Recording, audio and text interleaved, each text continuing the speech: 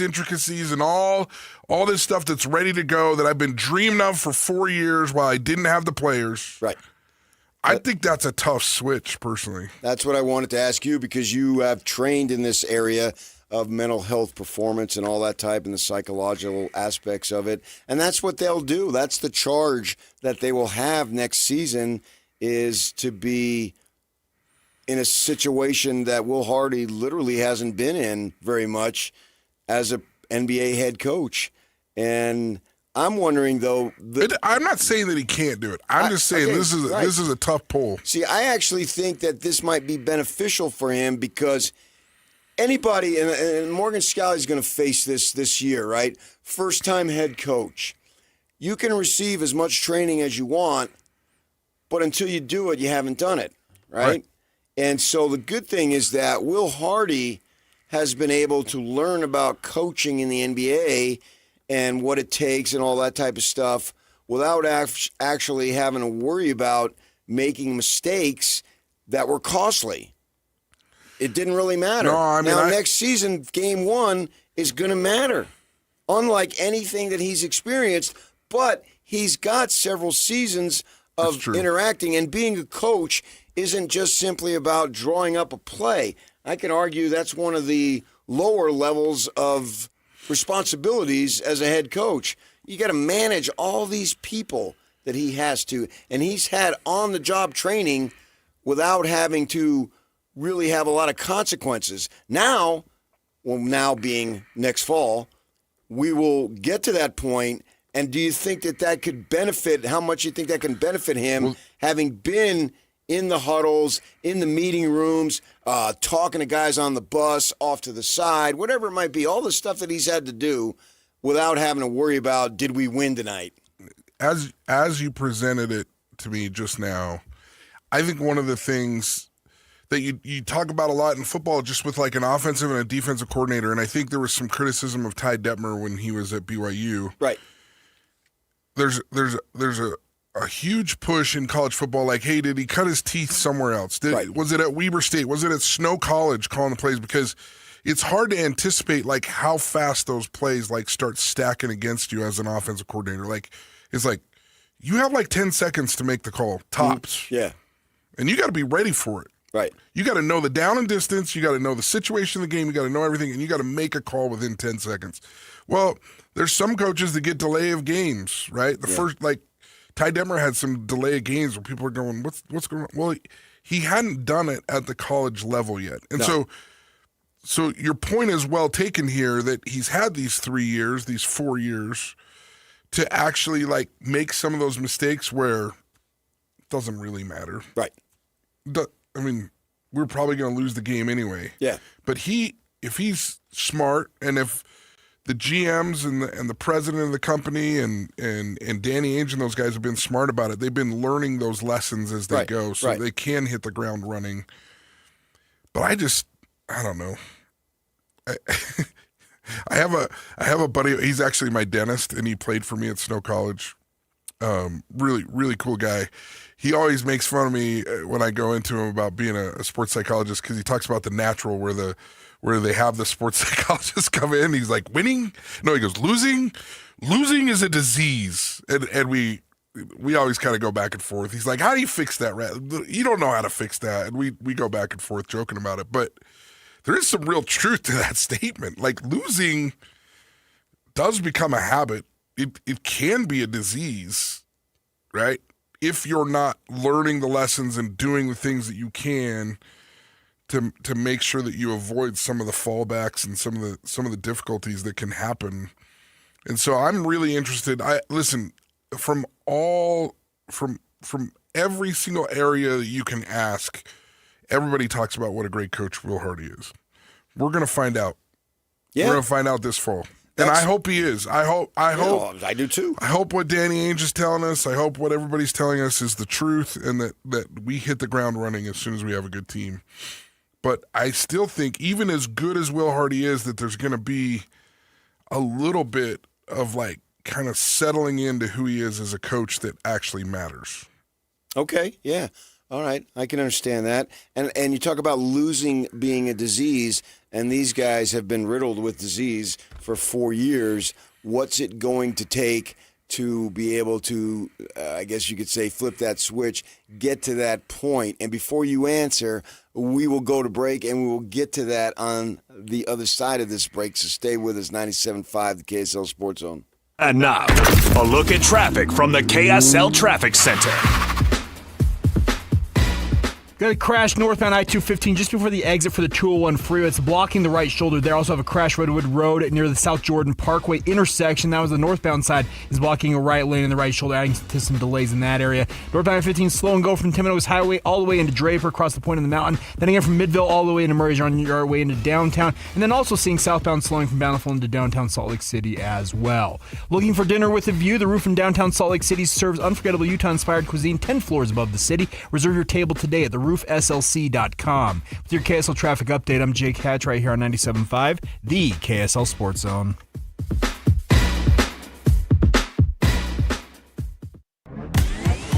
Just a bunch of guys sitting around and talking sports. This is Scotty G and friends. General manager of the Utah Mammoth, Bill Armstrong. Every game matters for us to get in the playoffs. Whether we've been on the road for 20 days or 10 games or 5 games, it doesn't matter. We got to find a way to win. These are different circumstances here. We've played well, but the only guarantee is when they put that X beside your name and, it says you're in the playoffs, Other than that, we can't stop and we can't take our foot off the gas, and we've got to keep our focus. And, we've treated, every game coming down the stretch and even from the start, like it's game 7. So we can't look past that, and we got to have that mentality. If we do, we have a good chance to get in. Catch Scotty G and friends weekdays from noon to 3 on 97.5, the KSL Sports Zone. Okay, people, I want to talk to you about your investments. Let's get right to the point, right? It's March Madness now, Sweet 16 tonight. You want sweet times for you. You don't want madness. You want to be able to win, right? Well, you're probably going to need some help if you're like me, and like most people, it's hard to be the experts in a lot of different things, particularly in the field of finances. Well, I got good news. The folks at Trajan Wealth, they know what they're talking about. They're fiduciary advisors. And here's the way the system is going to work, right? Because I know this, I went through it. I'm a client. I can speak from firsthand experience. You call them up, you set up an appointment, you meet with them at their offices, and then they sit down and you do the talking. They want to know who you are, what you're about, what your financial goals are. And they're dealing with people all the time on this, and they know person's ABC. That's 3 different financial goals, and they've got the expertise to tailor a plan that you will enjoy and be satisfied with. How about getting peace of mind when it comes to your finances? Is that not a cool thing? Yes, I think it is. Give them a try. Even if you've already got a portfolio with someone else, maybe let them have a second opinion. See what they can do, because it's not going to cost you anything. That first meeting is going to be complimentary, right? You got nothing to lose. Give them a shot, as I say, like I did, and I believe you can come away impressed. Call them to set up the appointment. The phone number is 801-210-6800. 801-210-6800. I met with them at their offices in Draper. That's on the south end. You live on the north end, they come up to Farmington. They've got offices up there, too, on the north side, Draper and Farmington, north and south. And you want information immediately? Go to the website, because they got plenty of it. TrajanWealth.com is the website. TrajanWealth.com. Advisory services through Trajan Wealth, LLC. SEC-registered investment advisor, client, paid advertisement. Additional disclosures at TrajanWealth.com. Hey, Utah. Tired of hard water problems, scale buildup on your appliances, dry, itchy skin, and bad taste? Culligan Water is the answer. With top-rated water softeners and filters that protect your appliances, pamper your skin, and make your water taste delicious. Hi, this is the Waterboy Colson Firmage, a third-generation Culligan man. Culligan has been locally owned and trusted for over 80 years, right here in Utah. Do you know if your current water system is even working? We're happy to come out and take a look at it, even if it's not ours. Get a free water test for any system. Call 801-509-9602 or visit CulliganSLC.com. Huge savings are happening for a limited time. Get $1,000 off a Culligan water filtration system, plus a full year of free salt delivery. Don't wait. Get cleaner, better water for you and your family. Call 801-509-9602 or go to CulliganSLC.com. Culligan, water you'll love.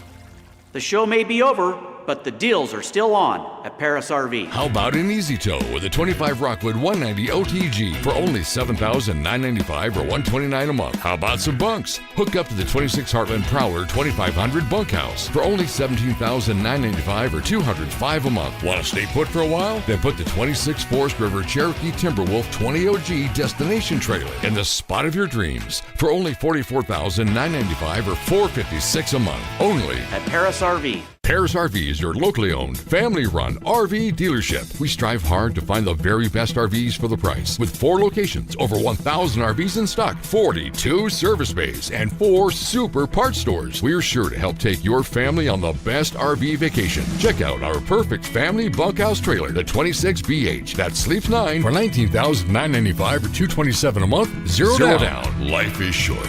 Enjoy it. North Murray, South Murray, Payson, and Pocatello. ParisRV.com. Hey guys, Alex Curie here. You've heard us talking about SLC fat loss, and here I am again. You know why? Because it works.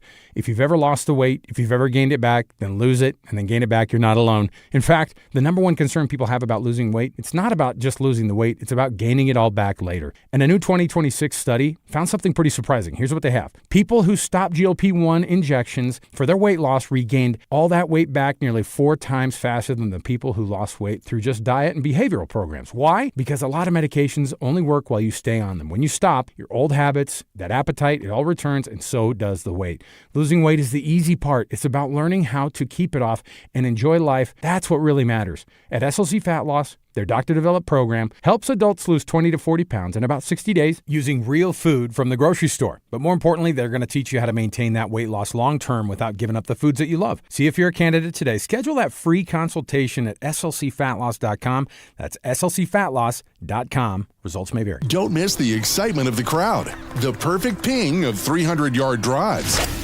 the sound of sinking a 15-foot putt, shifting the leaderboard. Challenge is an understatement. Beautiful, bold, athletic. LPGA's next-gen stars vying for glory on a course that's as stunning as it is challenging. The Copper Rock Championships Epson Tour, May 14th through 16th. Come for the game. Stay for the journey. Copper Rock, born to be played. Listen every Monday morning to DJ and PK and Monday afternoon with JJ and Alex for your Chevy Strong Play of the Game. Win great prizes from Rocky Mountain Chevy. This is a Utah Mammoth at 50 update on 97.5, the KSL Sports Zone.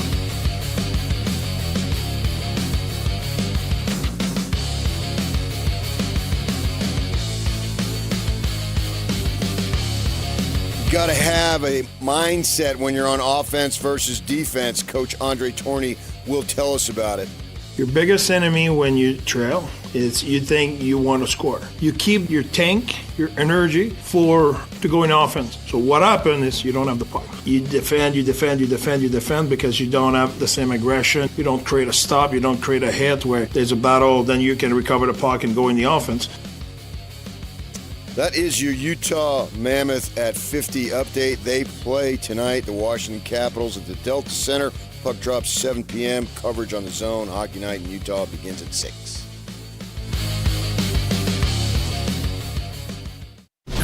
Nobody brings you better coverage of the teams you're passionate about than these guys. Try some more. This is DJ and PK on 97.5, the KSL Sports Zone.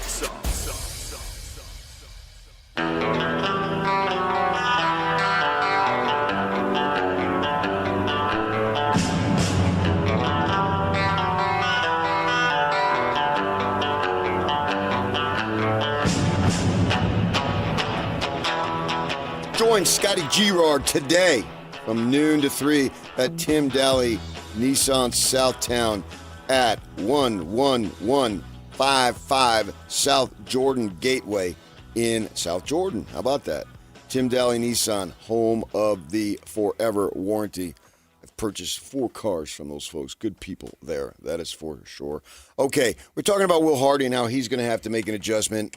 I'm going to be next season has the opportunity to be so fascinating and intriguing to see how they go about it, because we know how they've been going about it here the last 4 years, and that's all going to change. Everything's going to be night to day to night, that type of thing. How about the players? A guy like Keontae George, right? He will be going, into his 4th season? and all he's known is losing. Now, he's made individually tremendous progress, but you talk about losing being disease. What do you think their mindset needs to be when it's like, okay, we're trying to win now. Everything we do is towards winning, as opposed to the way it's been the last several years where it's been towards development. That's a difference. Well, I think one thing that can be a little bit different for a player than for a coach, and also this could be for the coach, is just it builds some excitement to come into the building, to know that you're going to compete, to know that you're going to be able to do some of those things. So, George has made tremendous strides. He has. And he's been very, what I would call mentally tough through a less than perfect situation, right? It seems it. And so, in some ways, winning can give you a boost to your motivation and to some of these different things, right? Now, what I worry about is, let's say that the scenario next year is everybody comes in, there's all kinds of excitement, you have this new draft pick that comes in, he kind of completes the team, these guys are going to have a great starting lineup. Yeah, they should. They go on a little bit of a run, they do some good, yeah, and then as every team in the NBA has happened, they face some adversity. A month in, 2 months in, 3 months in, I don't know when it is. There's going to be some adversity. Somebody will go down. That's where you worry about it falling apart, and you don't want going back. Yeah, you don't want people to. The hardest thing to fight is the here we go agains. And I remember talking to Gary Anderson about this at Utah State when he was trying to rebuild the program. Mm-hmm. First time. He said it is so hard to fight the here we go agains. Like, you're in a fight, you're battling, you're doing good, and then like 2 plays go against you, and all of a sudden it's like, here we go again. We're just who we are. And I remember he specifically told me, and I think it was with Chucky Keaton, it might have been with DeAndre Burrell, it was a quarterback. They had a win on the road at Hawaii where they had been getting killed up until like the mid-third quarter, and he was like, gal, we're never going to, in his head, he was like, we're never going to make it through these here we go agains. Like, we're just not going to. And then all of a sudden, they made like 4 plays. They had this unbelievable comeback. I think it was 2011, if I remember right. And he was like, it changed everything. So I think there's going to be a moment in the Utah Jazz season next year where they're facing the here we go agains. They're facing this difficult situation where maybe they're in a rut. They play a really, really good team. That really good team gets up 13 in the fourth quarter, and then they come back and they win because the principles that they put together, the team that they put together has it in them to do it, and that's where they're going to break free from the last 3-4 years is when they can finally. So they need that moment. I think Bronco Mendenhall had it when they went down to TCU and won. Yes, no question. Yeah. And so I think that every team that's trying to kind of break out of their shell, for lack of a better phrase, right? They have to have a moment where it's like, ooh, that was a really good team that we did that against. Yeah. And all the things that we've been talking about, all the things that we believe in actually worked there. And then it's like, we don't have to be that team anymore. We could be a different team. Sure, yeah. I got you. Okay. We'll see about the Mammoth, too. They're trying to do the same thing. They're trying to prove themselves. We'll talk some hockey with Jay Stevens next. Jay Drew joining us at the top of next hour. Stay with us, 97.5, the KSL Sports Zone. Whether you're stuck in the office, I believe you have my stapler, in your car, or at your in-laws. You want a piece of me? You bet I do. The Zone is with you every step of the way. Download the KSL Sports app to get live streaming of your favorite shows and access to all the latest updates on your favorite teams. Your home for the best coverage of the Utes, Cougars, Jazz, and Mammoth is on air, online, and on the KSL Sports app. This is 97.5, the KSL Sports Zone. At University of Utah Health, we're mapping DNA to find the cause and the cure. Because 1 in a million is really just one. One person facing one incredibly difficult diagnosis. Looking for one thing: hope.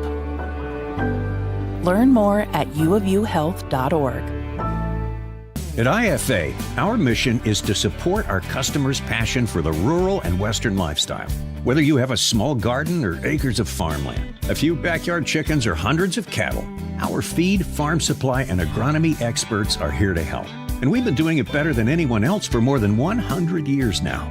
Stop by one of our stores today or visit us online at ifa.coop and get the kind of service and support for your lifestyle. IFA, helping you grow the things you love. If you don't care about saving 50% off your wireless bill for the same 5G coverage the big guys are charging a fortune for, maybe you care about keeping jobs in America. Pure Talk does. They've pledged to run their entire operation from this country, including all their customer service. Or maybe you care about our nation's veterans. Pure Talk does. They've donated hundreds of thousands of dollars to America's Warrior Partnership, a fantastic organization working hard to prevent veteran suicide. Or maybe you care about closing America's skills gap. Pure Talk does. They're a proud supporter of MicroWorks. They're helping my foundation train the next generation of skilled workers. Don't get me wrong. Saving money's great, and you'll save plenty with Pure Talk. But if you want to be in business with people who share your values, dial pound 250. Say micro, and switch to an American wireless company that actually stands for something. Pure Talk. Did you know GoodRx can help you save on medication, manage prescriptions, and get trusted health information? If you're one of the millions living with a heart condition, check GoodRx for an easier, more affordable way to manage your health. GoodRx offers common heart medications for under $30. Just search for your prescription, find the best price, then show your pharmacist the GoodRx coupon. And it works whether you have insurance or not. To start saving and better manage your heart health, download the free app or visit GoodRx.com today. GoodRx is not insurance but can be used instead of insurance, including Medicare and other federal and state-funded programs.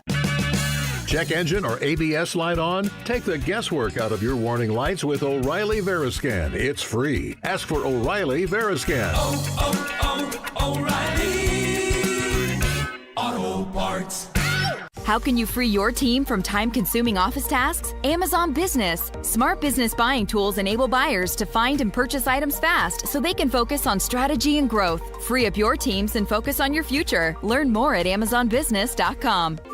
If you've been disappointed by underachieving savings, a high-yield certificate from America First can be a fantastic way to help your money start doing more. Whether you're planning for an upcoming expense or just want to save smarter and earn bigger, America First's flexible certificates are an outstanding way to grow your cash. So don't wait to get your money working. Head to americafirst.com and open a high-yield certificate today. Membership eligibility terms, conditions, and change apply. Fees could reduce account earnings. Federally insured by NCUA. I'm here with Monty from Connecticut Quality Water Systems of Salt Lake, an authorized independent dealer. So, Monty, I wonder if you know someone like this. He's the ultimate DIY guy. Restores classic cars, builds his own deck, and even smokes his own brisket. Sounds like a talented guy. He is, but get this, his other weekend hobby is troubleshooting his water softener. He's always down there resetting the timer or fiddling with the circuit board. See, Doug, that's where I draw the line. Smoking a brisket is a great weekend project. Yeah. Fixing an electric water softener is just a chore. Exactly. He thinks he's saved money by buying the bargain brand, but he's paying for it with his Saturdays. That's the Connecticut difference. Our systems are premium because they are non-electric and fully automated. No computers to fry, no timers to reset. We install it and you get back to the hobbies you actually enjoy. If you want soft water, do what I did and leave that to Connecticut. It runs on water power, not willpower. Learn more at softwaterutah.com. That's softwaterutah.com. The KSL Sports Zone and Beehive Meals are honoring people that impact youth sports in our communities. Nominate the youth sports volunteer you know for the Beehive Meals Hero of the Week at KSLSports.com/contest. 97.5 KZNS FM Colville, 1280 KZNS AM Salt Lake City, and KSL FM HD2 Salt Lake City Midvale. This is 97.5, the KSL Sports Zone. This is Utah's best coverage of the Utes, Cougars, Jazz, and Mammoth. Here we go. From the guys who have been there for all the biggest moments in Utah sports history. You're listening to DJ and PK on 97.5, the KSL Sports Zone.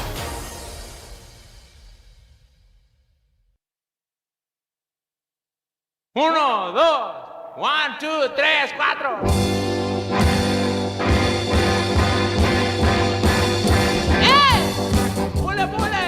The Utah Mammoth got a game tonight against Washington.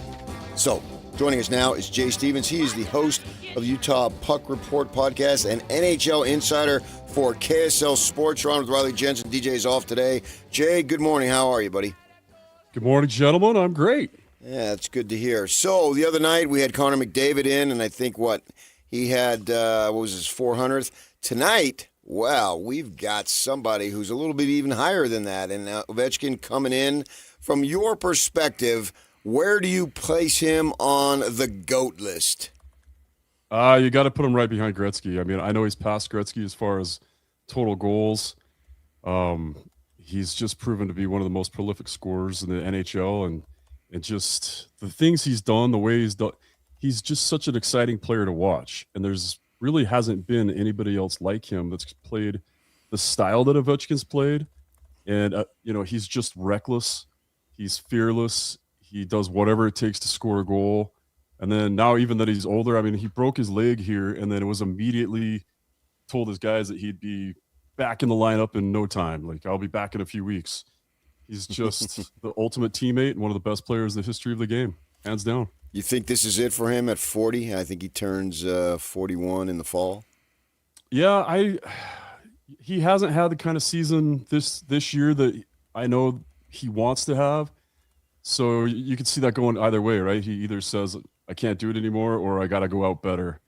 It's hard to tell with him. Everybody thought last year was his last year. So I could see him maybe given one more year. He definitely isn't hurting the team. He's not a liability. He still produces. And if you watch him play, he sure looks like he's having fun. Yeah, I see some parallels between him and LeBron James. They're about the same age. And maybe you weren't once what you were, but you're still finding ways to contribute. And, you can go back and forth. Where has he been? You put him under Gretzky, and I think most people would agree with that. There might be some, particularly depending on what part of the world you're in, who would argue otherwise. And, LeBron has been in the discussion for that. And so he's still effective, even if he's not the ultimate in his prime. And so from that perspective here, it's fun to still watch him play, and that's the way I feel about LeBron also, even though he's not as dominant as he once was. Well, and one thing about Ovechkin, too, is he's in the lineup every night. He doesn't take games off. He's desperate to be in the lineup. It makes him mad if he's not in the lineup. He doesn't want rest. So and he still fills arenas. Like tonight, there are going to be a ton of Washington Capitals fans and a ton of people just going to see Ovechkin play. How has that been so far in the second year with the Mammoth? Is it something that you think that we're not seeing as much of, the people coming to watch the opposing players? Or is it just something that it's always going to be like, I'm from Phoenix and my sister has Cardinals season tickets, right? And depending on who's playing, and she goes to the stadium and feels like it's an away game. Because, if you're playing the Steelers, the franchises in the NFL that have just had decades full of followings and been good and all that. And so when they go in there and they feel like, wow, this is really weird, I'm wondering how you viewed that. It's only in the second season, so is it still a novelty in terms of going to get their fans and people are coming to watch the other teams where they've been fans? Or do you think that it's evening out a little bit? I definitely think it's evening out a little bit. One of the unique parts about the Utah market is, we were all fans of somebody else. There was a huge hockey base here already, but we're all fans of somebody else. I was an LA Kings fan because they had Trevor Lewis. I was a Knights fan because they were close. A lot of people are Avalanche fans. And you do get a ton of people that have moved here from Edmonton or from Detroit. And so you still see a lot of it, but last year there was a lot more than there was this year. And this year, I make a point of almost every game going down and talking to the visiting fan base during warmups, and most of them are from out of town now. Last year, a lot of them were, fans from here that still liked the team they liked before we had a team. But this year, it seems to have balanced out where you've got people that, especially with tonight with the Capitals being in town, if you live in Idaho or, somewhere close and you've got the chance to see Ovechkin, you're going to come and support the team. So I think it's balanced out a lot. and it's leaning more. It's just out of towners coming to see their favorite team, and this is the closest chance they get, especially those East Coast teams. But definitely more of a Mammoth fan base now that we're actually the Mammoth than what we had last year as the Utah Hockey Club. Yeah. So with the Mammoth sitting in fourth right now, and the playoff hunt kind of around the corner, if you were the coach, what would you be emphasizing with this team, heading into the playoffs, and how big these opportunities are for the Mammoth? Yeah, the opportunity is huge, and the pressure is huge on the Mammoth right now. They know what it means to this organization to make the playoffs in the second year of their existence. And if I were the coach, I'd be saying exactly what I've heard Bear yelling at the players, is they've got to shoot more. As you get down to these games, you're going to see playoff hockey's already kind of started. You're going to see more physicality than you've seen most of the season. You're going to see where it's going to be harder and harder to get shots on net. Everybody's going to be making that extra play to block that shot for their goaltender. And you're going to need better goaltending. And so your special teams are going to come into play. And the one thing the Mammoth have failed to do, they had a good streak. Like in the last 5 games, it's kind of fallen apart. They've only got 1 power play goal in their last 4, I think. But before that, the 10-game streak they had increased to 35% on the penalty or on the power play after being only at 14% all year. But just that 10-game span, they were getting a power play goal almost every game, 8 out of 10 games. And that's what they need to focus on is special teams. Power play, penalty kill, and goaltending is your lifeline if you're going to go to the playoffs. And so you got to tighten it up. You got to get those shots, keep the shots from the outside, give Veggie a chance to see every shot. Veggie's got to step up his game, and I think he'd be the first to tell you that the other night against Edmonton wasn't his best. We're seeing more and more better games out of Veggie. So if I'm the coach, I'm harping on those things. More shots on net during the power play. Keep all offensive, keep all their offense to the outside and let Veggie see all the shots. And then you got to increase the physicality. Utah went a few games where they maxed out at 9 hits, and I think McBain had 7 of them. So everybody's got to participate. Everybody's got to hit. Everybody's got to finish your check. It just becomes a long, bloody battle at this point. Jay Stevens, host of Utah Puck Report podcast and NHL insider for KSL Sports. And like always, all of our Utah Mammoth interviews are brought to you by Hercules First Federal Credit Union, growing stronger together. This team, at times, you get euphoric over how good they were or are. And then other times you want to pull your hair out and what's going on here? And, just look at the recent road trip, and then they, you think, okay, man, they've got it. And then they come back and they lose some. And now that we've got so many games and we got evidence here, I've come to reconcile that might just be who they are.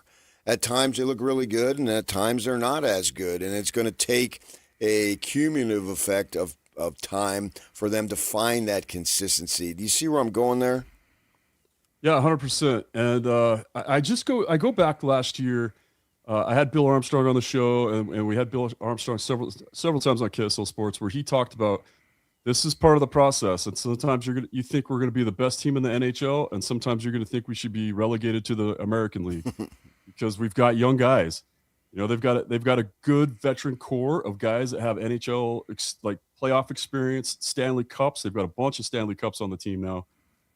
But you still got that young core. A lot of our leading scorers are 21 years old, barely old enough to go to a bar here in Utah. So you got to keep that in mind. This is a process.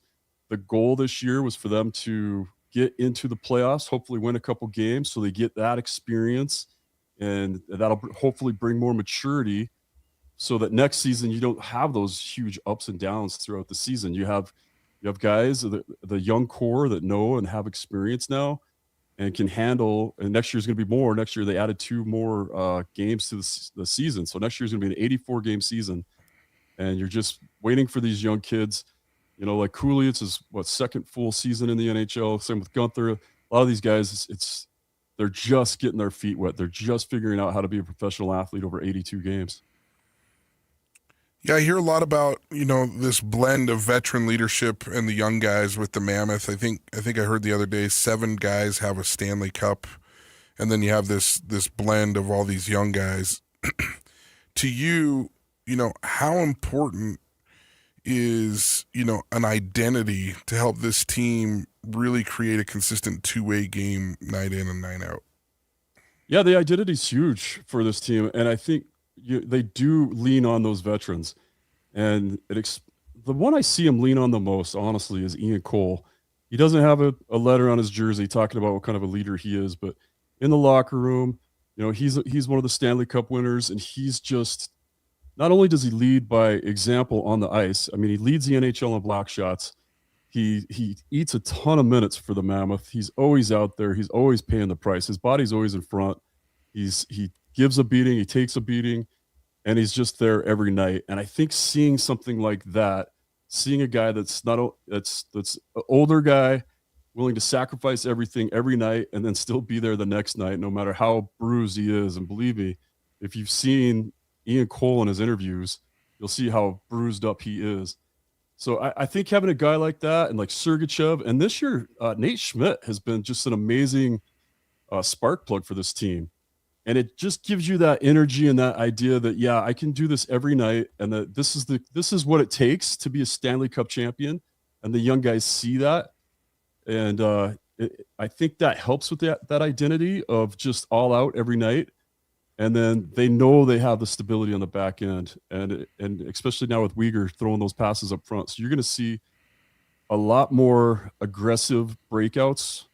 So you're going to see that high potent offense that we all know Utah has, backed by the NHL. I mean, they've got such a blue line. Considering that when the Arizona Coyotes came in, and everybody's like, oh, they've got one of the worst defenses in the league, and all of a sudden, I'd say we're a top 6 defense in the NHL with the players that they have.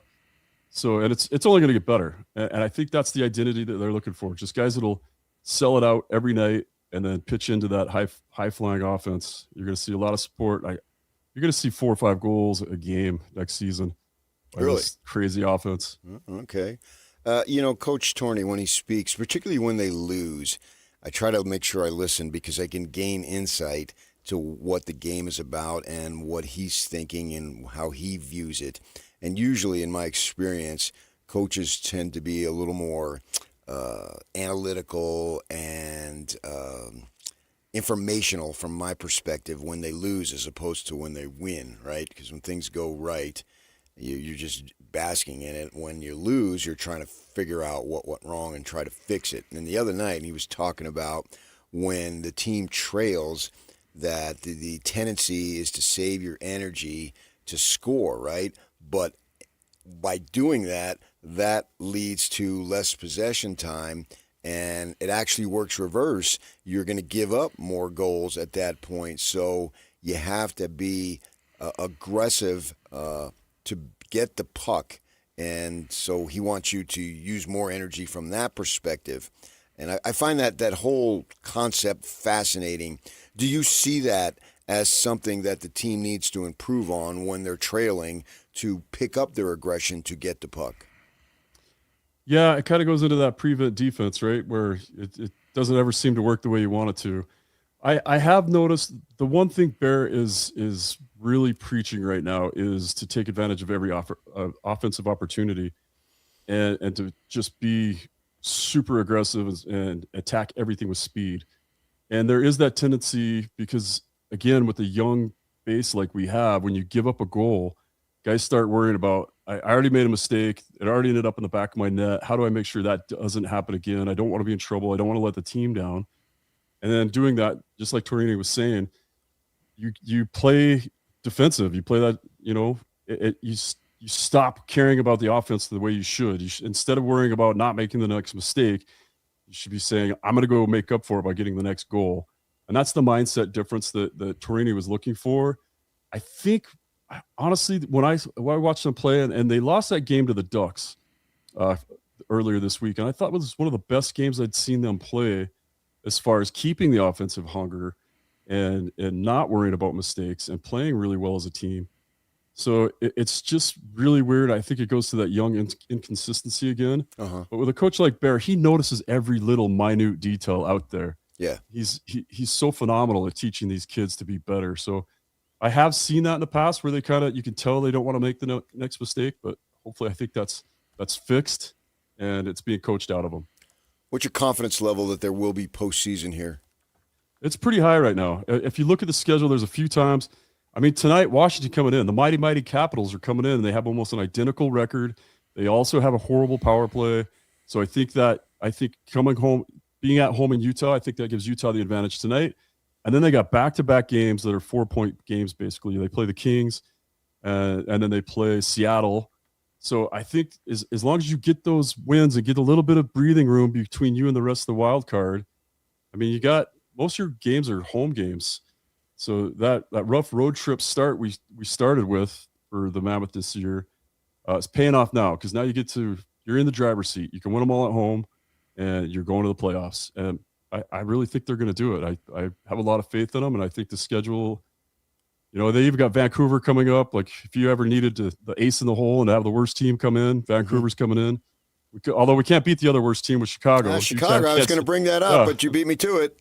Yeah, well, and Chicago, they just happen to keep going in and beating all the best teams all of a sudden. So I don't know what's going on with Chicago, but it's Vancouver's not Chicago either. So hopefully, we get a couple of gimmies there, and then they're in the driver's seat. I think they're going to handle it. I think it's going to go. I think we see the Mammoth make the playoffs this year. Cool. I look forward to it, and we look forward to your coverage. Thanks for joining us, Jay.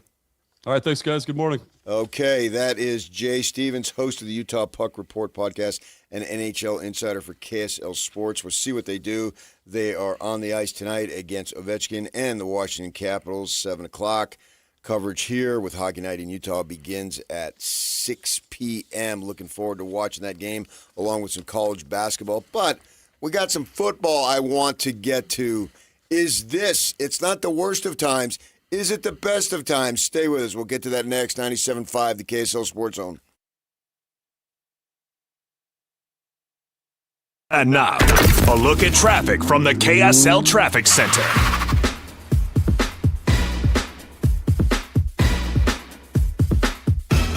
Got a new accident out on northbound I-15 at the exit ramp for eastbound 215 to the south interchange. Still seeing big delays northbound I-15 from Timpanogos Highway in northern Utah County all the way into Murray as you head towards downtown Salt Lake City. And also on the southbound side, seeing delays from Bountiful all the way into Salt Lake as well. 201 freeway still slow and go from Mountain View Corridor over to I-15. So that's some extra time to your commute this morning. At UTA, it's never just a ride from point A to point B. We move independence. We move purpose. We move memories. We move what matters. That's you. Plan your trip today at rideuta.com.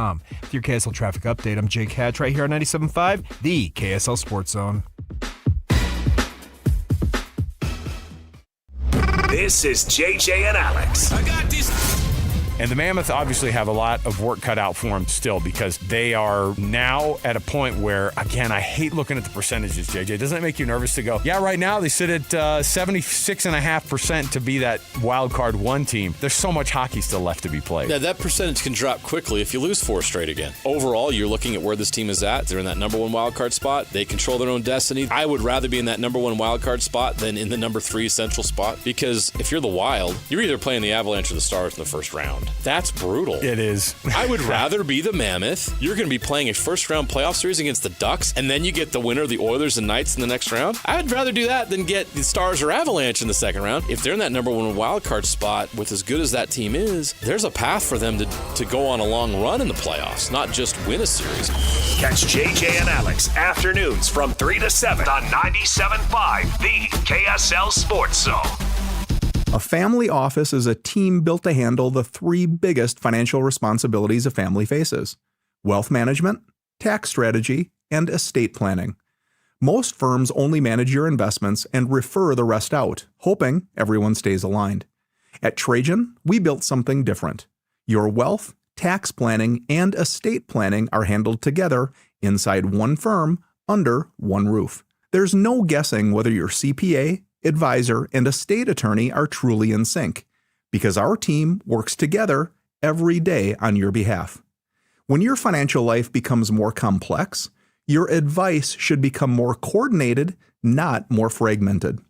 One plan, one trusted team. Call Trajan today. 801-210-6800. That's 801-210-6800. Trajan Wealth, an SEC-registered investment advisor. Additional services through Trajan Estate and Trajan Tax. Additional disclosures and accreditation at TrajanWealth.com. Attention Jazz Nation. We know you've been waiting on the edge of your seat, and the time has finally arrived. All tickets are available now. Let's go!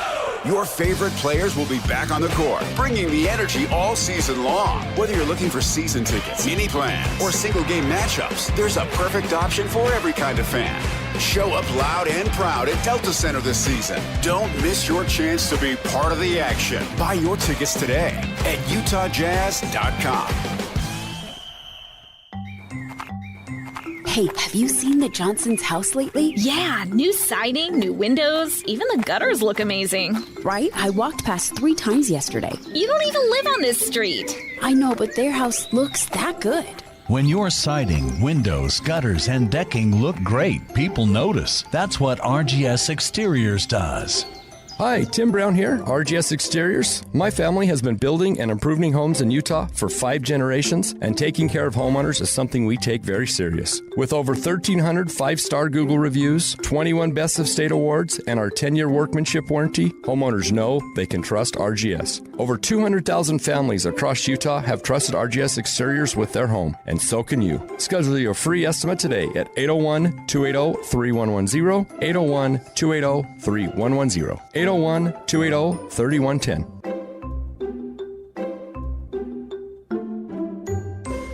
Take your golf game to the next level. Introducing the Rev Tour, a new competitive league for amateur golfers of all skill levels. It's fair, competitive, flighted league play built for everyone who loves the game. Starting with leagues in northern and southern Utah. Then local regionals advance to Las Vegas for 2026 to punch your ticket to the Nationals. All regional winners will be able to play at Pebble Beach with deep discounts. Sign up now at golfrevtour.com and get $50 off April using promo code REV1280. Golfrevtour.com, promo code REV1280.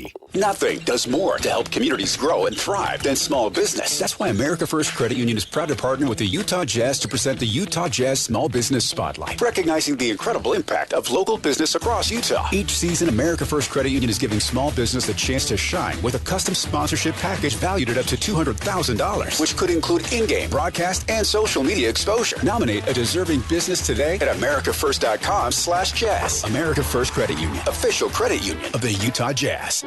At University of Utah Health, we're mapping DNA to find the cause and the cure.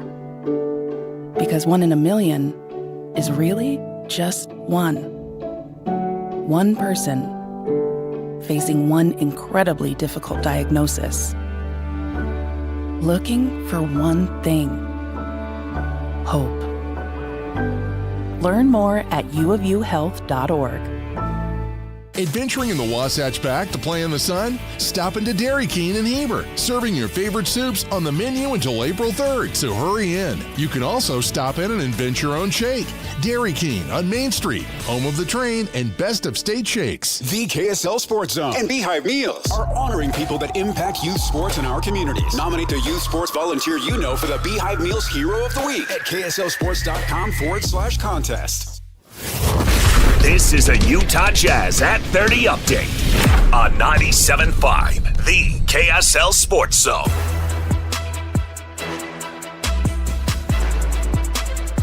I got to admit, of all the young guys, this Blake Hinson is catching my eye, man. He's got an NBA body, and how about his shooting ability? Let's hear from him. Even when I wasn't a shooter, I thought I was a shooter. So long time since very young. I used to shoot with 2 thumbs. Parents used to be yelling since, please get inside, and I would still be shooting. So, yeah, I always thought I could shoot. Good for him. Like to hear that. That is your Utah Jazz at 30 update. This Utah Jazz update is brought to you by University of Utah Health. For you, for life.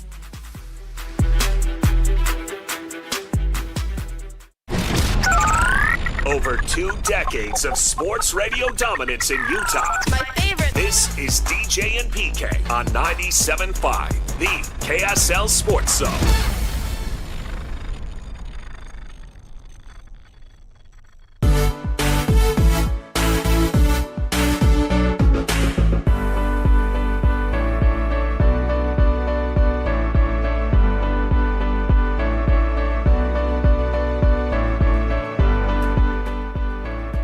Traveling man Scotty G will be out on the road again tomorrow from noon to 3 at The Grill. And The Grill is located at 2264 South Main Street in Nephi, down south. Bar W Beef. I'm telling you, man, when I think of Bar W Beef, I think of Scotty Girard, absolutely. I also think a little bit of Riley Nelson, maybe more on the bar than the beef. You know what I'm saying? Are you talking to Riley Nelson or Riley Jensen? Because if it's Riley Nelson, I have no idea. Yeah, I'm talking Riley Nelson, but I meant Riley Jensen. That poor dude. I actually feel bad for Riley Nelson because how many times does he get called Riley Jensen? Somebody calls me Riley Nelson. I'm like, solid quarterback. Yeah. Gritty. Yeah. You know? Well, I was thinking... And he's going, Riley Jensen? I was thinking of BYU football. Okay. When I said that. Well, the other thing that's hard is I was BYU, went to Utah State. He was Utah State, went to BYU. Riley Jensen, it's close. Yes. Both analytical guys. Good interviews. Thank you. BYU football, as I understand it, I saw a thing. They've sold out their season ticket allotments. Is this the best of times for BYU football? Is this the most popular and has the most interest in its football program than it's ever, I say ever, had? It's got to be close, doesn't it? Yeah? I mean, I grew up in the wheelhouse of what I think was quarterback U. So my earliest memory of BYU football is Mark Wilson. I'm not Gary Scheide or Gifford Nelson. Mark Wilson is like my earliest memory. I remember him in the NFL. I don't remember him at BYU. I remember him at but I didn't grow up BYU, here. and then there was Jim McMahon, and then you just start kicking them out, right? Yeah. It's Jim McMahon, Steve Young, Robbie Bosco, couple of, there was a Bob Jensen in the middle there, but then there was Ty Detmer and, Walsh and Ryan Hancock, who I know listens to this show. Ryan Hancock, yes, he does. Yes. He listens a lot. Hi, Ryan.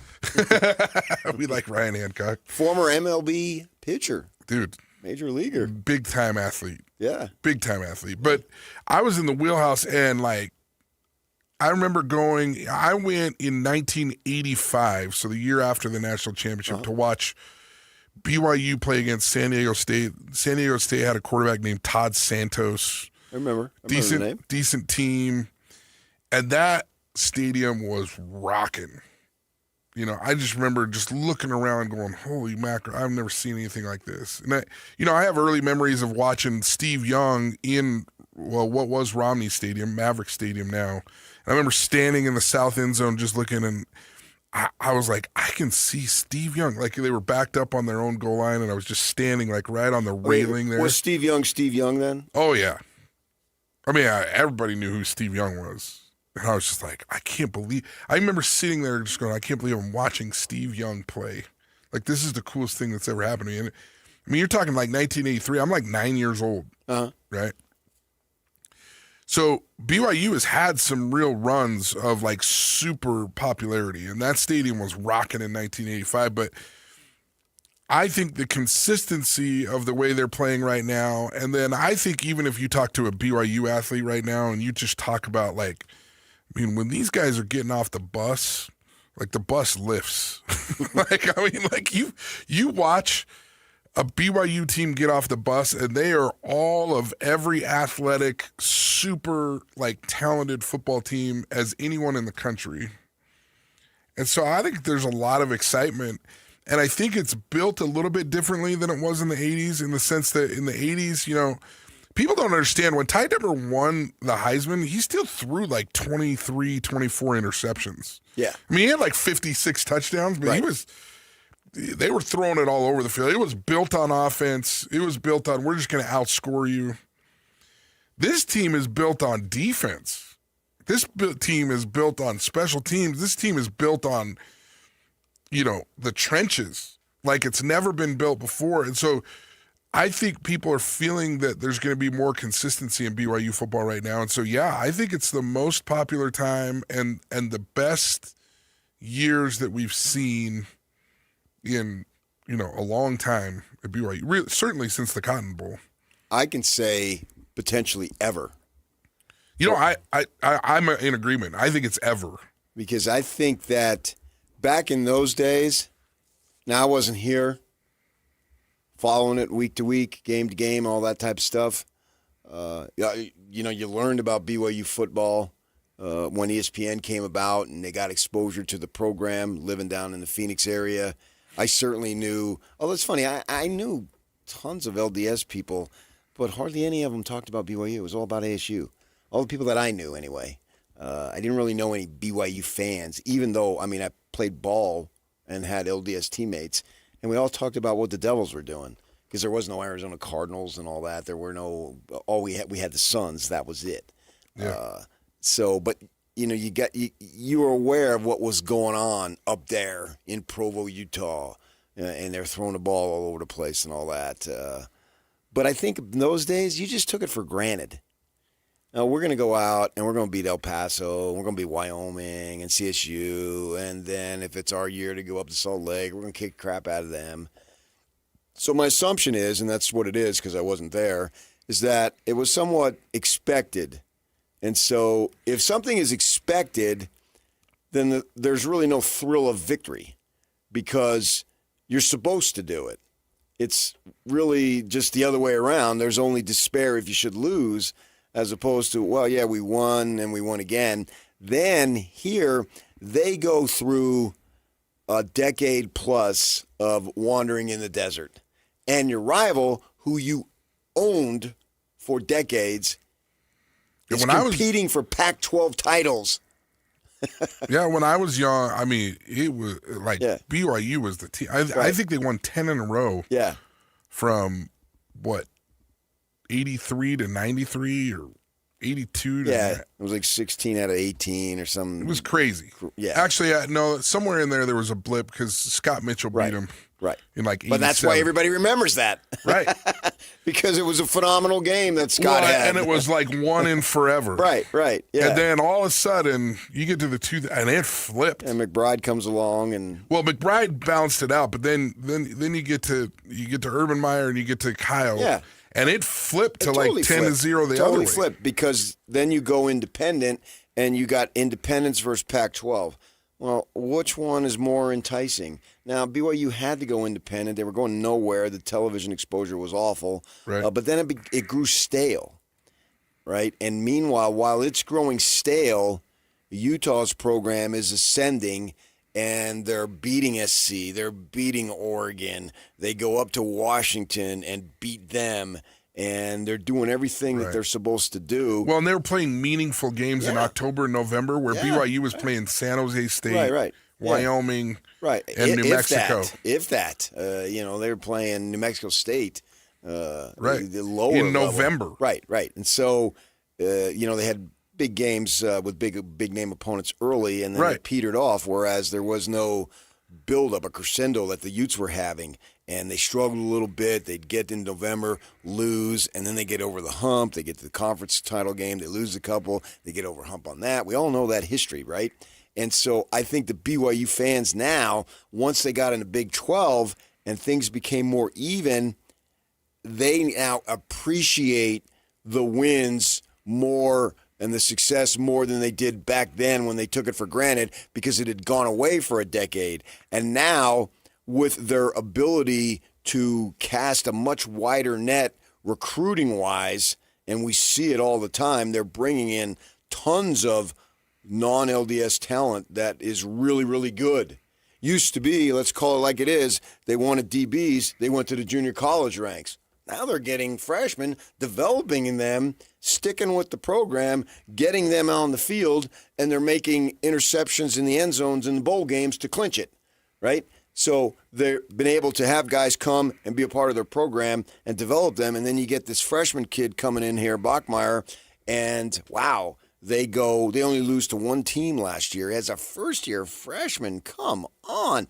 And the coaching used to be, was if you were a coordinator, that was the first time you were a coordinator at BYU.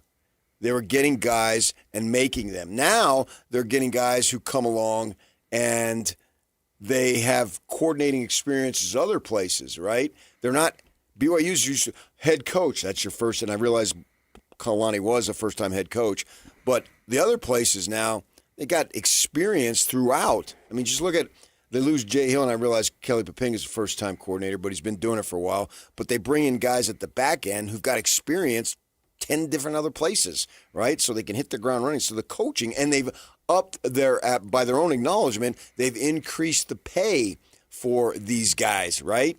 And so they're really now a fully funded big-time program. Does the NIL money for the football program match the basketball team? I would say no, because you can throw around more money individually. Well, per player, no way. Yeah. No, no, not per player. I'm talking about like the overall budget. No, what I'm talking about is does nobody's getting the money that DeBonce got. No, I know. That's not what I'm talking about. I'm talking about, okay, so BYU spent, we have all kinds of like weird numbers, but let's just say they spent $13 million on basketball last year for their roster, right? I don't know that that's true, but like, let's just say that's the number. Where does that match up on the national scale, and where does BYU's NIL money match up on the national scale for football? I think it's lower in football. I don't think it's caught up, and I think that's why it's kind of exciting what Kalani's done, because I don't think they put as much investment into football as they have in basketball. If you believe the reports of his new deal, he demanded between $15 and $20 million extra for NIL. Yeah. Okay, well, I hope that's right. They've made massive strides. Because I don't feel like up until this deal that it has been up to par. I'm with you, but I think now going forward, they should be on more of an equal footing. I don't know they're going to be in a ball game with Texas Tech. No, Texas Tech's another because and I'm not saying they have to be the top. I'm just saying, are they in a good spot? Yeah, I think they're in a good enough spot. Yeah, but the thing about being in a good enough spot, that's only temporary. Like, we've talked about this. You build a building. You donate money. Eccles family will donate money for a football facility. They build it, and there it sits for 25, 35, whatever it might be, years. And that's it. It's there. You got your name on it. You're good to go. Beautiful facility. And you don't have to worry about it anymore. Well, in college football and college sports and basketball, and guys have talked about this, it keeps going up. If you're in it now, that's only for 1 year. You got to do it again next year. We talked to Bosco about this, man. As he gets ready to head off on his church mission, how it's constant, it's never ending. Whatever you did this year is great, but you got to do it next year, and you got to do more next year. You got to do more after that. You have to keep going back to the same well. Right, and well, but it's hard. It's harder. It's hard. It's been the job. The job is. Those guys, the Chad Lewis's of the world, you can get another job. Somebody told me that yesterday. Yeah, get another job, so it's harder to coach. Big freaking deal. It's just a reality. It doesn't mean that you need to acknowledge. When you acknowledge reality, that does not mean you're complaining. It's just that. It just means you're realistic, right, Pat? Well, don't ever call me Pat. You didn't mean that in a complimentary way. I don't even know why I called you Pat. I've never called you Pat in my whole life. I don't even know why that came out. That was weird. We had a kid in our house, not in our house anymore, but we raised her for well over a decade. And so she got to know the ins and outs. And she told me, speaking of my wife, when she calls you Pat, I know she's mad at you. That's the only time she ever calls me that. Hey, at least you got called like a normal name.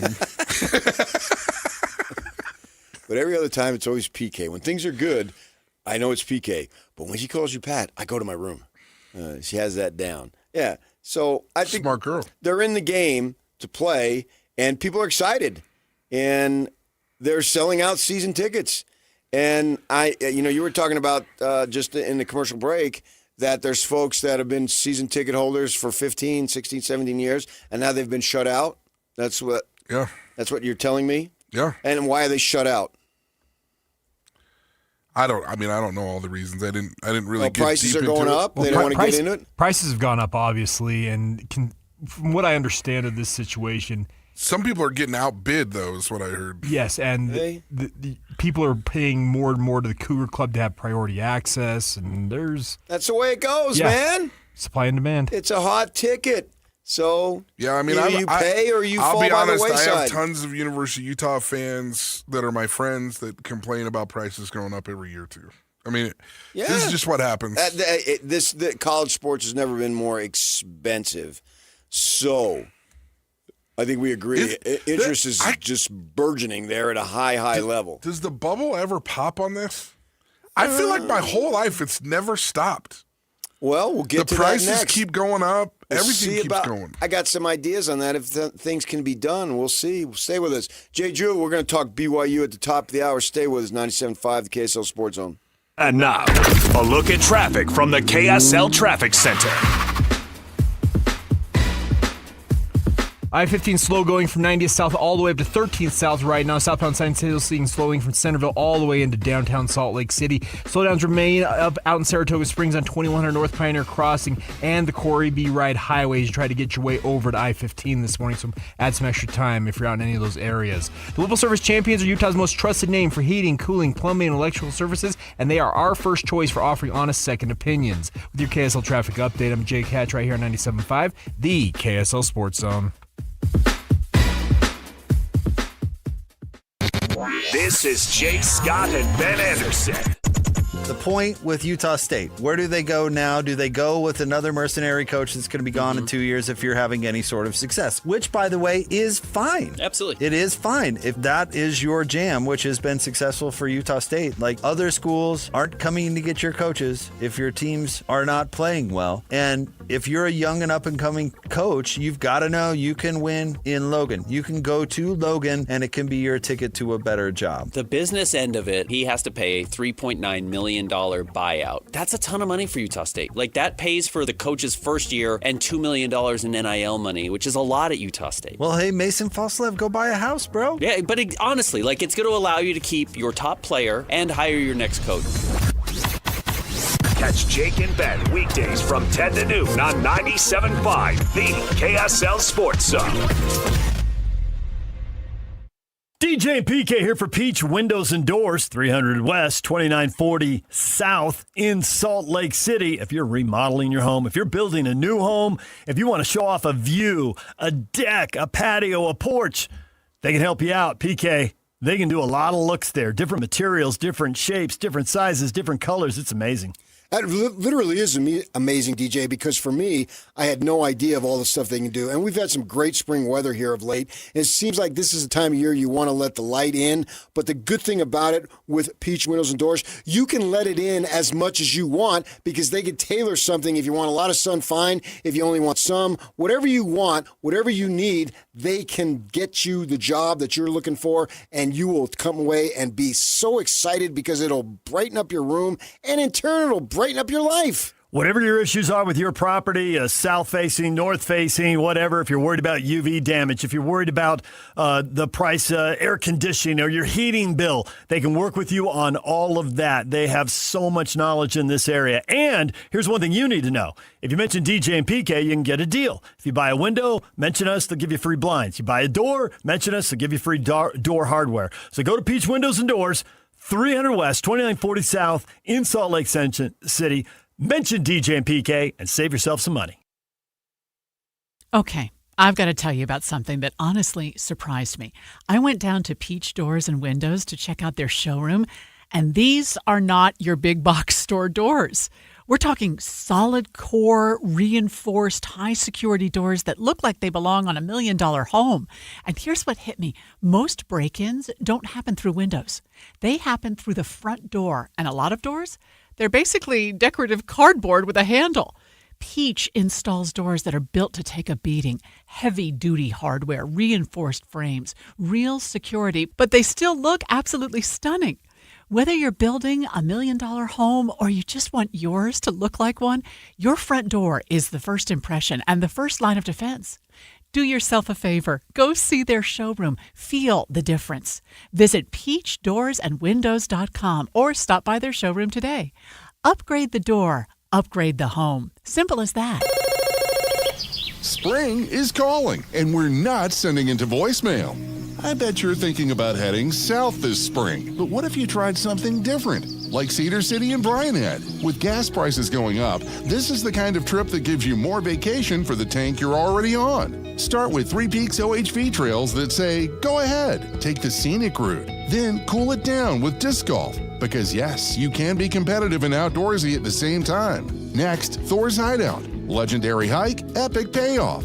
And if you want the kind of ride you'll talk about all week, hit the Iron Hills Trail System, now an official recreation trail. Just need to chill? Frontier Homestead Park, Cedar City Veterans Park, or play around at Cedar City Golf Course. Then finish strong with local dining, shopping, and small town charm in the historic downtown of Cedar City and Parowan. Spring is calling. Answer it with a one-tank getaway at visitcedarcity.com. Hi, this is Derek Overstreet, president of the New Millennium Group and co-host of Stop Working, Start Living with KSL News Radio. Can you imagine what your life would be like if you could retire 3 to 5 years earlier than you thought possible? The things you could do, the loved ones you could spend time with, the memories that you could create. That's what our team at the New Millennium Group does. We'll walk you through the entire process every step of the way. If you'd like to get a copy of the 5-step proprietary plan that will help you retire 3 to 5 years sooner than you thought possible, give us a shout right now. 888-999-6370. That's 888-999-6370 or utahsfinancialplanner.com. Listen, most of our listeners right now have a tax problem, not a money problem. There's not enough money in Social Security Medicare as it is. Let us show you how you can significantly reduce your taxes. That's 888-999-6370.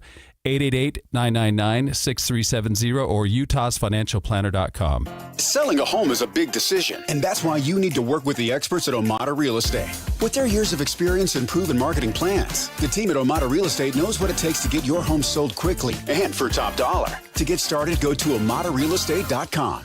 This is a Utah Mammoth at 50 update on 97.5, the KSL Sports Zone.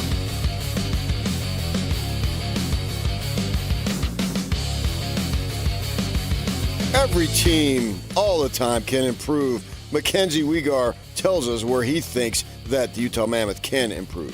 I'm sure they're going to talk about it. We're going to talk about that and, nip that in the butt. And they're going to be better for us. And, that's got to stop. And just like after that, they scored quick. That's, I think, 3 times since I've been here. We've scored a tying goal, and then they've scored right after. So that's another area that we got to clean up as well.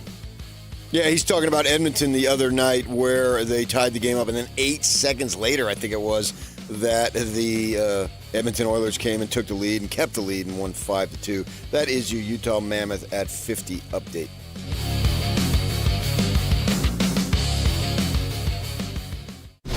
Nobody brings you better coverage of the teams you're passionate about than these guys. Try some more. This is DJ and PK on 97.5, the KSL Sports Zone.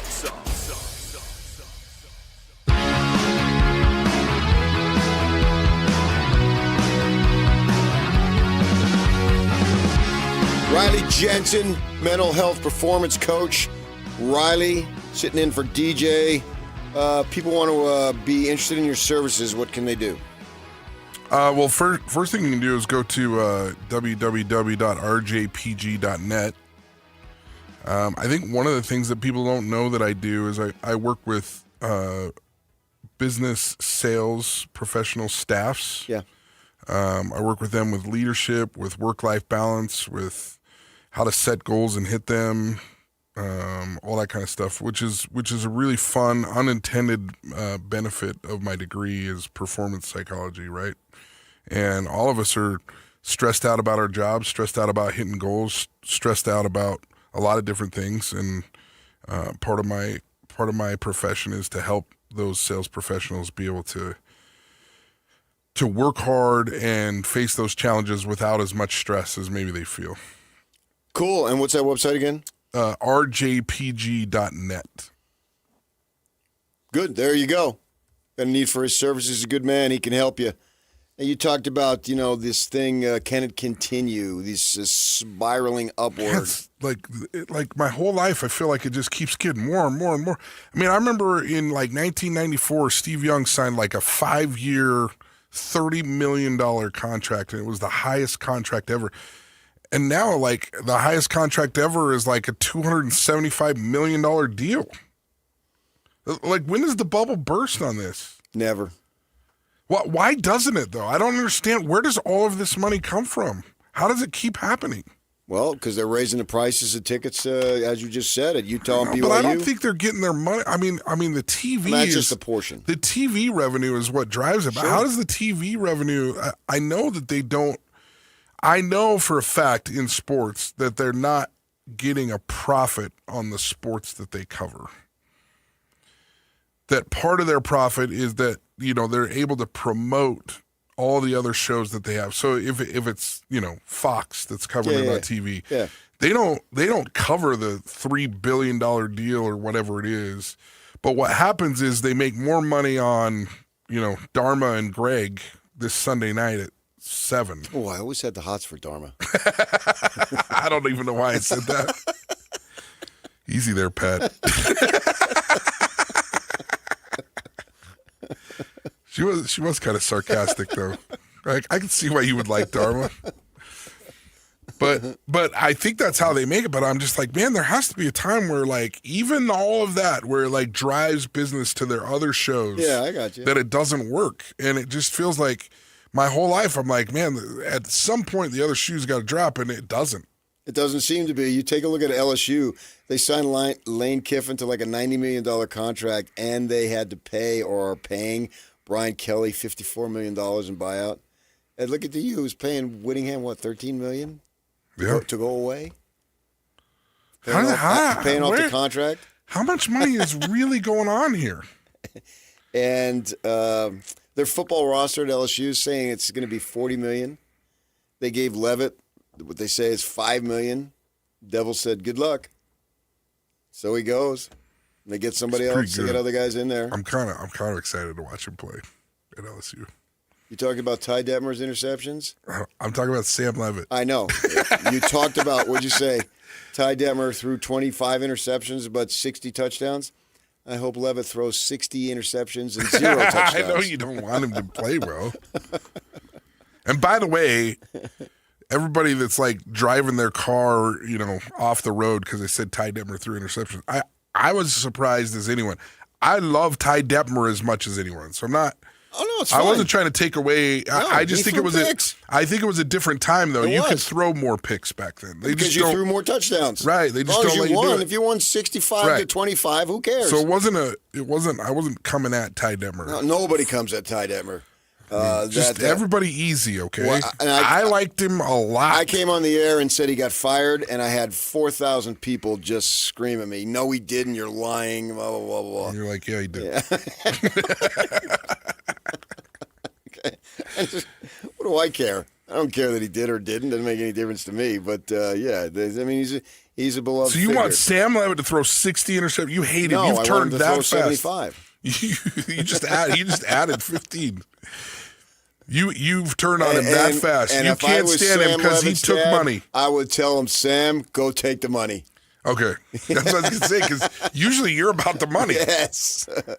And the Devils, they couldn't pay that and still outfit an entire team. They could have given him the money, but then you got to have talent everywhere on a football team. They can't pay the other Jimmies and Joes. Right. And so it's a business, man. Sam Levitt took the money. Sam, way to go. Yeah. You don't like him. No, I I'm can just tell kidding. you don't like him. Well, sure, I'd rather have him return. I'm a Sun Devil. I haven't denied that. But, I mean, that's the reality, man. To go take the money. Sure. Absolutely. I mean, yeah. People are upset at Whittingham taking these guys. Yeah. Jason Beck, what do you do? Double his money to go to Michigan? And you're at Michigan? If you're a great coordinator at Michigan, that's better than being a great coordinator at Utah. And Utah's got a phenomenal football program. I respect the crap out of it. But that's the reality. And so you have an opportunity. It's the Todd Phillips thing that he said, the UVU basketball coach. Go ahead and go. You're going to make more money?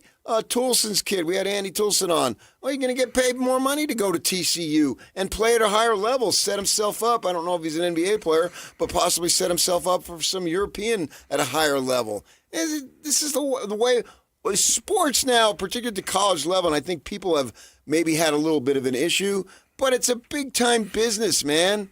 It's the I know, but business it's is so, sports. but it's it is not, so it's big. not pure anymore. It's But long gone. But it's so big now. I mean, It it wasn't that pure when I was playing. I mean, let's be honest. Well, it was John to L. people on Smith- the outside who John didn't know L. about Smith made $125,000 a year in 1997, and he took the job at Louisville for $700,000. And there was a whole bunch of players on my team that were ticked off about it. A whole bunch of fans, and in my mind, I was like, dude, he just changed his lifestyle. Like he didn't just change his right. He just changed his lifestyle.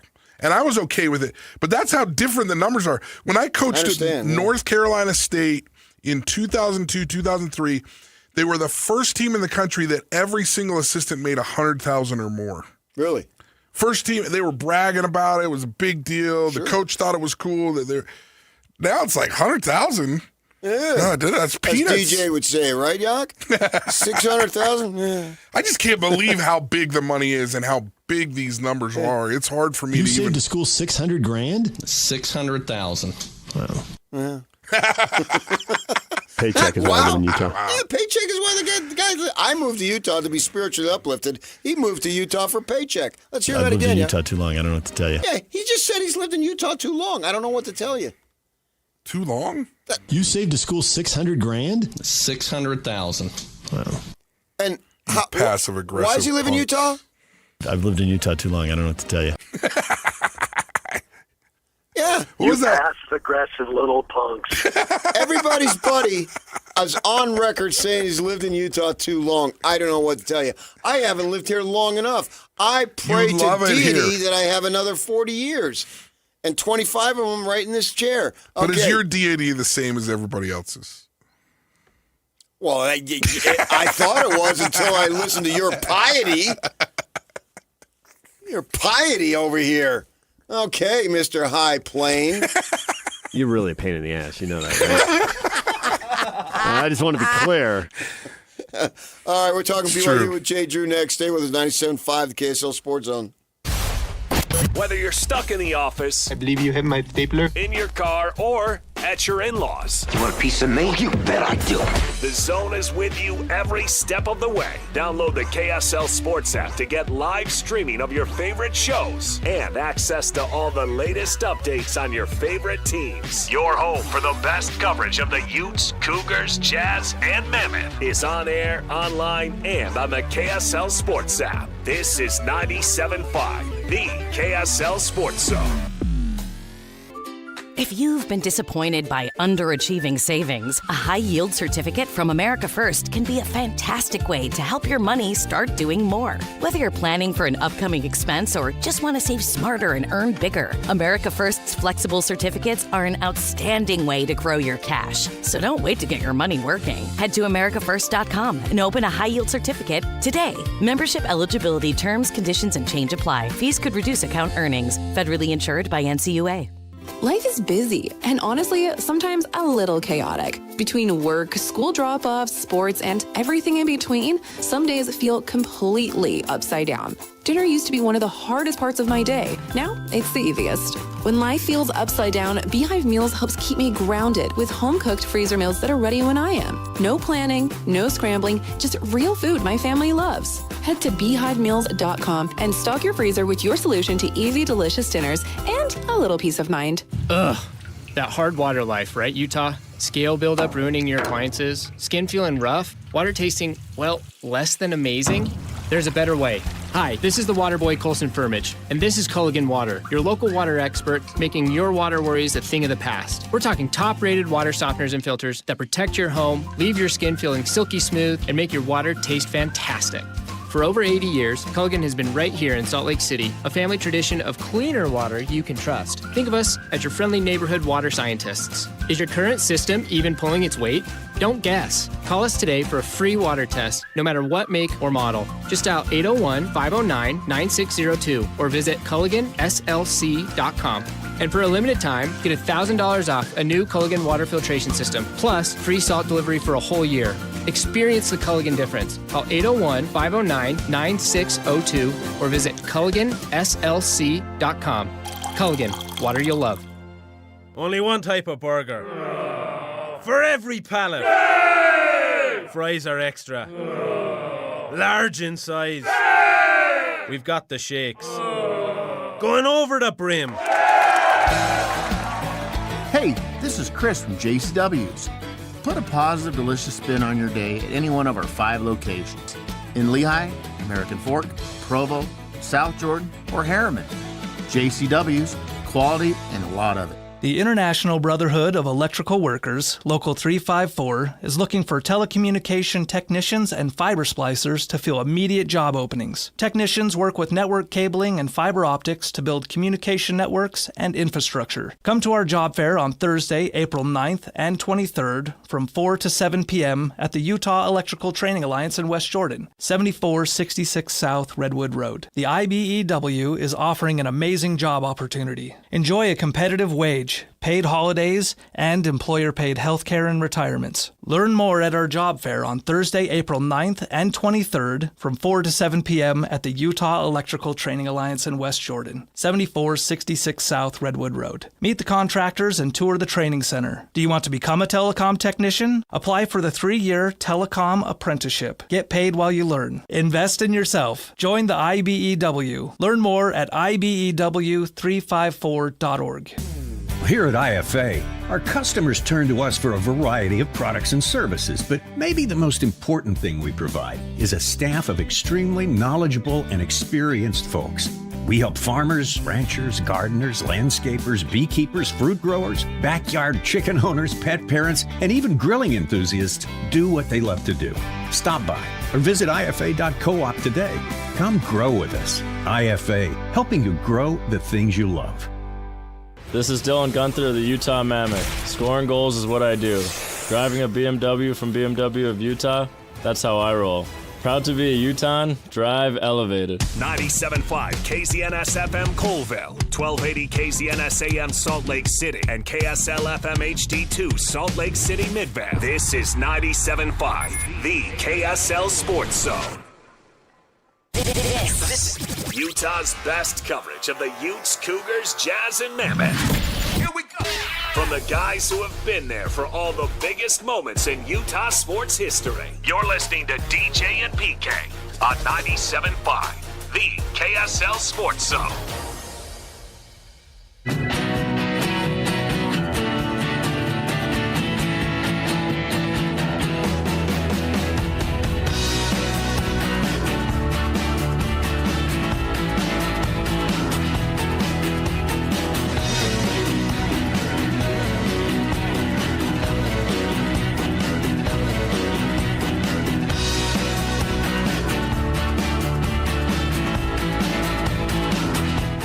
All right, thanks for joining us. DJ's out. Riley Jensen, the quarterback mental health performance coach. He can help your business, your sales team do better. I don't know that he can help Jay Drew do better because when you're at the top of your game, there's nowhere else to go. Guy's been covering BYU sports for 37 years, and there's no end in sight. Is that not correct, Jay Drew? Yeah, good morning to you too, PK.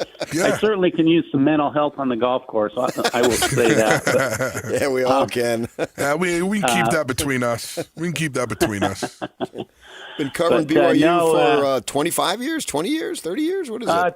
2008, I think, just around the time that you left the Tribune to go to the dark side, the radio side, not the Deseret News, which I did a while later. But no, it's been since 2008. Max Hall's junior year is kind of how I mark it as I remember it. But it's been quite a while. It's been a good ride. And so we just completed the basketball season, 1 week away from all that losing in the NCAA tournament. And wow, what a season it was. So many highs, so many ups and downs, disappointment, great times, just basically your assessment now that it's done and we've had a little bit of time to reflect. Yeah, a very mixed bag, I think is how Kevin Young put it after the Texas loss. Up and down season, started with such high anticipation, obviously the most anticipated season in BYU basketball history, with AJ coming on and Rob Wright coming over from Baylor and Richie Saunders coming back, and on and on. and they started out well and won their 16 of their first 17 games. And there were a few signs of leakage. I don't know what you want to say. And then they got beat at Texas Tech. That was kind of a loss that showed that there were some flaws, that they did have some issues, especially on defense. And then, even then when Richie went down on February 14th against Colorado very early, they were starting to even regress further. As far as the Oklahoma State loss on the road, I think was really, really telling that this team had some issues. And then obviously, got it together. When they were at the Marriott Center, there was a really harsh loss that really, I think, that was the key loss of the season, if you ask me, and that was to UCF at home. The way they lost, the way they were really not that competitive. And at that time, I think a lot of people started to hit the panic button. And then, they won a couple of good games. They beat Iowa State. They beat Texas Tech at home.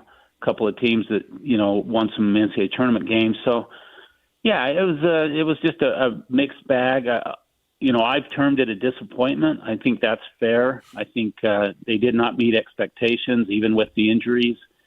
And so, they move on from there, but that's kind of my synopsis, I guess, of the season. I don't think it was a wasted season. I've seen some people say it was a wasted season, that they wasted AJ's talents. I think that's that's a stretch, I think. But yeah, they did not get the most out of what they had. That's certainly for sure. Well, I think you brought up a really good point there. I think the thing that ruins everything in life is expectations. But I do have a question. I do have a question. What was the most? What was the thing that surprised you the most behind the scenes? Was it injuries, talent evaluation, player development, or something else that we didn't see? And is this program going to bounce back without DeBanza? I mean, I know people are like trying to act like he's coming back. He's not coming back, right? Yeah, he's not coming back. It would be the shocker of all shockers if he came back. Right. I think you hit two things there that would surprise me. Talent evaluation in roster construction, even before, they took the court. Clearly they overvalued some guys. I don't want to call out any guys publicly, but there were just some guys that did not perform as well as they thought and what they were frankly being paid to do in this era of revenue sharing and NIL. So that was a big one. I think a couple of guys did not develop. They did not get better, and it's particularly big guys, inside players. Again, I don't want to really call out anybody, but there were just guys that they were counting on and just did not take that next step and get better, especially in the areas of rebounding and defense, and also any sort of offensive proficiency outside of 6 feet. So.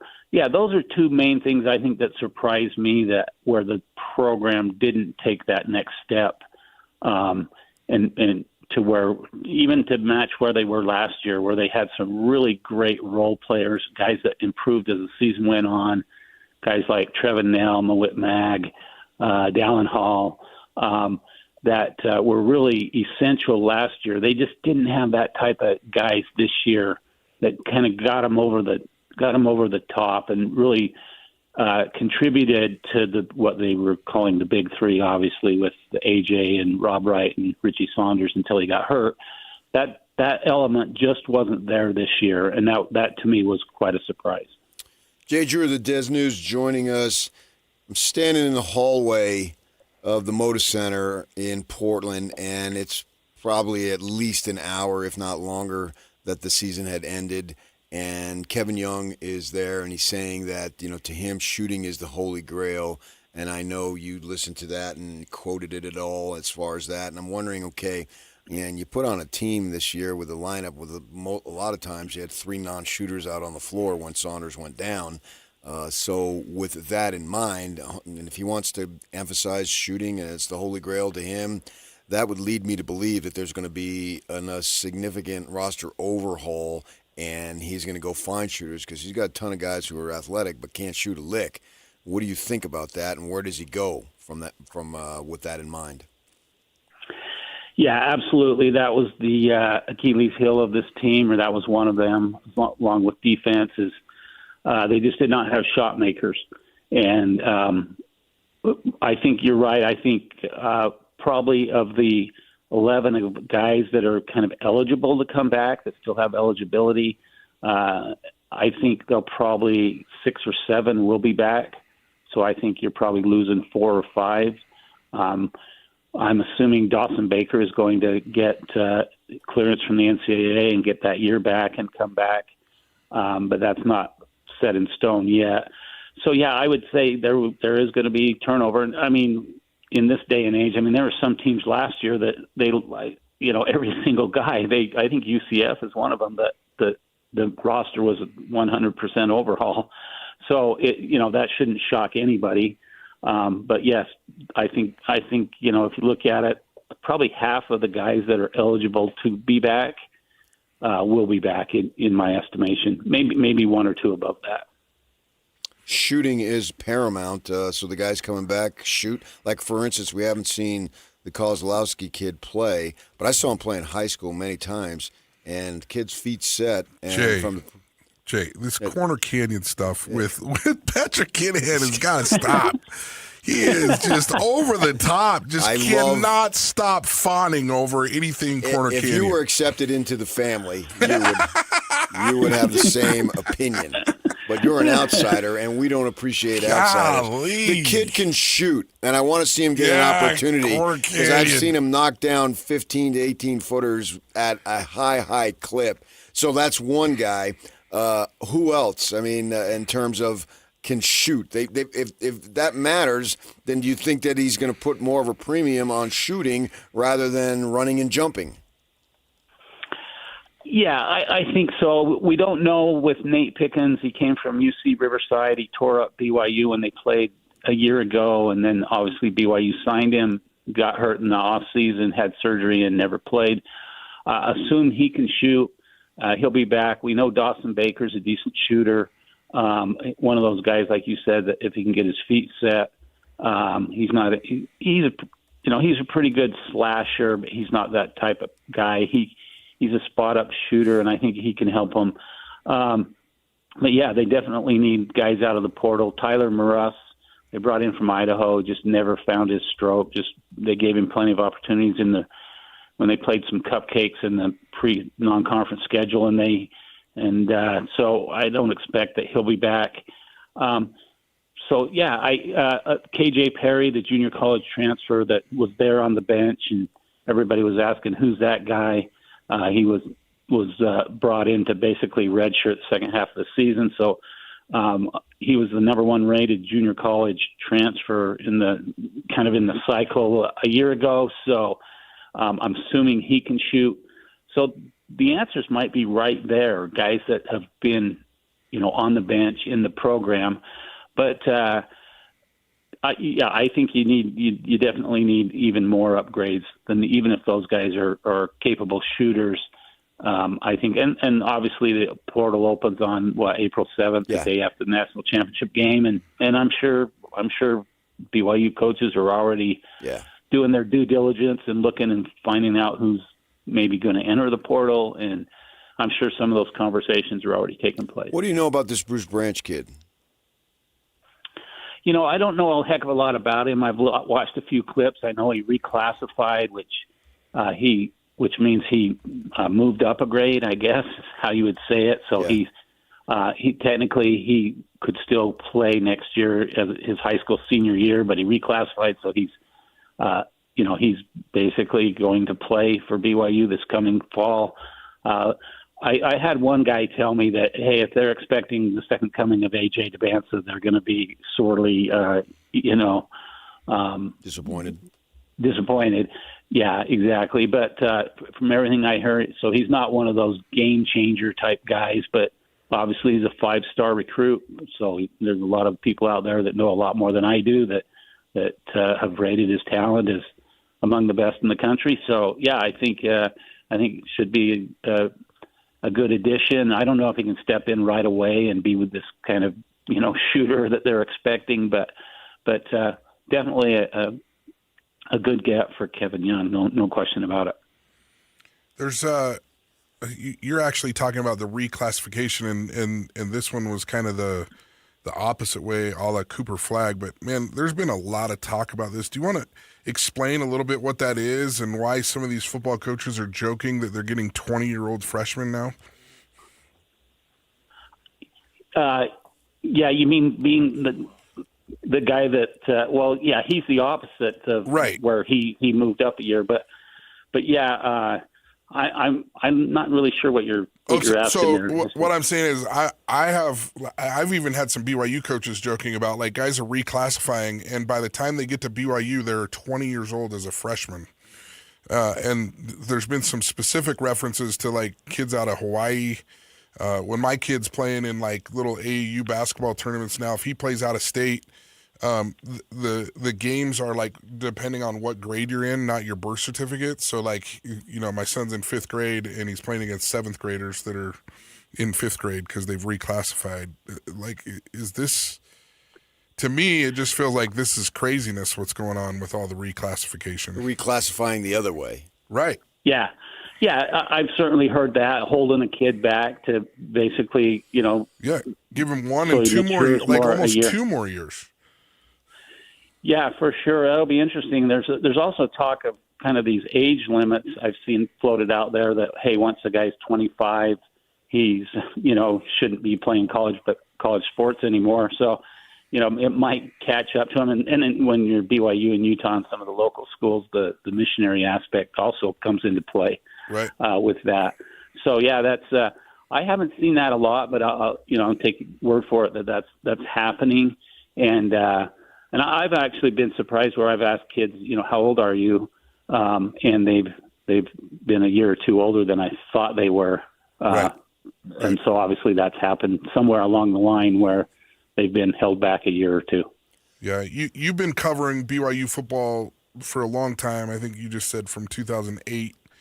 And I feel like every year, depending on the program you're in, everybody's telling me they're the best recruiting class ever. BYU is actually legitimately making an argument that this could be their best year. With some of the, the high-profile signees that are still on missions and some of the staff changes, what are you seeing in the spring and summer that will tell us if Kalani Sitake's program is truly ready to take the next step?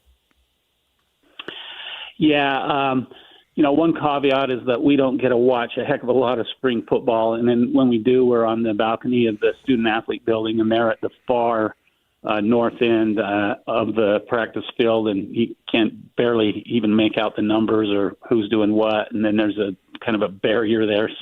So to be totally honest, I haven't seen a lot. But I will just say the overall look of the program, the way the guys are bigger and stronger, and they just have that look of Power 4 football team. I've seen that upgrade, just the physical element of it, of just, the eyeball test, if you were.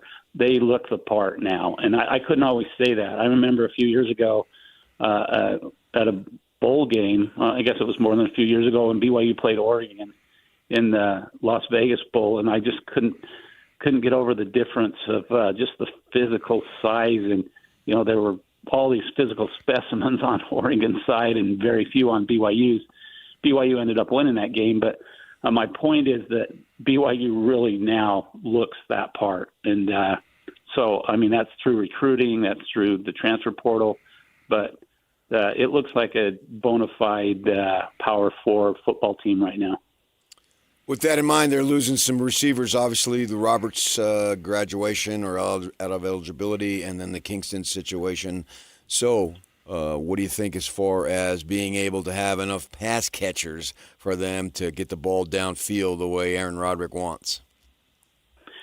Yeah, I'm kind of skeptical. I've written that. I've said that I think personally that they need more upgrades. They got Kyler Casper out of Oregon. He didn't do a heck of a lot at Oregon due to injuries and, being behind other superstars there.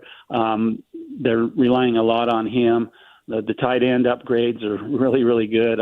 Walker Lyons looks like a from USC, and Roger Saliapaga from also, or was it Oregon or Washington? I'm not quite sure on Oregon. him. Oregon, yeah. So, they got a kid named Paki Finau out of Washington. It looks like a really good tackle. It's going to help them a lot. But, yeah, I think they still need help. I don't trust some of these guys coming back maybe as much as BYU coaches do. I'm talking about like JoJo Phillips. Every year they say potential, and he just has never taken that next step. So Cody Hagan is coming on, and I won't mention where he went to high school. Riley getting on me. Oh, listen, Patrick knows where he went. But best friends with the family. University of Corner Canyon.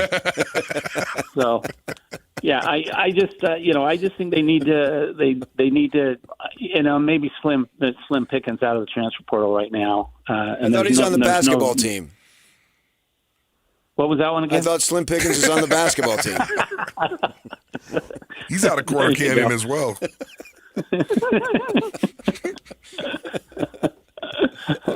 Well, they better get some guys because they want to throw the ball, and Bachmeier is primed for a good year, I would think, right?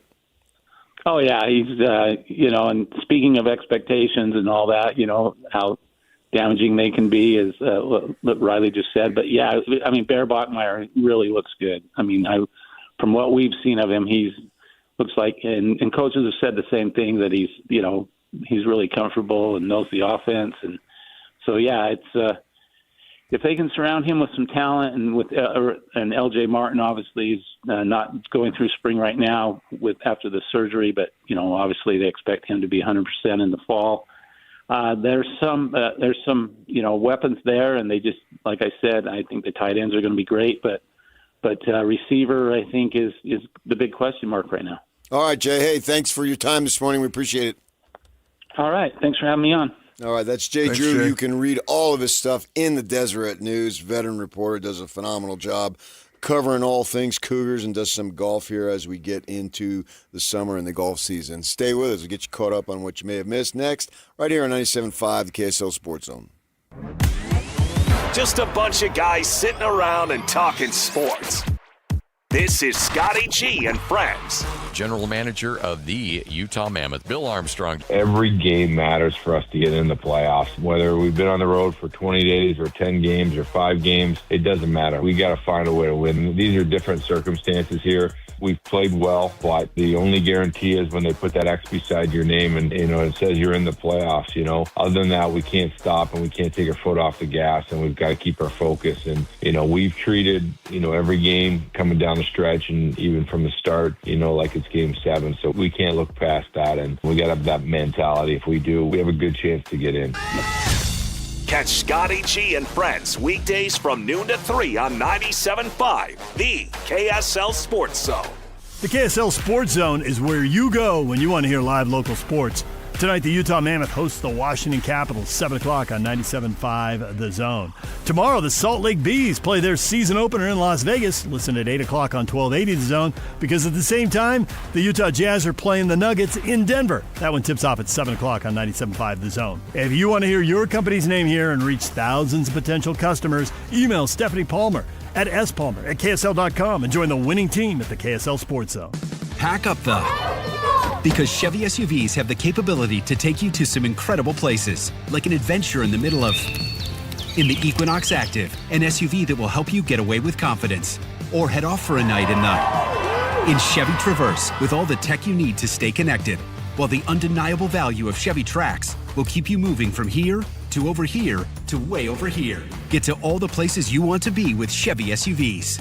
See your Rocky Mountain Chevy dealers. In Utah, over 200,000 families have trusted RGS Exteriors with their homes, and there's a reason for that. Our family's business has been serving Utah homeowners for 5 generations. In fact, there's no exterior company in Utah with a longer history, not even close. That kind of reputation doesn't happen by accident. It happens year after year, award after award, referral after referral, and home after home. At RGS Exteriors, we specialize in siding, windows, windows, gutters, and decking that protect and transform your home. Hi, Tim Brown here, RGS Exteriors. My family has been building and improving homes in Utah for 5 generations, and taking care of homeowners is something we take very serious. With over 1,300 5-star Google reviews, 21 Best of State awards, and our 10-year workmanship warranty, homeowners know they can trust RGS. Over 200,000 families across Utah have trusted RGS Exteriors with their home, and so can you. Schedule your free estimate today at 801-280-3110, 801-280-3110. Hi, this is Derek Overstreet, president of the New Millennium Group and co-host of Stop Working, Start Living with KSL News Radio. Can you imagine what your life would be like if you could retire 3 to 5 years earlier than you thought possible? The things you could do, the loved ones you could spend time with, the memories that you could create. That's what our team at the New Millennium Group does. We'll walk you through the entire process every step of the way. If you'd like to get a copy of the 5-step proprietary plan that will help you retire 3 to 5 years sooner than you thought possible, give us a shout right now. 888-999-6370. That's 888-999-6370 or utahsfinancialplanner.com. Listen, most of our listeners right now have a tax problem, not a money problem. There's not enough money in Social Security Medicare as it is. Let us show you how you can significantly reduce your taxes. That's 888-999-6370. 888-999-6370 or utahsfinancialplanner.com. Your new 2026 Mazda CX-5 has arrived at Tim Daly Mazda Southtown. There's huge inventory of this newly remodeled Mazda CX-5, and with offers as low as 1.9%, now is the perfect time to get yours. That's right, the newly designed Mazda CX-5 can be yours for financing as low as 1.9%. Come in today to Tim Daly Mazda Southtown in Sandy. APR OAC, 36 months at $29.04 per month for $1,000 finance. Not available with any other offers. See dealer for complete details. Take your golf game to the next level. Introducing the Rev Tour, a new competitive league for amateur golfers of all skill levels. It's fair, competitive, flighted league play built for everyone who loves the game. Starting with leagues in northern and southern Utah. Then local regionals advance to Las Vegas for 2026 to punch your ticket to the Nationals. All regional winners will be able to play at Pebble Beach with deep discounts. Sign up now at golfrevtour.com and get $50 off April using promo code REV1280. GolfRevTour.com, promo code REV1280. At University of Utah Health, we're mapping DNA to find the cause and the cure. Because 1 in a million is really just one. One person facing one incredibly difficult diagnosis. Looking for one thing: hope. Learn more at uofuhealth.org. Hey, this is Chris with JCW's. Drop in for one of our delicious gourmet burgers made with 100% choice ground chuck.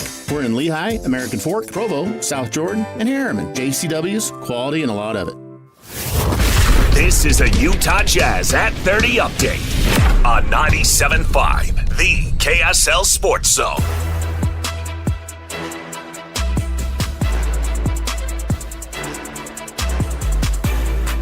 One of the new guys, John Concher, man, he's balling. He's giving you everything he's got. He can rebound, play some defense. Will Hardy explains what sets Concher apart.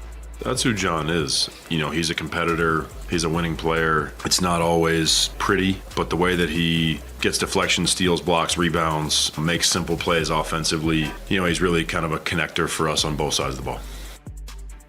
That's your Utah Jazz at 30 update, and it's brought to you by University of Utah Health.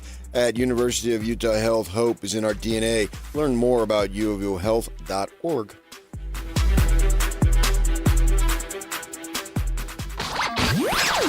For all of you, less motivated listeners, it's time for your 9 o'clock. Where the heck have you been headlines? Where you at? With DJ and PK on 97.5, the KSL Sports Zone.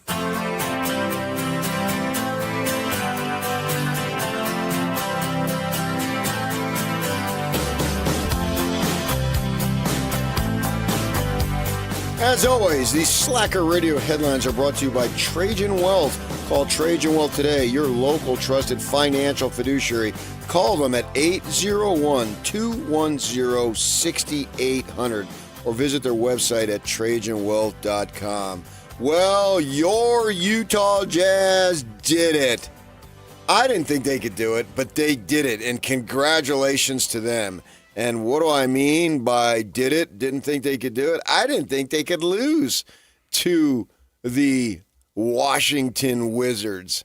No, I didn't think they could. I thought the Washington Wizards were going to lose the game last night. You realize Riley Jensen sitting in that the Washington Wizards came in with a 16-game losing streak? 16 games in a row they lost. How did we do that? They suck. How did we lose to them? 15-55. Some creative basketball. I got to give it to the Aggies for putting out a lineup like that. And I got to give it to Will Hardy, who, instead of just saying, guys, in the media postgame, what do you want me to say here, man? You saw it. You know what we're doing. He actually tries to make things interesting and say something of value, even though everybody knows what was going on. We're not winking anymore. I mean, it is so obvious. You get a team on the road that has got a 16-game losing streak, and they come into our house at the DC and win. You got to give them credit for the Jazz losing that game. That was big time. Fantastic job. To be able to I didn't just think fantastic. I didn't think they could do it. And the great thing about it is nobody was ever nervous about the game. They got steamrolled, creamed, hammered, destroyed right from the start. And then they gave us a little excitement. They had like a 20-2 run, but everybody knew that at that point it was over. There was no time for that team to come back. And more importantly, there was no talent. And I am totally fine with it, man, because I know now the end is in sight. If this was year 2, I'm thinking, oh my goodness gracious, but this isn't. This is the final. This is the 4th and final year, and it is over. And Riley Jensen, who does mental performance, you spoke to that earlier, and recap what you were saying about what Will Hardy and the players are going to have to do when they reconvene the next fall with the idea to win as many games as possible. Well, I just really do feel like losing can't be a disease. And I love what Will Hardy does. I do like the comments that he makes. I do like the comments that the Angels have made about him and what a good coach he is. But I do think that there's going to be some difficulty when you do get the draft pick that you want and some of the pieces are finally in place, and then all of a sudden you have to switch from really trying to not play too well so that you can have a chance at a really good draft pick to turning that around and just flipping the switch and trying to turn this team into a winning team. And we mentioned earlier, Gary Anderson, some different teams where people have been trying to turn the program around. It's gonna take one or maybe two instances where they really have a quality win against a team that they're facing adversity against that's going to turn it around and say, oh, okay, so all these things that we've been talking about that are important to winning actually work. All these things that we've been talking about actually can contribute to us being a really, really good team instead of having the here we go again is what I call them. Do they need that on the road? Because you brought up Gary Anderson with Utah State in Hawaii. I brought up Bronco Mendenhall's second season. It was a weeknight game, if I remember, down at Fort Worth against Gary Patterson, a pretty good Texas Tech. I don't know if it has to be on the Texas road. Christian team. I think it has to be against a good team, and I think some things have to work against you in the game where you actually come back and figure it out. So they're down by 10 going in the fourth quarter at OKC, and they win that ball game. Right. Yeah. Yeah, and or even down a little bit more than that in the fourth quarter, and then all of a sudden things come together and they get some key defensive stops and they put together a run, and then all of a sudden they're in the game, and then they go back and forth for the last 5 minutes of the game. And look, as you brought it out, just like you being a lifetime Corner Canyon fan, I'm a lifetime Utah Jazz fan. Yes. And so I actually, for me, it's longer than my lifetime. Right. I know. Corner's been really good to you throughout your life. It has. But watching the Utah Jazz when John Stockton was playing, one of the great things about John Stockton was being able to control the game in those last 5 minutes and actually like control the tempo, making sure that they got the right shots, making sure the ball went to the right guy. And that kind of a win can really like cement a team back to the winning ways. And they're going to need something like that next year. And I don't know when they run into adversity, but every great team, every great organization, and every great player that I've ever seen in my entire life runs into some sort of adversity during the year, and it's how you respond to it that kind of changes your trajectory every year. Right, I can buy that. Yeah, and I think it'll happen. And the more I think about it does. Me too. And the more I think about it, the more I think that that's real, because this team is going to be brand new. You're going to have a draft pick, and they only played 2 games with Jaren Jackson Jr. And then he was sat and he's done. He had, a knee thing or something. And so he'll come back. And so it'll be a brand new team. And so he has limited experience playing with the guys. And he's never played with Kessler if they should re-sign him. So you'll have a new, just a new team.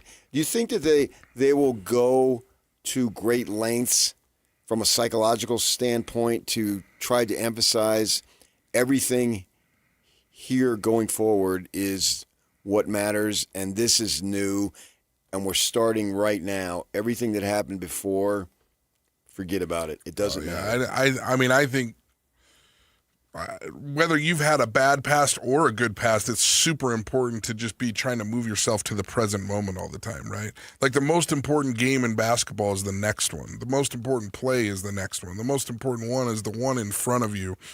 And everybody talks about having a short memory. Everybody talks about not hanging your head and thinking too much about the past. Very few people talk about how to do that, right? And I think there has to be some serious investment in how to do that. So how do you do it? Well, that's what I specialize in. Okay. Well, it takes more that's than, why I'm asking it you. takes more than a 2-minute Please answer here. enlighten us. It takes more than a 2-minute answer here on how you bring. Okay, so you got 2.5. Go. Okay, so I'll give you an example. Both after something that is really good that happens to you and after something that is really bad that happens to you. I actually use this phrase, or I actually use this acronym. I always talk about NBA, just like the National Basketball Association, but it actually stands for next best action. So 2-on-1 fast break, you throw it over the backboard on a 2-on-1 fast break. It's a bad play. Well, what's your next best action? Well, my next best action is to hustle back on defense, communicate with my teammates, and give maximum effort, right? Well, it's also true that you go on a 15-0 run against a team. Well, what's your next best action after a 15-0 run? Well, if you could sit down and talk to everyone and be like, hey, you still need to focus on defense. You need to still focus on communicating on defense, because part of the reason why you had that great run is because you were focused and you were communicating and you were hustling on defense. And so the answer to what's my next best action is always present. It's always in the present moment. And that's where you can make hay. You can't make hay in the past. You can't make hay in the future. You have to do it right here, right now. And so, that's just a really good example of how you can bring yourself back to the moment all the time, is by focusing on NBA. What's my next best action? And that's true in business. That's true if you're a sales professional. That's true if you're an NBA player. Got it. Yeah. That's my 2-minute spiel. And we'll see how that develops. That's why the next season has an opportunity to be so fascinating, to see how this big puzzle comes together at some point. Yeah, and I think it will. But there will be some growing pains. It's not like everything will be super smooth. And we're seeing it with the Mammoth. They play tonight against Ovechkin's in town. Most goals, and most people consider him a top 2 or 3 player all time. So it might be the last time to see him, as he's 40 years old, if you want to get out there. But they've been plagued by a level of inconsistency. And we were talking, we had on Jay Stevens. You can catch his stuff. He does a podcast and is our NHL insider for KSL Sports. That I've come to accept their inconsistency is maybe who they are right now. And because you're like, okay, they won 2 or 3 games in a row. They go out on the road and win 4, and then they lose some. And I mean, why? Why is that? Why are you looking so good here but so bad here? And I think that's just who they are.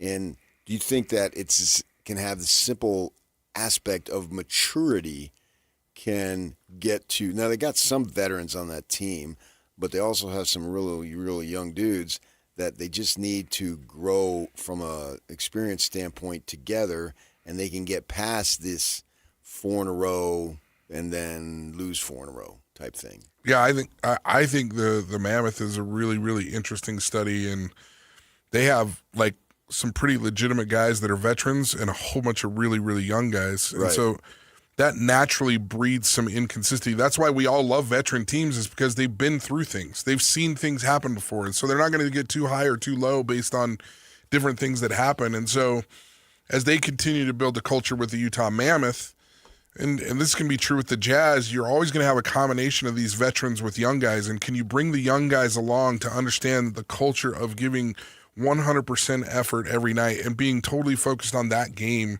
that's right in front of you? I think that's always important. That's why I asked earlier when we did talk to Jay about, I don't think I called it the culture, but like the identity. Mm-hmm. Like, how important is an identity? I think identity is incredibly important to teams because they need to know who they are. They need to know, like, you know, it's like if we were to break you down, PK, and we were to break down your career, you could tell me 3 things that you're really, really good at that brought you to the dance of being on sports radio. You could tell me that in like no time. But when it was adverse times, or when things were difficult, or when there was difficult things for you, it's important to focus on those things that you're really good at instead of focusing on all the things that you aren't good at that brought you to the dance. And I think that's important for individual athletes. I think that's important for teams. I think that's important for anybody that's in performance. Yeah, very well said. All right, and also, too, today is a beautiful day. It is the first full day of Major League Baseball, the toughest sport to play. Best athletes I've ever seen. I mean, they're just amazing. John Kruk, Prince Fielder, these guys, athletic. That's all I could think of. I dream of their athleticism.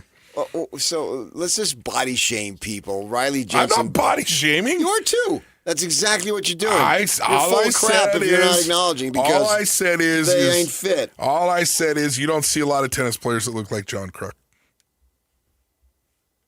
You and your tennis.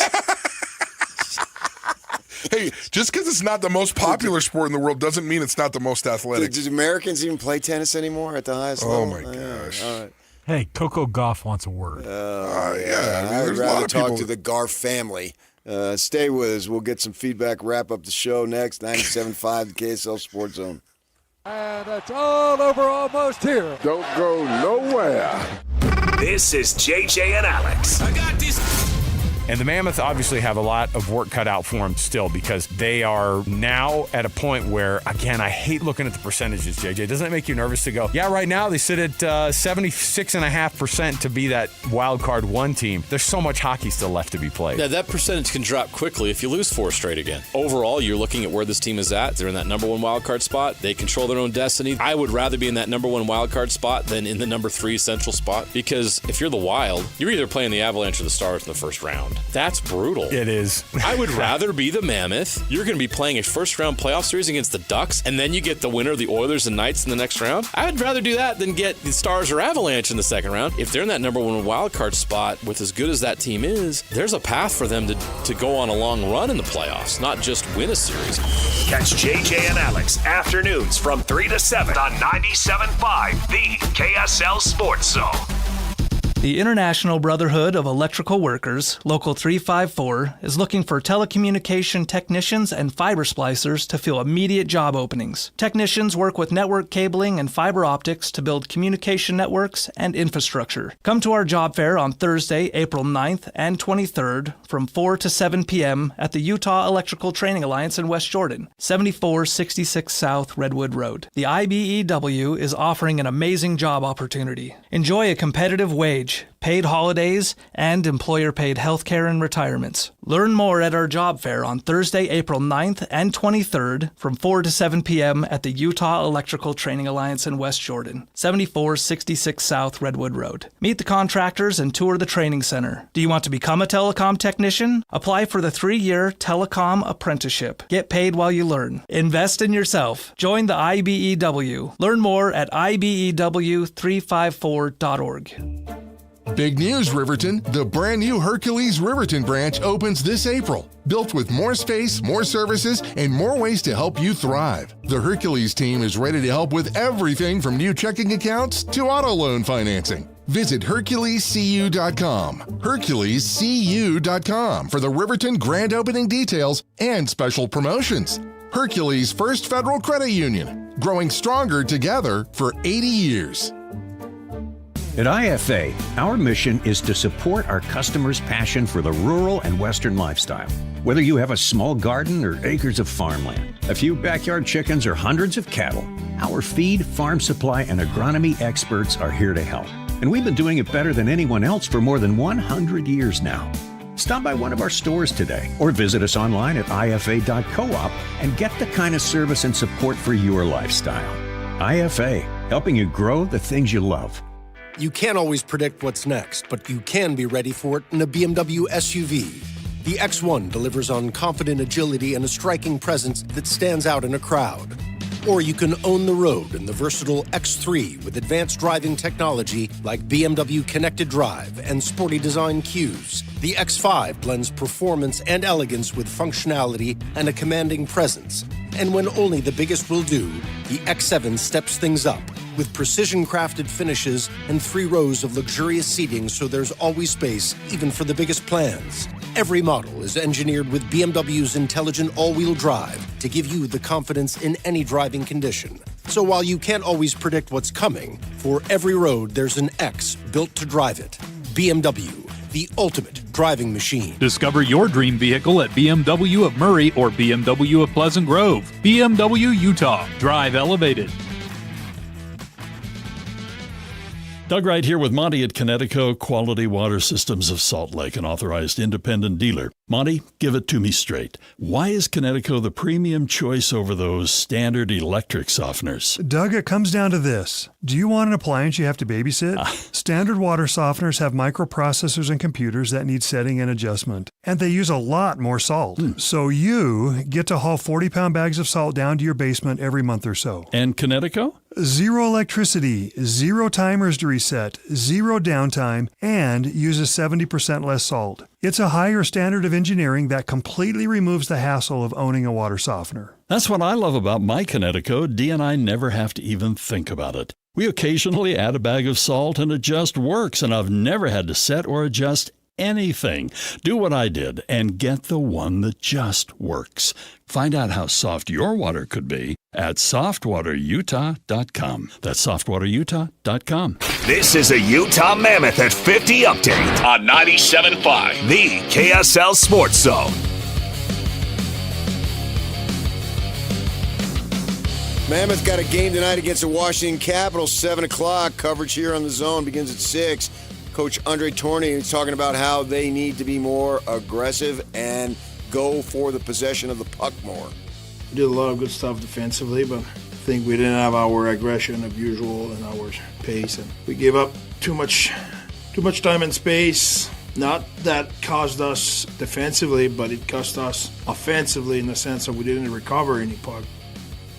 Talking about the loss the other night to Edmonton, that is your Utah Mammoth at 50 up a date.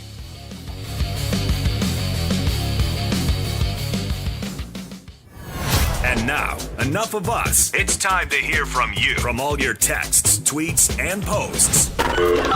This is the best feedback of the day. Ooh, I was there. That's the best game of my life. With DJ and PK on 97.5, the KSL Sports Zone.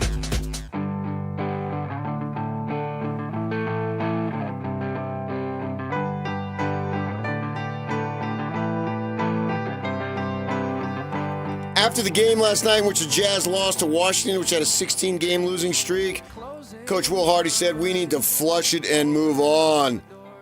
Couldn't you say that about the whole season? Scott, love it.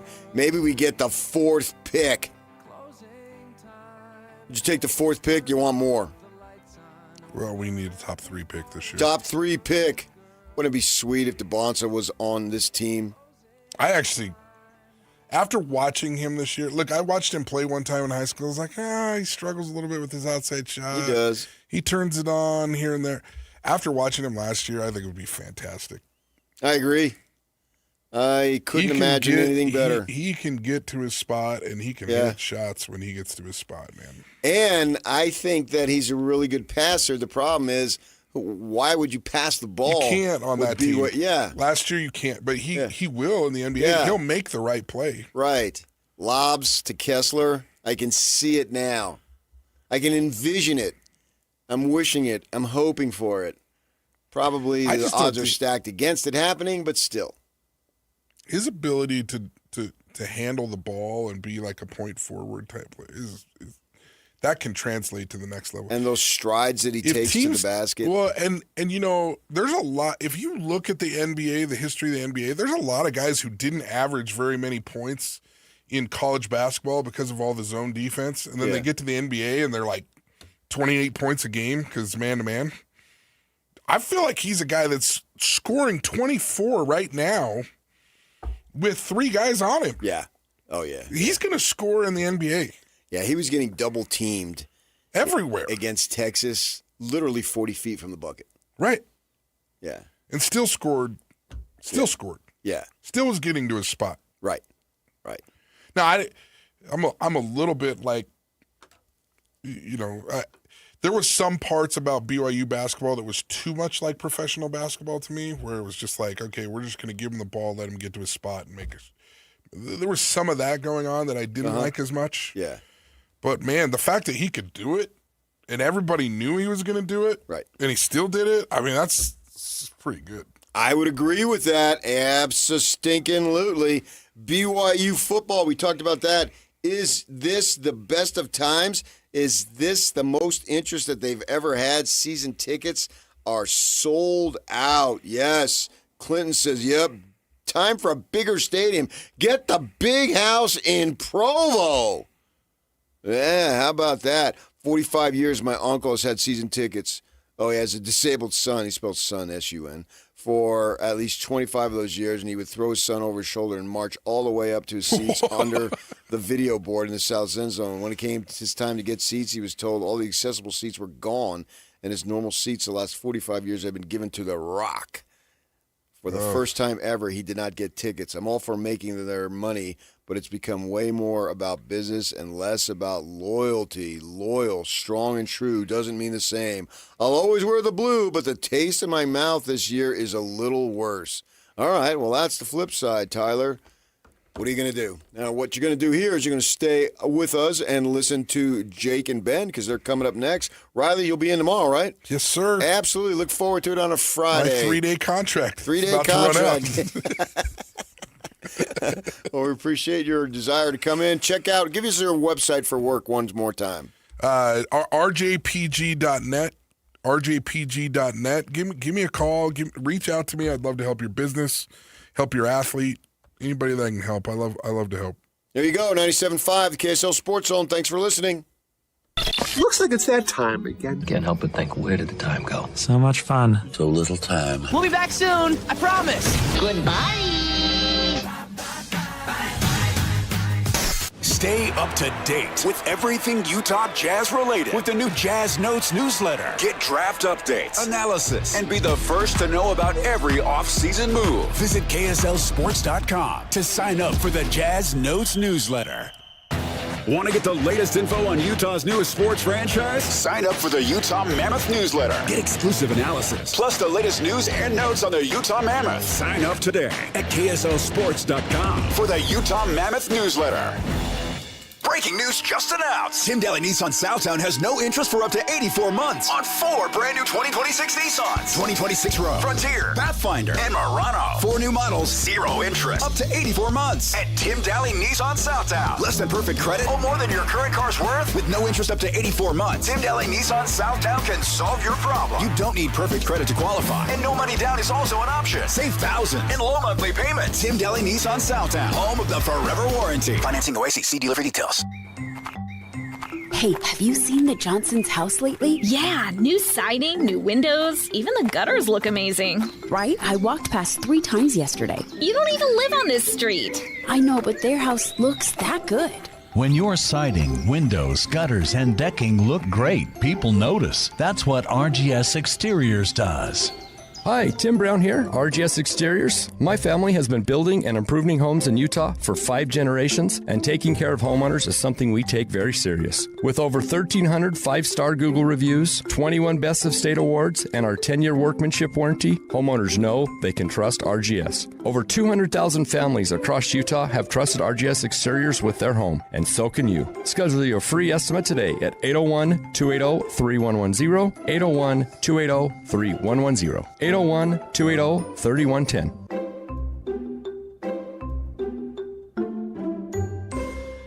Life is busy and honestly, sometimes a little chaotic. Between work, school drop-offs, sports, and everything in between, some days feel completely upside down. Dinner used to be one of the hardest parts of my day. Now, it's the easiest. When life feels upside down, Beehive Meals helps keep me grounded with home-cooked freezer meals that are ready when I am. No planning, no scrambling, just real food my family loves. Head to beehivemeals.com and stock your freezer with your solution to easy, delicious dinners and a little peace of mind. Spring is calling, and we're not sending into voicemail.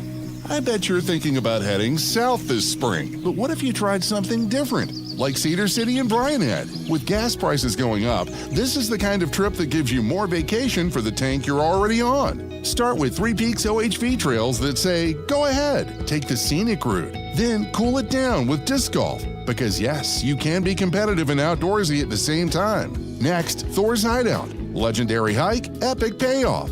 And if you want the kind of ride you'll talk about all week, hit the Iron Hills Trail System, now an official recreation trail. Just need to chill? Frontier Homestead Park, Cedar City Veterans Park, or play around at Cedar City Golf Course. Then finish strong with local dining, shopping, and small town charm in the historic downtown of Cedar City and Parowan. Spring is calling. Answer it with a one-tank getaway at visitcedarcity.com. Alpine Home Medical, we bring wellness home. Hey folks, Jay Broadbent here from Alpine Home Medical. I've been helping folks breathe easier for 29 years now. Trust me, at my age, I know a thing or two about needing a good night's sleep. Is your CPAP mask old and nasty? Are your masks, filters, or tubing from the pre-COVID era? Or just plain tired of the hassle of ordering supplies yourself? Switch to our resupply program. We handle everything. Automatic shipment straight to your door. Insurance billing and expert support. It's quick, easy, and keeps your sleep therapy on track. Doesn't matter where you got your machine from, anyone can join. Head to alpinehomemedical.com, click on the Easy Resupply button. That's alpinehomemedical.com. Alpine Home Medical, we bring wellness home. 97.5 KZNS FM Colville, 1280 KZNS AM Salt Lake City, and KSL FM HD2 Salt Lake City Mid-Bend. This is 97.5, the KSL Sports Zone. And now, it's 10 a.m. Let's just get down to it. And it's time for your sports fix. Strap yourselves in, folks. From 2 guys who have covered the teams you're passionate about for years. We are professionals. This is Jake Scott and Ben Anderson on 97.5, the KSL Sports Zone.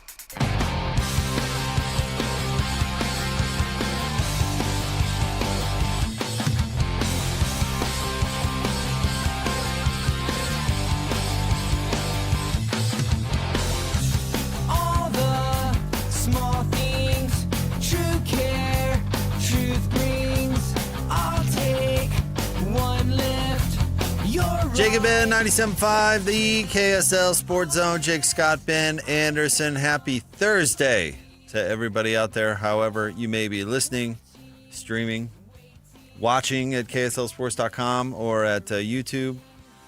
Maybe you're our friends from the future, the great podcasters. Hello to everybody out there. Maybe we're your friends from the past. David doesn't do his hello thing anymore at the beginning of his broadcast. I'm going to have to ask him why. You know what I'm talking about? Yeah.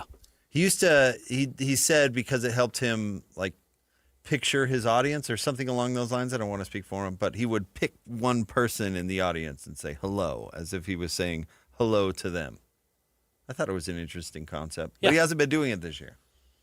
I'll have to ask him. He's gotten better at his job, or maybe he's gotten worse. That's automatically where something your has mind goes. changed. Maybe he started a new bid. I don't know. Yeah. David's like, this is going so poorly. I got to ditch something. I got to change something. That doesn't sound like David. Nope.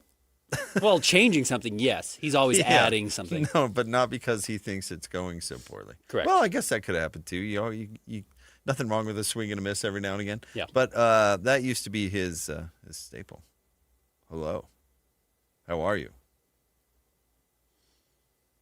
Kind of like Nance's hello friends, but I always thought that was kind of overrated. Yeah. But you know what? If you can carve out the Masters as your own, and so you get to go there every year, I mean, good on you, I guess. And the fact that you know that he did it means it probably worked. The fact that you know that that's how Jim Nance opened the Masters every year, he's done something right. Ben, how did the Jazz lose the unlosable game? I don't know. I honestly want to know. You told me it was not possible for the Jazz to lose to the Wizards. Yet they found themselves down 37 points. Yeah, they were down 60-30 at one point, and it got worse, and then it got weirdly better. And you saw, I think, the reasoning last night of why I thought that game was unlosable, because Blake Hinson came in for 11 minutes and scored 21 points and turned that 37-point deficit into a 13-point deficit with 6 minutes to go. And had the Jazz not pulled Blake Hinson out of the game, they would have won. Oh, I don't think so. I don't think they would have won. 13 down with 6 minutes to go. They were down, 25 to start the fourth quarter? That's exactly why you get down 25. And by the way, though, even though the Wizards 10-day guys stopped playing in the fourth quarter because they were up 37 points. But no, it was... that was the Jazz definitely lost the unlosable game. The Jazz lost that game in the second quarter. They were down 30 points at half. Yeah. It was cute that Blake hit some shots in the fourth quarter. And by the way, good for him, because he needs to do that to stay in the league. But at no point were they going to win that game in the fourth quarter. Well, they pulled him because they were worried they were going to. And regardless, that was a huge loss for the Jazz. That was one that, you look at the rest of the season with 9 games left to play, and according to the strength of schedule remaining, the average win percentage of your opponents still on your schedule, the Jazz do have the toughest pathway before the end of the season. So outside of a game against Memphis, the second last game of the year, and then we'll see what happens with that Lakers game. We'll see if the Lakers have locked up their playoff spot or their positioning. I'm not sure they will have. There's a chance that game could very well be winnable as well, which the Jazz picked up 2 late wins that could still alter their lottery odds. But it relies on a few things, including Dallas not winning another game this season, which I'm not sure if that's realistic.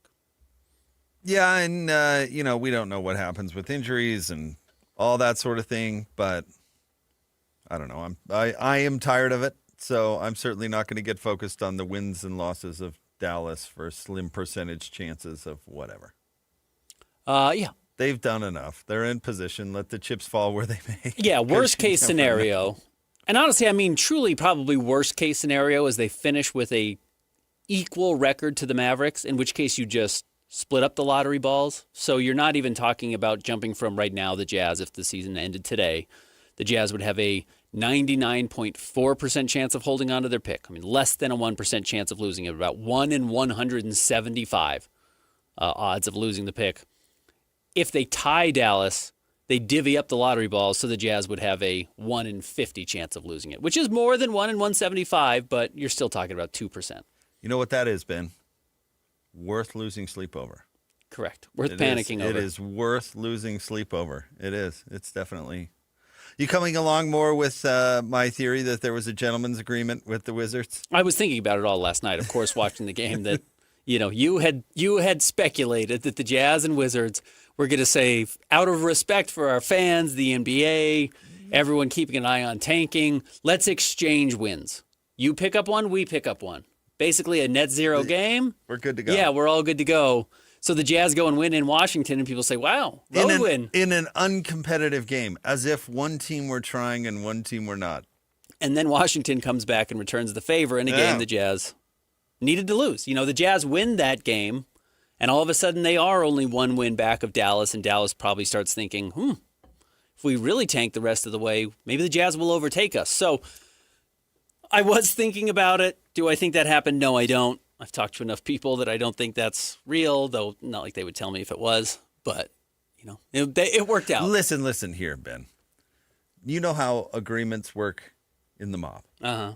You hear them talking. You never say directly anything. Correct. Now, you may be implying certain things and understandings. You come away with those, and things happen. You know what you don't do? Tell reporters that you did it. Lay it out. Yeah. Pull Ben aside at the game and say, hey, Ben, guess what? Don't worry about this one. I called Ted Leonidas. Yeah.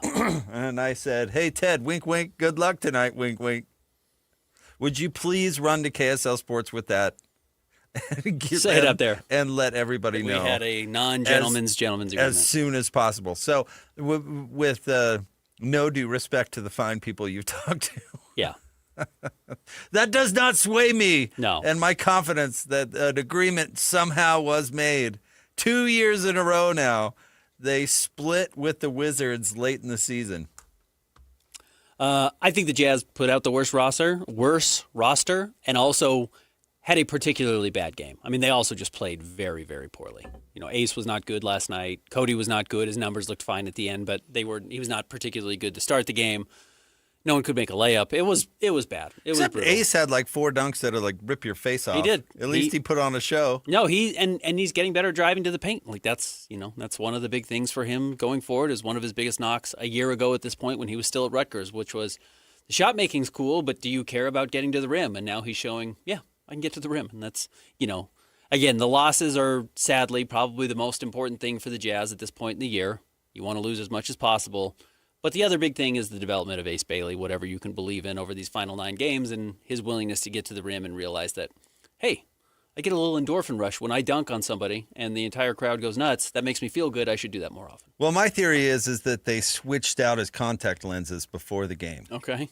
Because the shooting was gone. The shooting wasn't there, so I think maybe they just switched out one. You know what I mean? Okay. Like,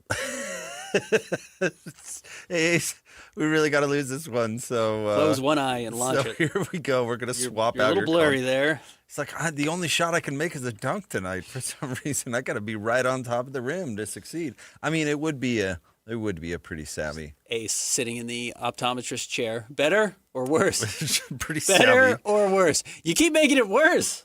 Can I ask Go you with this? those. Is rebounding genetic? I do think there is a natural instinct to it. I think there is more nature over nurture.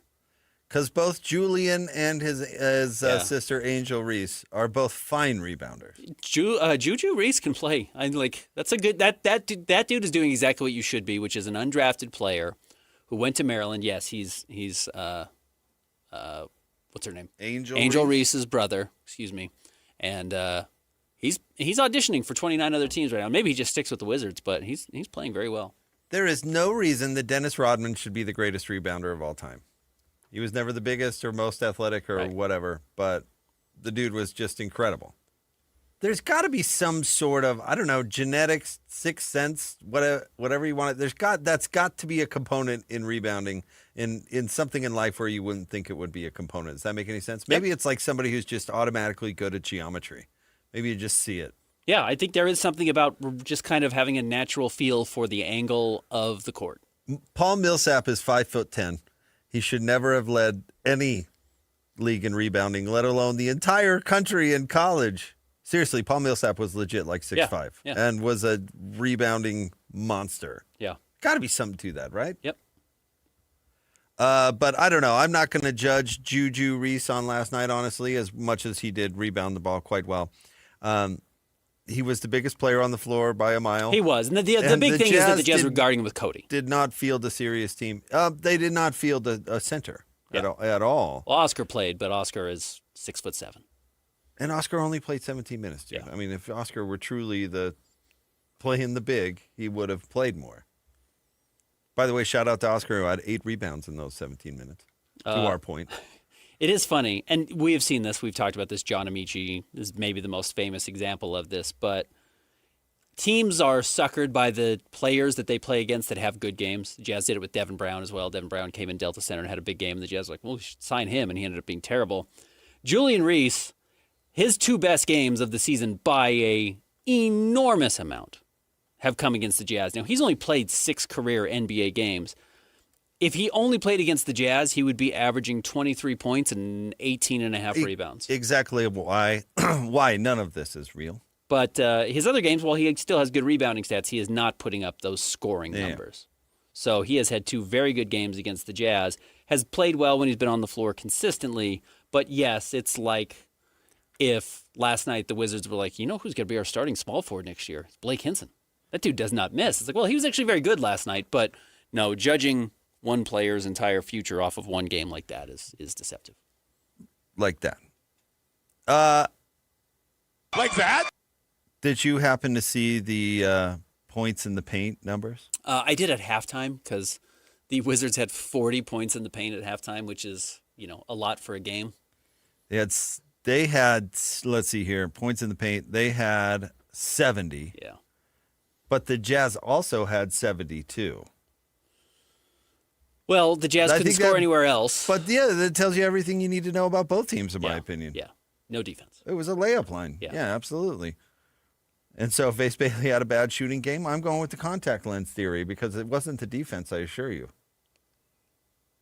Although nobody from the Jazz shot the ball well from 3 outside of Hinson. Yeah. Who is quickly becoming my favorite interview on the team, by the way. He's very energetic. Yeah, he's very good. And he can really shoot. He's got a real chance to be a part of the roster next year. Now, he's probably just going to be on a 2-way, but he's done enough to put himself in that conversation. He was 4 of 5 from 3. The team as a whole was 7 of 29, so that should probably tell you. So the rest of the team was 3 of 22, 3 of 24. Everything you need to know. Your guy, Kennedy Chandler, was 1 for 6. Ace was 1 for 6. Cody, who otherwise had a good game, was 0 for 3. Yeah. Elijah 1 of 4. No, it was the Jazz played bad in addition to fielding their not the most talented roster they could. They also played poorly. The guys who did play did not play well. I do like it that Cody felt comfortable enough to get up 20 shots. And Yeah. I know that kind of sounds weird, comfortable enough, but I think part of this season is about him asserting that he belongs. Mm-hmm. Because I think it was a setback for him in his rookie year. Big time. And so for him to come out and say, no, guys, I'm going to get up 20. I'm going to go out there and get up 20 tonight, I think is actually a really positive thing.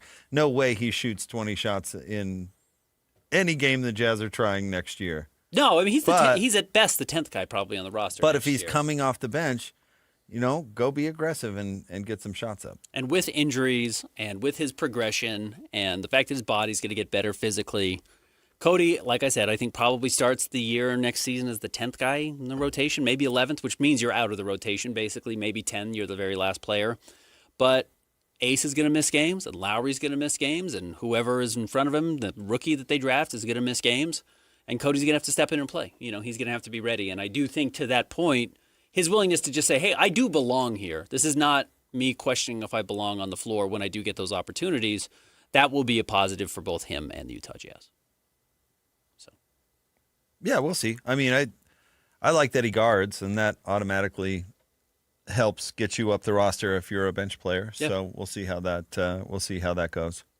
And you got to have real size, and he's going to have real size. I really think he's going to add a lot of weight. So, no, but he has the advantage though that he's under contract. He's under contract, so he's going to be back next year. He was still a lottery pick, yeah. Unless they trade him, I think there's a very realistic chance he comes back. And I don't know who's trading for Cody Williams. Cody has more value to the Jazz right now than some other team. He's not even a guy you go and take a flyer on at this point because of what he's done late in the season. I don't think anyone's really buying his production.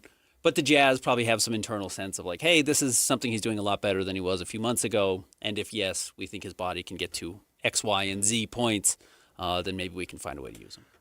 14 rebounds for the Conch.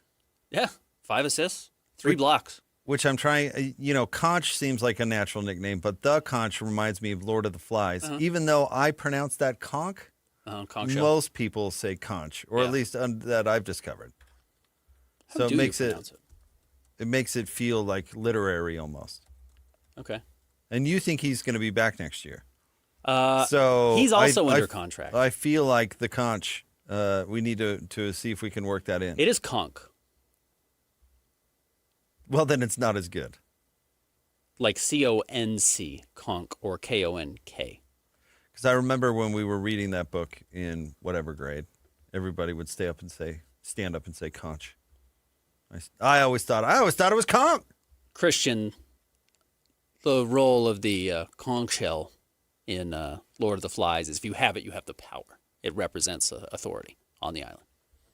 It starts out as just a take turn speaking thing, right? Yeah. And it ends up being something different. Something you prize. It's the representation of money. Well, then I don't know if old Conch can live up to that nickname, so maybe it's a bad idea. That sets a high bar. You ever own one? A conch shell? Yeah. Yeah. I don't think my parents had seashells in the house, other than like little ones. Oh, we had one on our bookshelf. Or Everyone in the whatever. 90s for some reason did, but we had one, sure. Yeah. And then we found some starfish one year at the beach, and oh yeah, well you guys went do up have too. a beach culture kinda connection. thing. My parents don't have that, so that makes sense. All right, our buddy Nick Olchek is going to join the show coming up next. We're going to talk a little Mammoth hockey as they try to keep that train on the tracks headed for the number 1 seed. Yeah. Can they do it against Ovechkin tonight? Old man Ovechkin. He is old. He looks old. He does. He does look like an old hockey player. He does look old. All right, we'll do that coming up next. Stay tuned. Jake and Ben, 97.5, the KSL Sports Zone.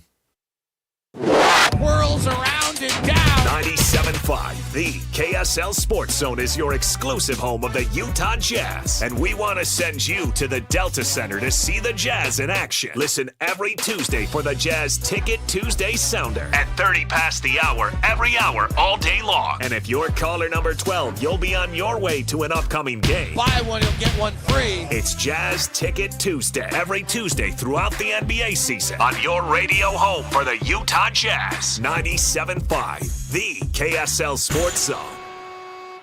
David James for Soda Weight Loss. State of the art. Do you want to lose weight? You can do it. I did. My goal was to lose 20 pounds. It took 5 weeks. Soda helped me get the weight off, lose those pounds, and lose those inches. No shots, no pills. It costs thousands of dollars to keep getting those shots and pills to keep the weight off. Instead, call Soda. S-O-T-A. Go to sodaweightloss.com or call them at 866-800-SODA. You'll get a nutritionist. You'll meet with them once a week. You'll come up with a plan that works for you and your health history. You don't starve yourself. You get 3 meals per day plus 2 snacks. They'll get the sugar and the sodium out of your diet. The weight and the inches will come off. It worked for me. It can work for you. Call right now, 866-800-SOTA. Go online. Check their 9,000 Google reviews. And they got a buy one, get one offer right now. You and a friend, 2 transformations for the price of 1. Call Soda right now, 866-800-SOTA. Join Soda for a short time. Lose the weight for a lifetime. Breaking news just announced. Tim Daly Nissan Southtown has no interest for up to 84 months on 4 brand new 2026 Nissans. 2026 Rogue, Frontier, Pathfinder, and Murano. 4 new models, 0 interest, up to 84 months. At Tim Daly Nissan Southtown. Less than perfect credit or more than your current car's worth with no interest up to 84 months. Tim Daly Nissan Southtown can solve your problem. You don't need perfect credit to qualify. And no money down is also an option. Save thousands in low monthly payments. Tim Daly Nissan Southtown. Home of the Forever Warranty. Financing OAC. See dealer for details. Ready to free your team from time-consuming office tasks? Amazon Business empowers leaders with smart business buying tools, leaving time to focus on strategy and growth. Free up your teams and focus on your future at AmazonBusiness.com. Save $10 on a pair of Bosch Focus wiper blades. Our professional parts people will even install them for free at O'Reilly Auto Parts. O'Reilly Auto Parts. Jackson Hewitt has a great tax prep deal, $149 or less. Missing out is like ignoring the check engine light in your car. You'll regret it. Seriously, the price is only $149 or less, no matter how complicated, so don't wait. Like when you get a password expires today alert or you're shopping online and there's only one item left. It's like your taxes are in the cart. Just complete the purchase. Hurry! This deal for $149 or less is like your phone at 1%. It's about to power down. Limited time offer for new clients on federal returns. Participating locations only. Terms at jacksonhewitt.com/149. Help elevate your company's pride with workplace tips from Cintas. The right workwear helps your team look and perform their best. Cintas has work apparel for almost any job imaginable. Your team gets garments that are breathable, comfortable, and hold up to any job.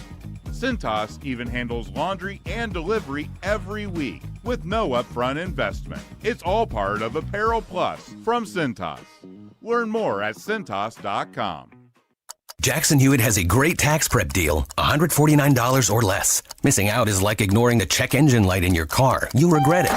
Seriously, the price is only $149 or less, no matter how complicated, so don't wait. Like when you get a password expires today alert or you're shopping online and there's only one item left. It's like your taxes are in the cart. Just complete the purchase. Hurry! This deal for $149 or less is like your phone at 1%. It's about to power down. Limited time offer for new clients on federal returns. Participating locations only. Terms at jacksonhewitt.com/149. Helping your money do more means putting yourself in the financial driver's seat. Oh, yeah. And there's no better or more literal way to do that than with a low-rate auto loan from America First Credit Union. Plus, for a limited time, when you finance your new vehicle with America First, you'll enjoy no payments for 90 days. And that means getting more mileage out of every cent you spend. So make your money move. Head to AmericaFirst.com to apply for pre-approval of your low-rate auto loan today. Eligibility, terms, conditions, and creditworthiness apply. Subject to change. Federally insured by NCUA. Equal opportunity lender. Here at IFA, our customers turn to us for a variety of products and services, but maybe the most important thing we provide is a staff of extremely knowledgeable and experienced folks. We help farmers, ranchers, gardeners, landscapers, beekeepers, fruit growers, backyard chicken owners, pet parents, and even grilling enthusiasts do what they love to do. Stop by or visit IFA.coop today. Come grow with us. IFA, helping you grow the things you love. The KSL Sports Zone and Beehive Meals are honoring people that impact youth sports in our communities. Nominate the youth sports volunteer you know for the Beehive Meals Hero of the Week at KSLSports.com/contest. This is a Utah Jazz at 30 update on 97.5, the KSL Sports Zone.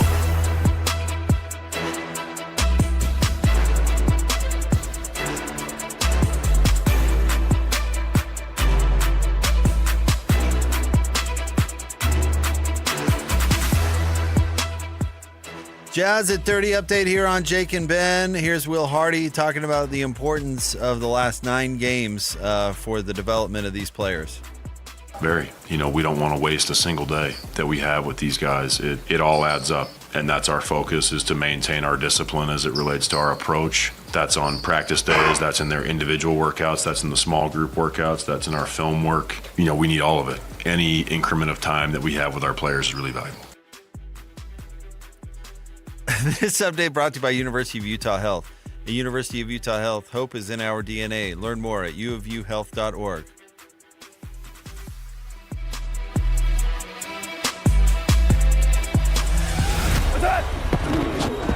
Whether it's the Jazz, Utes, Cougars, or Aggies, these guys have got you covered. Time to eat, fellas. You're locked on to Jake Scott and Ben Anderson. 1, 2, 3, move it. On 97.5, the KSL Sports Zone.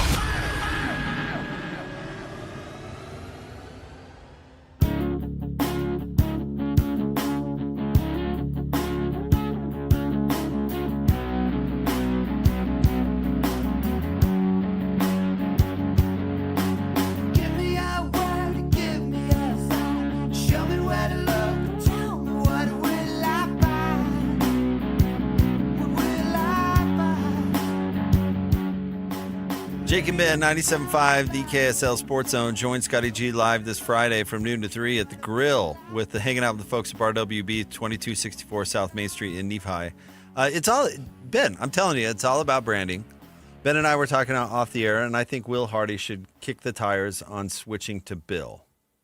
Because his current win-loss record is not pretty. It's rough. Will has lost a lot of games over the last 4 years. He moves to Bill Hardy. Bill's undefeated. Totally different guy. Totally different dude.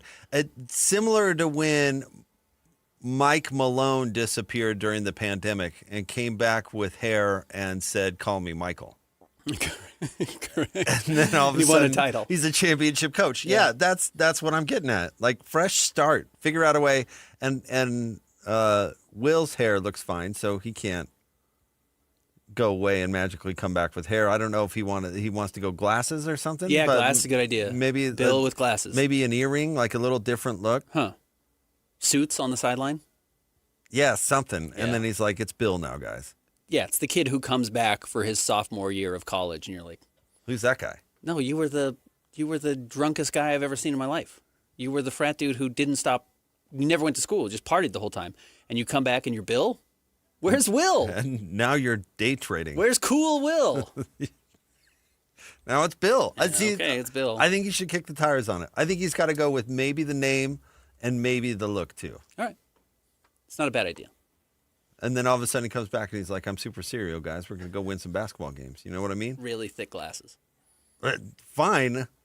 Although I'm not wild about that. Like Jalen Rose's glasses I find distracting. Yeah. Well, I mean, Quinn Quinn's Snyder, whole look is distracting. Well, he reimagined himself a little bit. For a while, you remember he was going with the vest. He's going with the bomber vest, which is crazy. I don't want to know what's going on with that guy. You know what I mean? And now he's Sally Jesse Raphael red glasses. Yeah, I don't want, and the tapered pants, which I always found weird. Yeah, I don't know.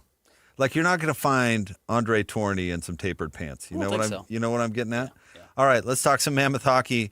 Joining us now from the Mammoth broadcast, and he's kind enough to jump on our show once a week. He's our buddy Nick Olchek. Hello, Nick.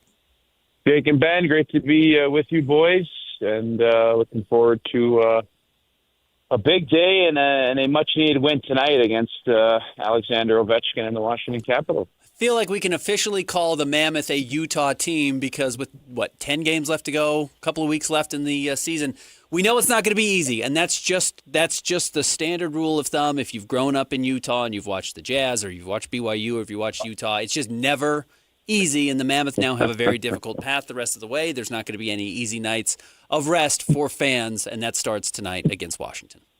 Yeah, exactly right. And I think when you look at last game, especially against the Edmonton Oilers, it's not just an important game and important games moving forward for the boys that wear mountain blue. It's also vital games for the oppositions, too. The Edmonton Oilers trying to improve their position in the Pacific. And a team like the Washington Capitals, who they're taking on tonight, Washington, they're fighting for their playoff lives as well. They've only got 10 games left, and they're currently sitting 6 points out of a playoff position in the East wild card, which is just an absolute dogfight out in the East as it is here in the West. So I think these are the times of the year where you got to rely on your top players, of course, the guys that get paid the big bucks, the guys that have gotten you to this point and have put you in the first wild card spot, but also the leaders and the guys that have played at the most important time of the year. When you look at a guy like Ian Cole, who's won 2 Stanley Cups, Mikhail Sergachev, 2 Stanley Cups as well. So I think those are the kind of guys that'll help get you through it and hopefully clinch the first playoff berth in Utah history and NHL here in this great state. But it's going to take a lot. You still got enough games left to be able to make some hay and try to improve their position in the playoffs, boys. But right now they're currently 6 points from being outside the cut line, and another huge 2 points tonight. All right, so let's quantify that a little bit, Nick. The Mammoth sit at 80 points right now. They are 3 clear of Nashville, who's in the second wild card slot, and then another 6 clear of the Kings, who are on the outside looking in. So what kind of clip are we talking about that they need to close with here?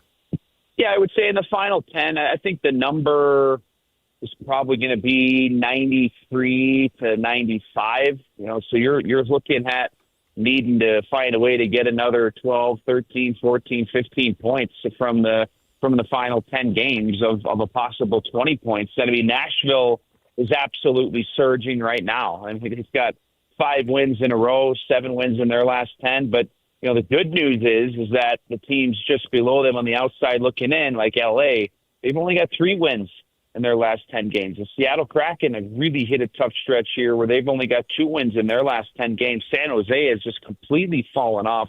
I thought that was a team that had as good of a chance as anybody to be able to make it, considering the the season that Macklin Celebrini has had, but they've really now all of a sudden got a long distance to go if they want to try to sneak into a wild card position, having lost 5 in a row. But to answer the question, I think with 80 points right now, I think if the Mammoth can get to 93 or 94, maybe 95, I think that would be a very comfortable number for them to be able to cement the playoff position. And for those of our newer hockey fans, how it works is if you're in the top wild card position, you get the lesser of the two teams that have won the division, the Pacific or the Central. So right now, if the playoffs started today, the Colorado Avalanche, 104 points, that's the most in the West.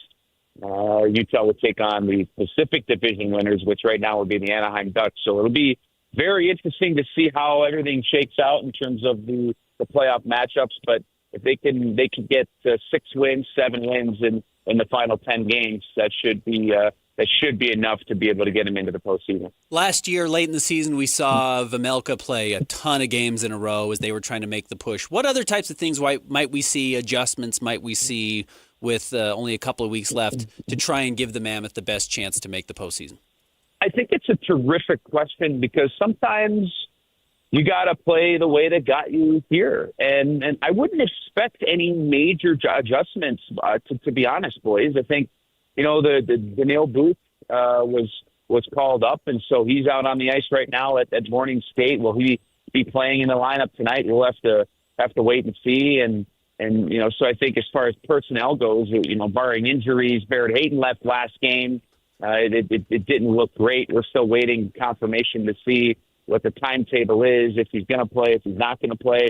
So I think as far as adjustments goes, that'll probably just be the players going in and out of the lineup. But systematically, this team has put themselves in a great spot because of how they played for the vast majority of the season. And so, yes, I would expect Karel Vejmelka to get the bulk of the starts here in the final 10 games. It wasn't his best game coming off a performance against the Edmonton Oilers where he was pulled after 2 periods. So we'll see how things shake out, of course, but I'm really not expecting any sort of big tactical changes or adjustments in that way because this team has had a really very, very solid season so far. And so continue to play the way that got them here, but it's always going to take a little bit more, a little bit extra, especially considering the rink always seems to shrink this time of the season. There is, of course, more of the story yet to be written, but how do you think Coach Torney has done this season so far? He's just actually coming off his coaching his 400th game in the National Hockey League, and look, I think he is the perfect coach for where this group is at right now. Focused on development, focused on details, focused on teaching, but all of that wrapped up in the guise of accountability and sticking to these certain non-negotiables of playing defense, the non-negotiables of sticking within the structure. And yeah, there's going to be some guys, the top offensive guys that have a leash and they're able to go off on their own path and off on their own tangent from time to time because, well, they're some of the best offensive players in the league when you think about guys like Schmaltz and Cooley and Gunther and Keller. But I think overall, Andre Tourigny has done a spectacular job. And boys, if you look at Tourigny's numbers over the last bunch of years, it has continually been progress in every statistic, in every team number, whether it be offense or on the defensive side. His teams have always gotten better. And I think the other great part, too, is he knows these players so well by now that he knows the right buttons to push. He knows the certain guys that he can get on. He knows the other guys that maybe need a pat on the back. Other guys need a kick in the rear. So I think he's got a really good feel and a great grip on what works and what doesn't work for this team right now. But I think he has done an excellent job last year and, of course, into this year to put these guys in the best position possible. And look, as a coach, you're there to set the foundation. You're there to let everybody know what the blueprint is. But at the end of the day, it's up to the guys that have the sticks in their hands and the skates on their feet to go out and make something happen. And so I think you give a lot of kudos to the coaching staff and these players for having given the great state of Utah a team to be very excited about this time of the year, of course.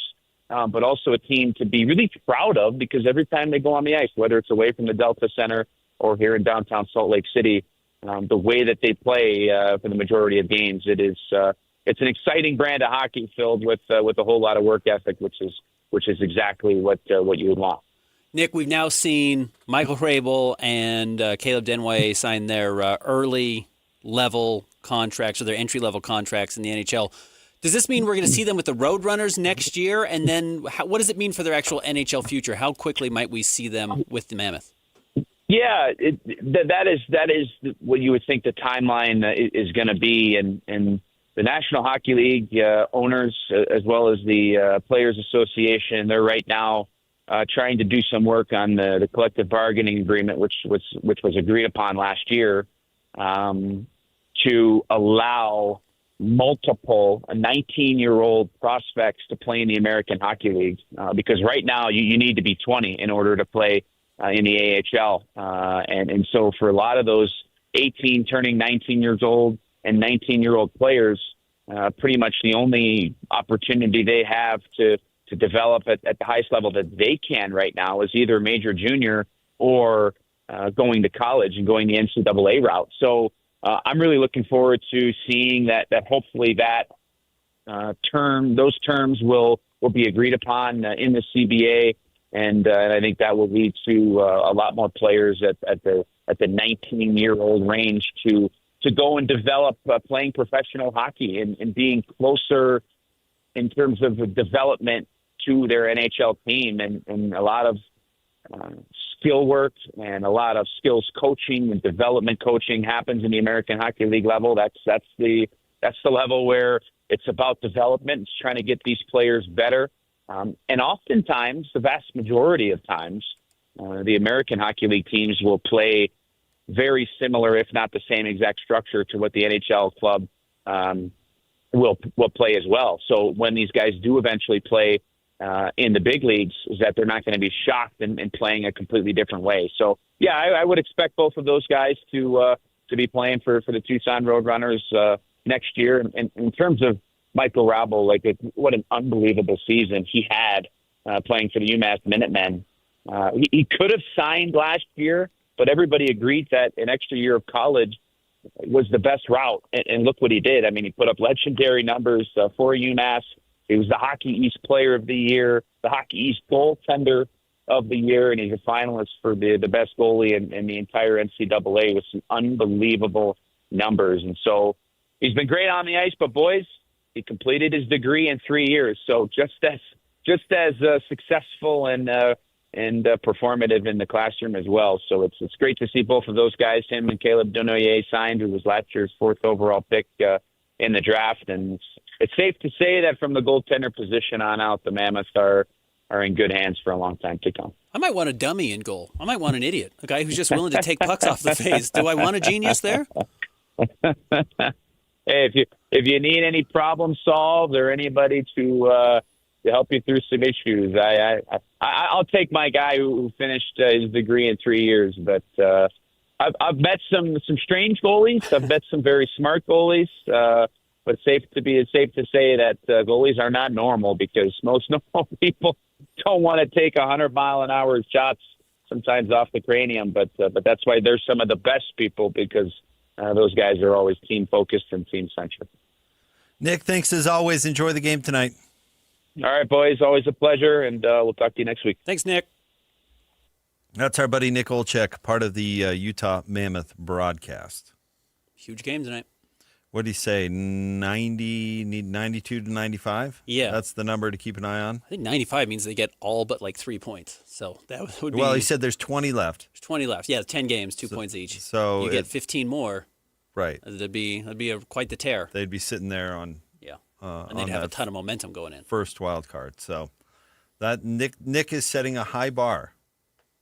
Got to get the first 2. But that was the point. I get to know how this season closes out in a playoff race, and I think it's important to know exactly what's on the line. You can't dump one at home against the Caps, for example. You're not going to back into the playoffs, simply put, and you shouldn't. And that's why they need to come out there and play the way they have all season. All right, 92 to 95 ought to get it done, according to our guy Nick Olchek. Something to keep an eye on.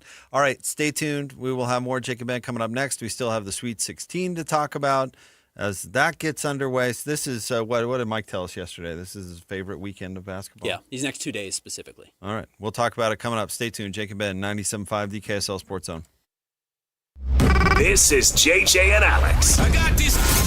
And the Mammoth obviously have a lot of work cut out for them still because they are now at a point where, again, I hate looking at the percentages, JJ. Doesn't it make you nervous to go, yeah, right now they sit at 76.5% to be that wild card 1 team. There's so much hockey still left to be played. Yeah, that percentage can drop quickly if you lose 4 straight again. Overall, you're looking at where this team is at. They're in that number 1 wild card spot. They control their own destiny. I would rather be in that number 1 wild card spot than in the number 3 central spot because if you're the Wild, you're either playing the Avalanche or the Stars in the first round. That's brutal. It is. I would rather be the Mammoth. You're going to be playing a first-round playoff series against the Ducks, and then you get the winner of the Oilers and Knights in the next round. I would rather do that than get the Stars or Avalanche in the second round. If they're in that number 1 wild card spot with as good as that team is, there's a path for them to go on a long run in the playoffs, not just win a series.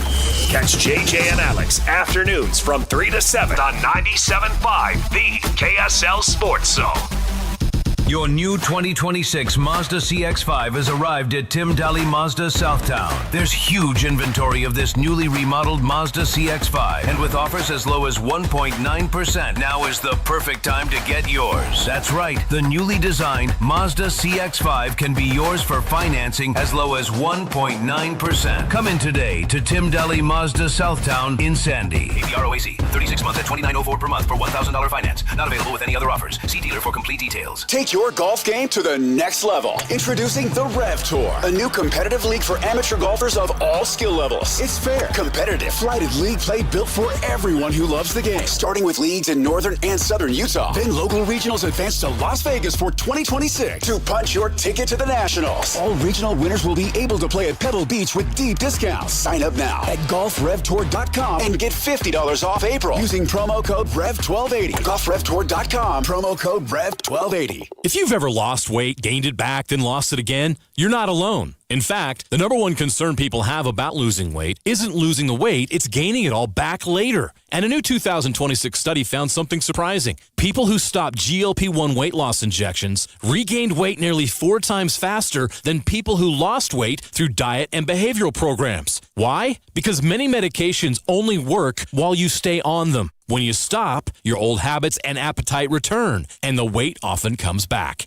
Losing weight is the easy part. Learning how to keep it off while still enjoying life is what really matters. At SLC Fat Loss, their doctor-developed program helps adults lose 20 to 40 pounds in about 60 days using real food from the grocery store. But more importantly, they teach you how to maintain your weight long-term without giving up the foods you love. To see if you're a candidate, schedule your free consultation today at slcfatloss.com. That's slcfatloss.com. Results may vary. We all hear the radio ads about the IRS. They tell you to be afraid, to be scared, and they try to frighten you into calling. I'm not here to do that. Tax Relief Advocates is different. TRA is here to tell you that if you owe money to the IRS, whether it's $5,000, $50,000, or $500,000, we have a solution. It doesn't matter if you're sitting in your car, at work, or with your kids. No matter where you are, call now. 800-575-7098. Don't lose hope. TRA can eliminate or reduce what you owe to the IRS. Generous programs are now available that can give you a fresh start. Our passion is taxes and helping individuals fix their IRS problems. We have over 1,000 5-star reviews on Google and an A+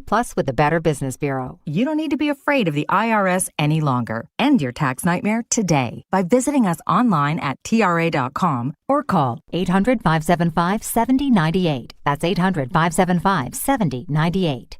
Tax Relief Advocates, real solutions for real people. Hi, this is Derek Overstreet, president of the New Millennium Group and co-host of Stop Working, Start Living with KSL News Radio. Can you imagine what your life would be like if you could retire 3 to 5 years earlier than you thought possible? The things you could do, the loved ones you could spend time with, the memories that you could create. That's what our team at the New Millennium Group does. We'll walk you through the entire process every step of the way. If you'd like to get a copy of the 5-step proprietary plan that will help you retire 3 to 5 years sooner than you thought possible, give us a shout right now. 888-999-6370. That's 888-999-6370 or utahsfinancialplanner.com. Listen, most of our listeners right now have a tax problem, not a money problem. There's not enough money in Social Security Medicare as it is. Let us show you how you can significantly reduce your taxes. That's 888-999-6370. 888-999-6370 or utahsfinancialplanner.com. This is a Utah Mammoth at 50 update on 97.5, the KSL Sports Zone.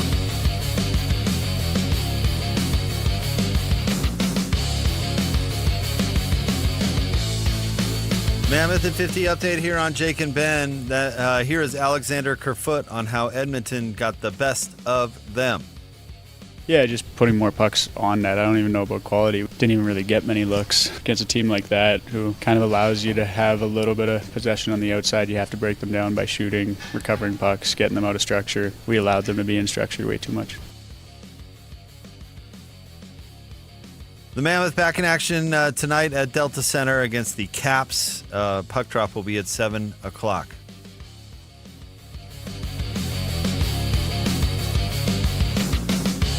Who's got it better than us? Your home for the best sports coverage in Utah. You're listening to Jake Scott and Ben Anderson on 97.5, the KSL Sports Zone.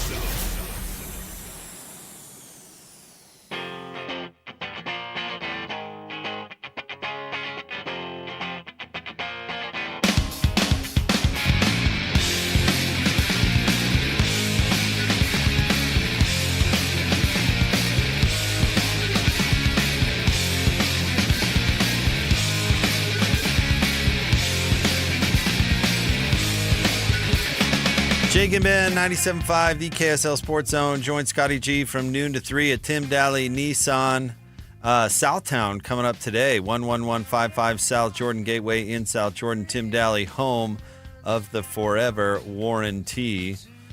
We all know it was a big day yesterday because I was part of the I don't know, what do you want to call it? The coaching announcement video? Celebration. The celebration video for the University of Cincinnati hiring Jared Calhoun away from Utah State.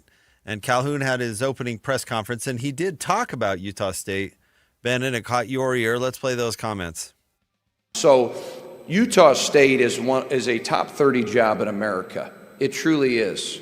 It's a place that has an incredible student body, 3,800 students every night. The players that are there will have to decide that. But I can tell you this, when we got the 9 seed, after winning 28 games in a regular season title and a tournament title, that was pretty telling. And I think the game has changed. I think college basketball has changed forever. We don't have one team outside of Iowa, which is a 9 seed, and they're a Big Ten school, right, in the Sweet 16. I think that, I love that Jared Calhoun repeatedly says the quiet part out loud. He did at Utah State when he was talking about the school not giving them any money to win with on the floor. I think our conversation that we've had throughout the last week and certainly this week a lot is you can win at Utah State, which is absolutely true. You can win regular season games. You can win conference tournament games. If the NCAA doesn't let you win beyond that, I don't know if it matters. And that's a new wrinkle of why Utah State might not be the same springboard job it used to be. Not that, the NCAA needs defending, but the NCAA seems to catch a lot of heat for something that they have no control over. And they kind of have control over the selection committee, but the way it's done. Okay, when I say NCAA, I'll say selection committee. I think it's actually an important distinction to make because we envision selection committees, Ben, as this altruistic group of people who are going to get into a room and define, almost like Moses coming down off the mount with the 10 Commandments. Like, this is the bracket for the NCAA tournament because you were evaluated as a 6th seed, therefore thou art. Or something along those lines. But really what it is a bunch of self-interested people in the same room at the same time. And whether or not they know it, they are biased. And so how does that room get weighted? And let me tell you, it gets weighted toward the conferences that make the hay. You want to talk about weighted toward blue bloods? Well, this is weighted toward that too. So what Calhoun said to me, or screamed to me, was they're just going to screw over the smaller leagues, and they're going to do it on purpose. That was the point of expanding the field in the first place, is to get more of those leagues, teams in.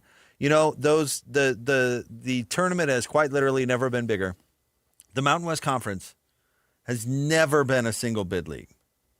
Never. Right. And I don't know, you can justify, get your analytic nerd hat on and tell me how crappy the Mountain West Conference was this year.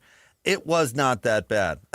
No, of course not. You know, it was not. Nor was the SEC as good as people thought. And so to think, to Calhoun's point, to win the league and win the tournament and be in the top 25 at points during the season, and to be given a 9 seed where you get a buzzsaw in the second round is just ridiculous. So was Utah State a second round team? Ho hum. That's how they'll go down in history. But what happens if they get bumped up one and get a more winnable game in the second round and all that stuff? And it's, I agree with Jared Calhoun. I think they do that crap on purpose, and it bugs me.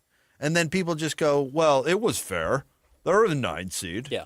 Look up the Ken Palm and justify that they're not a 9 seed. Right. It's like, come on. Yeah. Let's just cover for what they want to do. They want to spread the money with as few conferences as possible. Because keep in mind that the leagues as a whole are splitting up these units. Now, I believe, depending on your league, you do get more of a share of the unit if you yourself do earn it. But make no mistake that those units that you get for advancing rounds in the NCAA tournament get split amongst everybody. So if the SEC gets more teams in, that's more money for everybody. Yeah. If they win more rounds, that's more money for everybody. More Sweet 16s, more Final Fours, more all of that. So if you're telling me that athletic directors are going into a room of people filling out a bracket, that they're not going to keep that in mind? That's insane. Of course they. Oh, can you imagine? I don't know. Who do we want to put? Who's an athletic director? Well, whatever. It doesn't matter. Can you imagine a big-time athletic director from the Big Ten going into that room, and they go, "Oh, we're kind of debating. Should we put in 7 Big Ten teams or 8? If we do 7, we'll give the Mountain West another bid. Yeah, they'll get the second. Do you think that Big Ten athletic director is going to go? You're damn right. San Diego State had really a big glad you year. Said that. I'm really glad you're standing up for UNLV or, whoever. Those Aztecs were plucky this year. I agree with you. You know what? I'll sacrifice the extra 1 to 2% that I'm going to get into my budget because those Aztecs are just awesome. It doesn't happen. No, it does not. And the voice of those leagues in the room and those teams, sorry, Ben, is becoming smaller and smaller with each squeeze in both football and basketball. So I understand Jared Calhoun's move, not just to be closer to home, but because the deck continues to be stacked against these teams like Utah State, even if they go to the Pac-12, more and more and more every year. So it becomes a no-brainer, unfortunately, which stinks because it is better when Utah State is good. College basketball, in my opinion, is more fun when we do have those types of stories, but the people who write the story don't want it. And the people who write the story are exactly who you're talking about, who are sitting behind the scenes, under the guise of being a selection committee, which sounds like it has some official, unbiased nature, and it doesn't. And it does not. Just simply put. So that stinks. And they've tried a million different ways in football to figure out how to, get it right. I guess, computers, and everybody complains about everything. I mean, there is no way to get it right. But a computer certainly is far less biased than a self-interested athletic director or administrator or coach, for crying out loud. Yeah, no one's threatening the computer to unplug it if it gets the wrong answer. It doesn't know that. Tonight's games, Texas at Purdue. Well, Texas is the 11 seed, Purdue the 2 seed. Iowa, Nebraska, and then 2 great games late. Arkansas, Arizona, very interesting. Maybe Darius Acuff's the best player in the tournament right now. He has a chance to put on a really special run. He's very small. Really small, but scores 1,000 points and is basically unstoppable. We'll see if Arizona's defense can stop him. And then another great game, Illinois-Houston. So some good games tonight. Go Cougs. Okay. I like Kelvin Sampson. Yeah, I like Kelvin Sampson too. Stay tuned. Morgan Scally, in my opinion, missed out on a big opportunity. We will get to that next. 97.5, the KSL Sports Zone. Whether you're stuck in the office, I believe you have my stapler, in your car, or at your in-laws. You want a piece of me? You bet I do.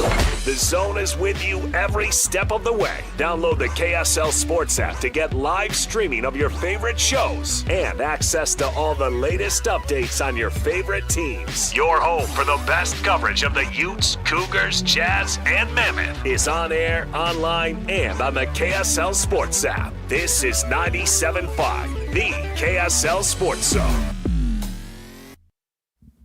Hey everyone, Jake here for my friends at Trajan Wealth. That's Trajan, Trajan, Trajan Wealth. And Trajan wants to be a team of folks on your side to help you with one of the most important aspects of life, and that's, of course, the financial well-being of you and your family. And listen, it's never too early or never too late to start thinking about these things, and that's why Trajan wants to be the team for you. The first thing they do, well, first, you give them a call, 801-210-6800. But the first thing that they want to do with you is get to know you. I've gone through this process. It's very easy, very simple. They're very nice. Sit down with them. They want to ask about you, get to know you. Things like what you want to do when you retire. When do you want to do, or when do you want to retire? What's your risk tolerance? Things like that. And then they want to show you exactly what they can do to help you accomplish those goals. It's really very simple with something that seems so complicated. So give them a call, 801-210-6800. Sit down with them. You can also go online to TrajanWealth.com. Advisory services through Trajan Wealth, LLC, an SEC-registered investment advisor. Client paid advertisement, additional disclosures at TrajanWealth.com, 801-210-6800 or TrajanWealth.com. $5,000. That's the average amount of money people in the U.S. are now spending on gas in a year. $5,000. That's crazy. If you drive, you have to download Upside, the free app that gives you cash back every time you get gas. That's right. You can earn real cash back with Upside just by buying the gas you're already buying. You can literally start earning cash back today. I use Upside every time I fill up, and I've already made around $300. You're putting gas in your car anyway. Why not get real cash back? If you like free money, download Upside. I'm saving the cash I earn from using Upside to help pay for a vacation later this year. Download the free Upside app now to earn cash back every time you buy gas. Use promo code SPEED to get an extra 25 cents per gallon on your first tank. You can cash out anytime right to your bank, PayPal, or a gift card for Amazon and other brands. Just download the free Upside app and use promo code SPEED for a 25 cents per gallon bonus on your first tank. That's code SPEED for a 25 cents per gallon bonus. This is Dylan Gunther of the Utah Mammoth, and I drive a BMW. Performance matters to me, on the ice and on the road. That confidence lets me focus on what matters most, performance. That's why I trust BMW Utah for everything, from service to tires. They've always got my back. Between scoring goals and scoring the perfect ride, it's a tough call, but scoring is what I do. And the win? Driving a BMW from BMW Utah. When I came to Utah, everyone talked about the greatest snow on earth. But during the 2002 Olympics, the world saw something else. This place also has the best ice on earth. Since moving here, I've done my best to own that ice and live up to that standard. It's about preparation, precision, and trusting what's beneath you every single day. That same mindset is why I chose BMW Utah, because great performance doesn't happen by accident. It's built, maintained, and earned. And I'm proud to work with a local dealer that represents Utah at that same elite level. Proud to be a Utahan, proud to support BMW Utah, drive elevated. I'm here with Monty from Connecticut Quality Water Systems of Salt Lake, an authorized independent dealer. So Monty, I wonder if you know someone like this. He's the ultimate DIY guy, restores classic cars, builds his own deck, and even smokes his own brisket. Sounds like a talented guy. He is, but get this, his other weekend hobby is troubleshooting his water softener. He's always down there resetting the timer or fiddling with the circuit board. See, Doug, that's where I draw the line. Smoking a brisket is a great weekend project. Yeah. Fixing an electric water softener is just a chore. Exactly. He thinks he's saved money by buying the bargain brand, but he's paying for it with his Saturdays. That's the Connecticut difference. Our systems are premium because they are non-electric and fully automated. No computers to fry, no timers to reset. We install it and you get back to the hobbies you actually enjoy. If you want soft water, do what I did and leave that to Connecticut. It runs on water power, not willpower. Learn more at softwaterutah.com. That's softwaterutah.com. Alpine Home Medical, we bring wellness home. We carry all of your home medical equipment and supplies, and we're always here when you need us. Alpine Home Medical, we bring Listen every Monday morning to DJ and PK and Monday afternoon with JJ and Alex for your Chevy Strong Play of the Game. Win great prizes from Rocky Mountain Chevy. Broadcasting from the Mountain Home Services Studio, this is 97.5 KZNS FM Colville, 1280 KZNS AM Salt Lake City, and 102.7 KSL FM HD2 Salt Lake City Midvale. This is 97.5, the KSL Sports Zone. The sports you love, the teams you can't live without. Get a sense of urgency! This is Jake Scott and Ben Anderson on 97.5, the KSL Sports Zone.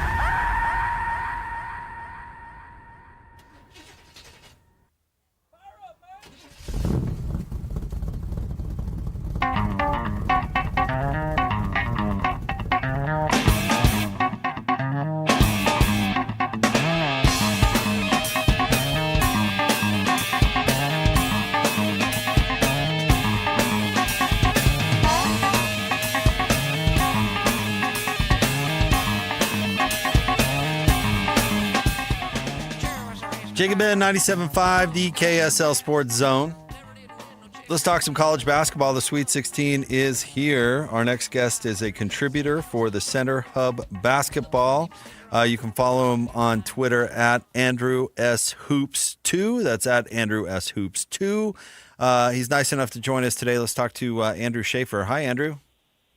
Hi, guys. How we doing? Thanks for having me on. We're doing terrific. All right, let's just start with tonight's games. Texas, Purdue, Iowa, Nebraska, Arkansas, Arizona, Illinois, Houston. What's the best game tonight?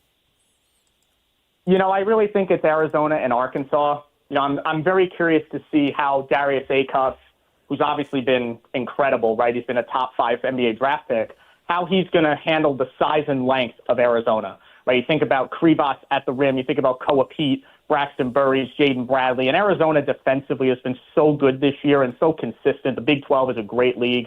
They've been the best team in that league. And I'm just curious to see how Darius Acuff handles all that length. Can he get by them? Yes, he can get by them. How does he finish at the rim? Can he also get some secondary help from guys like Malik Thomas, Billy Richmond, and Malik Ewan? So I think that game is the one that intrigues me the most.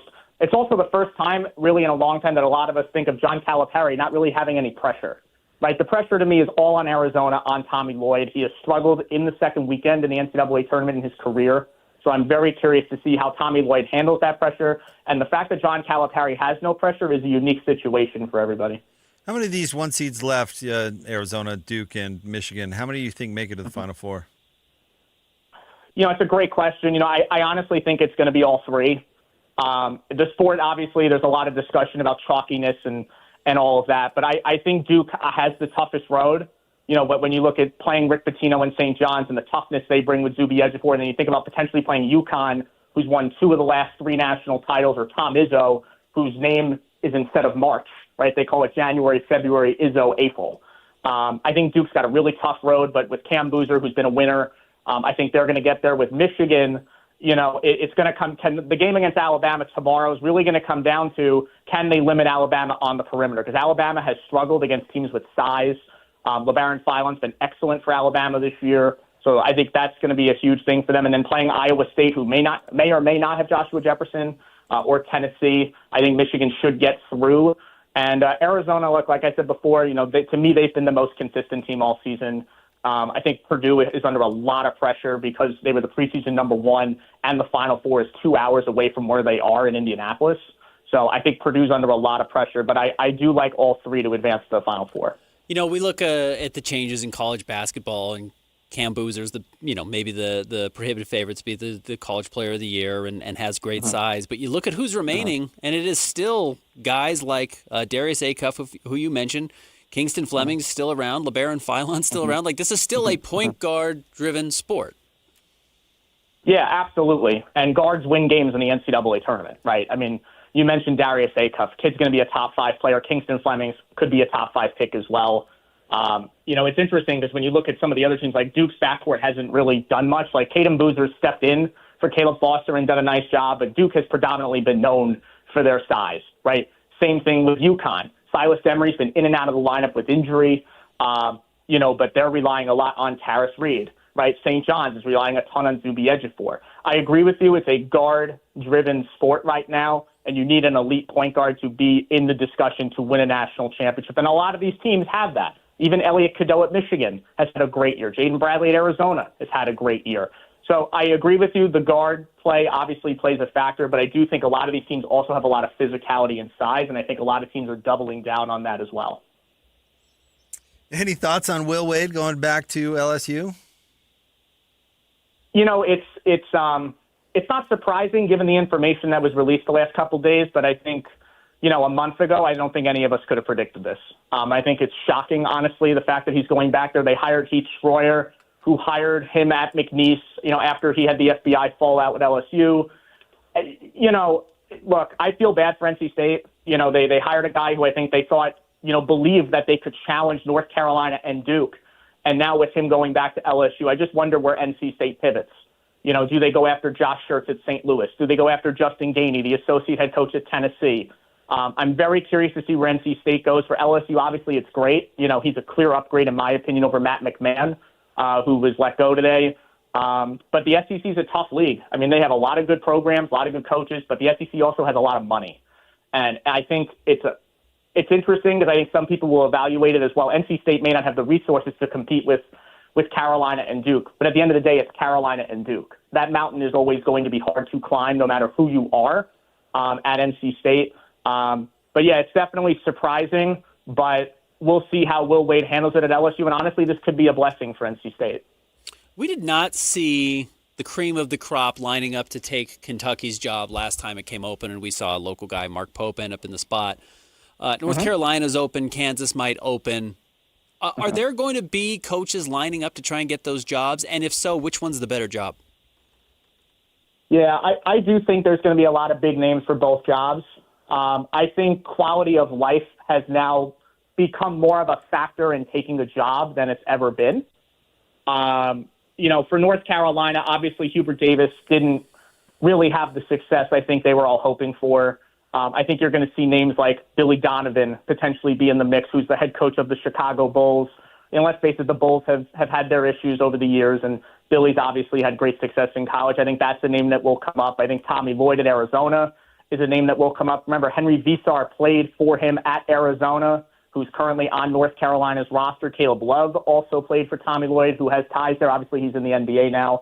I think Dusty May, I'm sure, will get a phone call. He's done a great job at Michigan. You know, had some Southeast ties to the state of Florida, what he did at Florida Atlantic. You know, I think those names you will see in the mix. I think Mark Byington could potentially be a sleeper name if all those guys say no. I think he's a guy they could call as well at Vanderbilt, done a great job there. And I think you'll see similar names at Kansas. I think it will be Tommy Lloyd. I think Grant McCaslin's name will certainly come up in that carousel if Kansas does open, if Bill Self does retire. I think McCaslin, Otzelberger, Lloyd, maybe Ben McCollum's name comes up. You know, if Iowa continues on this run, I'd be a little hesitant with McCollum because he's never really built a roster, you know, outside of his guys from Drake. I'd be a little hesitant there. But I do think you're going to see major names at both of these programs because at the end of the day, they're blue blood jobs. They don't come open often. I know Kentucky was a bit of a different scenario with Mark Pope taking the job. But I don't think Carolina doesn't have any in-house guys. Like, they're not going to hire Jerry Stackhouse. They're not going to hire Kenny Smith. You know, they're not going to hire those guys. Kansas could hire Jock Vaughn. I just don't think it's not going to win a press conference hiring Jock Vaughn, and both of those schools need to win the press conference, in my opinion. So we now cover the Big 12 a lot, as you would imagine, with Utah and BYU being our local schools that we talk about a lot. And conference expansion, of course, has been a huge topic around here for a very long time. Agree or disagree with this statement? Conference expansion or conference shift or whatever you want to say has really been good for the Big 12 in basketball, even more so than football. Oh, I think it's great for basketball. I think it's been a great thing to have brands like Houston come in from the American. I think a lot of people thought Houston was going to struggle, and look what Kelvin Sampson's done, right? BYU, you guys know, they made a coaching change with Kevin Young. It was a bit of a risk, but it's worked out. AJ DeBanza was awesome this year. It's unfortunate Richie Saunders got hurt, but I think it's great. I think the Big 12 was the best league this year, especially at the top. Arizona, national championship contender. Iowa State's a national championship contender. Houston could very well win the national championship this year. Kansas, I think if they hire the right coach, if Bill Self does retire, they're going to be back. Texas Tech had a great run, over the last few years with Chris Beard and Grant McCasland. So I think it's been great for basketball. I know football is predominantly the sport in the Big 12. And even, basketball has been great for them, though. Scott Drew has done a great job there. Obviously, this year it didn't go as well. And I think, again, Jared Calhoun is now at Cincinnati. You guys know him from Utah State. I think that's really going to help. Randy Bennett's now at Arizona State. So I think the Big 12 really benefited from conference expansion or realignment in basketball. I look at the games tonight, we already mentioned them, and you look at the games tomorrow night and you think, wow, this is really loaded, this is great, this is going to be fun to watch. It's all kind of major, big names. We've also just been talking about, Jared Calhoun was winning at Utah State, was doing a terrific job, and it really almost doesn't make sense to stay. A, he went closer to home. B, there's way more money. And C, they just don't reward teams like Utah State anymore. So while the product this weekend is A+, it does seem like overall, we are hurting some of these potential Cinderella teams that used to make runs. No, I agree. It's the gap has widened, right? With money, transfer portal, there's really no rules. And I think it's really hurt a conference like the Mountain West, right? With San Diego State, Utah State, New Mexico. These are great mid-major programs that I think a lot of people know and know their tradition. And Utah State's had great tradition. I mean, look at the coaches they've put out there. Danny Sprinkle, Ryan Odom, now Jared Calhoun. I would expect their hire to be a great one in this next cycle. So I think it's good for the fans, I think, of Power 5 programs and who are like traditionalists, that these big brand names are winning everything. But I do think the tournament would have benefited from having a Cinderella story like a High Point or something like that where like a smaller school gets to the Sweet 16. But I do think the gap is certainly widening, and I don't see it closing anytime soon. Houston's ability to make a run with Florida out of the way. A tough one with Illinois tonight. How do you see that going? Mm-hmm. Yeah, I think the door is open. I agree that Houston, I think, was the biggest beneficiary this weekend with Florida being knocked out. Listen, they're stylistically, they're a little different, right? Houston typically plays rock fights. They want to play through the glass and through the defensive end of the floor. When I know defensively this year they haven't really been what they normally are, but they have Kingston Flemings, who's going to be great, Emmanuel Sharp, JoJo Tugler. Chris Sinak, I think, is a huge key for them. He's got to show up on the glass. Illinois wants to get up and down, right? You think about Keaton Wagler and Boswell and Mirkovic. They want to get up and down. They want to take tons of threes. To me, this game is all about pace. If Houston can get this game slowed down in the half court, I like Houston tonight. I'm a big believer in Kelvin Sampson. I think this is probably going to be the year that he gets it done. He's got so much talent in that room, and honestly, he's due to win a national championship. He should be in the Hall of Fame. I think Houston wins the game, but it would not surprise me if Illinois, hits 12 threes and they win it, because of their offensive capability. But I think it's going to be a battle of style. Just how the game is officiated too is going to be a huge key. But I like Houston tonight. Andrew, thank you so much for jumping on with us, man. We really appreciate it. Enjoy the rest of the tournament. All right. Thanks for having me, guys. Appreciate it. Thanks, Andrew. Thank you, Andrew. Andrew Schaefer, he's a contributor for the Center Hub Basketball. You can follow him online at Andrew S. Hoops 2. If you're a Jazz fan and you want to start getting an early look at the draft, tonight is a great night for you because, as you mentioned, Darius Acuff, who's going to be selected right there where the Jazz are picking, is playing against Arizona, maybe his best opponent so far this season, in all honesty, even with the SEC schedule. And then tonight's game, the late game with Kingston Flemings, the point guard at Houston, and Wagler, the guard, kind of combo guard at Illinois, is a great matchup. Houston probably has a better ability to slow it down than Illinois does to speed it up. That's kind of generally the rule of thumb. We've talked about this before, I suppose, but I was asking about Big 12 expansion. You think the Big 12 loses Texas and Oklahoma, which in football is fairly devastating. Mm-hmm. In basketball, is two decent programs. I don't know. Yeah. I think Texas has punched below its weight for the most part. Mm-hmm. Oklahoma has had its periods of success or whatever, but still nothing all that special. You take them out and plug in, just think about it, at least this year, plug in Arizona and Houston. Mm-hmm. I mean, that's an upgrade. And then BYU has held its own since getting into the league. I certainly would argue You look at some other programs like Utah, Arizona State probably has a little bit of a ways to go. I don't know if UCF's doing anything for you. Cincinnati, maybe they can take a next step with Calhoun. I don't know. But if you look at just that swap out Texas and Oklahoma, swap in Houston and Arizona, that's a huge upgrade. Kelvin Sampson is sounding the alarm at Houston that they don't have enough money to continue to bring in good players. He's always found a way to win, and I suspect because of the talent in their backyard, they will find a way to continue to win. Okay, at what point do we stop listening to that? Yeah, I'm totally with you. Like, Houston's going to be fine. I think he's doing this as a ploy to get leverage to get more money for his team. Every school. I had this criticism for universities in general, but it's certainly true with coaches.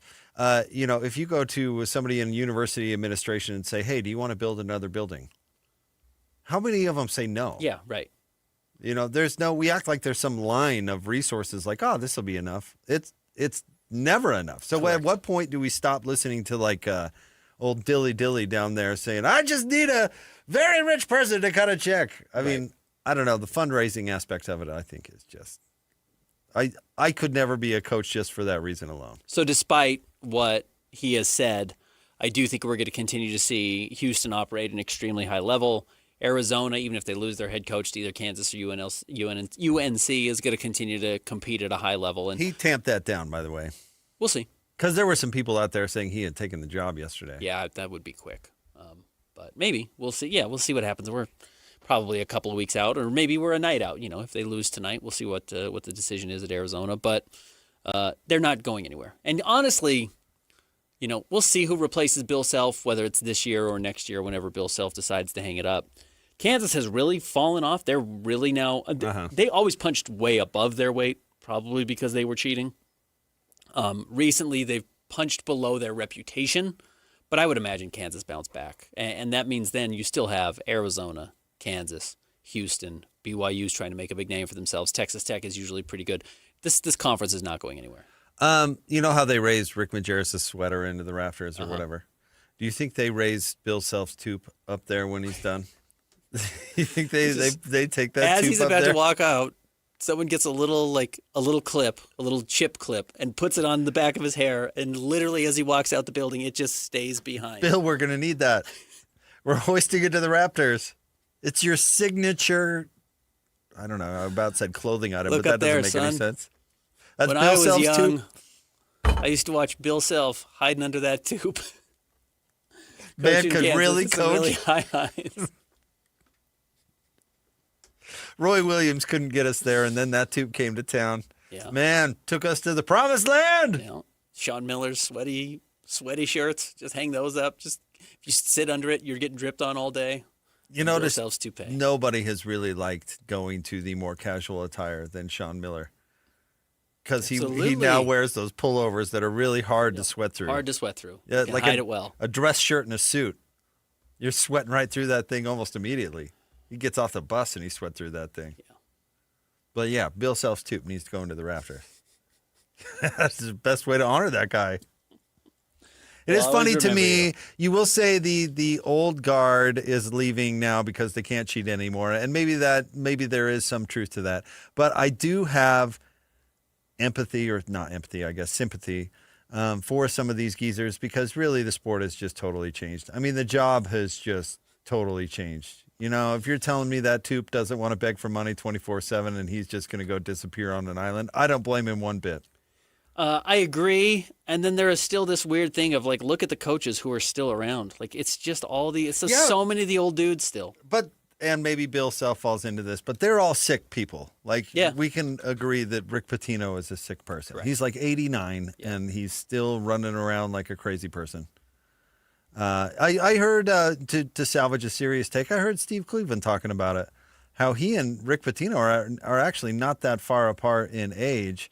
And I guess Coach wasn't specifically talking about Rick Pitino, but Coach Cleveland did go into, his life and how he lives as a non-coach. And you know what? I got to tell you, sounds pretty dang good. But Steve Cleveland, who actually does want to spend time with his grandchildren and do those sorts of things, I don't find a sick person. I think Rick Pitino is a sick person that could never leave. Yeah. Like Joe Paterno could never leave. Right. Oh, there are a lot of coaches who don't know how to say goodbye. They just can't do it because they're addicted to the, I would argue attention, but I mean, there's probably some other things. The money, the power, the winning. Addicted to all this stuff. Legacy. Yeah, I mean, Tom Izzo said this latest win might have given him 2 more years. It's like, yeah, they go up. Been here since 1990, something like that. Crazy. They go up to Rick Pitino and they say, "Hey, the job has changed. You now need to swallow every bit of integrity that you have and walk up to that rich guy and beg him for some money." Mm-hmm. And Rick Pitino looks right square at that person in the face and says, "Good news for you. I never had any integrity." Yeah, right. I used to ask for. Excuse me. I've always been asking for money. While I go get on my knees and beg this person for money. I'll be right back with that check. Yeah. I still get to strut up and down the sidelines and be on TV, right? Okay. Yeah. I'll be right back. Yep. All right. Is it still about me? Cool. I'll ask for money behind the scenes. Stay tuned. Spring football is underway at the U. There is some news coming from there. And I think Coach Scally missed an opportunity. We'll talk about that next. 97.5, the KSL Sports Zone.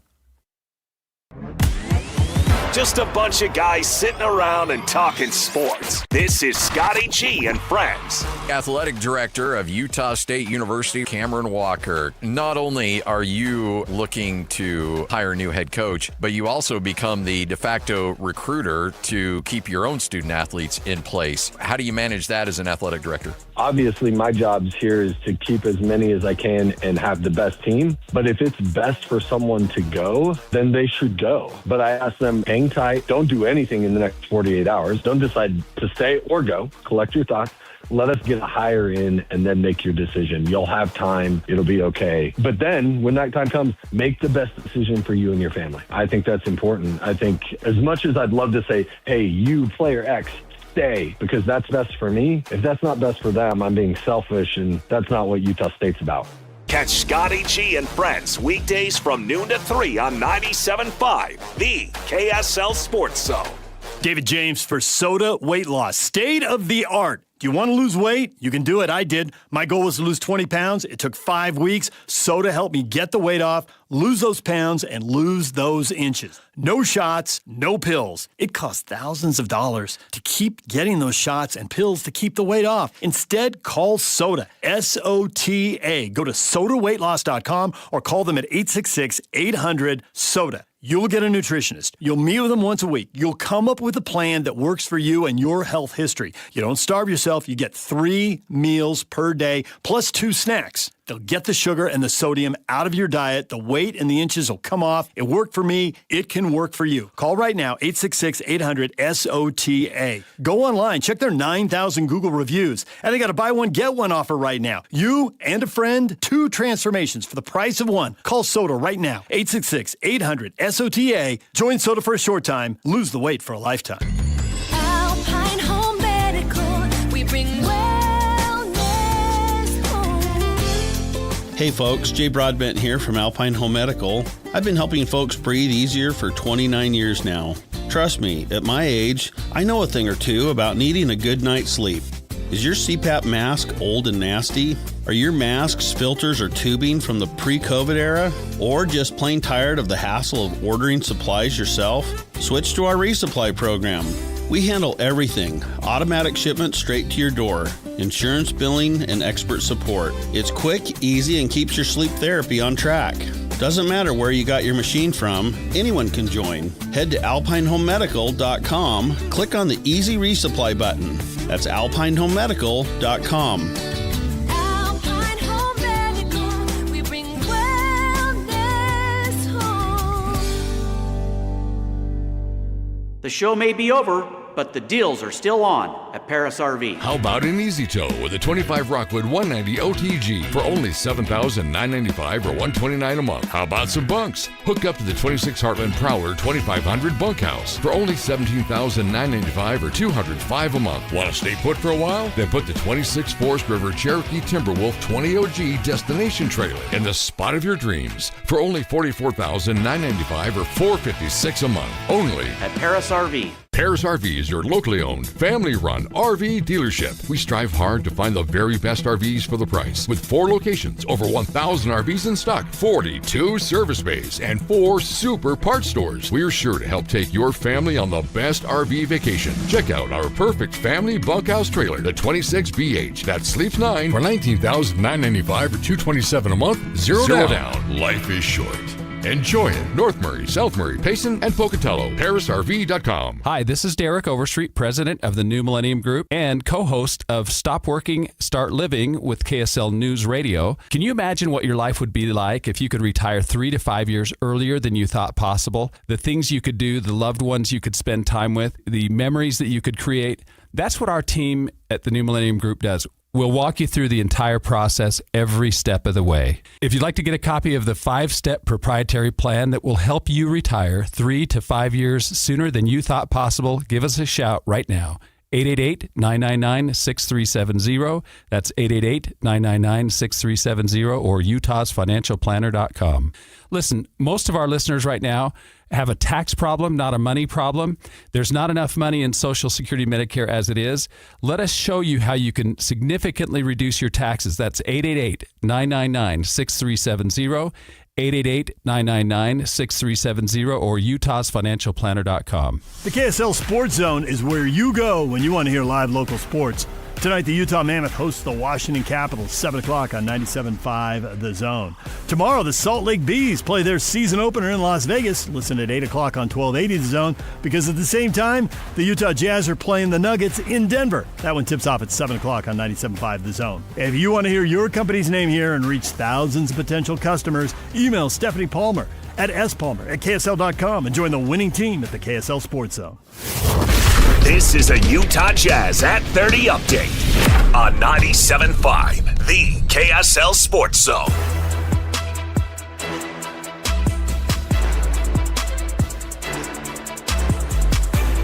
For Jazz at 30 update, here's Blake Hinson on his focus while he's been with the Jazz. Energy and effort. I tell myself that all the time. Energy and effort. I'm doing my job for sure. Those are the only 3 things I have to stick to, and I'll be successful. Jazz at 30 brought to you by University of Utah Health. At University of Utah Health, hope is in our DNA. Learn more at uofuhealth.org. That's uofuhealth.org.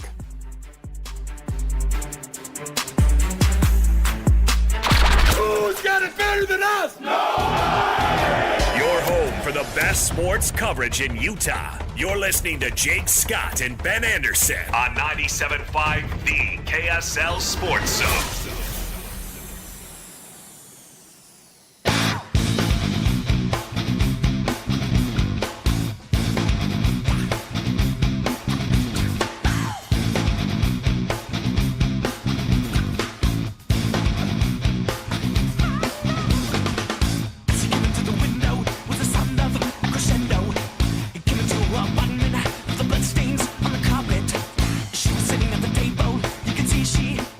Jacob Ben, 97.5, the KSL Sports Zone. Jake Scott, Ben Anderson. What do you think about this cover? Because I really like the original of this song. I think this cover did what a good cover should, which is it kind of reintroduced people to the original. Like, this was a good Michael song, obviously, but it got a second life out of this song. And I'm fine with a good punk cover. I just don't know if I like this one. Are you familiar with Me First and the Gimme Gimmes? Like, yeah. a zillion great punk covers. Yeah. Like, the punk cover ruled the world there for a hot second. Mm-hmm. Yeah, for sure. But I don't know if I like that one. Maybe it's because I like the original so much. Whatever. Ben, 2 things we teased will pay off. There was some news out of spring camp yesterday for Utah, and we can get to the newsy part first. And then I thought there was a missed opportunity. We can get to that next. Let's play. Here's Coach Morgan Scally talking about the spring game. No spring game. You know, I wanted the extra practice. We've got enough new in the system that I really want to take advantage of that 15 practice, but we are going to open things up. We've already opened things up more to you guys, and also going to do that to our fans a little bit. And obviously on the 18th, we're going to have a fan day so that they can meet the new players and there be engagement with our new guys and new staff. So we're doing all we can to play both sides, right? I don't have any problem with it. Now, traditionally, I always favor spring games over no spring games. You should always have more, give more to the fans, et cetera, et cetera. he has countered it, as he said, and he seems to be standing by his word by making practice more available. Now, practice isn't necessarily available to fans in the same way that a spring game would be, but at least you're getting some coverage through the media more so than what Witt Well, it gave sounded you. like he's going to open up some stuff to the fans. And then he will do some more stuff to the fans, though I think fans like to go and watch the spring game, though. I think you can go watch practice. I think that's what he's saying. I think they're going to open up stuff to the fan. Not all of it, but I think they're going to open up today. Stuff to the fans. I think canceling the spring game is lame. I understand what he's saying. I believe it's appropriate to counterbalance it. If you're going to do it in today's day and age, then figure out a way to make it special, because the spring game is something for the fans. No coach ever in the history of college football likes the spring game. They just don't. Right. It's not productive. It's giving your guys a chance to get hurt, all those things we've heard coaches complain about in the past, but it's a way for fans to get involved in the program at a time when fans aren't involved in football. And I think the fans like that. And actually, I think the program benefits from it. So, yeah, I think it's kind of lame. I think it's kind of lame that there's kind of a title and a legacy to the game too, with the Forever 22 thing.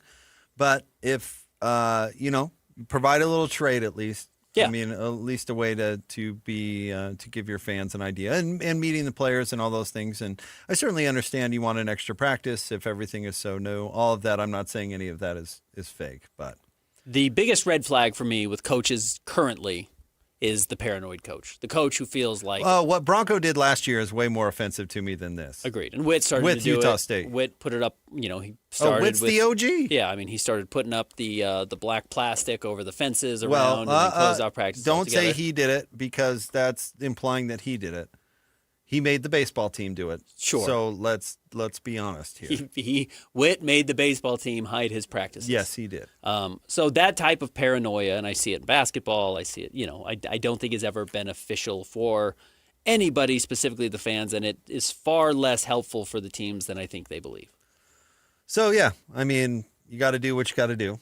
But I do think it is kind of lame to cancel the spring ball or spring game. Totally fair. So, yeah, we'll see if he gets an extra productive practice out of it, and we'll see what the access to the fans looks like. So if you're going to give and trade, then that's fine. It's certainly much better than shutting the whole thing down. All right, now let's get to our next clip, and I'll explain why I think Morgan might have missed an opportunity here. All right, here's Coach Morgan Scally talking about Kyle Whittingham.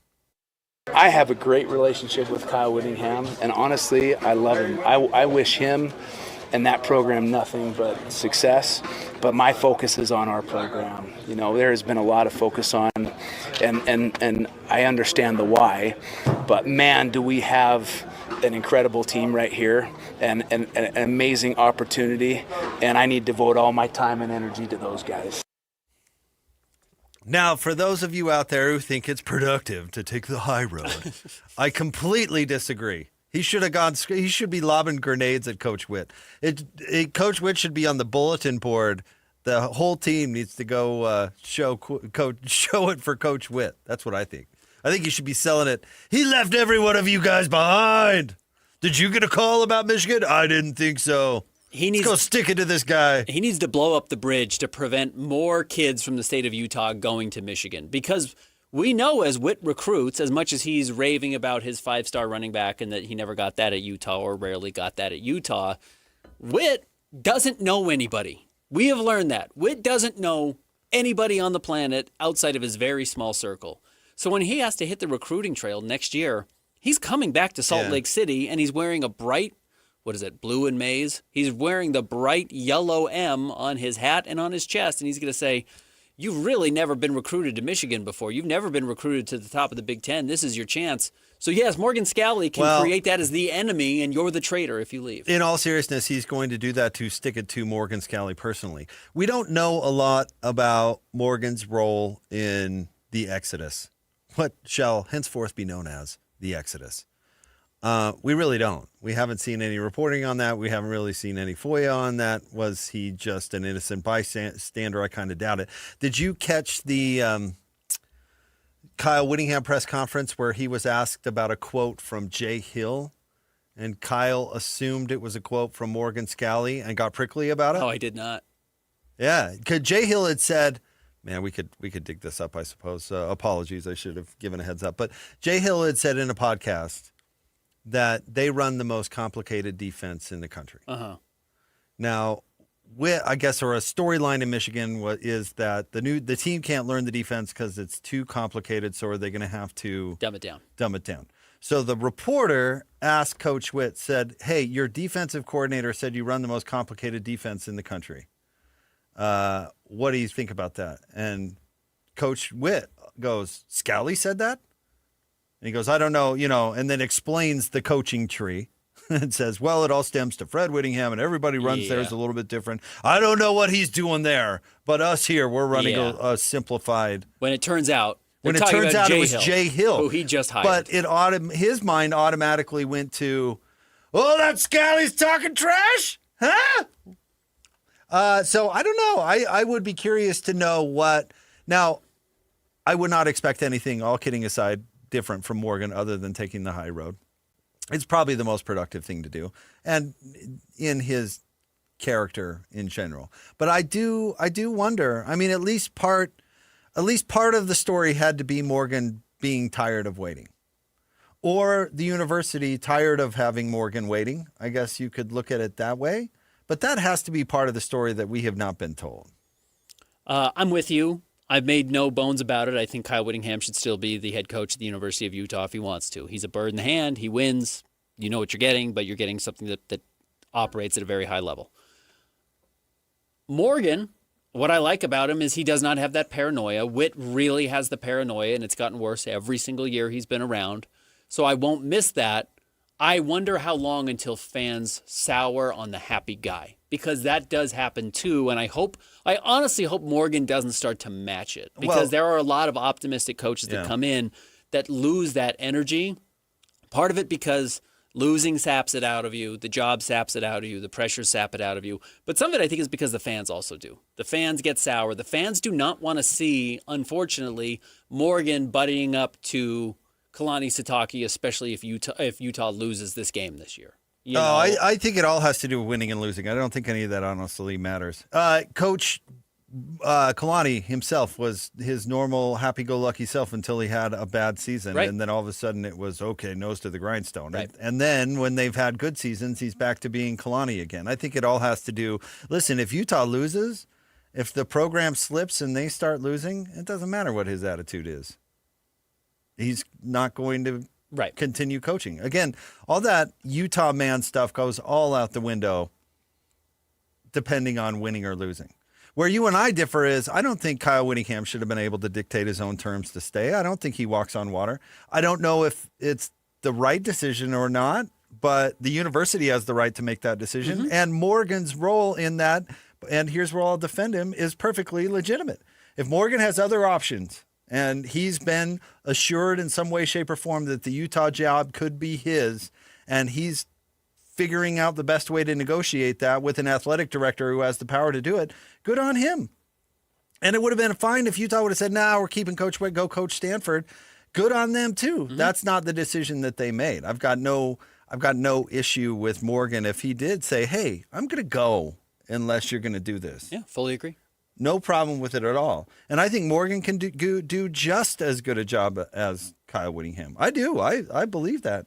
I don't think he's going to be as good day one. How would he be? How are you as good a coach as a guy who's been doing it for 20 years? And the truth is you just won't be. You haven't been in all those positions yet. And maybe you have success the first year. What does the second year and the third year look like? We don't know. Those are all things that are yet to be determined. But I'm with you. Utah has the right to make the wrong decision. And I think they made the wrong decision, but that is absolutely their choice. I mean, Witt works for the program, and if the program wants to move on, they get to. And look, again, for our jobs, I hope Utah stays relevant. I hope they win at a higher level. I hope the BYU-Utah rivalry continues to get better and better and better. I hope they improve one another and can win the Big 12. But we will see. I'm not sure a lot of teams get better when they lose their Hall of Fame head coach. It traditionally doesn't work out. Stay tuned. We'll have more coming up next. Jake and Ben, 97.5, the KSL Sports Zone. This is DJ and PK. Here we go again. David Pagnotta joins us, NHL insider, for the fourth period. Perception-wise, what is the rep of the Mammoth as an organization in the league to players? With respect to the rep of the Mammoth, it is on an incline and has been since the end of last season when players talk, families talk, wives talk, girlfriends talk. That has spread over the course of the last 12 to 18 months here. And the reputation of the organization is immaculate based on a number of players and other hockey personalities that I've talked to. So I think without question, it's becoming, and I say becoming because it's just in its second season here, but becoming a very desirable destination for a lot of players. That's certainly going to be impactful come free agency, but at the same time, when players are putting together their no-trade lists, I can't imagine that too many are going to be looking negatively with respect to the Mammoth. Catch DJ and PK mornings from 6 to 10 on 97.5, the KSL Sports Zone. In Utah, over 200,000 families have trusted RGS Exteriors with their homes, and there's a reason for that. Our family's business has been serving Utah homeowners for 5 generations. In fact, there's no exterior company in Utah with a longer history, not even close. That kind of reputation doesn't happen by accident. It happens year after year, award after award, referral after referral, and home after home. At RGS Exteriors, we specialize in siding, windows, gutters, and decking that protect and transform your home. Hi, Tim Brown here, RGS Exteriors. My family has been building and improving homes in Utah for 5 generations, and taking care of homeowners is something we take very serious. With over 1,300 5-star Google reviews, 21 Best of State awards, and our 10-year workmanship warranty, homeowners know they can trust RGS. Over 200,000 families across Utah have trusted RGS Exteriors with their home, and so can you. Schedule your free estimate today at 801-280-3110, 801-280-3110. We just want to have enough money for retirement. And travel to visit our grandchildren. I understand. That's why at Fisher Investments, we start by getting to know each other, so I can learn about your family, lifestyle, goals and needs, allowing us to tailor your portfolio. What about commission-based products? We don't sell those. We're a fiduciary, obligated to act in your best interest. So how do your management fees work? We have a simple management fee based on the value of your portfolio. So we do better when you do better. We appreciate that kind of transparency. We also check in with you regularly to keep you up to date on the markets and your portfolio. Well, what other services do you offer? As a client, you have access to resources on investing, financial planning, estate planning, Social Security, Medicare, and more. Wow, sounds like Fisher Investments has everything we need. At Fisher Investments, we're clearly different. Learn more at fisherinvestments.com. Investing in securities involves the risk of loss. Hey guys, Alex Curie here. You've heard us talking about SLC fat loss, and here I am again. You know why? Because it works. If you've ever lost the weight, if you've ever gained it back, then lose it and then gain it back. You're not alone. In fact, the number one concern people have about losing weight, it's not about just losing the weight, it's about gaining it all back later. And a new 2026 study found something pretty surprising. Here's what they have. People who stopped GLP-1 injections for their weight loss regained all that weight back nearly 4 times faster than the people who lost weight through just diet and behavioral programs. Why? Because a lot of medications only work while you stay on them. When you stop, your old habits, that appetite, it all returns, and so does the weight. Losing weight is the easy part. It's about learning how to keep it off and enjoy life. That's what really matters. At SLC Fat Loss, their doctor-developed program helps adults lose 20 to 40 pounds in about 60 days using real food from the grocery store. But more importantly, they're going to teach you how to maintain that weight loss long-term without giving up the foods that you love. See if you're a candidate today. Schedule that free consultation at slcfatloss.com. That's slcfatloss.com. Results may vary. Every student arrives with potential. At the Huntsman School of Business, they turn that potential into possibility. And the possibility gets turned into real-world success. Through hands-on learning, personalized support, and global opportunities, students at the Huntsman School of Business graduate ready, with skills, with confidence, and with a plan. This is where you discover who you are and what you can achieve. Dare mighty things. Visit huntsman.usu.edu. That's huntsman.usu.edu. Take your golf game to the next level. Introducing the Rev Tour, a new competitive league for amateur golfers of all skill levels. It's fair, competitive, flighted league play built for everyone who loves the game. Starting with leagues in northern and southern Utah. Then local regionals advance to Las Vegas for 2026 to punch your ticket to the Nationals. All regional winners will be able to play at Pebble Beach with deep discounts. Sign up now at golfrevtour.com and get $50 off April using promo code REV1280. Golfrevtour.com, promo code REV1280. City.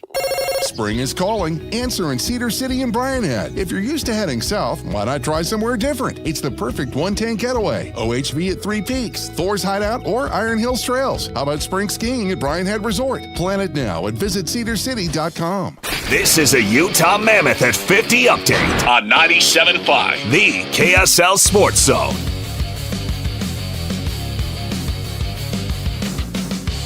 Your Mammoth at 50 update. Here's Mackenzie Weegar on the defensive performance against Edmonton.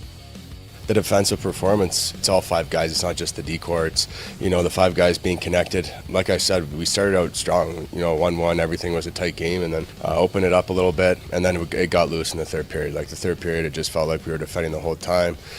Boys were coming back to the bench tired. The next guys that jumped out, went in the O-zone, couldn't sustain anything, and then we were just tired in the back, defending, in our end. So it wasn't, our best performance defending for sure. So. Mammoth at 50. They're back in action tonight at the Delta Center against the Washington Capitals. Puck drop at 7 p.m.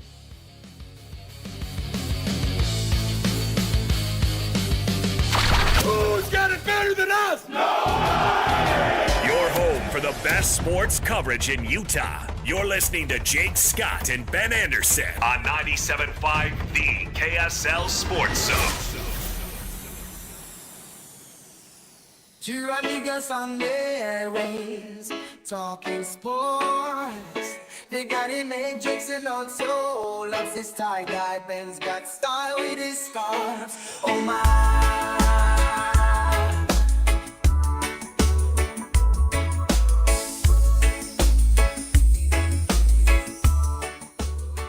Jake and Ben, 97.5, the KSL Sports Zone. We want to remind you about our friends at J. Brooks Jewelers. Cherish your love with J. Brooks Jewelers. Explore their expertly crafted engagement rings made from the finest materials. J. Brooks Jewelers. Sweet 16 action gets started tonight at 5:10 on CBS between Texas and Purdue. Your team, Purdue. We'll see how they do. The 5:30 game is 9 seed Iowa and 4 seed Nebraska on TBS/True TV. Then the night games, 4 seed Arkansas, 1 seed Arizona on CBS. And then the nightcap, on TBS and True TV, 3 seed Illinois and 2 seed Houston. All 4 of those games are interesting for a variety of reasons, but the night games are the better ones. Those last 2 are going to be great. Those are big time games, so fun to watch those. Part of me wants to see the Hoiberg nepotism duo beat Iowa, but yeah, because they've never. Can you believe that Nebraska never won an NCAA tournament game until this year? Now they've won 2, and it'd be pretty cool to see them go to the Sweet 16, the Elite 8. They're already or in the Elite Sweet 8. 16. Yeah, sorry, yeah. You're right. Yeah, absolutely, no question about it. We have not talked about opening day at all for baseball. Can you believe it looks like another bad year for the Pirates? Paul Skeens, their ace, their superstar, maybe the best pitcher in baseball, did not get out of the first inning. He's given up 5 runs. Listen. It'd be tough to be a Pirates fan. I liked baseball growing up. I liked the game, all the stuff. There's always been way too many games in baseball, and I don't understand how people can get fired up for game 1. I get the opening day is like a thing. But yeah, man, it's a true marathon. And now they're starting it early. This is a week or 2 earlier than usual. But, you're already spitting hot Pirates takes at me. I absolutely do not care in the slightest. I found it somewhat interesting that Netflix is diving into the Major League Baseball world, which they aired the game last night. But they're only doing like 3 games total for the whole year. Because of the amount of games, like you're talking about, how much product there actually is to be had. Apple was doing Friday night baseball for a while. Now Netflix is getting in.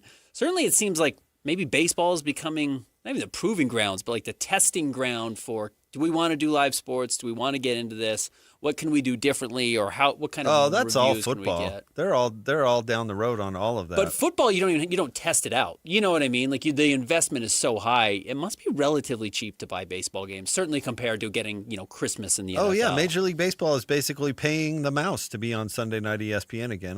But because inventory is so vast.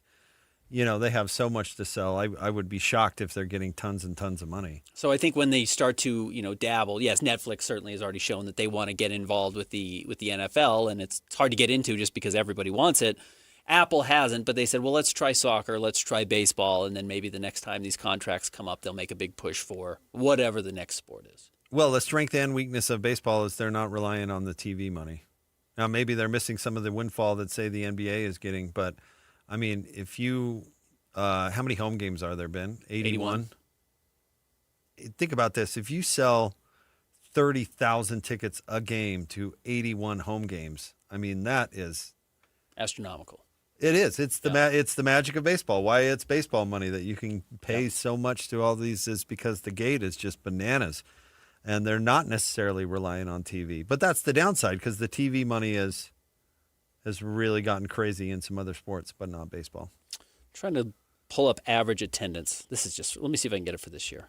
Because I know people are probably like, well, 30,000. They're not selling 30,000. Depends on who you are. Okay, the Dodgers worst team, the Athletics. Now, the Athletics were playing in a minor league they don't count. Stadium. Eliminate them. Tampa Bay, the same thing. Half their stadium got torn up. But like even the worst team, so my White Sox involved, they're the fourth worst, lowest average. Miami, the third lowest.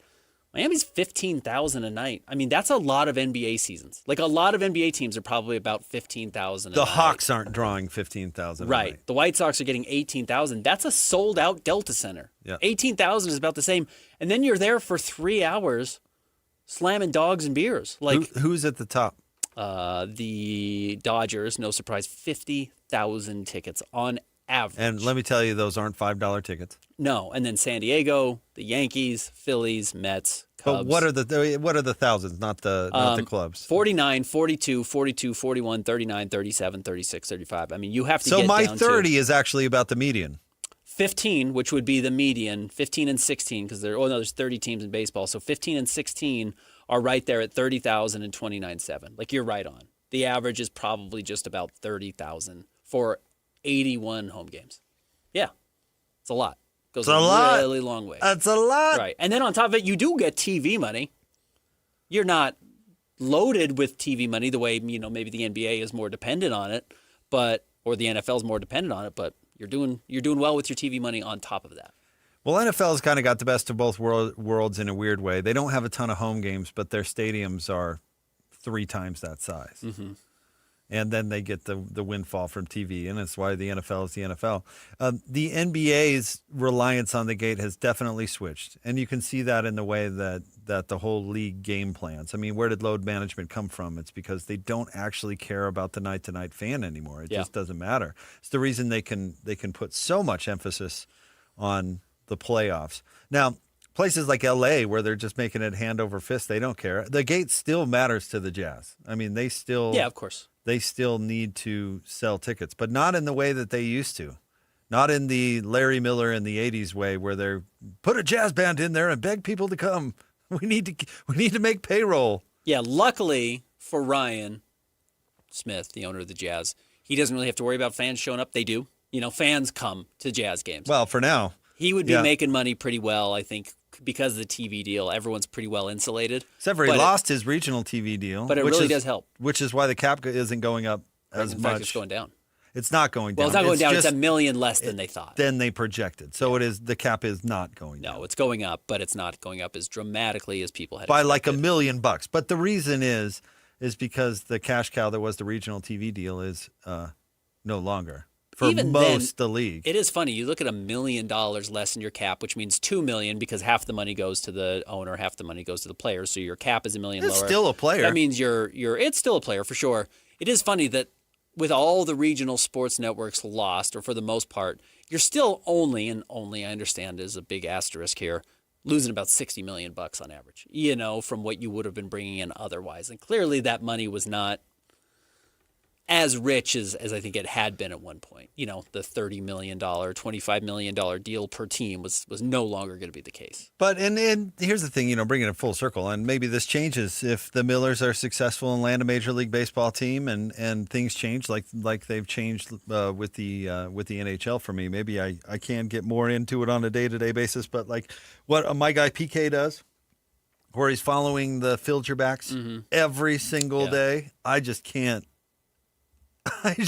In March still, I just can't do it. I am very curious, and this has always been the battle, and this is what everyone's trying to figure out is what does the demographic look like of who's watching, because are you a retired guy? Not that PK is, but The retired person who can watch 2 or 3 baseball games a day and just has it on all the time, that's one thing. That is actually not who you want to be your demographic watching. Yeah. You know, we had a neighbor growing up who had polio. He sat and watched 10 games a day. That was his thing. He just sat at home and watched it.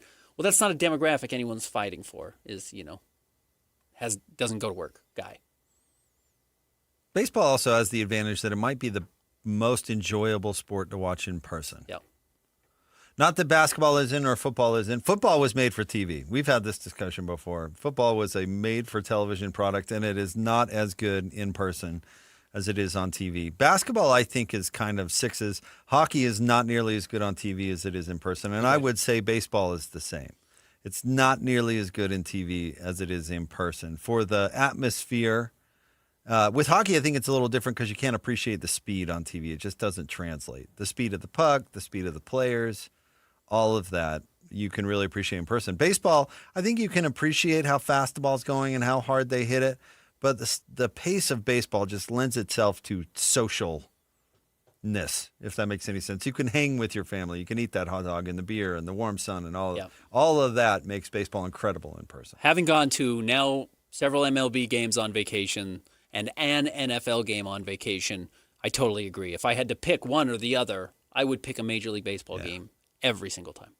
Way better. I got a better view at home on my couch with football. Yeah. And football's pace in person is so much slower than it is on TV. And not intimate. Even though the field is huge, it's really not intimate. That's where hockey is great. You get there, the arenas are still small, and the ice is really big. It becomes really intimate. Scotty G and friends are coming up next from Tim Daly Nissan Southtown. Stay tuned. Jake and Ben Show. We will be back tomorrow on 97.5 the KSL Sports Zone. Whether you're stuck in the office, I believe you have my stapler, in your car, or at your in-laws. You want a piece of me? You bet I do. The Zone is with you every step of the way. Download the KSL Sports app to get live streaming of your favorite shows and access to all the latest updates on your favorite teams. Your home for the best coverage of the Utes, Cougars, Jazz, and Mammoth is on air, online, and on the KSL Sports app. This is 97.5, the KSL Sports Zone. This is JJ and Alex. I got this. And the Mammoth obviously have a lot of work cut out for them still because they are now at a point where, again, I hate looking at the percentages, JJ. Doesn't it make you nervous to go, yeah, right now they sit at 76.5% to be that wild card 1 team. There's so much hockey still left to be played. Yeah, that percentage can drop quickly if you lose 4 straight again. Overall, you're looking at where this team is at. They're in that number 1 wild card spot. They control their own destiny. I would rather be in that number 1 wild card spot than in the number 3 central spot because if you're the Wild, you're either playing the Avalanche or the Stars in the first round. That's brutal. It is. I would rather be the Mammoth. You're going to be playing a first-round playoff series against the Ducks, and then you get the winner of the Oilers and Knights in the next round. I'd rather do that than get the Stars or Avalanche in the second round. If they're in that number 1 wild card spot, with as good as that team is, there's a path for them to go on a long run in the playoffs, not just win a series. Catch JJ and Alex afternoons from 3 to 7 on 97.5, the KSL Sports Zone.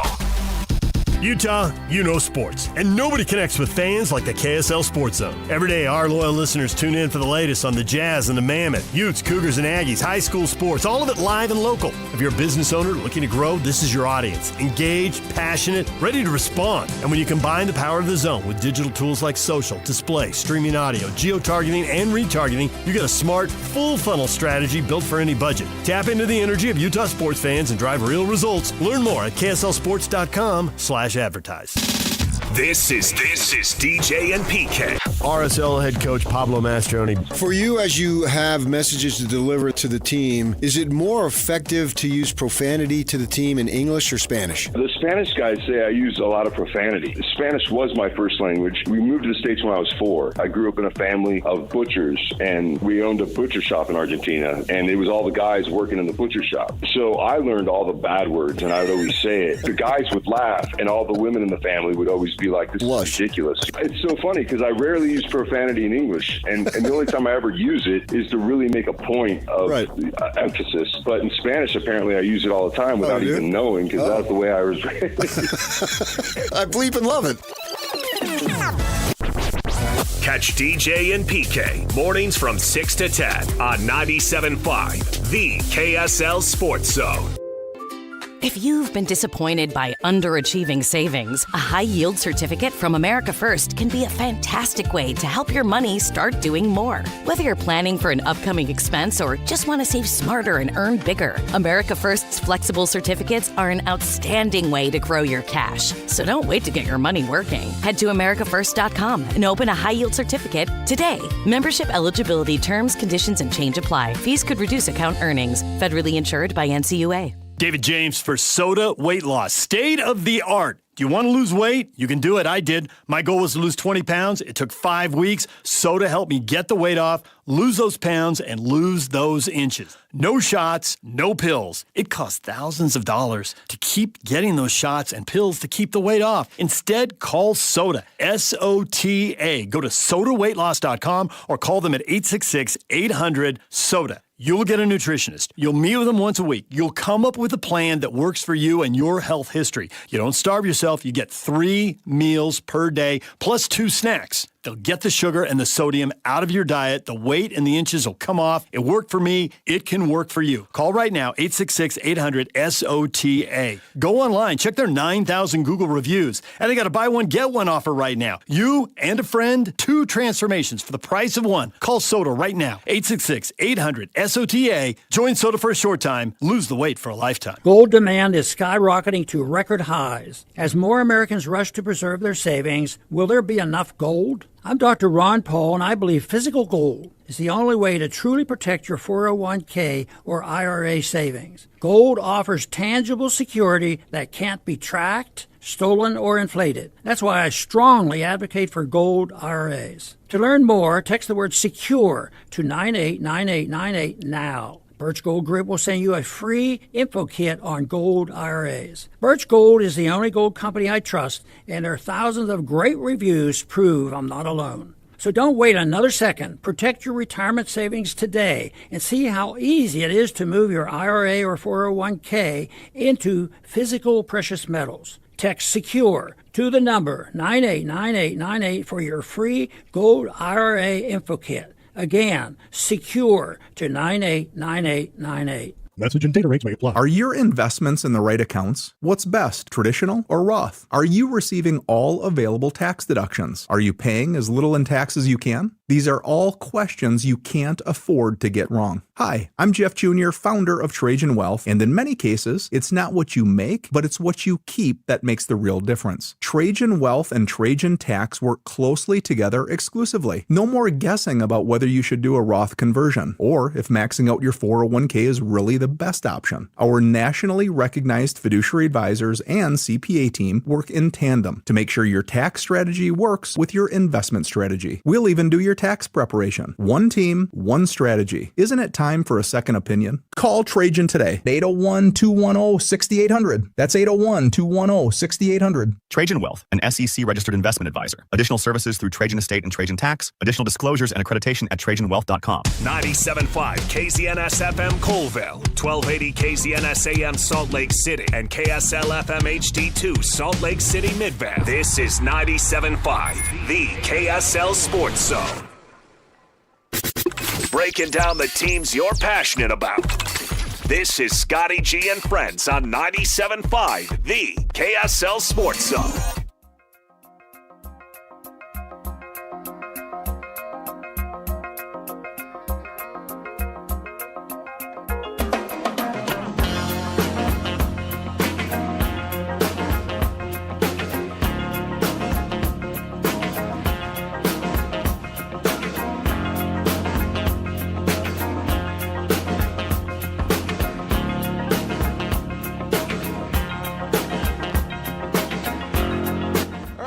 Let's get it. 97.5, the KSL Sports Zone.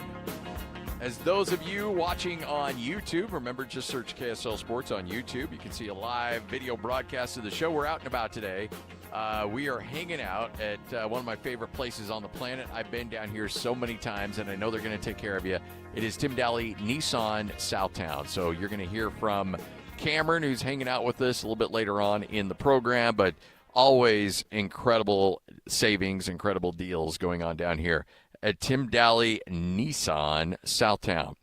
All right, the great Patrick Kinahan's going to join us right out of the gate. We'll have a chance to catch up with him because, look, when we talk about friends, all right, there's no better friend than Patrick Kinahan. I mean, come on, let's not kid ourselves here.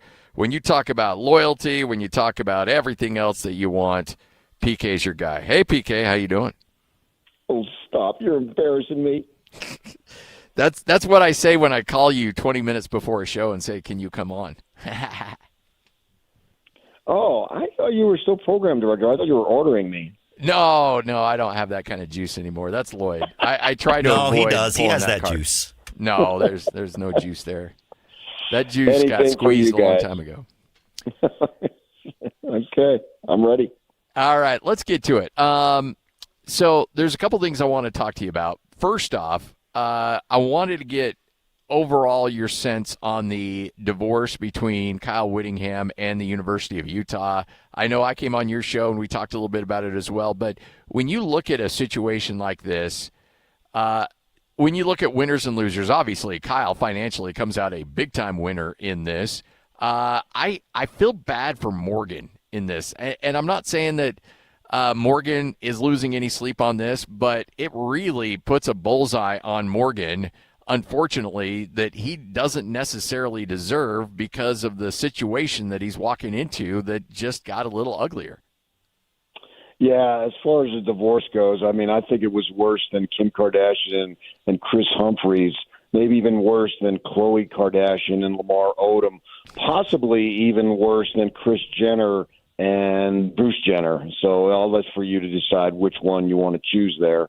But, yeah, there's no question that it puts a bullseye. I think Morgan already had one because when you're replacing a coach who is the winningest coach in school history, that automatically puts a bullseye on him. Now, before these documents came out, which, I wasn't that surprised. There was a couple of details in there I was surprised by. But you were replacing a coach that essentially went 11-2 last year. So when he has a healthy quarterback, his intended starter, it proves that he could win. I realized he had a couple of seasons there where that wasn't the case.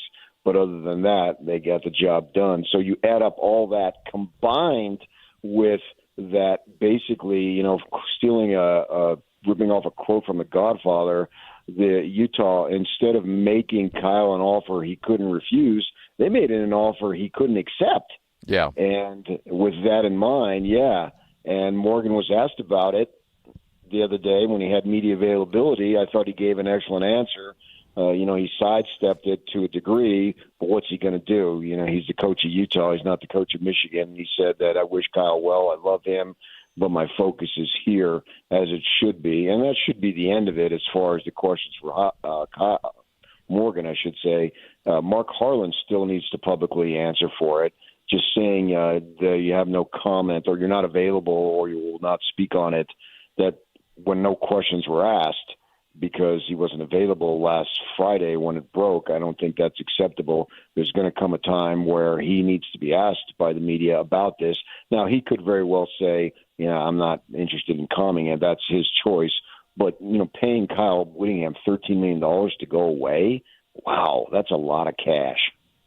And then when Kyle gets the job, not fighting him on it. And I know that, you probably have your legal counsel say it's not really worth the billable hours, but still – to just concede it and say, okay, you're taking our money, you're taking a good chunk of the assistant coaches, you're taking some of the star players, and we're also going to be giving you $13.5 million with interest, I might add. Unfortunately, I think with Kyle, not only will Morgan be compared to Kyle Whittingham last year and the Kyle Whittingham era, and of course there will always be the comparisons of what's going down in Provo, but he'll also be getting compared to what Kyle's doing in Michigan. Yeah, there's no question about it. The money that he's got to go away, all I can say is I'm glad I'm his friend. And so we're going to be following Michigan as if it was Utah Valley has a football program in our market, right? Yeah. They're a big school, play basketball and other sports. They don't have football. But Michigan is going to be sort of a hometown team here because obviously they've got plenty of players that Kyle took over, and who knows what's going to happen going down the line. But for this year, they're going to have several, and the coaching staff and support staff are all, not all, but significant amount of Utah ties, and we latch on to people from Utah. It's what we do, and we follow them pretty much the rest of their careers, right? We did that to an extent with Bronco. We went to Virginia. Now Michigan obviously is much more higher profile football program than Virginia was with Bronco, but we still follow them to a degree. This is going to be intense. Yeah, this is really an absolutely amazing story. I'm trying to think of things that can compare with it, and I can't come up with anything. No, and it doesn't. I mean, the only thing in the same zip code, I guess, is when Gary took Kalani to Oregon State, and and Gary got on the airwaves here a little bit, but even that doesn't even hold a candle to what we're seeing here. No, this is so amazing the way it happened. I mean, Kyle didn't go to the University of Minnesota. He went to the University of Michigan. I mean, my gosh, you know what I mean?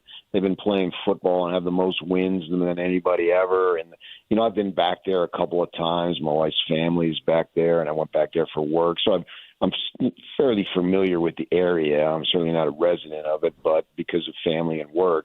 And it's right there with anybody. You name it. I mean, I've been to Alabama. I've been to LSU. I've been to Notre Dame. This is just incredible. This is a storied program. And this guy is coming in with an axe to grind to where I'll show you. You pushed me out, essentially. You left me no choice but to quit. Oh, my gosh. Whittingham's wake up on just a motivation scale of about 11 out of 10. Now he's going to have about a 20 out of 10. I was once talking to him, and he was saying, when I don't have the motivation to do this anymore, then I'll know. I said, well, then you'll be coaching the rest of your life till you drop dead, because you wake up every day with tons of motivation, and if anybody gets in your way, you're looking to run them over. That's just who you are, man. That's who you'll always be. I mean, I was joking with him one time after practice about who's in better shape, and he said, let's go right now. Let's race up to the place's monument. I said, I can't. I have hard shoes on. Otherwise, I'd do it. Well, that's just who he is, man. He wants to go at all times. If you said, let's do it, do you think he'd actually go through with it? Yes. Well, yes, absolutely. I was playing golf with him one time, and it's par 5, and he's in a sand trap. He hits a drive off a sand trap, right? So I told him, I said, hey, you just got to lay up. Don't try to go for the green and get there in 2. You're not going to do it, right? Well, 5 shots later, he's still in a freaking sand trap trying to prove that he could do it. I like how you tin cupped him. That's impressive. Good job by you. And I'm over there. I have to look away because with each hack and the ball keeper, you go in a sand trap, it hits the lip, and you know what it does? It rolls right back to you. Oh, yeah. And I'm over to the side having to look away because I was getting free golf at a private country club, so I couldn't be too rude. Hey, I watched. I was down in San Diego for that NCAA tournament, and I was watching Darren Peterson up close and in person from Kansas, and obviously the skill set's through the roof. I wasn't a big fan of the body language, but that was just one game, and I don't want to judge him on that. So he's crazy good. AJ DeBonce is good. You got the A-Cup kid we'll watch coming up this weekend. Certainly Cam Boozer. Do you feel like this is a draft that could rival what we saw in 2003? Yeah, I think we're talking about that. And there's some other guys. And plus there's always dudes that slip through the cracks for whatever reason and turn out to be really good ball players. That happens. It's going – I mean, Keontae George, if that draft is done today, is he going 16th? Probably not, right? I don't know the draft. I don't have it in front of me off the top of my head, but I've seen Keontae George play basketball enough to know that he probably shouldn't have lasted to 16, I think it was. So you'll have that factor. But, yeah, you got some dudes at the top that are super intriguing. It'll be interesting to see, as we look back 5 and 10 years from now, how much of an impact these guys will make. And obviously you didn't say DeBonce, but we know he's there. Yeah. And so with that in mind, I just really hope the Jazz, they surprised me last night, man. Yeah. I didn't think they were going to lose, and they did it in such grand fashion. If Adam Silver ever wants to use game tape of tanking, just go to March 26th 2000 or March 25, 2026 in Salt Lake City, because that was epic, that lineup. And I don't blame them, man. I support it 100%. They got to do what they got to do, and they got to take care of themselves. And this is the best way to do it because we know that there's big-time talent potentially. We'll see. I think at minimum you'll see several rotational players, but you might see some franchise-altering players. And I put AJ on that list, too. I've seen him live many times, and I saw him play on television a ton of times. I love the kid's game. I've seen Peterson play, and I've talked to people. The potential is there. The smoothness, the fluidity in which he moves and makes shots is there. But you got to worry about other stuff, too. And that's up for personnel and GMs to decide. You know, Ace Bailey came into the draft last year with a little baggage. Well, thankfully for the Jazz perspective that he had baggage, or else he probably doesn't last until 5. But he's looking like he's going to be a very good player. He's got enormous athletic talent, and he's looking like he wants to work at it too and achieve what he's capable of achieving. And that's what you ask of a player, whether he's a rotational player, a G League player, or a superstar. You want them to achieve whatever they're capable of achieving. Is this your personal sports Super Bowl opening day? Scotty, I'm sitting here right now. I am horizontal on the couch. I got Peacock fired up, and I'm watching the Mets and the Pittsburgh Pirates. Paul Skeens got chased in the first inning, recognized as the best pitcher in the National League, if not the best pitcher, because O'Neill Cruz in center field didn't know how to play the sun and let a ball drop, and also comes running in on a line drive with the bases loaded that goes to the wall. Thanks a lot, O'Neill Cruz. So they're forced to take out Paul Skeens in the first inning because of this time of year, guys aren't prepared to throw 45 pitches in one inning. So, yes, opening day, are you kidding me? This is life. I texted DJ, who knows what his situation is, and I sent him a picture of me watching the TV on opening day this game, and I said, all is well. How about you? That's a little bit of a subtle flex on your part right there. Not really. I mean, you take things negatively that comes out of my mouth. You've been doing that for 20 years. I'm used to it. Actually, it was so positive. I wanted to know, how is my dear friend doing in his time of need? Oh, yeah. That's the vibe I got for sure. And I want to add one other thing. Brandon Lowe is the first Pittsburgh Pirates player in his debut since 2011 to hit 2 home runs. Woo. And we're only in the bottom of the 3rd. Wow. No, that's getting some work done. Yes. When you okay, so you've been to some ballparks. I know it's a goal of yours to hit as many of those as possible. I've only been to 4, and 2 will be crossed off this summer, I think. Is that it? What do you? No. Excuse me. I've only not been to 4. Oh, okay. I thought you said you've only been to 4. I did. I misspoke. Thank you for correcting me. You're right. There's only 4 I haven't been to, and 2 will be crossed off this summer. Okay. Take the quality of the current status of the team out of it. Just everything involved, I mean, from comfort to food to history to vibe. If you had to have your hierarchy of stadiums, like what are your top 3 in no particular order?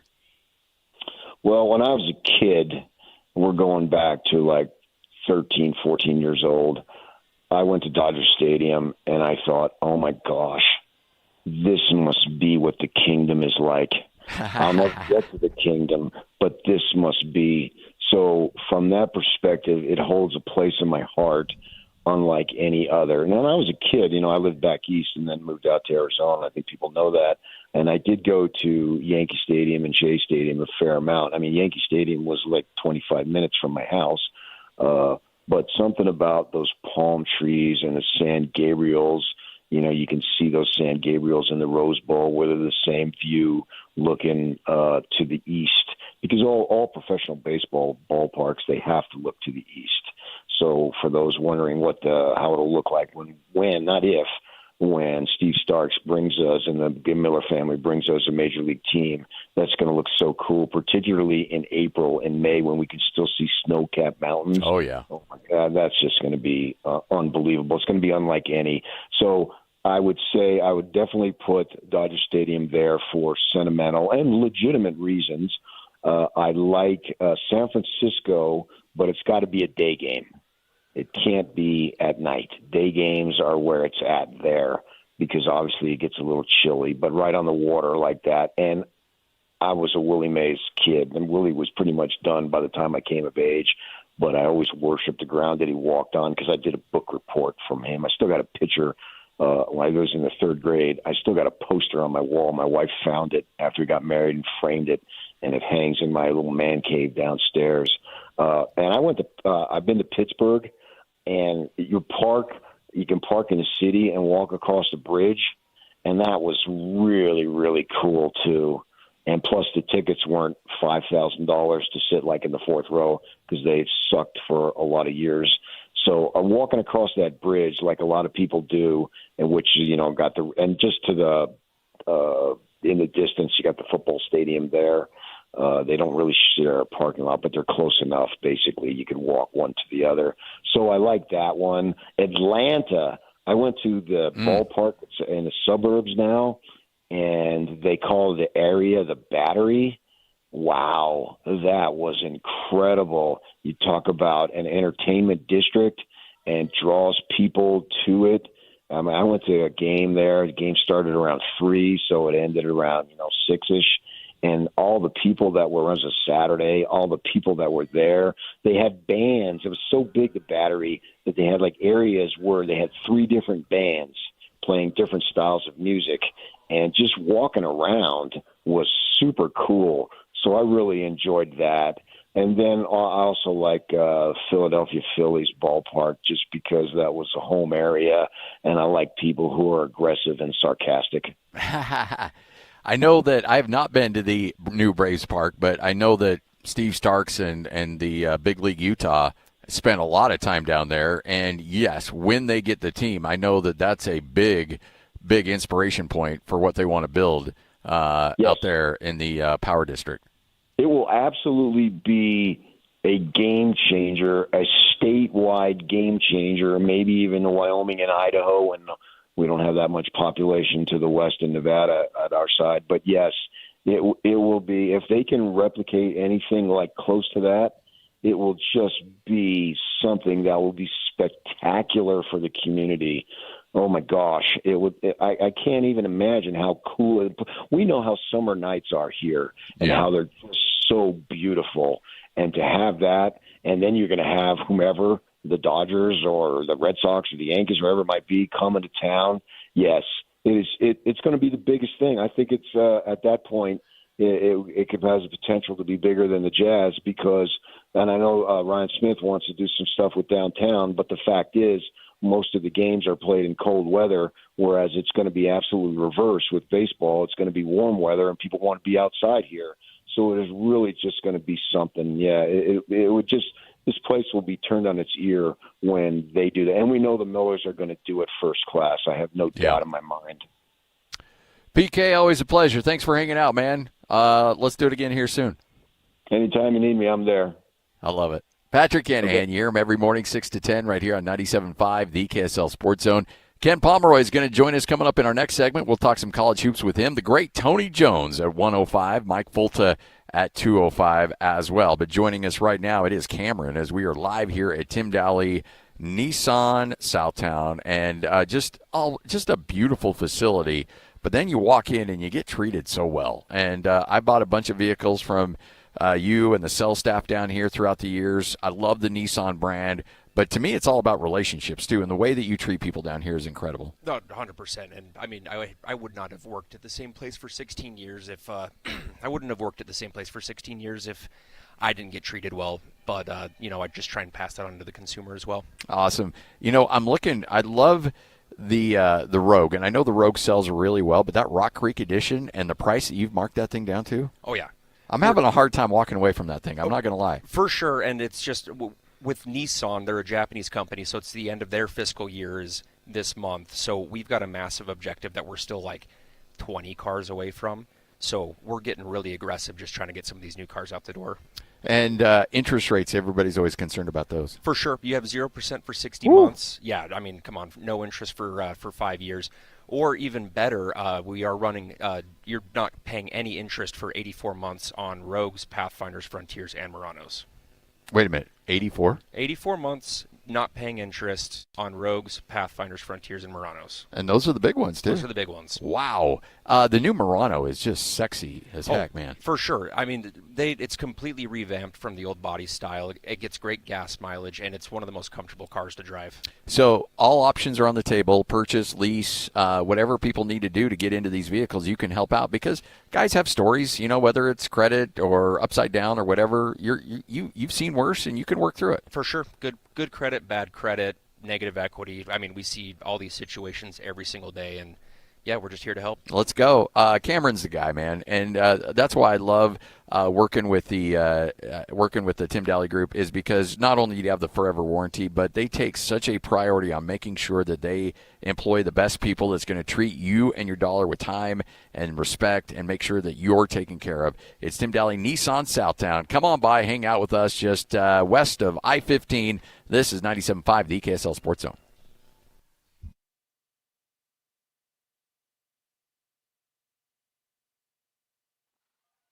This is DJ and PK. Here we go again. David Pagnotta joins us, NHL Insider, for the fourth period. Perception-wise, what is the rep of the Mammoth as an organization in the league to players? With respect to the rep of the Mammoth, it is on an incline and has been since the end of last season when player stock, family stock, wife stock, girlfriend stock, that has spread over the course of the last 12 to 18 months here. And the reputation of the organization is immaculate based on a number of players and other hockey personalities that I've talked to. So I think without question, it's becoming, and I say becoming because it's just in the second season here, but becoming a very desirable destination for a lot of players. That's certainly going to be impactful come free agency, but at the same time, when players are putting together their no-trade lists, I can't imagine that too many are going to be looking negatively with respect to the Mammoth. Catch DJ and PK mornings from 6 to 10 on 97.5, the KSL Sports Zone. At IFA, our mission is to support our customers' passion for the rural and Western lifestyle. Whether you have a small garden or acres of farmland, a few backyard chickens or hundreds of cattle, our feed, farm supply, and agronomy experts are here to help. And we've been doing it better than anyone else for more than 100 years now. Stop by one of our stores today or visit us online at ifa.coop and get the kind of service and support for your lifestyle. IFA, helping you grow the things you love. Utah, sports, and nobody connects with fans like the KSL Sports Zone. Every day, our loyal listeners tune in for the latest on the Jazz and the Mammoth, Utes, Cougars, and Aggies, high school sports, all of it live and local. If you're a business owner looking to grow, this is your audience. Engaged, passionate, ready to respond. And when you combine the power of the zone with digital tools like social, display, streaming audio, geo-targeting, and retargeting, you get a smart, full-funnel strategy built for any budget. Tap into the energy of Utah sports fans and drive real results. Learn more at kslsports.com/advertise. The show may be over, but the deals are still on at Paris RV. How about an easy tow with a 25 Rockwood 190 OTG for only $7,995 or $129 a month? How about some bunks? Hook up to the 26 Heartland Prowler 2500 bunkhouse for only $17,995 or $205 a month. Want to stay put for a while? Then put the 26 Forest River Cherokee Timberwolf 20 OG destination trailer in the spot of your dreams for only $44,995 or $456 a month. Only at Paris RV. Paris RV is your locally owned, family-run RV dealership. We strive hard to find the very best RVs for the price. With 4 locations, over 1,000 RVs in stock, 42 service bays, and 4 super parts stores, we're sure to help take your family on the best RV vacation. Check out our perfect family bunkhouse trailer, the 26BH, that sleeps 9 for $19,995 or $227 a month. Zero down. Life is short. Enjoy it. North Murray, South Murray, Payson, and Pocatello. ParisRV.com. I didn't realize how bad my windows were until I replaced them. You think your house is fine, and then you sit by a new high-performance window, and suddenly you're not freezing in the winter or baking in the summer. Peach Windows and Doors showed me the difference between builder-grade windows and real performance windows. The glass packages, the seals, the insulation, it's not even close. And here's the part I love. It completely changes the look of the house. Cleaner lines, bigger glass, more light. It instantly feels upgraded. Whether you're building $1 million home or you want yours to look like one, windows matter more than you think. Lower energy bills, more comfort, massive curb appeal. Go see the difference for yourself at peachdoorsandwindows.com or visit their showroom. Trust me, once you see the difference, you can't unsee it. peachdoorsandwindows.com. Take your golf game to the next level. Introducing the Rev Tour, a new competitive league for amateur golfers of all skill levels. It's fair, competitive, flighted league play built for everyone who loves the game. Starting with leagues in northern and southern Utah. Then local regionals advance to Las Vegas for 2026 to punch your ticket to the Nationals. All regional winners will be able to play at Pebble Beach with deep discounts. Sign up now at golfrevtour.com and get $50 off April using promo code REV1280. GolfRevTour.com, promo code REV1280. Believe it or not, this guy actually has friends. Nice. This is Scotty G and Friends on 97.5, the KSL Sports Zone.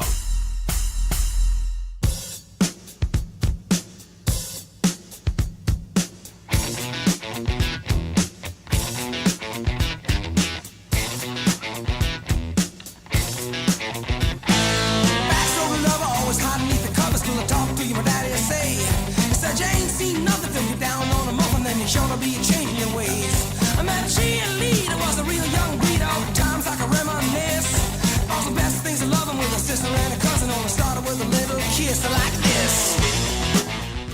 97.5, the KSL Sports Zone. On to the Sweet 16 we go. And to help break it all down, the man himself, Ken Pomeroy, KenPom.com. Ken, how you doing?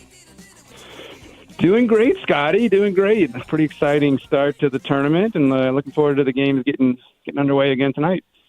Yeah, no doubt. And a lot of really good games to look at as we look ahead to the fact that Florida, the only number one seed to get bounced in the first two rounds, were they statistically your weakest number one?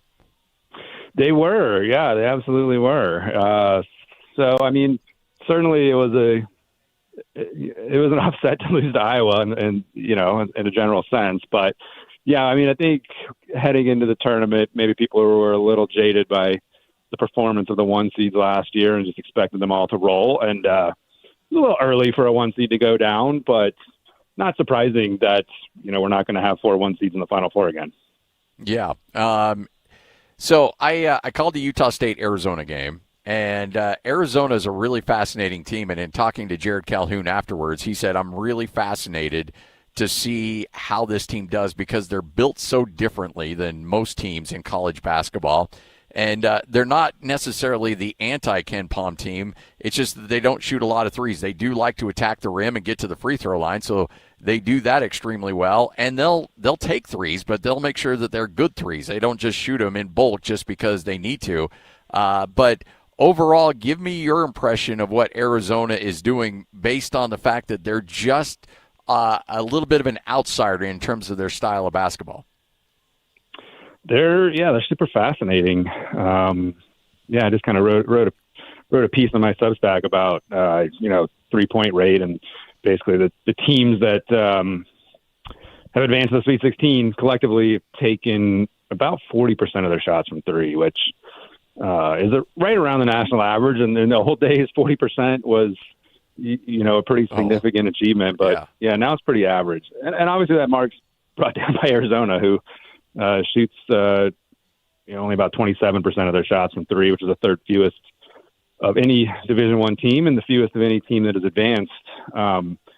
So yeah, I mean, you kind of nailed it in terms of, they can take threes, but they basically have like two guys on the team that you would consider shooters, Braden Burries and Anthony Del Orso, and Del Orso comes off the bench. So it's a team that does like to get to the rim, and it's just further proof that there is not one way to succeed in this sport. If you have the if you have the personnel, you can succeed by doing what Arizona does, which is attack the rim, get to the free throw line, and get a whole bunch of offensive rebounds when you're missing. And if you do that, you're going to be successful the vast majority of the time, as Arizona has proved. So, yeah, I mean, I'm really intrigued by this matchup with Arkansas just because Arkansas's interior defense is so bad, Scotty. Like, they are 275th in the country in 2-point percentage defense.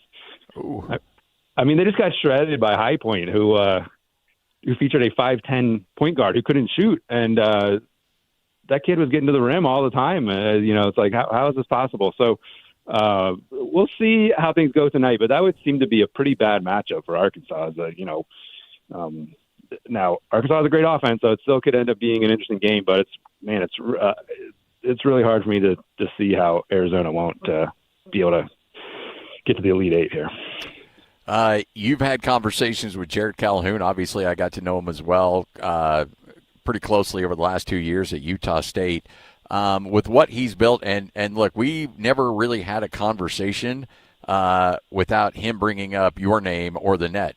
And it was funny because I actually used you as a way to get to know him a little bit better because he's like, Ken Palm. I'm like, well, Ken Palm comes on my show, and he was immediately impressed by that. So I want to thank you for laying the groundwork of a relationship with Jared Calhoun. But with what he's built at Utah State and what's available for him at Cincinnati, do you anticipate the Bearcats turning things around pretty quickly there?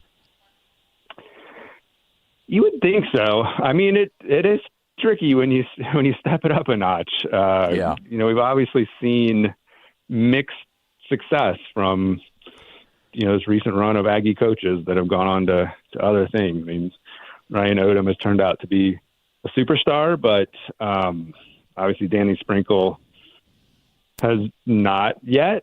Yep, fair. And Craig Smith had his issues at Utah. I thought he was, it was a really tough spot for him to be in. But anyway, the point is, all those guys are, I think, really good basketball coaches. But when you step up into the Big 12, it's just more difficult. I mean, you're gonna, you have to have the resources to put together a team that can compete with, Arizona and Kansas and Houston, and that is extremely difficult. So, I mean, I certainly think Cincinnati did the right thing and made a great hire. The question really is, because Wes Miller was a guy who, when he got hired, people thought, hey, this is the next, next superstar in the coaching profession. And he did fine, but honestly, like, you flip a win or two this year, and he's probably like a surefire guy to return, but it didn't work out. And so it's a tough job is all I'm saying. I'm happy for Jared Calhoun. He gets to go back home basically, but yeah, it's going to be a challenge for sure. So, the interesting thing about Utah State, Jared Calhoun in his press conference said, hey, Utah State was a great job. And I know, look, he's trying to soften the blow, and every coach is going to say some things. But I know Jared well enough that there's always a little bit of truth. He's really transparent. And I think he was always going to Cincinnati regardless. But one of the reasons why he said that he decided to leave was because they won 28 games, they won the conference tournament, they won the regular season, and they're still a 9 seed. You came on before the tournament, and at that point, Utah State, I want to say, was, 30, 31 in your rankings. Now, with their win and then a fairly close game against Arizona, they're at 27th. But where they were at but to start the season, did they warrant a higher seed than what they got? Yeah, so my answer to this is that, you look at – so I kind of outsource my bracket opinions because there's 100 people out there that for sure, do projected brackets, right? And what am I going to add to the conversation? I can tell you who's good, but the seeding and all that is that's kind of been figured out by all these people. And so, going into the tournament or before Selection Sunday, when you looked at what these people were forecasting, it was almost everybody had Utah State as an 8 or a 9. There might have been a small handful of people who had them as a 7. So based on the way things are done currently, they got what they deserved. I think that you could stretch things a little and say, hey, if you wanted to go purely by predictive metrics, you could have made them a 7. And I get that given the current structure of NCAA basketball, like you would have rather been a 7 than the 8-9 game because you get a weaker team in that second game. But I mean, ultimately, the difference between a 7 and an 8, I mean, it's in the noise. And yeah, I appreciate Jared Calhoun fighting for his guys. Like, that's part of the job description, and I'm sure that's why he's able to, be a successful coach. But at the same time, I was a little surprised he was so hung up on that issue because it's just, to me, like, it wasn't surprising the seed they got. And even if they had theoretically deserved a 7, like going from a 7 to being in the 8-9 game, that's a seeding error that is, pretty small in the grand scheme of things. Yeah, the High Point coach who said, I think it was the Miami of Ohio coach that went on the tangent. Nobody's playing us. The High Point coach jumped in on that as well. But is it really? I mean, if you are a head coach of a Power 5 team, is it really in your best interest to play High Point or Utah State or Miami of Ohio? Yeah, exactly. That's what I keep thinking too. So yeah, the High Point coach, Flynn Clayman, I mean, at some point he'll probably get a high major job. I mean, we'll see, but he's definitely going to get a better job, right? And at some point he'll get a high major job, you'd think. And if he does, I hope he remembers those words and he's willing to schedule tough mid majors. That would be great for the sport. But at this moment, as we saw with Miami, no high major coaches are willing to do that. So there is all sorts of reasons for that. I think mainly, certainly, there are financial reasons. You're going to, buy games for your schedule. And so when you're not playing made for TV games or playing against other power conference games or playing in special events, like you're going to, as a coach, you're out for kind of self-preservation and you want to, buy wins essentially. You don't want to play Miami, Ohio or High Point. So it's unfortunate. It's an unfortunate reality of college hoops right now. I don't know how we solve that. I know the game would be better if those teams were allowed or given opportunities to play better teams. But at this point, I mean, the thing with Miami, Ohio was really they didn't. It's not that they couldn't play power conference teams, but they weren't even playing you can probably go out and find teams in the 50 to 100 range that aren't power conference teams, and they didn't really seem to pursue those opportunities. So there's a lot to unpack there. There's certainly some truth in what those coaches were complaining about, but there's some other things going on as well. So who surprised you more in those first two games, Texas or Iowa? Well, I guess I would go with Iowa. I mean, I do feel like their win was more impressive than anything Texas has done. Obviously a lot of people felt like Florida was a Final Four team. And so to pull off that win was pretty impressive. I mean, the thing is, coming into the tournament, Iowa had not beaten a top 50 team away from home. And, they've done that twice in the tournament, both in beating Clemson and Florida. So, in that sense, I think you have to give the nod to Iowa. Certainly, Texas's run has been impressive, but, beating NC State in the first four was not shocking. And then beating BYU was, really not shocking, certainly an upset, but not a major upset given the circumstances. And then beating Gonzaga, they were a team as well that, had to deal with a fairly serious midseason injury like BYU did. And so Texas' run is impressive on some level, but I mean, Iowa beating Florida was, I think, pretty far ahead of anything Texas has done so far. Ken Pomeroy joining us, 97.5, the KSL Sports Zone. KenPom.com is the website. I'm a huge fan of it. I'm there all the time. I'm staring at, every show I go into, Ken, that sucker's up and ready to go, and every broadcast I've got it as well. So can't thank you enough for all your help, all your support, and hopping on with us. Enjoy the rest of the tournament. Maybe we'll catch up with you before the Final Four. Okay, sounds great, Scotty. Thanks for having me on. You got it. Ken Palmer KSLSportsZone.com is where you need to go to. The great Ken Pomeroy right here on 97.5, the KSL Sports Zone. All right, coming up next, what you may have missed.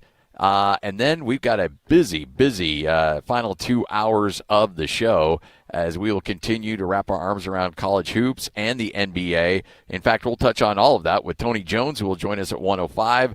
We'll talk some hockey with Mike Fulta coming up at 2:05. This is 97.5, the KSL Sports Zone.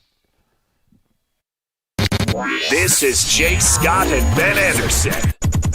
Ace Bailey, he didn't come in, kick in the door and say, "This is my team now, everyone." Absolutely, that's a big part of it. Which I think is a great sign, actually. Had the Jazz needed Ace to do what he did last night all season, this would have been a team that had a good rookie and had a really long future still ahead of them. Yeah, nothing else. And that's not going to be the case. And that's where this really gets interesting for me with what does Ace's future look like. But him doing this now is probably the best time for the Jazz. Nobody else is playing. He's just getting a lot of opportunity. He's getting a taste of what this stardom looks like. And then he's got to come back and fit in with another roster next year. Yeah, he's got the pull-up. He's got the three. Man, that's a good-looking shot. Yeah. He's bouncy. Yep. He's blocking shots. Yeah. Yeah, it's everything you want to see from a rookie making progress.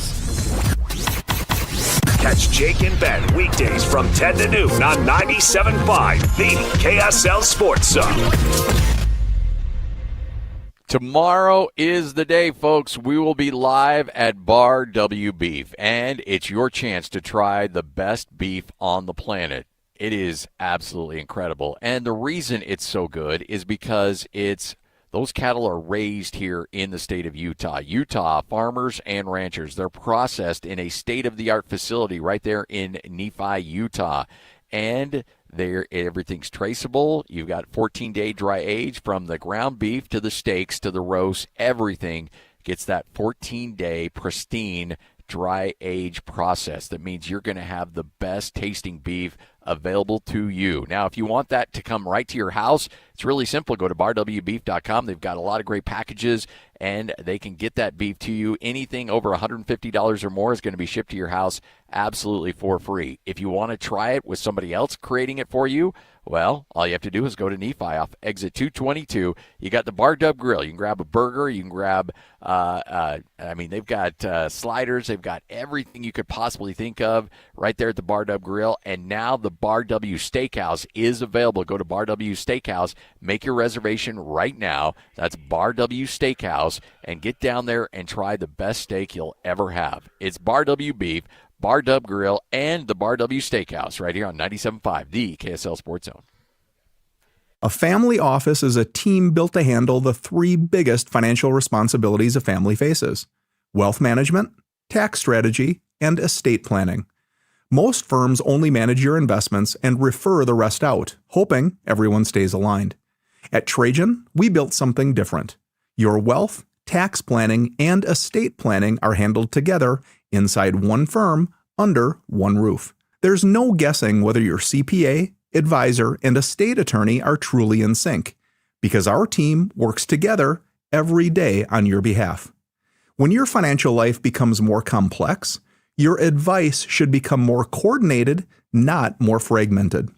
One plan, one trusted team. Call Trajan today. 801-210-6800. That's 801-210-6800. Trajan Wealth, an SEC-registered investment advisor. Additional services through Trajan Estate and Trajan Tax. Additional disclosures and accreditation at TrajanWealth.com. Hey, have you seen the Johnson's house lately? Yeah, new siding, new windows, even the gutters look amazing. Right? I walked past 3 times yesterday. You don't even live on this street. I know, but their house looks that good. When your siding, windows, gutters, and decking look great, people notice. That's what RGS Exteriors does.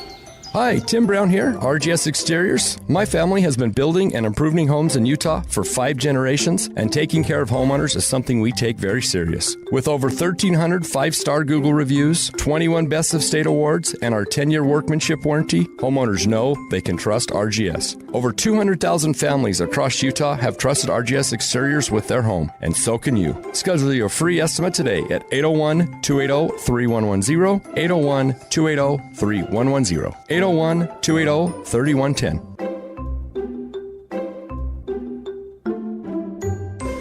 Doug Wright here with Monty at Connecticut Quality Water Systems of Salt Lake, an authorized independent dealer. Monty, give it to me straight. Why is Connecticut the premium choice over those standard electric softeners? Doug, it comes down to this. Do you want an appliance you have to babysit? Standard water softeners have microprocessors and computers that need setting and adjustment. And they use a lot more salt. So you get to haul 40-pound bags of salt down to your basement every month or so. And Connecticut? Zero electricity, 0 timers to reset, 0 downtime, and uses 70% less salt. It's a higher standard of engineering that completely removes the hassle of owning a water softener. That's what I love about my Connecticut. Dee and I never have to even think about it. We occasionally add a bag of salt and it just works, and I've never had to set or adjust anything. Do what I did and get the one that just works. Find out how soft your water could be at softwaterutah.com. That's softwaterutah.com. Utah Mammoth Hockey is back at Delta Center. Don't miss your chance to be part of the excitement as the Mammoth hit the ice all season long. Grab your friends, rally the family, and lock in your seats for the fast-paced, hard-hitting action. Great seats are available for most games, but they're selling fast. Head to UtahMammoth.com to get your tickets today. That's UtahMammoth.com. Your home for all things Mammoth hockey. Listen every Monday morning to DJ and PK and Monday afternoon with JJ and Alex for your Chevy Strong Play of the Game. Win great prizes from Rocky Mountain Chevy.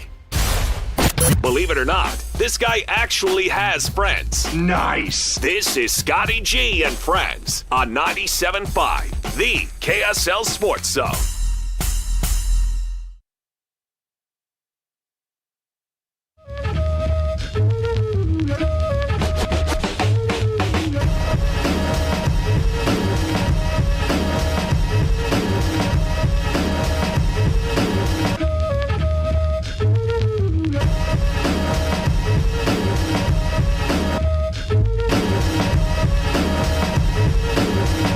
All right, 97.5, the KSL Sports Zone, out and about today as we are live here at Tim Daly Nissan, Southtown, just west off of I-15. Real easy to find, beautiful building, but when you walk inside, you're going to see an incredible selection. You're going to find all these Nissans priced to move, and then you're going to run into Cameron, and Cameron's going to treat you like you were lost long friends from high school, because that's the way you get treated down here. Absolutely, every time.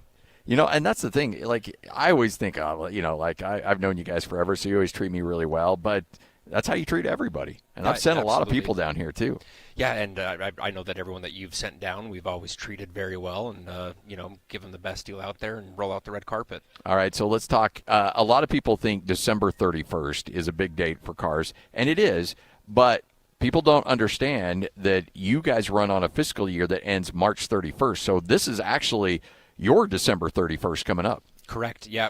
With Nissan specifically, it's like 31st of March, we've got a massive new car objective that we've got to hit, and Nissan is putting out all the incentives, we're putting out all the discounts, and we're still a ways away from our goal, so we're getting really aggressive at the end of the month. So anything you want to come down here and throw something up against the wall, good chance it's going to stick. Absolutely. Let's go. By the way, let's talk about the fact that there's some 0% interest going on here. Yep, 0% for 60 months on the Nissan Rogue, and then like I was saying earlier, don't pay interest for up to 84 months on Rogue, Murano, Pathfinder, and Frontier. 84 months. 7 years, yep. That is unbelievable. And the thing is, Tyler and you and everybody else, you've developed a culture here where if somebody's got some needs, like, you know what, I want to delay a payment for a couple months, or I need to do this or this, like, you guys can really personalize something that really is going to fit anybody's needs. For sure, yeah. And honestly, on all of our new cars, we can actually do no payments up until 2027, so.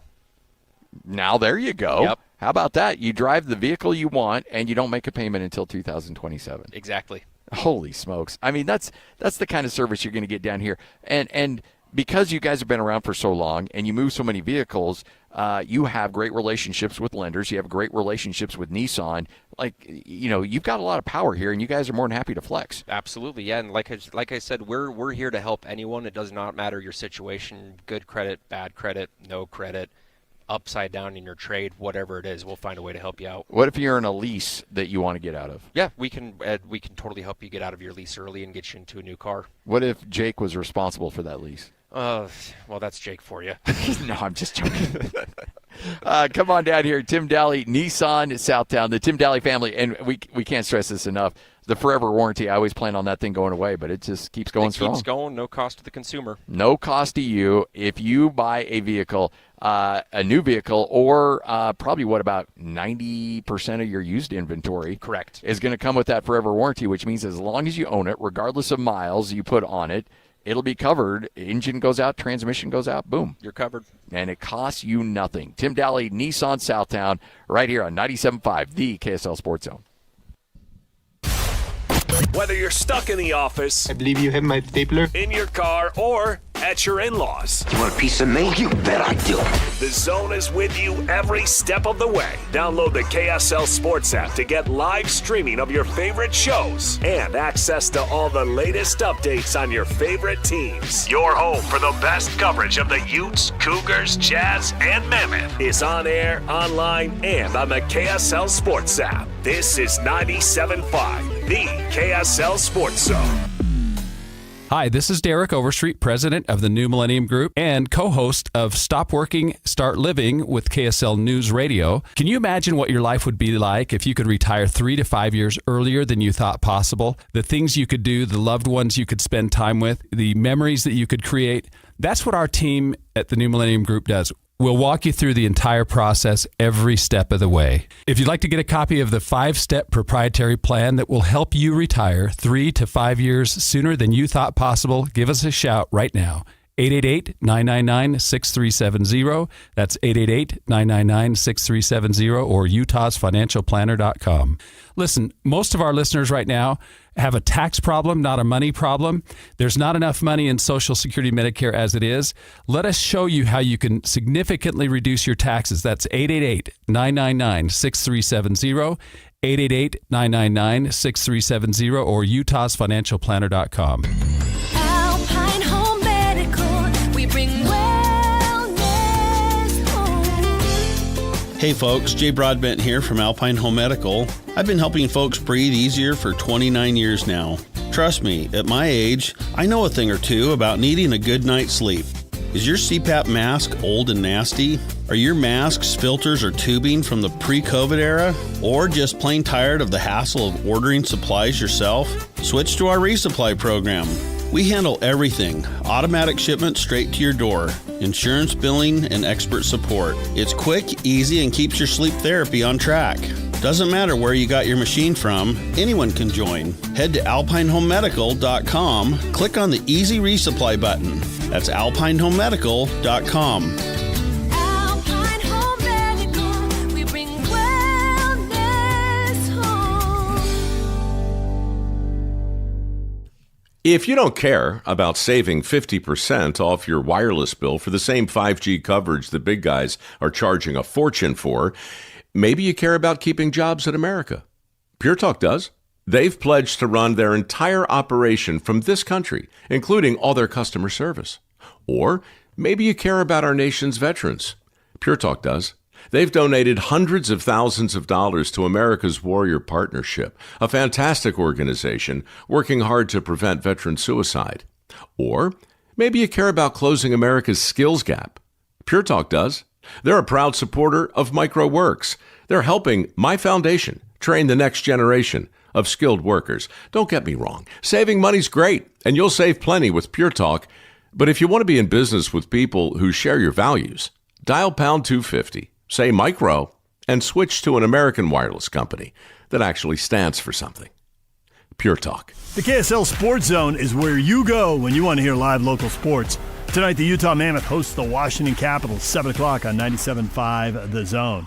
Tomorrow, the Salt Lake Bees play their season opener in Las Vegas. Listen at 8 o'clock on 1280 The Zone, because at the same time, the Utah Jazz are playing the Nuggets in Denver. That one tips off at 7 o'clock on 97.5 The Zone. If you want to hear your company's name here and reach thousands of potential customers, email Stephanie Palmer at spalmer@ksl.com and join the winning team at the KSL Sports Zone. 97.5 KZNS FM Colville, 1280 KZNS AM Salt Lake City, and KSL FM HD2 Salt Lake City Midvale. This is 97.5, the KSL Sports Zone. You're locked on to Scotty G and Friends on 97.5, the KSL Sports Zone.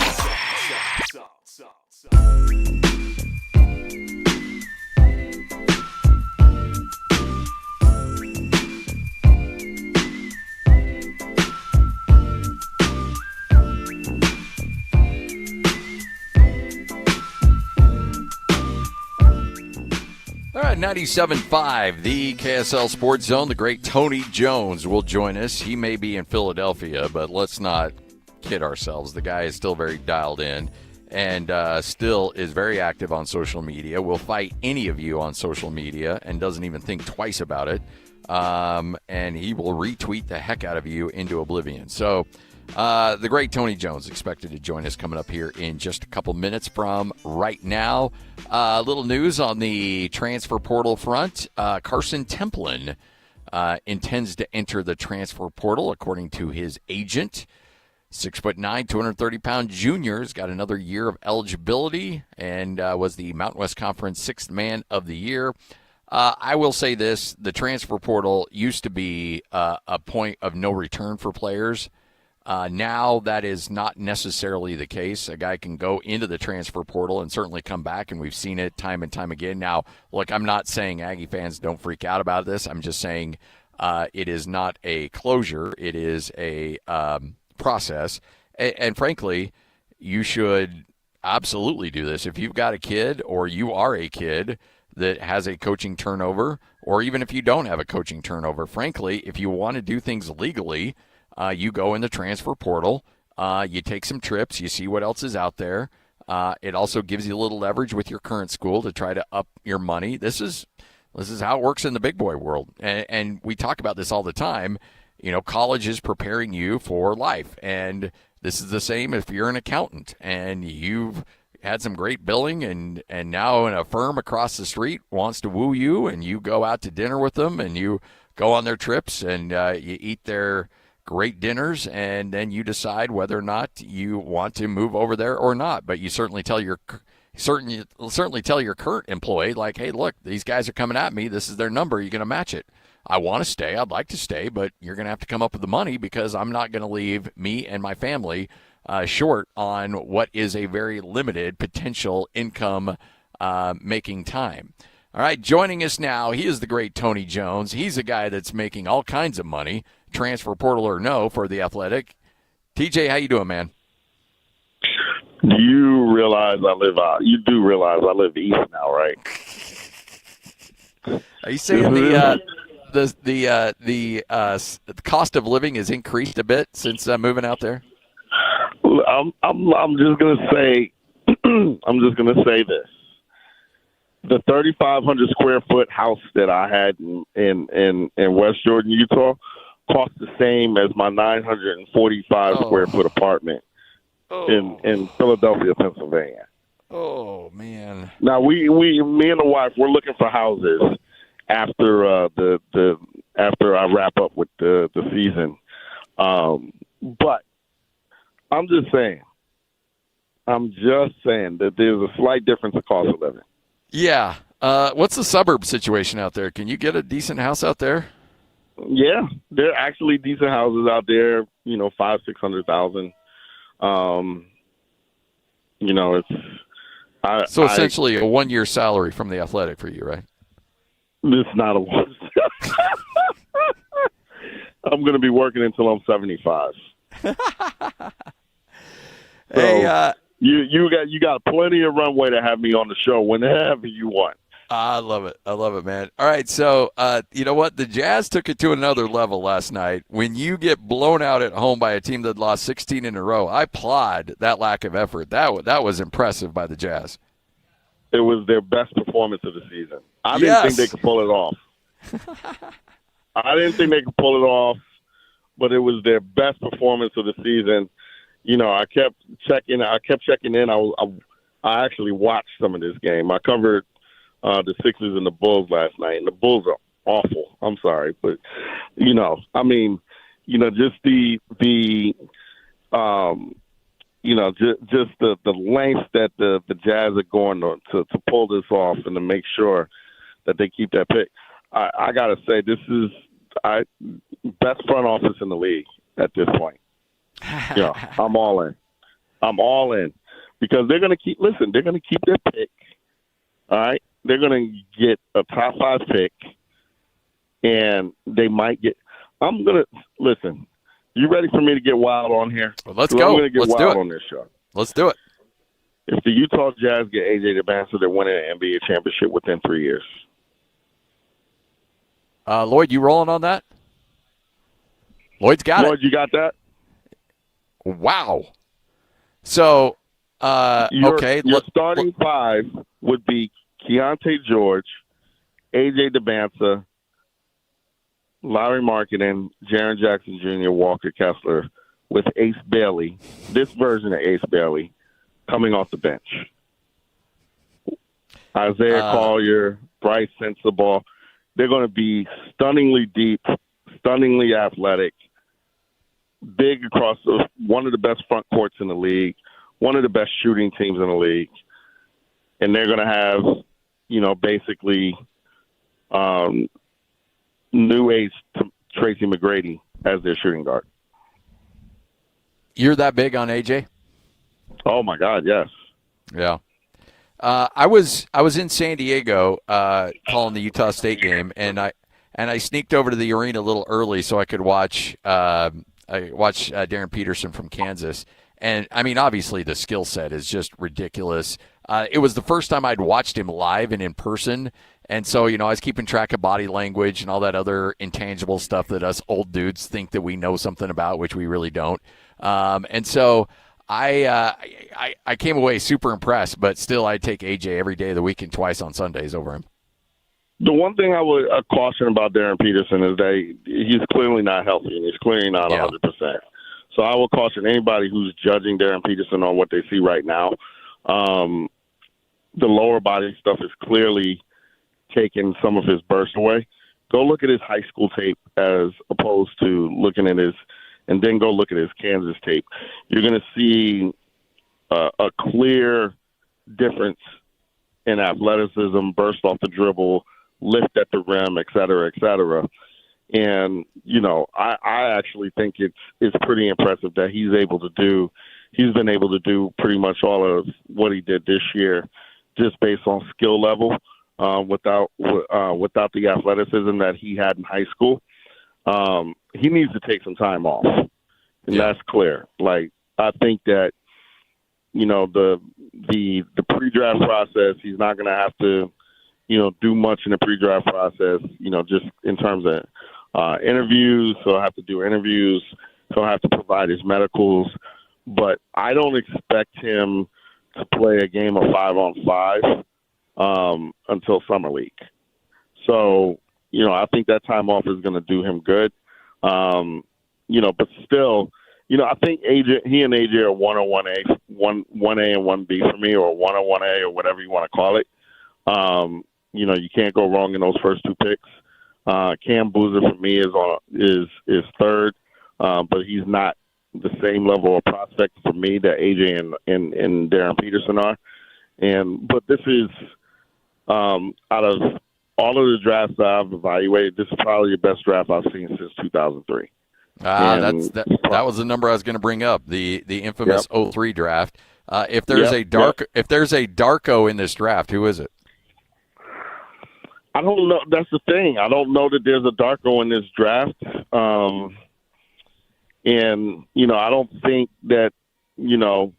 don't think that, there was a Darko in the draft in 03. And what I mean by that is, Darko was thought to be this super prospect. He was 7'2".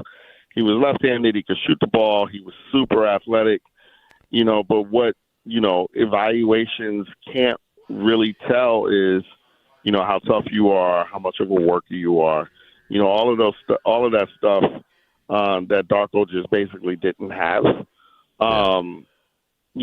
So there's going to be somebody in this draft that we're going to be like, oh my God, he's so much better than we thought going in. And then there's going to be somebody in this draft that doesn't measure up. So, I think, if you look at somebody like Nate Ament from Tennessee, he's somebody that has a volatile floor and ceiling.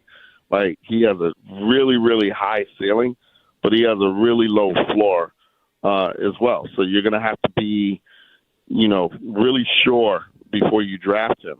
But on the other hand, I think Cameron Boozer is one of the safest picks I've seen in years. That guy's going to average 20 points and 10 rebounds a game in the NBA for 10 years. And he's going to be plug and play. but he's just the third best prospect in the draft. So it's this draft is unique because I think, you look at a lot of the prospects and, you say, okay, this guy's like the 15th best prospect in this draft. But if you measured him up against other drafts, he'd probably be the 5th best prospect in another draft. So, it's a draft where I think, all the way down to the 20s and 30s, you're going to be able to find quality talent. What's your take on Acuff? I think he's I think Twitter is wilding out over their praise and their lavish of him. And, this is what I think of Darius Acuff. I think he's got a chance to be an all-star. I think he's going to have a chance to make all-NBA teams. I think he's the worst defender individually in the country. And, people are, tripping all over themselves. We've never seen this before. Oh, my God, Darius Acuff, I would pick him third. I would pick him probably no higher than 8th or 9th in this draft. I think he's going to be a walking top 10 offense. And I think that unless you're Sam Presti, you're probably not going to be able to build a championship team around him. And the idea of the game is to win championships. He's Trae Young. He's going to average 25 points, 10 assists a game. And, you're not going to be able to build around him because he can't defend. And once he gets to the playoffs, teams are just going to be able to pick on him and pick on him and pick on him. And eventually you're going to lose. So, it's, because of that,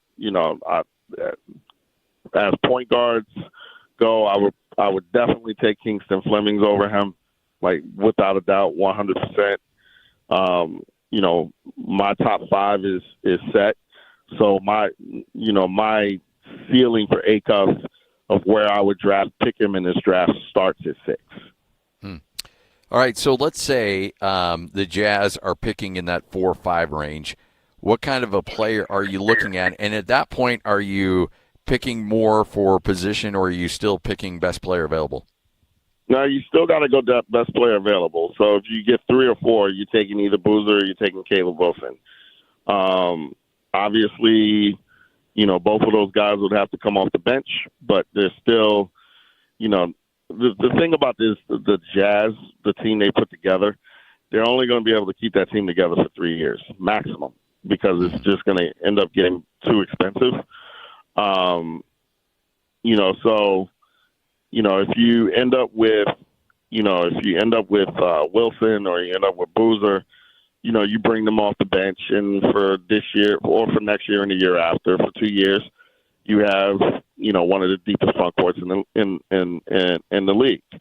But eventually, somebody's going to have to get traded, whether it be Jaren Jackson Jr., or whether it be Walker Kessler, or whether it be Lauri Markkanen. One of those 3 guys are probably going to have to be traded, and you're going to have Wilson or Boozer, who are both going to be on rookie deals, still be on rookie deals, ready to step up. If I get number 5, I'm probably taking Kingston Flemings. But I would say this, and this might really surprise some people, but if I were number 5, if I were the Jazz, I would probably consider Jakob Lendenberg at 5 as well. Wow. Because he is a plug-and-play, 6'9", 6'10", small forward, power forward, great defender, really good offensive player. The issue is he's probably, I don't know that he's going to be a star, but I think he's going to be one of those elite level role players that can still sneak into an all-star game or 2. But there's nothing he can't do on the basketball court, on either end of the court. And, I think that he can play 3 positions pretty comfortably. I think he can guard 4 positions pretty comfortably. He's just one of my favorite players in this draft. Only problem is he's 24 years old. He's going to be 28 by the end of his first contract, and by the end of his second contract, he's going to be out of his prime. But for those 8 years, it's going to be glorious. So he's a guy that I'm really, really high on as well. All right, so when you look at the development of Ace Bailey, and I know a lot of people have been looking at the point totals and like, okay, wow, he's filling it up.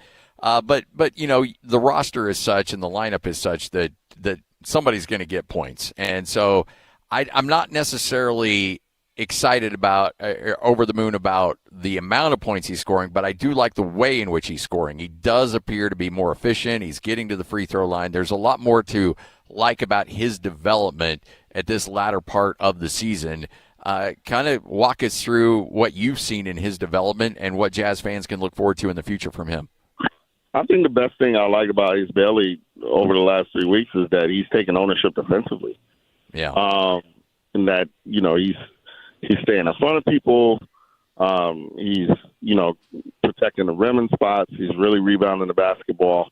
I was in Utah last week, and Ace had a sequence where he blocked a shot at the rim on one end, ran the floor really hard, and caught a lob on the other end where he was looking down into the basket. He's a super athlete vertically. He's so athletic. He's figured out a way to leverage his ability to move without the ball to get easy baskets. He gets about 4 or 5 easy baskets a game.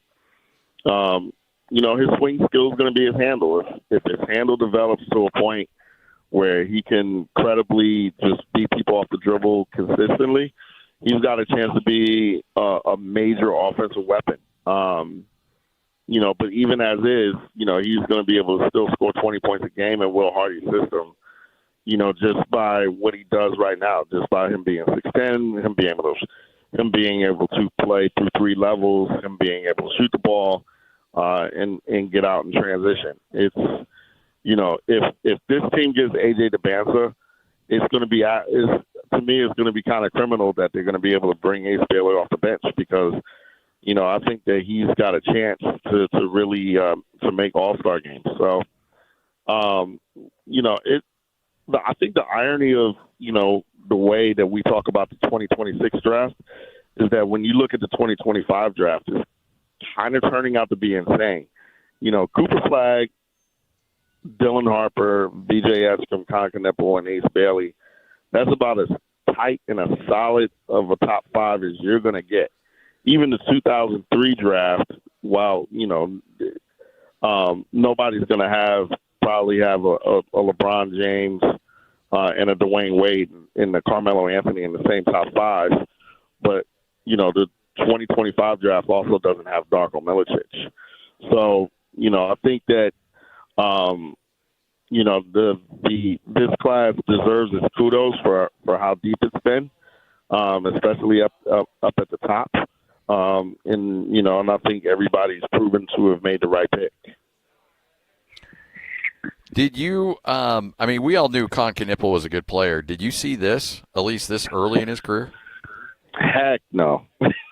I did not see this. I thought Con would be a good player. One of the things I'm actually proud of in my evaluation of him is that, I said this on Twitter a lot last year, I thought he was the best 2-foot prospect I've seen playing off of 2 feet since Jalen Brunson, in terms of, playing off of 2 feet in the lane, balance, things like that. The off the dribble stuff, the ability to defend because he's actually been a really good defensive player this year. Just all of that stuff. I didn't really see that.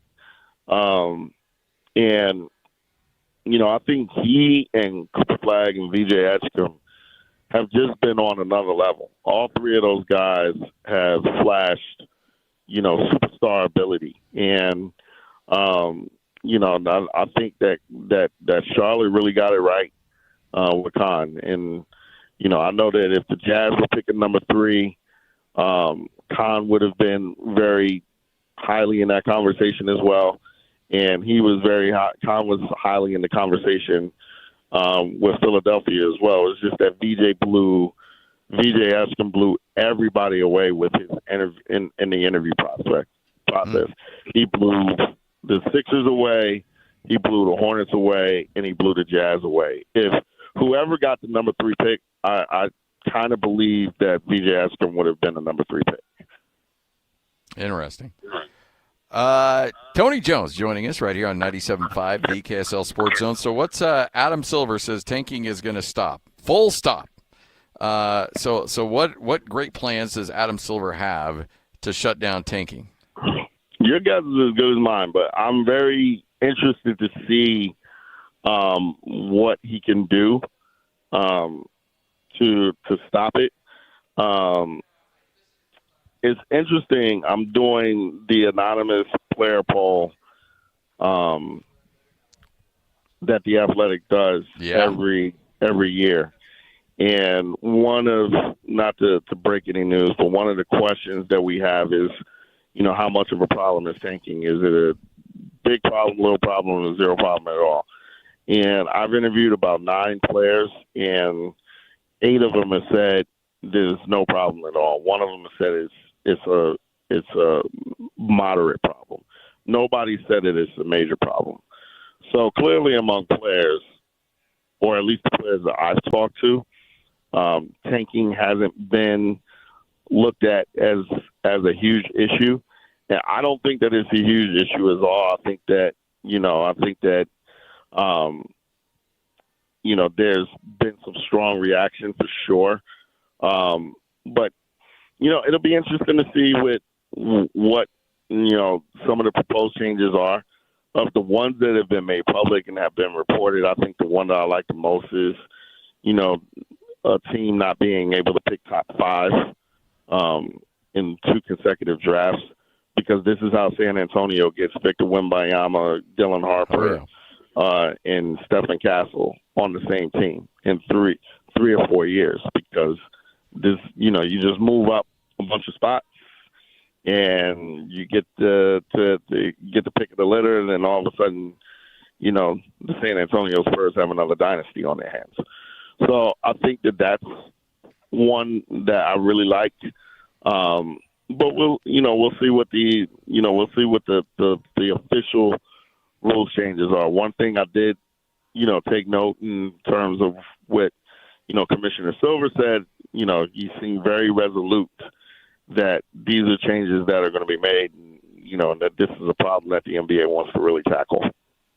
So if there's a problem the players see, and again, I don't want to give away the story on The Athletic. I love the anonymous GMs, anonymous player conversations. But if the players do have a concern about a current situation in the league, is it too many games? I mean, what's the biggest gripe players have right now?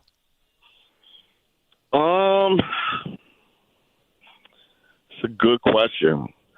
I think the biggest gripe of the players I've talked to is that a lot of them just don't like the coaches that they used to play for. So,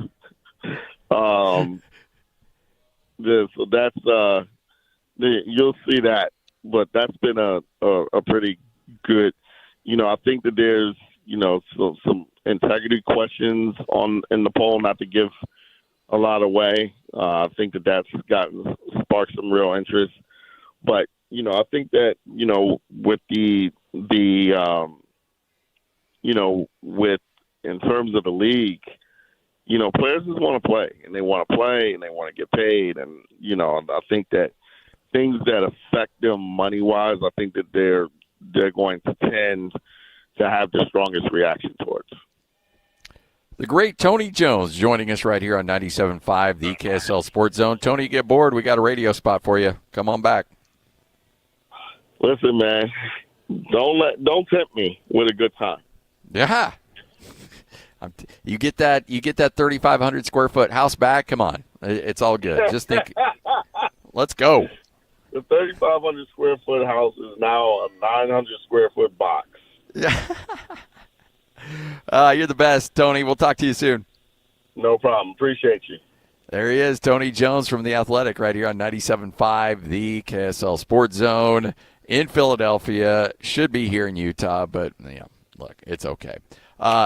Look, I need to get you in one of these Nissans. I want you to test drive one of these Nissans because if you've driven the Rogue for a little bit, maybe it was 6-7 years ago, you need to hop in that Rogue right now, and you're going to be absolutely blown away. If you haven't driven a Murano in a while, that thing is sexy as hell. And Cameron's joining us right now. The fact that Nissan doesn't sit on its laurels, that, man, they're always upgrading, always improving.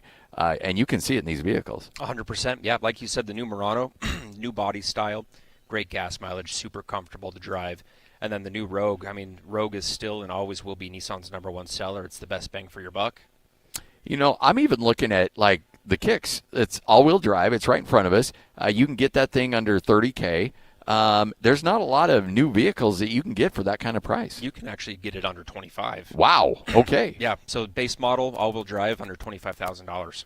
Now, I mean, you look at and look, you've got a great selection of used vehicles, but honestly, if somebody out there is thinking, okay, I'm going to have to go get a used vehicle and deal with the maintenance and all that other stuff, when in reality, you can get a brand new vehicle and the payments are about the same. For sure, whether you're leasing or even long-term purchase, you can get a brand new car for just as much as you'd be paying for a used car. So why not get a new car? Not have to worry about anything, covered under manufacturer warranty. You got kids graduating, you're sending them off to college. I think that Kicks is a perfect vehicle for them. It's a perfect vehicle, and then like we've been talking about, the fact that we have the forever warranty at no cost, that's just peace of mind for as long as you own the vehicle. You got a new hybrid Rogue, too. Yep, plug-in hybrid. It's 38 miles, exclusively electric, or 64 miles per gallon combined between gas and electric. That is incredible. I want you to come by, check this out. You mentioned the forever warranty, but people don't like paying interest, and you can eliminate that. You can eliminate that, yep. So on a lot of our new cars, we have 0% interest for 60 months, or we are doing a don't pay interest for up to 84 months on Pathfinder, Murano, Rogue, and Frontier. You can also come by and figure out how you don't have to make a payment until 2027. Yeah, I mean, why not drive a brand new car until 2027 and not have to make a payment? That sounds great to me. And, I mean, it's just incredible what you guys have put together. And it's got to imagine it's got to be fun for Tyler, because I've actually been on the air with Tyler when he's actually, and I could see the wheels in his head spinning a little bit, and all of a sudden he'll spit out let's not make a payment till 27. Or, he's always thinking of ways to incentivize customers. 100%. And, at least working for him, it's always exciting for me because I'm like, all right, what are we coming up with next? Yeah, you'll have a customer come up and say, hey, I listened to Tyler on the radio, and he promised this and this. And you're like, well, okay. Yep, got to find a way to do it. Let's go. It's right here at Tim Daly Nissan Southtown. That's Tim Daly Nissan Southtown, just west of I-15 after that 106 South exit. Stop by, say hi right here on the Zone. Whirls around and down. 97.5, the KSL Sports Zone is your exclusive home of the Utah Jazz. And we want to send you to the Delta Center to see the Jazz in action. Listen every Tuesday for the Jazz Ticket Tuesday Sounder at 30 past the hour, every hour, all day long. And if you're caller number 12, you'll be on your way to an upcoming game. Buy one, you'll get one free. It's Jazz Ticket Tuesday, every Tuesday throughout the NBA season on your radio home for the Utah Jazz. 97.5, the KSL Sports Zone. The International Brotherhood of Electrical Workers, Local 354, is looking for telecommunication technicians and fiber splicers to fill immediate job openings. Technicians work with network cabling and fiber optics to build communication networks and infrastructure. Come to our job fair on Thursday, April 9th and 23rd from 4 to 7 p.m. at the Utah Electrical Training Alliance in West Jordan, 7466 South Redwood Road. The IBEW is offering an amazing job opportunity. Enjoy a competitive wage, paid holidays, and employer-paid health care and retirements. Learn more at our job fair on Thursday, April 9th and 23rd from 4 to 7 p.m. at the Utah Electrical Training Alliance in West Jordan, 7466 South Redwood Road. Meet the contractors and tour the training center. Do you want to become a telecom technician? Apply for the 3-year telecom apprenticeship. Get paid while you learn. Invest in yourself. Join the IBEW. Learn more at IBEW354.org. David James for Soda Weight Loss. State of the art. Do you want to lose weight? You can do it. I did. My goal was to lose 20 pounds. It took 5 weeks. Soda helped me get the weight off, lose those pounds, and lose those inches. No shots, no pills. It costs thousands of dollars to keep getting those shots and pills to keep the weight off. Instead, call Soda. SOTA. Go to sodaweightloss.com or call them at 866-800-SODA. You'll get a nutritionist. You'll meet with them once a week. You'll come up with a plan that works for you and your health history. You don't starve yourself. You get 3 meals per day plus 2 snacks. They'll get the sugar and the sodium out of your diet. The weight and the inches will come off. It worked for me. It can work for you. Call right now, 866-800-SOTA. Go online. Check their 9,000 Google reviews. And they got a buy one, get one offer right now. You and a friend, 2 transformations for the price of 1. Call Soda right now, 866-800-SOTA. Join Soda for a short time. Lose the weight for a lifetime. Hi, this is Derek Overstreet, president of the New Millennium Group and co-host of Stop Working, Start Living with KSL News Radio. Can you imagine what your life would be like if you could retire 3 to 5 years earlier than you thought possible? The things you could do, the loved ones you could spend time with, the memories that you could create. That's what our team at the New Millennium Group does. We'll walk you through the entire process every step of the way. If you'd like to get a copy of the 5-step proprietary plan that will help you retire 3 to 5 years sooner than you thought possible, give us a shout right now. 888-999-6370. That's 888-999-6370 or utahsfinancialplanner.com. Listen, most of our listeners right now have a tax problem, not a money problem. There's not enough money in Social Security Medicare as it is. Let us show you how you can significantly reduce your taxes. That's 888-999-6370. 888-999-6370 or utahsfinancialplanner.com. $5,000. That's the average amount of money people in the U.S. are now spending on gas in a year. $5,000. That's crazy. If you drive, you have to download Upside, the free app that gives you cash back every time you get gas. That's right. You can earn real cash back with Upside just by buying the gas you're already buying. You can literally start earning cash back today. I use Upside every time I fill up, and I've already made around $200-$300. You're putting gas in your car anyway. Why not get real cash back? If you like free money, download Upside. I'm saving the cash I earn from using Upside to help pay for a vacation later this year. Download the free Upside app now to earn cash back every time you buy gas. Use promo code SPEED to get an extra 25 cents per gallon on your first tank. You can cash out anytime right to your bank, PayPal, or a gift card for Amazon and other brands. Just download the free Upside app and use promo code SPEED for a 25 cents per gallon bonus on your first tank. That's code SPEED for a 25 cents per gallon bonus. This is a Utah Jazz at 30 update on 97.5, the KSL Sports Zone. Washington Wizards snap a 16-game losing skid. They come to Delta Center, knock off the Jazz 133-110.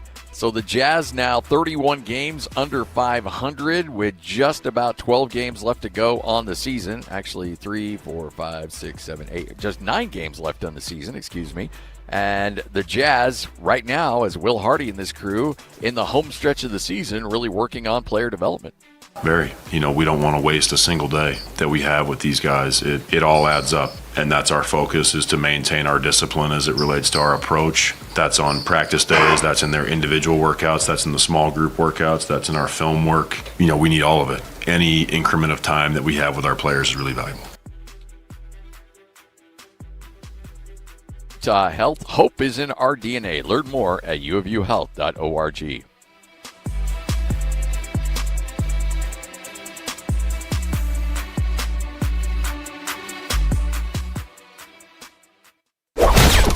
It's time to saddle up and talk about the winners and the losers. This is the good, the bad, and the ugly. Now, here's the good. It is your good, it is your bad, it is your ugly, right here on 97.5, the KSL Sports Zone. Hope you're all having a tremendous day. Scott Gerard with you, Lloyd Cole back in studio. I'm down here at Tim Daly Nissan Southtown. I will say this, anybody who comes by will give you a free bag of popcorn. They got the popcorn machine going. By the way, quality popcorn, Lloyd. Do we have the candy bucket too? Oh, no candy bucket. We probably should have been careful on promoting that. Easy. So no candy bucket, but I do have the popcorn, and I have all-you-can-drink soda as well. So, you come on by here, and we'll hook you up with that.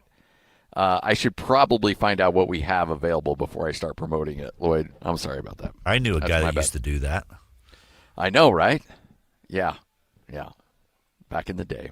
All right, so let's get to it. Brian Hodgson, the new head coach at Providence. And look, he was at South Florida. I called a game down there at South Florida. His South Florida squad actually beat Utah State fairly easily earlier in the year. Great environment, great setup, and Utah State lost that game. And South Florida went on to have a great year, which has allowed Brian Hodgson to turn that into a head coaching job at Providence. A lot of questions about recruiting. Brian Hodgson says, you know what, you don't need to question my recruiting because, well, frankly, I've got evidence I can get it done. Steve talked about it. My better half, my beautiful spouse here, Jordan, my son, Jet, who you'll hear plenty throughout this speech. If you ever want to question my recruiting abilities, just take a look at my wife, Jordan.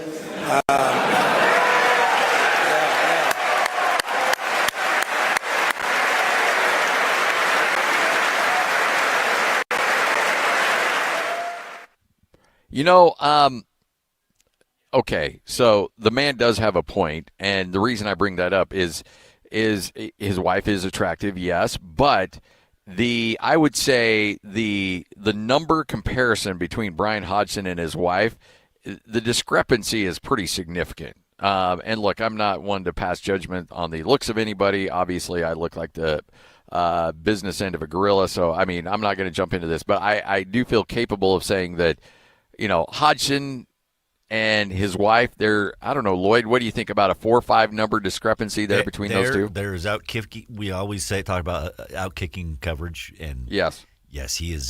There is easily a 5-point to 6-point discrepancy. Yeah, and so again, if I'm looking, I think it was the coach. He was at Penn State at the time. Was it James Franklin? I can't remember. There was a coach that actually got himself into a little bit of hot water because he actually said that he judges his coaches, his potential hires as assistant coaches. He wants to meet their wife, and he wants to rate the attractiveness of their wives because he feels like if a man can't sell himself, then he can't sell a program. And so if his wife is unattractive, then he must not be a very good recruiter, and hence he does not want him recruiting for the university that he is working for. So, again, misogynist, yes. Politically correct, no. But there's a lot of coaches who swear by that. And I heard from coaches out there that would not say that publicly, but immediately were saying the same thing. Hey, yes. It makes some sense. I mean, if you can recruit your wife, recruit a player the way you're able to recruit your wife, you might be cooking. Yeah, because you might have something.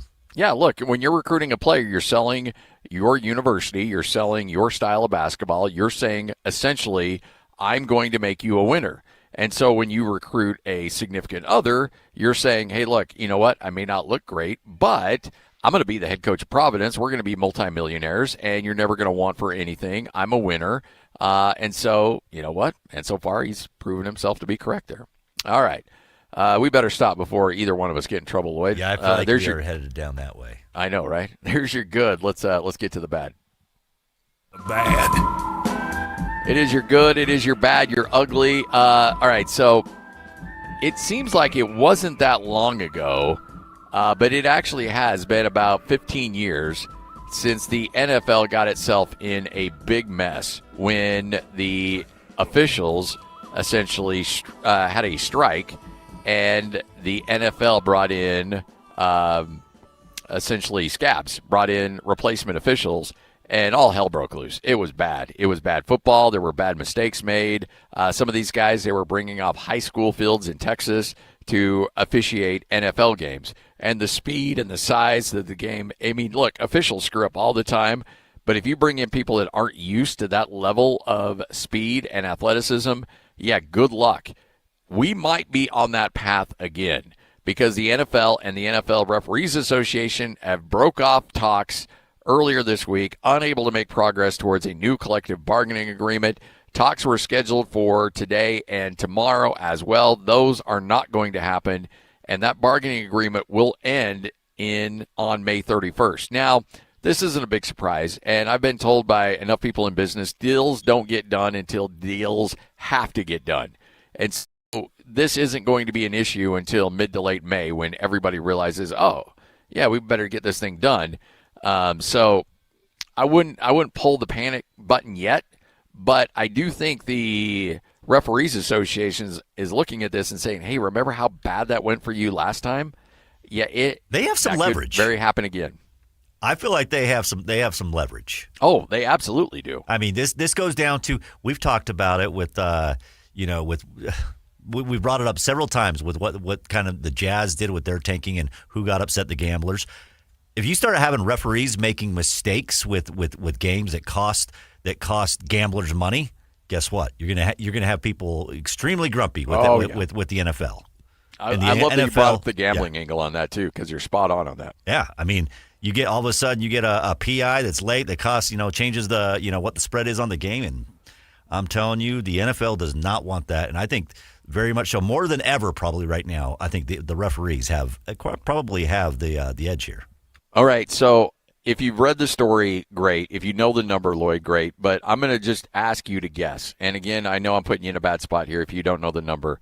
But if I were to ask you now, NFL officials are not full-time employees. All right, so they're essentially W-9 guys, contracted guys, and so they get paid per game.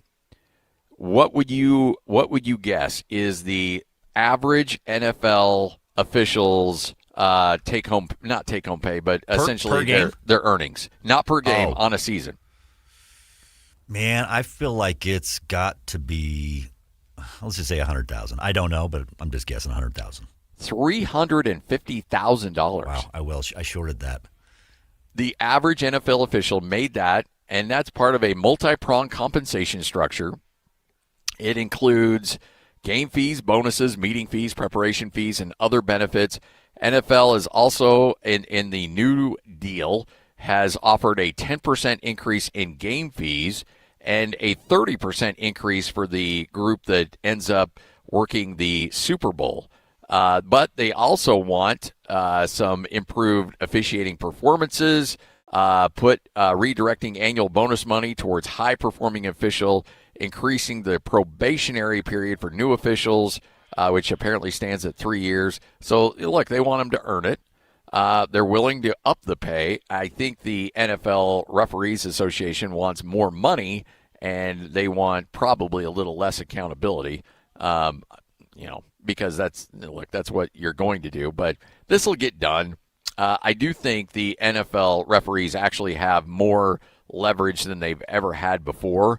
I think most people are out there thinking to themselves, well, it's an official. Go get another one. Yeah. When you start really screwing up games, hey, bring in some Pac-12 refs. See how they do. Bring in the old Pac-12 crew who messed up plenty of games. Yep. Go see how that works. That would be just perfect. That would be exactly what the NFL could use because, those dudes running the old Pac-12 games, they were darn near perfect all the time. No issues whatsoever. All right, 97.5, the KSL Sports Zone. Coming up next, we continue to get you ready for, we got a little NHL hockey to talk about. Also coming up in the 2 o'clock hour, we'll continue to talk Mammoth. Mike Fulta will join us at 2:05. It's all right here on 97.5, the KSL Sports Zone. This is JJ and Alex. I got this.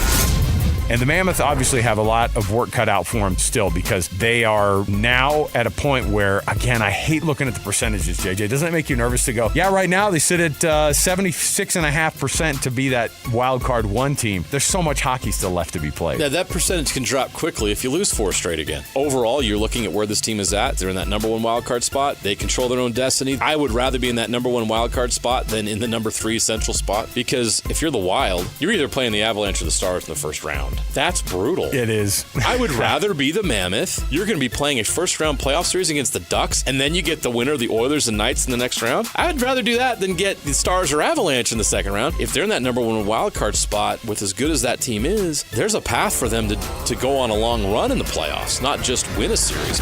Catch JJ and Alex afternoons from 3 to 7 on 97.5, the KSL Sports Zone.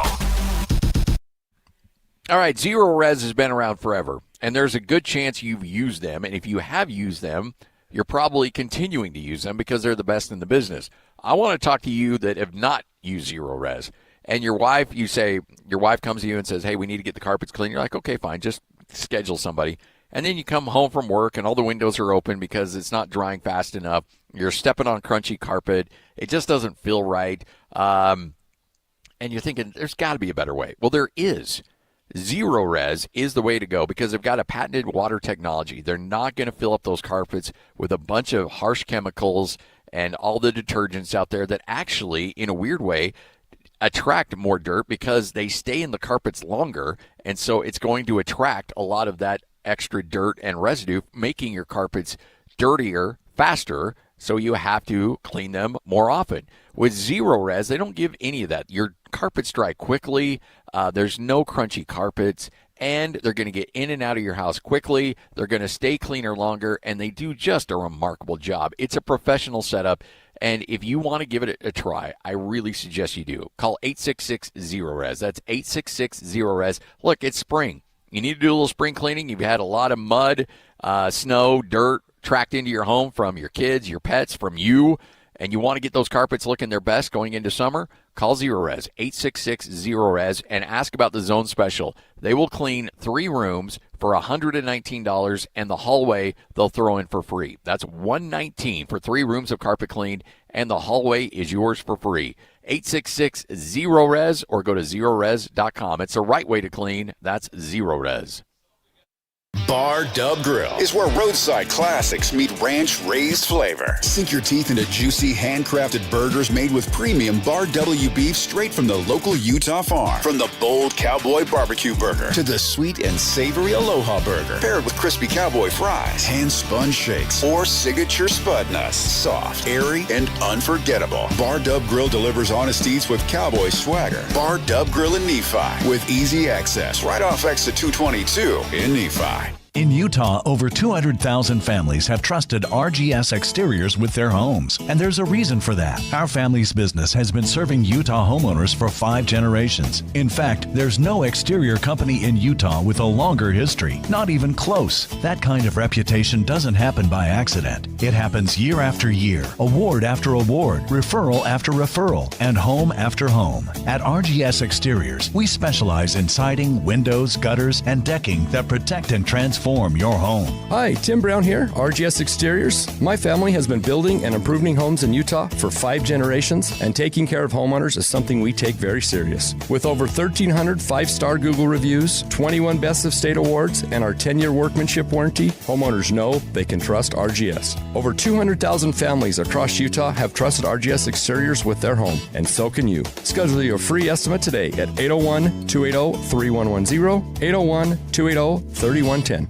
Your new 2026 Mazda CX-5 has arrived at Tim Daly Mazda Southtown. There's huge inventory of this newly remodeled Mazda CX-5, and with offers as low as 1.9%, now is the perfect time to get yours. That's right, the newly designed Mazda CX-5 can be yours for financing as low as 1.9%. Come in today to Tim Daly Mazda Southtown in Sandy. APR OAC, 36 months at $29.04 per month for $1,000 finance. Not available with any other offers. See dealer for complete details. Take your your golf game to the next level. Introducing the Rev Tour, a new competitive league for amateur golfers of all skill levels. It's fair, competitive, flighted league play built for everyone who loves the game. Starting with leagues in northern and southern Utah. Then local regionals advance to Las Vegas for 2026 to punch your ticket to the Nationals. All regional winners will be able to play at Pebble Beach with deep discounts. Sign up now at golfrevtour.com and get $50 off April using promo code REV1280. golfrevtour.com, promo code REV1280.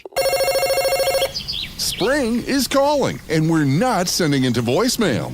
I bet you're thinking about heading south this spring, but what if you tried something different, like Cedar City and Bryan Head? With gas prices going up, this is the kind of trip that gives you more vacation for the tank you're already on. Start with Three Peaks OHV trails that say, go ahead, take the scenic route, then cool it down with disc golf. Because yes, you can be competitive and outdoorsy at the same time. Next, Thor's Hideout. Legendary hike, epic payoff. And if you want the kind of ride you'll talk about all week, hit the Iron Hills Trail System, now an official recreation trail. Just need to chill? Frontier Homestead Park, Cedar City Veterans Park, or play around at Cedar City Golf Course. Then finish strong with local dining, shopping, and small town charm in the historic downtown of Cedar City and Parowan. Spring is calling. Answer it with a one-tank getaway at visitcedarcity.com. Listen every Monday morning to DJ and PK and Monday afternoon with JJ and Alex for your Chevy Strong Play of the Game. Win great prizes from Rocky Mountain Chevy. This is a Utah Mammoth at 50 update on 97.5, the KSL Sports Zone. 97.5, the KSL Sports Zone. It is your Mammoth at 50 update. Mackenzie Weegar realizing this Mammoth team needs to be better at stopping shorthanded goals. That's tough. It's just a second, maybe a split-second read we lost timing on, and then it's that, kind of reading, coming back into our zone, helping out. We can't really, in that situation, we got to defend. We're not really on the power play at that point. We got to get the puck back and then take it to them. But, those are our leaders. I'm sure they're going to talk about it. We're going to talk about that and, nip that in the butt, and they're going to be better for us, and, that's got to stop. And just like after that, they scored quick. That's, I think, 3 times since I've been here, we've scored a tying goal, and then they've scored right after. So that's another area that we got to clean up as well. That's your Mammoth at 50 update. This is 97.5, the KSL Sports Zone.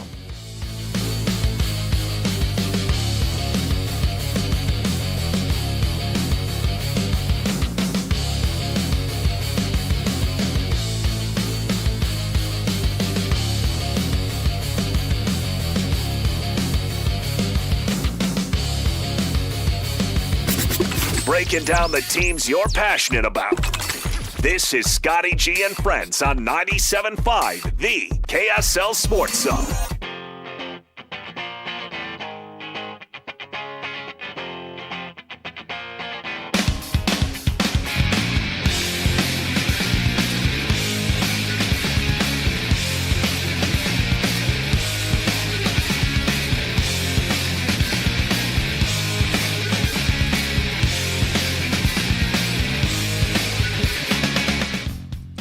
.5, the KSL Sports Zone. We're about 10 minutes away from chatting with Mike Folta, the radio play-by-play voice of the Utah Mammoth. Get his thoughts on coming off a tough loss the other night and against Edmonton, trying to recap the magic as the Mammoth in the middle of a homestand. We'll talk about that with him straight ahead. But we are live here at Tim Daly Nissan Southtown. Cam's with us again, and when you look at the ability to get into these vehicles, these brand new vehicles, look, I'm a big believer in used vehicles. I think used vehicles is the right choice for a lot of people, but in this situation, I don't know why you'd go used. And that's no knock on your used inventory either. No, because we have a great used car inventory, but Nissan has at least 3 models that you can get for under $25,000.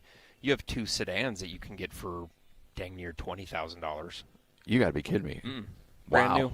Brand new, around $20,000. You can get a crossover here in the kicks for under $25,000. Yep, all-wheel drive, brand new 2026 kicks for under $25,000. And a lot of people forget this was a move you guys made about 4 or 5 years ago, but the Altima now has all-wheel drive. So you got a sedan with all-wheel drive there. Yep, and 2026 is the last year. So if you do like the Altima, now's the time to get it. Wow, really? Yep. Interesting. All right, so come on down here. It's Tim Daly Nissan Southtown.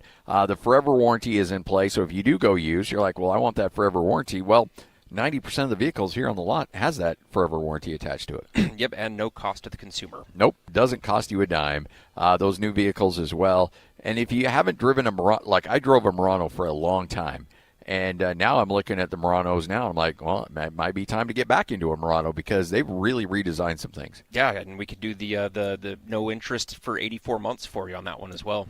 The tech packages are really cool, what these things can do. You got massaging seats now. You've got great sound systems, dual panoramic moonroof. I mean, you name it, that car has it. And the Rock Creek, I've had my eye on that. Rock Creek Rogue. We've been here for about 2 months now. Every time I see that, I'm like, the fact that thing hasn't left the lot yet means that it's screaming my name. Oh, no, trust me. It has left the lot. They're going quick. Oh, okay. That's just a different one. That's just a different one. Oh, okay. Yep. All right. I can assure you that one has sold because it is, they just go so fast because it's a unique looking crossover. And it really is. I mean, it's sporty. You can take it anywhere. And you've got the Rock Creek edition, so it means it's ready for whatever you throw at it. It's a beautiful vehicle. Yep, and great gas mileage, all-wheel drive, and it's arguably one of the more affordable crossovers out in the market. And you got a great deal on it right now where you can get that sucker for an incredible price. It is right here at Tim Daly Nissan Southtown. As we mentioned, it is your end of year. I know it's March 31st, but that's the end of the Nissan fiscal year. So if you think all the savings are just at the end of December, it's actually, for Nissan, it's March 31st. You are going to get the best deal of the year now. Like, you have till the 31st of this month, and I can promise you the deals are not going to be better. I used to, I still do. I come back and hang out with you guys in that office back there and just hearing, all right, we're working on this, this, and this. All right, do this, and let's get it done. I mean, you guys, that's where the magic happens back there, where you put deals together. Yep, every time. And, I mean, I pretty much live here, so. Well, look, if you're dealing with credit issues, upside down, whatever your story is, we all have stories. You guys don't judge. Whatever you're dealing with, come on down. Because I know there's a lot of people out there driving around thinking, you know what, I would love to get in one of those Nissans, but there's just no way. And I don't want to put myself through the heartache of going down there and being told no. Guess what? You guys have seen worse, and you're going to find a way to make it happen. Yeah, and with a lot of these new cars, even if you don't have great credit, with the rebates that are on them, that's just as good as cash down. Oh, let's go. It's Tim Daly, Nissan Southtown, just west off of I-15 after the 106 South exit. Stop by. It's all right here on 97.5, the KSL Sports Zone.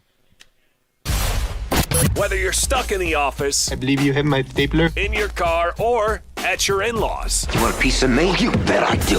The Zone is with you every step of the way. Download the KSL Sports app to get live streaming of your favorite shows and access to all the latest updates on your favorite teams. Your home for the best coverage of the Utes, Cougars, Jazz, and Mammoth is on air, online, and on the KSL Sports app. This is 97.5, the KSL Sports Zone.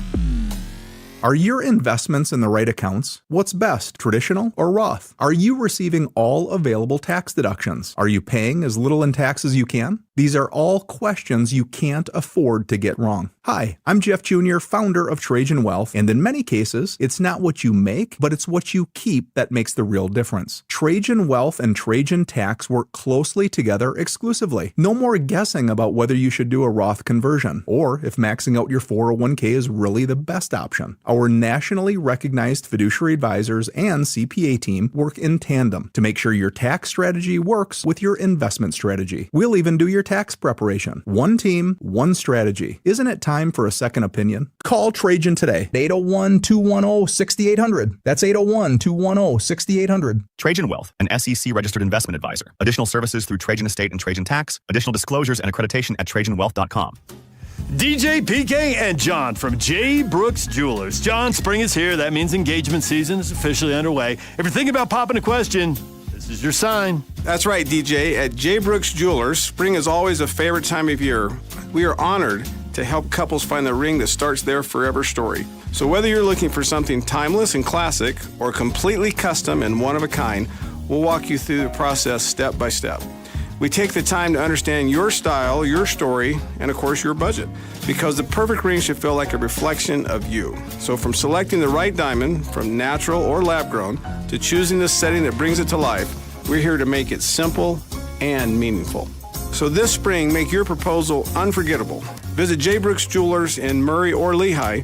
or online at jbrooksjewelers.com. And let's create a moment that she'll never forget. Visit J. Brooks Jewelers in Murray and Lehigh or start your search online at jbrooksjewelers.com. What makes a Huntsman School of Business student stand out? It's the difference between studying business and becoming a business leader. At Huntsman School of Business, hands-on learning, global experiences, mentors who know your name, and a welcoming community set you apart. From classrooms to internships to real-world problem solving, students at Huntsman School of Business graduate with purpose, confidence, and career opportunities. Discover the school built for bold futures. Dare mighty things at huntsman.usu.edu. Calling all Jazz fans. If you can't wait another second to see stars like Ace Bailey and Lowry Markkanen tear up the court, you're in luck. Tickets are on sale now. Let's go! No matter what you're looking for, the Utah Jazz has your back. With season tickets, mini plans, and single game options available, there's something for everyone. Whatever your schedule or budget, there's a plan for every fan. Don't miss a moment of the action this season. Secure your tickets today at utahjazz.com. This is DJ and PK. RSL head coach Pablo Mastroni. For you, as you have messages to deliver to the team, is it more effective to use profanity to the team in English or Spanish? The Spanish guys say I use a lot of profanity. Spanish was my first language. We moved to the States when I was 4. I grew up in a family of butchers, and we owned a butcher shop in Argentina, and it was all the guys working in the butcher shop. So I learned all the bad words, and I would always say it. The guys would laugh, and all the women in the family would always be like, this is ridiculous. It's so funny because I rarely use profanity in English, and the only time I ever use it is to really make a point of emphasis. But in Spanish, apparently, I use it all the time without even knowing because that's the way I was raised. I bleep and love it. Catch DJ and PK mornings from 6 to 10 on 97.5, the KSL Sports Zone. Greater Zion has no better visual than Copper Rock Golf Course, where every swing is surrounded in breathtaking landscapes and enhanced with world-class amenities. Outdoor adventure with the greatest golf. Copper Rock. Come for the golf. Stay for the adventure. This is JJ and Alex. I got this. And the Mammoth obviously have a lot of work cut out for them still because they are now at a point where, again, I hate looking at the percentages, JJ. Doesn't it make you nervous to go, yeah, right now they sit at 76.5% to be that wild card 1 team. There's so much hockey still left to be played. Yeah, that percentage can drop quickly if you lose 4 straight again. Overall, you're looking at where this team is at. They're in that number 1 wild card spot. They control their own destiny. I would rather be in that number 1 wild card spot than in the number 3 central spot because if you're the Wild, you're either playing the Avalanche or the Stars in the first round. That's brutal. It is. I would rather be the Mammoth. You're going to be playing a first-round playoff series against the Ducks, and then you get the winner of the Oilers and Knights in the next round. I'd rather do that than get the Stars or Avalanche in the second round. If they're in that number 1 wild card spot, with as good as that team is, there's a path for them to go on a long run in the playoffs, not just win a series. Catch JJ and Alex afternoons from 3 to 7 on 97.5, the KSL Sports Zone. The KSL Sports Zone and Beehive Meals are honoring people that impact youth sports in our communities. Nominate the youth sports volunteer you know for the Beehive Meals Hero of the Week at kslsports.com/contest. 97.5 KZNS FM Colville, 1280 KZNS AM Salt Lake City, and KSL FM HD2 Salt Lake City Midvale. This is 97.5, the KSL Sports Zone. Believe it or not, this guy actually has friends. Nice. This is Scotty G and Friends on 97.5, the KSL Sports Zone.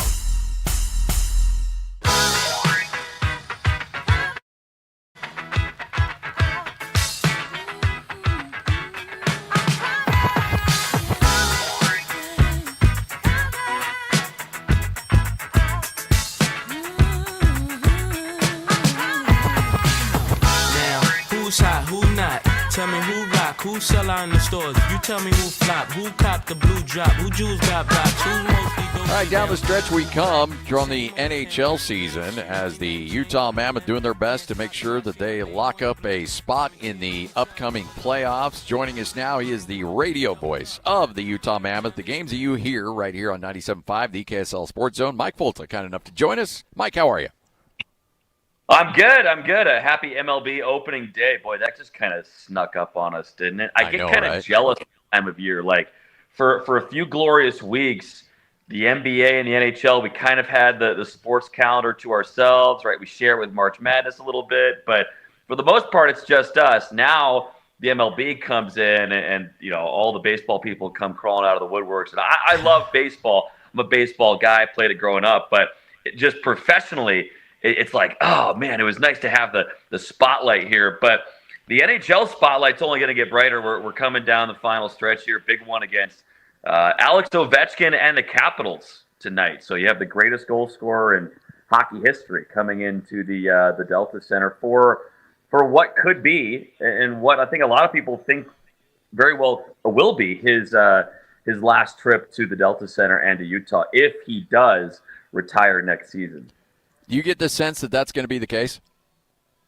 It's hard for me to say, being outside the Capitals org and outside that room, but like the crazy thing is, he's 40 years old. He's still leading the Caps in goals and in scoring. Now you watch him on the ice, and you're like, that guy is leading the team in goals. He doesn't skate a lot. He doesn't move around a lot, and still he is able to score goals and produce. It is a marvel of nature, and he's done it all, Scotty, on a diet of like what I ate in college, like Subway sandwiches, spicy Cheetos, and like he's drinking Diet Coke on the bench in his Gatorade bottle. So he hasn't exactly leaned into like the TB12 method, but he's still scoring at an incredible rate. He's not going 75 hard, that's for sure. No, he's not. But like, I remember we went to Washington last year, and I remember thinking, this is last season, and I remember thinking like, gosh, he did not do anything, and the guy somehow still had 3 assists. Like, I'm like, how is that possible? He had a 3-point night. I barely saw him move. He didn't take one face-off in the defensive zone, and yet he still led everybody on the ice in scoring. All right, so for those of us that are really trying to immerse ourselves in the game and not just appreciate the current status of the game, but the history of the game, with what we saw the other night from Connor McDavid, is that a guy that if he stays on the trajectory he's at now, which I'm sure he will, and let's say he picks up a trophy or two along the way, will he be in the same breath as Wayne Gretzky and Mario when it's all said and done? Well, you threw in a little line there that is what everybody is wondering. Can he get that little trophy? He hasn't had the Olympic gold. He got the 4 Nations, if you count that, but he hasn't had that big one, right? Hasn't had the Olympic gold medal, hasn't had the Stanley Cup, which is what everybody in Edmonton everybody across the hockey world is wondering. Can the best player in the world in the ultimate team sport, can he finally be a part of a cup-winning team? If he does, he's absolutely in that conversation with Lemieux and Gretzky. If he does continue to produce at the level that he is. But again, that's a big if. And he signed a 2-year contract to stay at Edmonton. He took a huge hometown discount to stay at Edmonton and to try and win a cup there. But he only signed a 2-year deal. He could have easily. I mean, we just saw Nick Schmaltz with the Mammoth sign an 8-year, $64 million deal. I mean, Connor McDavid could have signed for all of King Midas's silver if he wanted to, but he chose to sign for 2 years, and so his future is, I guess, in doubt after these next couple of years, whether he'll stay at Edmonton or not. But hockey is the ultimate team sport, and your legacy is defined by how many cups you win in a lot of ways. Mike Volta, kind enough to join us right here on 97.5, the KSL Sports Zone. All right, so I want to there was an NHL.com story about how Utah may be becoming a destination location for a lot of players. Utah and Bill Armstrong has done a tremendous job of locking up core players and keeping them in Salt Lake City. Just give me, from an outsider. Now, you're not an outsider anymore. You're one of us now, Mike. So I don't want to project you as an outsider, but a guy that's now kind of immersed himself in the community. What is the reputation of Salt Lake City and this Mammoth organization across the NHL? I think it starts with Ryan and Ashley Smith. I think if you ask anybody, that's the first line of the answer. The way that the ownership has committed itself to winning. Part of that's the practice facility. Part of that's committing capital to good players with these long contracts like we saw with Nick Schmaltz. And also, like we saw with Mackenzie Weegar as well, like that guy, he had a no move clause in his contract. He could have told the Calgary Flames, nope, I'm not going to Utah. Send me somewhere else, but I'm not going to Utah. He had that right in his contract, and he waived that right in order to play here for the Mammoths. So I think the commitment to winning is first and foremost. And we've seen, Ryan Smith send the jet to go pick up players and stuff like that. And anytime you ask players, because they've all been asked about it multiple times at this point, how do you like Utah, all that stuff. And I think the first thing that pretty much everybody says, if it's not Ryan and Ashley Smith, is the welcome party back in April of 2024 when the team finally or first came from Arizona to Utah. There was that big welcome party, and the players got off the plane, and they're greeted by hundreds of youth hockey players and families here in Utah. I think that moment was kind of a tentpole moment for these guys in transitioning to their new digs here in Utah. And Scotty, the team's winning. The team's winning. It's an exciting team to play for right now. Like, you can't attract guys to every location in the NHL like you can to New York and LA and things like that. But if you're winning, it's a whole heck of a lot easier. And the palm trees seem to grow a little bit taller when you are winning, as opposed to when you're trying to rebuild. All right, so that Edmonton loss hurt 5-2, and then you look at the last stretch. Things have gotten a little. I'm trying to think of the right word to use, wobbly, if you will. Is there a concern level from you about the current status of this team trying to play its best hockey going into the playoffs? No, I think we've seen a little bit of up and down from the Mammoth here recently. And look, there were a couple goals there that Karel Vejmelka probably should have stopped. He's been really good all year, but just kind of had a little bit of an off night against the Oilers, and that's not a team you can afford to have an off night against with guys like Connor McDavid out there trying to score on you. So it was, the team lacked a little bit of offensive intensity in that game against Edmonton, but you're around everybody today at morning skate, and the mood's pretty high. Guys are confident. But did you see what happened in the second intermission? I know you're at Tim Daly Nissan right now. Tell the folks at Tim Daly Nissan to stay far away from sponsoring the intermission shoot the puck contest, because the poor guys over at Ken Garf had to fork over a brand new Honda Ridgeline. Wow, because the guy knocked it through, huh? What's that? He knocked it through. I always thought those were carnival games where like the opening is smaller than the puck, but James from Riverton had an incredible shot and walked away with a brand new truck. So tell our friends over there at Tim Daly Nissan, hey, stay away unless you want to be handing out cars for free. Stay away from sponsoring that intermission show. I was calling a game up in Logan, and sadly I was talking and reading the commercial line. I don't know what was going on, but all of a sudden the crowd just erupts. And you've been up in that arena, you know how crazy that can be. And I'm like, what just happened? We're in a timeout, and a guy hit a full court putt. And I went and looked at the thing afterwards. The hole for that ball to go through was maybe a half inch wider than the actual ball itself. I still don't know how that guy knocked that through, and he ended up winning like tuition for the upcoming year. Like, that dude should have won several $1 million based on that, because I don't know how he did it. It still blows me away. Because he had probably taken some putting lessons with PK the morning before. Yeah, that's true. Yeah.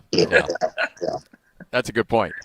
Hey, I talked to Bill Armstrong earlier in the week, and he talked about Veggie, and that Vanacek has kind of helped him up his game, and there's this kind of friendly competition between the two. Just how important is that for, and I don't want to say a competition, but for high tide to lift all boats, that these guys just kind of keep pushing each other? Yeah, I think it's really important. I think when you consider how Karel Vejmelka is kind of wired a little bit, he's really competitive. He's a great teammate first and foremost. But he has responded really well to challenges this year. That game against Edmonton was just the second time all year he had been pulled, which is pretty impressive considering he's among the league leaders in games played. but he was pulled earlier this year. And then the game that he comes back, the next game he starts, he throws a shutout. Yeah. So he's had similar types of bounce backs like that throughout the year. So he has shown that kind of desire, like, okay, I didn't have a great night. I want to get back in the net. He's the type of guy that wants it. Like he wants that opportunity to help the team win again after, a night that he would maybe want back. But I think when you consider that, as part of his personality, I think that challenge is really healthy for him. But as far as Vitek goes, we think he's going to start tonight against his old team, the Washington Capitals. That's how he came up through the minor leagues into the NHL with Washington. So it'll be really cool for Vitek to go up against Alex Ovechkin tonight. Alex Ovechkin has scored against basically every goalie in the NHL. In 5 games against Vitek Vanacek, he has scored 0 goals on 19 shots. So hoping to keep that streak alive tonight. And like I said, Vitek's been really good as of late. Like his last 6 or something starts have all been like his best 6 starts of the year. His numbers don't look great when you look at his record because he hadn't been getting much run support throughout the early parts of the year, but now he has been getting the goals in front of him. The team's playing a little bit better in front of him, and it's a great opportunity for him to help the Mammoth win after Karel Vejmelka had one of his tougher nights of the year last game. All right, so I don't know what you're going to think out of this, but Lloyd just in my ear, and I agree with him. All of us immediately thought when you said that, jinx. And so are you a superstitious broadcaster at all? Because there's a lot of people now that are a little concerned about what's going to happen with Ovechkin tonight. I feel like if it's not on the broadcast, it can't be considered the broadcaster jinx to me. Okay. Now, okay. So a pregame interview. All right. Yeah. Okay. I got you. Yeah, you got to draw the line somewhere. Like at some point, if we're not telling the story of the night, we're not doing our jobs, right? But I did have I had a tough moment in the minor leagues once where, and this moment actually went viral. Like CBS put it on their TikTok page. It had like tens of millions of views, and they've reposted it since. Thanks a lot, CBS. But it's me in the minor leagues, basically I'm tempting fate. It's like, all right, this guy's got a shutout. I'm just going to say the word shutout, shutout, shutout, shutout. There's no way that I break the curse. Then what do you know? The team we're playing against, the Savannah Ghost Pirates, they go down and score on poor David Tendek, ruining what would have been his first AHL shutout. I got fined by the team. Like the coach levied a fine against me for dropping that many shutouts on air. So I try to avoid saying it now because I don't want to get fined again by Andre Tourney. But I don't know how much I believe in it, but just for my own sanity and for everybody else's, I try to avoid it. So we were calling a football game. I don't want to say it was this year as it was last year.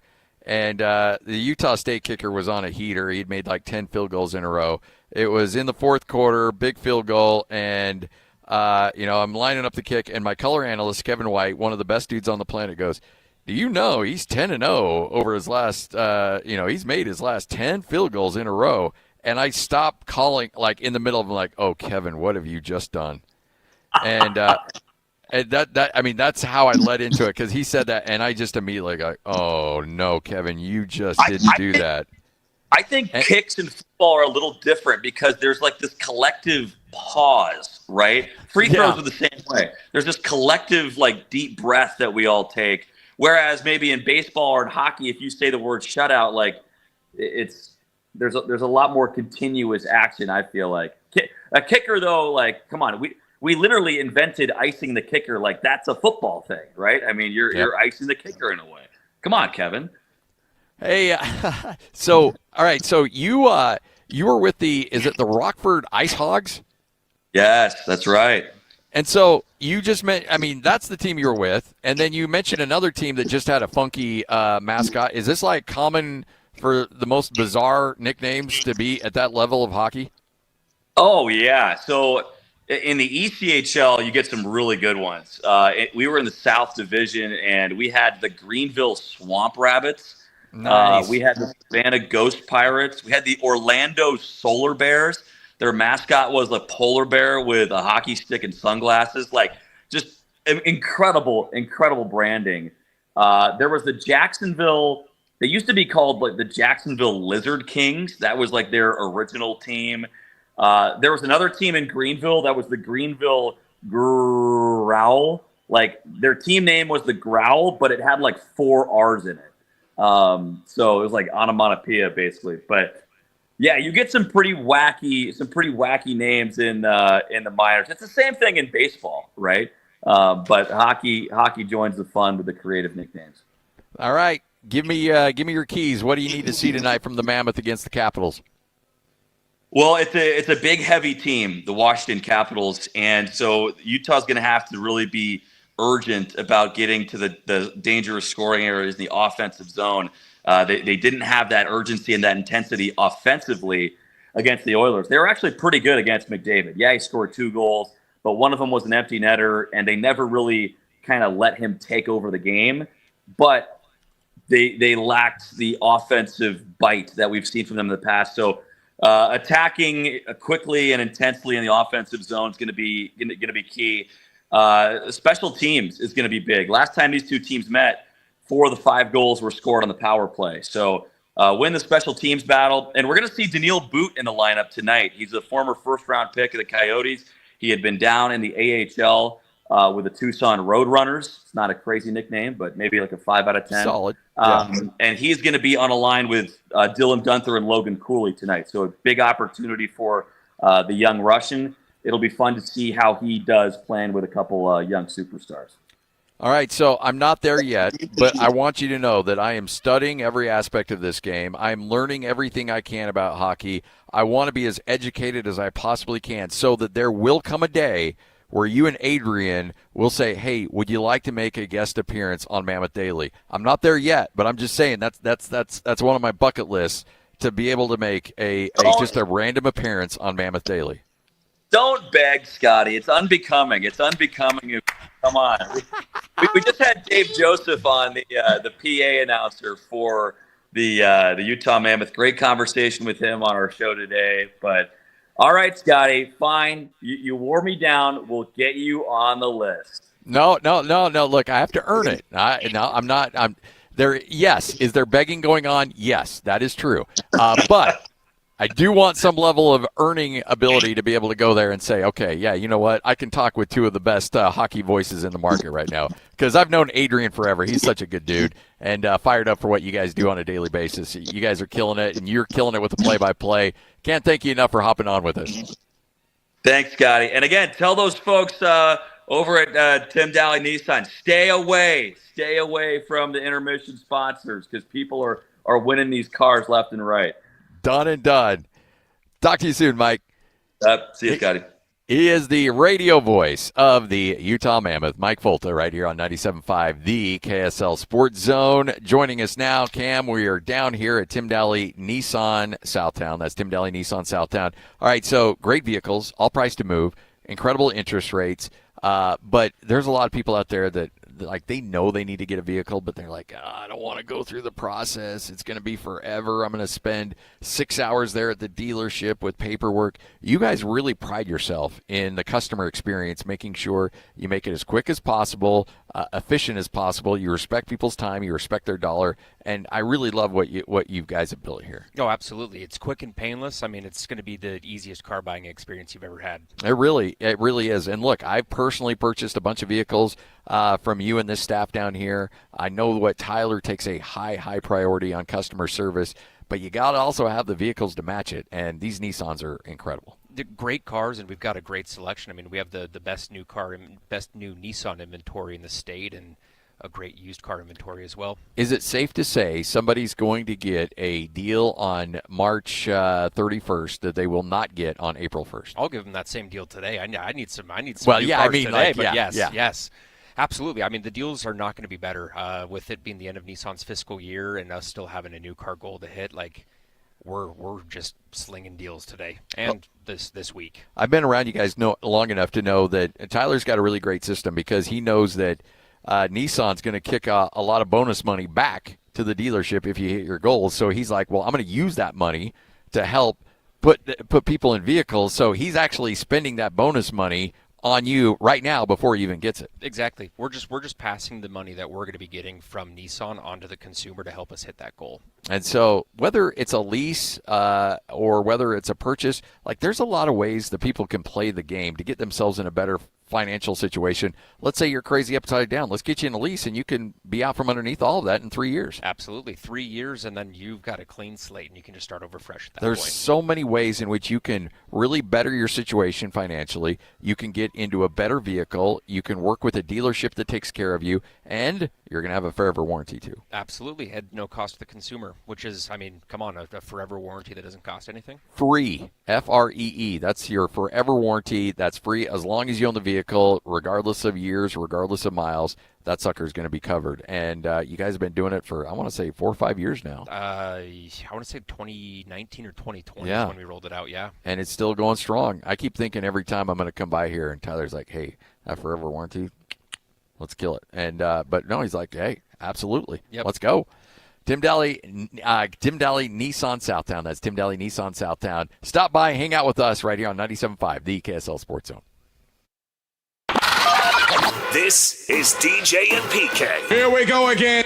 David Pagnotta joins us, NHL Insider, for the fourth period. Perception-wise, what is the rep of the Mammoth as an organization in the league to players? With respect to the rep of the Mammoth, it is on an incline and has been since the end of last season when, player stock, family stock, wife stock, girlfriend stock, that has spread over the course of the last 12 to 18 months here. And the reputation of the organization is immaculate based on a number of players and other hockey personalities that I've talked to. So I think without question, it's becoming, and I say becoming because it's just in its second season here, but becoming a very desirable destination for a lot of players. That's certainly going to be impactful come free agency, but at the same time, when players are putting together their no-trade lists, I can't imagine that too many are going to be looking negatively with respect to the Mammoth.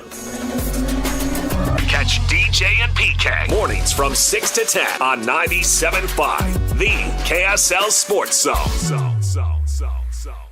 David James for Soda Weight Loss. State of the art. Do you want to lose weight? You can do it. I did. My goal was to lose 20 pounds. It took 5 weeks. Soda helped me get the weight off, lose those pounds, and lose those inches. No shots, no pills. It costs thousands of dollars to keep getting those shots and pills to keep the weight off. Instead, call Soda. SOTA. Go to sodaweightloss.com or call them at 866-800-SODA. You'll get a nutritionist. You'll meet with them once a week. You'll come up with a plan that works for you and your health history. You don't starve yourself. You get 3 meals per day plus 2 snacks. They'll get the sugar and the sodium out of your diet. The weight and the inches will come off. It worked for me. It can work for you. Call right now, 866-800-SOTA. Go online. Check their 9,000 Google reviews. And they got a buy one, get one offer right now. You and a friend, 2 transformations for the price of 1. Call Soda right now, 866-800-SOTA. Join Soda for a short time. Lose the weight for a lifetime. Hey, Utah, think about the water in your home. Is it as good as it could be? Hi, this is the water boy, Colson Firmage, a third-generation Culligan man. Here at Culligan, our roots run deep. My grandfather started with Culligan over 5 decades ago, and that commitment to quality and service is stronger than ever. We understand Utah water, and we have the top-rated water filtration technology to make a real difference in your daily life. Imagine softer skin, longer-lasting appliances, and water that tastes truly refreshing. That's the Culligan promise. Maybe you're wondering about your current water system. Does it even work? We're offering free water tests for all makes and models. Just call us at 801-509-9602 or visit us online at culliganslc.com to schedule your free water test. And for a limited time, you can experience the Culligan difference and save. Receive $1,000 off a new Culligan water filtration system, plus enjoy the convenience of free salt delivery for a full year. Call 801-509-9602 or online at culliganslc.com. Culligan, water you'll love. The show may be over, but the deals are still on. at Paris RV. How about an easy tow with a 25 Rockwood 190 OTG for only $7,995 or $129 a month? How about some bunks? Hook up to the 26 Heartland Prowler 2500 bunkhouse for only $17,995 or $205 a month. Want to stay put for a while? Then put the 26 Forest River Cherokee Timberwolf 20 OG destination trailer in the spot of your dreams for only $44,995 or $456 a month. Only at Paris RV. Paris RV is your locally owned, family-run RV dealership. We strive hard to find the very best RVs for the price. With 4 locations, over 1,000 RVs in stock, 42 service bays, and 4 super parts stores, we're sure to help take your family on the best RV vacation. Check out our perfect family bunkhouse trailer, the 26BH, that sleeps 9 for $19,995 or $227 a month. Zero down. Life is short. Enjoy it. North Murray, South Murray, Payson, and Pocatello. ParisRV.com. Take your golf game to the next level. Introducing the Rev Tour, a new competitive league for amateur golfers of all skill levels. It's fair, competitive, flighted league play built for everyone who loves the game. Starting with leagues in northern and southern Utah. Then local regionals advance to Las Vegas for 2026 to punch your ticket to the Nationals. All regional winners will be able to play at Pebble Beach with deep discounts. Sign up now at golfrevtour.com and get $50 off April using promo code REV1280. GolfRevTour.com, promo code REV1280. This is a Utah Jazz at 30 update on 97.5, the KSL Sports Zone. It is your Jazz at 30 update right here on 97.5, the KSL Sports Zone. Jazz lose last night to the Washington Wizards. Wizards snapped their 16-game losing skid against the Jazz. Will Hardy, though, liking the effort he's getting on both sides of the court from John Concher. That's who John is. You know, he's a competitor. He's a winning player. It's not always pretty, but the way that he gets deflections, steals, blocks, rebounds, makes simple plays offensively, you know, he's really kind of a connector for us on both sides of the ball. That is your Jazz at 30 update, brought to you by University of Utah Health, for you, for life. Go to uofuhealth.org for more information. You're locked on to Scotty G and Friends on 97.5, the KSL Sports Zone.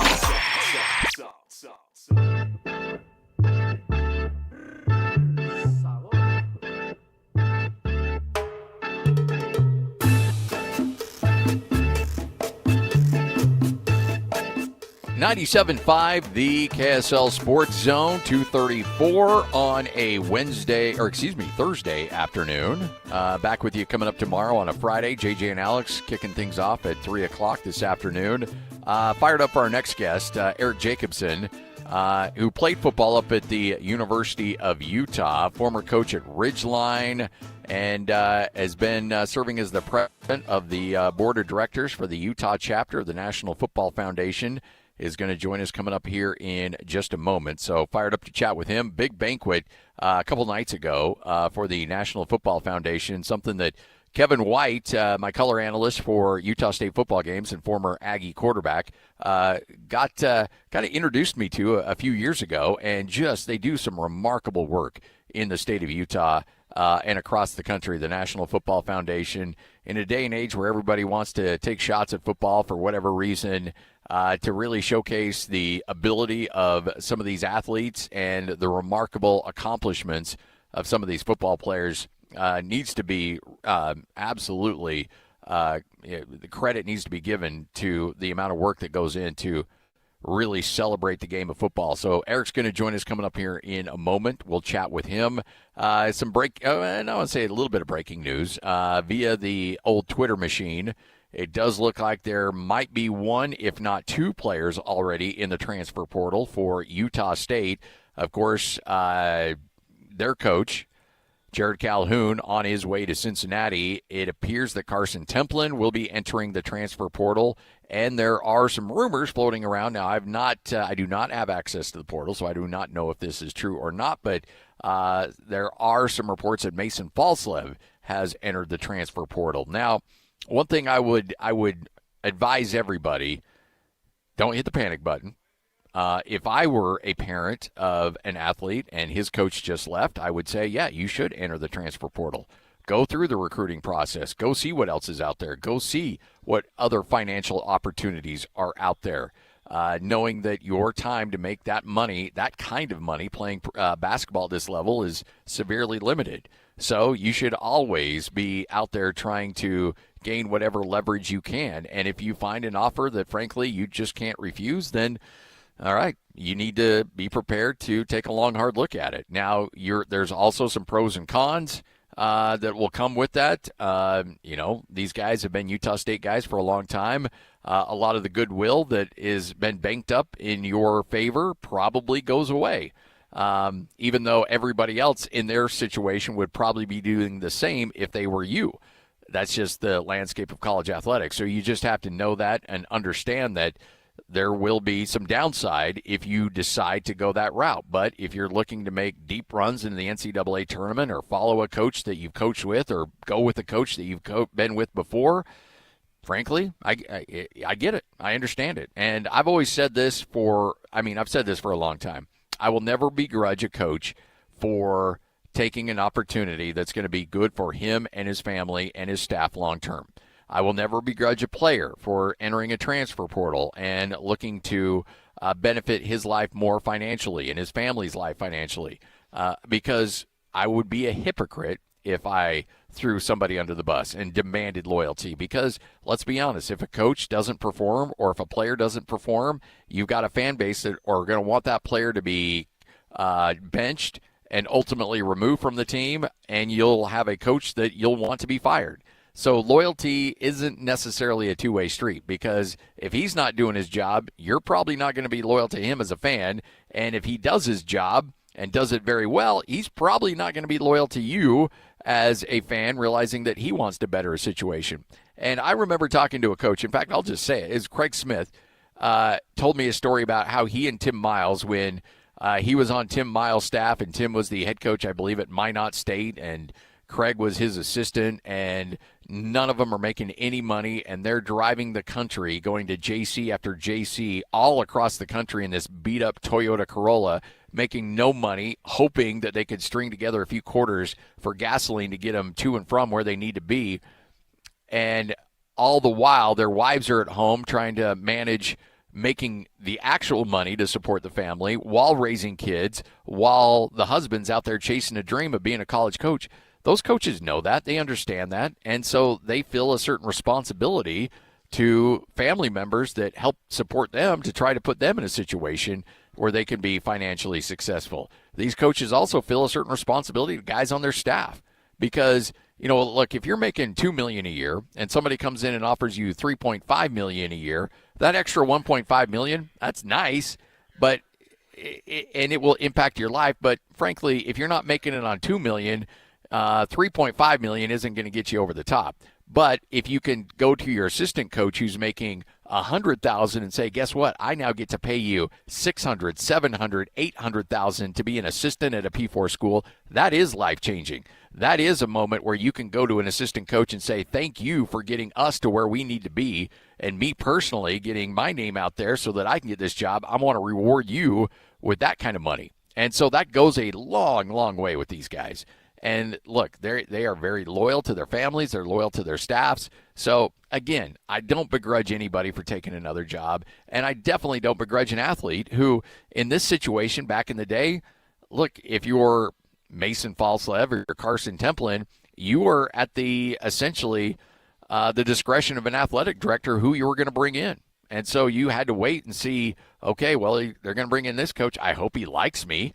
I hope he hasn't made some preconceived notion about me and my game. I hope he doesn't try to alter my game in such a way that will benefit him but not necessarily me.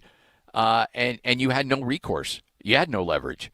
And when there's a high coaching turnover, I think a player should have an opportunity to see what else is out there. Now, Utah State may hire their coach, and Mason Falslev sees him and says, all right, let's go. I like it. And he can come back, and he'll be welcome with open arms. There's no doubt about it. So don't think that the door is closed just because kids enter a transfer portal these days. All right, joining us now, he is the president of the board of directors of the Utah chapter of the National Football Foundation. It is, I tell you what, fired up to chat with Eric Jacobson Eric, I'm good friends with Kevin White. Kevin and I go way back. He speaks extremely highly of you, but I know you guys have done some great things. But kind of walk us through the banquet you had the other night and how important that is to players across the state of Utah here that have had some great high school careers.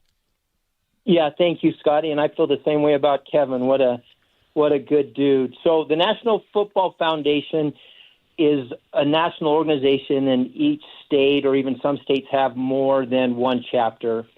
And we are the Utah chapter, the National Football Foundation College Hall of Fame.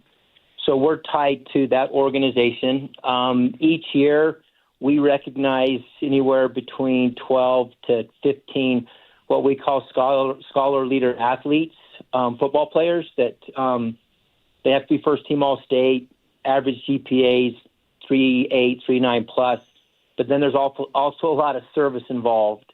So as we go through and evaluate, we'll have 70 to 80 applications each year, senior athletes, senior football players, and of those 80, we'll pick anywhere between 12 to 15 kids based on football performance, academic performance, and then their service in their school and in the community. What are some of the benefits of being selected? Obviously, being among that level of an athlete and being able to have that success is enough on its own. But talk about what the rewards and accommodations are for these athletes. So each of these athletes is given a scholarship, a $2,000 scholarship. They're also given an awesome ring. Justin's does a ring for them. So all of the kids have a similar ring all the way back to the beginning, and in that certificate, and then they're just recognized at a banquet, and then each kid also gets a banner. So now as you go into high schools, you'll see, there's this all-state banner or the state championship banner, and then you'll have hanging also the National Football Foundation banner, and that's been really cool. And as I go around and see different high schools, they are hanging from in wherever, whether it's the trophy case or in the gym, and then we even have past recipients that didn't get banners because we've only been doing it over the last few years that have asked, hey, can you get a banner for me so that it can hang up there with the others? So they're recognized in those 4 or 5 areas, and then they're just part of a fraternity. And with the way, with social media and the way that 7-on-7 and all that works today, all these kids get to know each other, and it's just another common denominator of kind of greatness and what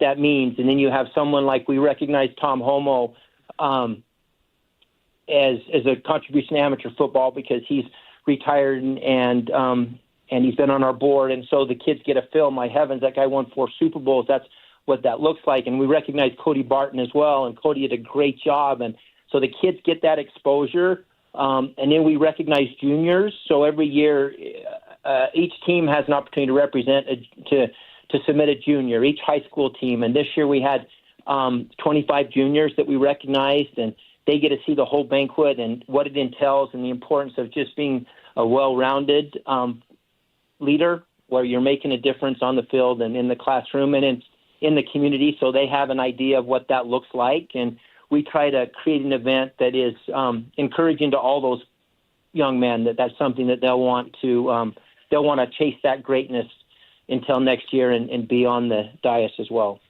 Well, I think that it's a really cool event in terms of, you mentioned chasing that greatness and chasing an opportunity to be recognized as one of those 12 or 13 athletes. And, obviously, number one, a kid knows he needs to be good on the football field. He needs to be a leader on his team, and then he needs to be great in the classroom. But I mean, let's kind of work through the community aspect of that as well, because sometimes that gets overlooked, but that's not something that you guys take lightly. You want these kids out in the community really learning how to give back. Absolutely. We want them to share their light. We want them to not be introverts, but be extroverts, and to take the opportunities that football provides and the notoriety and then use that for good. And there are so many opportunities in our society to serve and to make a difference in the school, from the things they're doing with special needs opportunities to the community, things they're doing in extended care facilities, and things are just in providing food and providing backpacks and providing even internationally now where kids are going and and using their influence to get others to come and to raise. We had one kid that raised $50,000 that went to help build, some homes in Central America. So there's lots of things going on. And because of football and the notoriety that comes from it, and then the advantages that come through social media where they're recognizable, they can get their foot into places that others can't. And then people want to follow and be a part of it. So football comes and goes, and it's the greatest game on the planet. But serving others, sharing a light, making a difference, being that, chasing greatness and helping others be great too, that's a lifelong commitment and a lifelong opportunity. And our hope is that, yes, great football players, great in the classroom, and that kind of has shelf life at times, where serving others and making a difference in society, there's no shelf life on that. There's a lot of people, and sometimes I get caught up in this too, where we kind of take shots at today's generation and we say, these kids are always looking at their phones, they're entitled, and it's not fair because we broad brush a lot, but you're around these kids and you work with these kids a lot. There's a lot of really good kids out there, and I know it's easy for us older guys to be like, back in my day, but when you break it down, there's still good kids that want to be coached hard, that want to play hard, want to represent their community, and like doing things the right way. Yeah, they're not good; they're great. Yeah, yes. We have great kids that want to be great in every aspect of their lives, and their attention span may be a little bit different, but they want to be great every bit as much as I wanted to be great, or you wanted to be great, or guys that played 20, 30 years ago. They still want to be great now, and you have to approach it maybe in a little bit different way.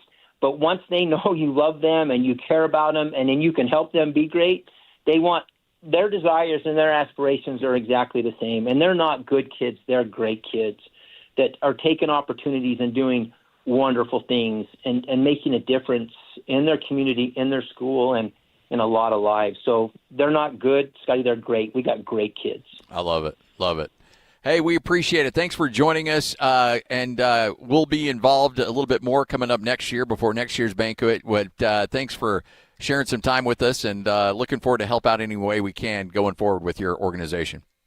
Yeah, that would be great. We would love to get you involved next year. So let's just plan on it. Let's put you at a table, come, be a part of it. We'll even let you say a few things if you want to, and experience these kids up close and personal. So we're planning on it, planning on you next year. I'll get you the date quickly so you can be there.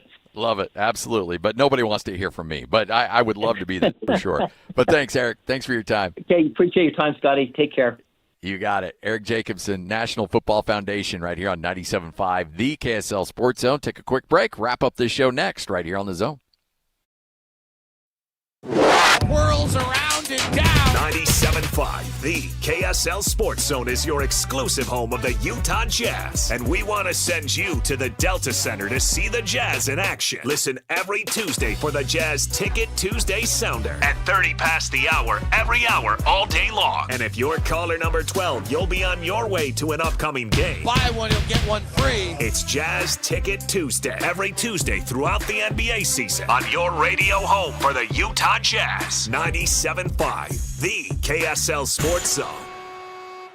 Hey Utah, Jimmer Fredette here. You remember Jimmer Mania? When the building got loud, the tempo sped up, and you could feel something special was about to happen? That's the same kind of energy you get behind the wheel at BMW of Pleasant Grove. Quick acceleration, sharp handling, total control. Whether you're hitting I-15 for work, making the school run, or heading out for the weekend. Because great driving is like great basketball. Quick decisions, smooth moves, and confidence when it matters. And if you know my game, you know that I love the three-pointer. Catch it, rise up, let it fly. In a BMW, it's the same feeling. Smooth, precise, and dialed in. Like you're pulling from deep, and you know it's money the second it leaves your hand.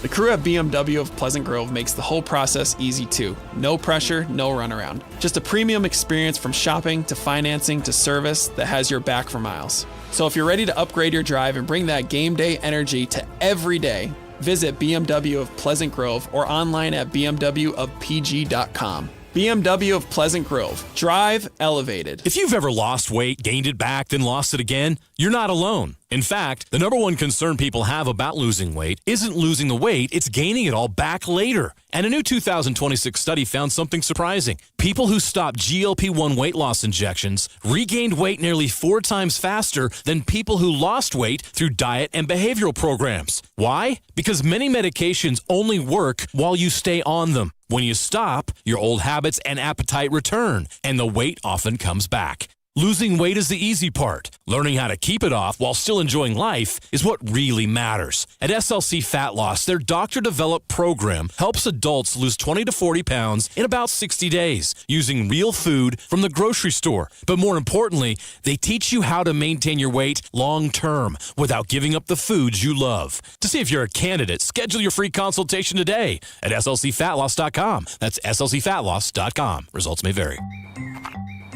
Hey, have you seen the Johnson's house lately? Yeah, new siding, new windows, even the gutters look amazing. Right? I walked past 3 times yesterday. You don't even live on this street. I know, but their house looks that good. When your siding, windows, gutters, and decking look great, people notice. That's what RGS Exteriors does.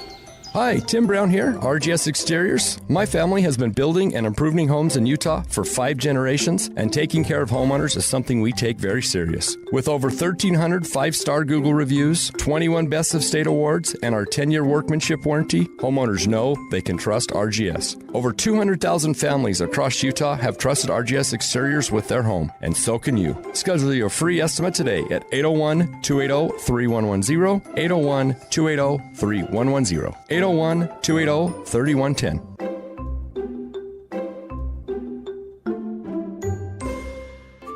If you've been disappointed by underachieving savings, a high-yield certificate from America First can be a fantastic way to help your money start doing more. Whether you're planning for an upcoming expense or just want to save smarter and earn bigger, America First's flexible certificates are an outstanding way to grow your cash. So don't wait to get your money working. Head to americafirst.com and open a high-yield certificate today. Membership eligibility terms, conditions, and change apply. Fees could reduce account earnings. Federally insured by NCUA. I'm here with Monty from Connecticut Quality Water Systems of Salt Lake, an authorized independent dealer. So, Monty, I wonder if you know someone like this. He's the ultimate DIY guy, restores classic cars, builds his own deck, and even smokes his own brisket. Sounds like a talented guy. He is, but get this, his other weekend hobby is troubleshooting his water softener. He's always down there resetting the timer or fiddling with the circuit board. See, Doug, that's where I draw the line. Smoking a brisket is a great weekend project. Yeah. Fixing an electric water softener is just a chore. Exactly. He thinks he's saved money by buying the bargain brand, but he's paying for it with his Saturdays. That's the Connecticut difference. Our systems are premium because they are non-electric and fully automated. No computers to fry, no timers to reset. We install it and you get back to the hobbies you actually enjoy. If you want soft water, do what I did and leave that to Connecticut. It runs on water power, not willpower. Learn more at softwaterutah.com. That's softwaterutah.com.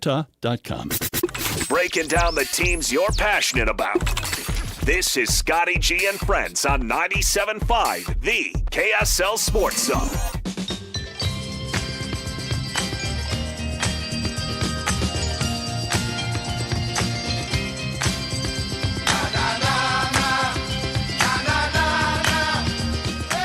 Wrapping up another edition of the show, 97.5, the KSL Sports Zone. Remember, tomorrow we will be out and about. Down south, we will be in Nephi at Bar W Beef. Always big fans of those guys. If you have not been down there, Bar W Grill and the Bar W Steakhouse just off exit 222. We're going to have some great food, some great opportunities for you to check out all the great opportunities to get some great food down there at Bar W Beef and Bar W Grill. And if you want to try it out for yourself, all you have to do is go over to barwbeef.com, and any order over $150 or more will get shipped to your house absolutely for free. All right, Cam's with us. Cam's wheeling and dealing here, too, because let's be honest, people want to be in a vehicle that they can afford to drive, but also they love to drive, and they want to look good driving it, too. Like, they want a good-looking vehicle. You're going to check all those boxes here at Nissan. Oh, yeah, easy. Good deals, good-looking cars, reliable. I mean, like I said, like I've been saying for the last 3 hours, I mean, I need to sell some new cars, and you're not going to find a better deal than right now. All right, so the big date is March 31st. For Nissan, that's their December 31st. That's the end of their fiscal year is March 31st. So you're going to get a deal this week, right up until March 31st, that you will not get on April 1st. That's correct.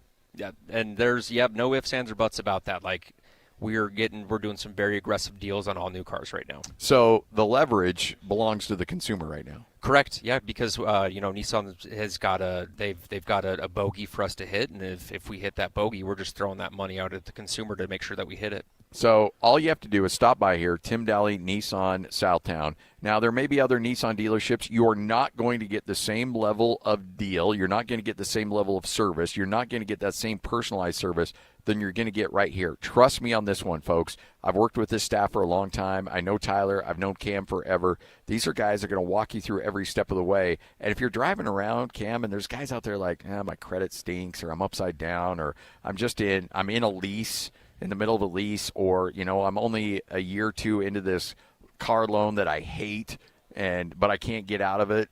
Yes, you can. Yeah, come on in. We work with all credit situations, good, bad, doesn't matter, no credit. I mean, we're just here to help. And you got a 0% financing option on a bunch of these vehicles. Yeah, 0% interest for 60 months. And then, like I said, we got 4 models, Pathfinder, Murano, Frontier, and Rogue that are you're just not going to pay interest for 84 months. Those Frontiers, man, those look really good. It's a good-looking truck. I mean, and it's made in America. It's got great towing capability, and they're a lot more affordable compared to its competitor. Oh, yeah, there's no doubt. So if you want to get into that truck, the Frontier's available for you. You need something to haul the family around, you got the Pathfinder. If you want something that's a little smaller, but yes, it still has that crossover feel, you've got the Murano, you've got the Rogue. There's so many options. The great thing about Nissan, whatever you need a vehicle to do, they got have an it. option. Yep. Absolutely. Absolutely got it. And you've got the sedans. You got gas mileage. Come on, it's the complete package. Cam's ready to help you out. Remember, you have until March 31st to really take advantage of some crazy savings going on right now. Tim Daly, Nissan Southtown. This is 97.5, the KSL Sports Zone. Hockey fans, let your voice be heard with the Utah Mammoth Fan Forum. Visit the Utah Mammoth page on KSLSports.com to connect with the team, other fans, and our KSL Sports insiders. Start chatting today in the Utah Mammoth Fan Forum on KSLSports.com. Get the latest Utah sports headlines delivered to your inbox with the KSL Sports Newsletter from the Jazz, Utah Hockey Club, BYU, Utah, Real Salt Lake, and more. Be in the know of all things sports in the state of Utah. Visit KSLSports.com to sign up for the KSL Sports Newsletter. DJ PK and John from J. Brooks Jewelers. Do you want a ring that no one else in the world has? Here's something you need to know. That's right, DJ. At J. Brooks Jewelers, we're a full custom jewelry house, which means that we design and create your piece start to finish right here in Utah. From the first idea you may have seen online to the very final polish, everything is done in-house by our expert team of artisans. So when you work with our custom stylists and our highly skilled artisans, there's no mass production and no middlemen, just true craftsmanship and collaboration. We'll sit down with you and talk through your vision, show you design concepts, and bring your dream piece to life with precision and care. So whether it's an engagement ring, anniversary gift, or heirloom redesign, we love creating something that tells your story. So if you can imagine it, we can make it. So come see us today at J. Brooks Jewelers in Murray or Lehigh and begin your custom journey today. J. Brooks Jewelers, your locally owned family jeweler.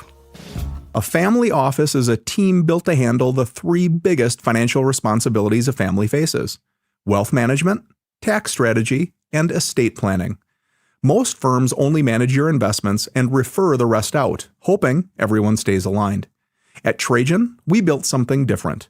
Your wealth, tax planning, and estate planning are handled together inside one firm under one roof. There's no guessing whether your CPA, advisor, and estate attorney are truly in sync, because our team works together every day on your behalf. When your financial life becomes more complex, your advice should become more coordinated, not more fragmented.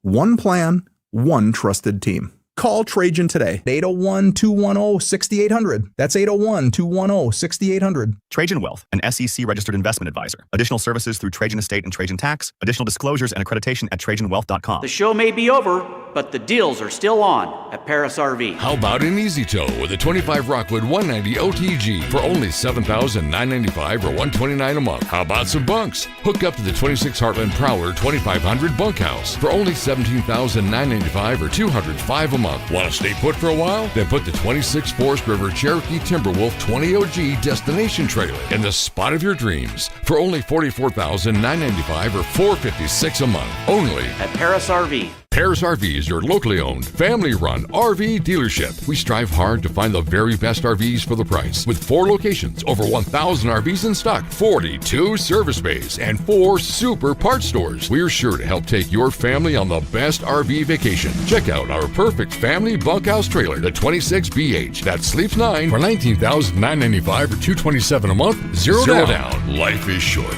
Enjoy it. North Murray, South Murray, Payson, and Pocatello. ParisRV.com. This is Jake Scott and Ben Anderson. Ace Bailey, he didn't come in, kick in the door and say, "This is my team now, everyone." Absolutely, that's a big part of it. But which I think is a great sign, actually. Had the Jazz needed Ace to do what he did last night all season, this would have been a team that had a good rookie and had a really long future still ahead of them. Yeah, nothing else. And that's not going to be the case. And that's where this really gets interesting for me with what does Ace's future look like. But him doing this now is probably the best time for the Jazz. Nobody else is playing. He's just getting a lot of opportunity. He's getting a taste of what this stardom looks like. And then he's got to come back and fit in with another roster next year. Yeah, he's got the pull-up. He's got the 3. Man, that's a good-looking shot. Yeah. He's bouncy. Yep. He's blocking shots. Yeah. Yeah, it's everything you want to see from a rookie making progress. Catch Jake and Ben weekdays from 10 to noon on 97.5, the KSL Sports Zone. Greater Zion, no greater feeling. At Southern Utah's Copper Rock Golf Course, we embrace that feeling. Here, every swing is surrounded by breathtaking landscapes and world-class amenities, providing that perfect pairing of golf and unforgettable outdoor experiences. Come for the golf, stay for the adventure. Copper Rock, born to be played.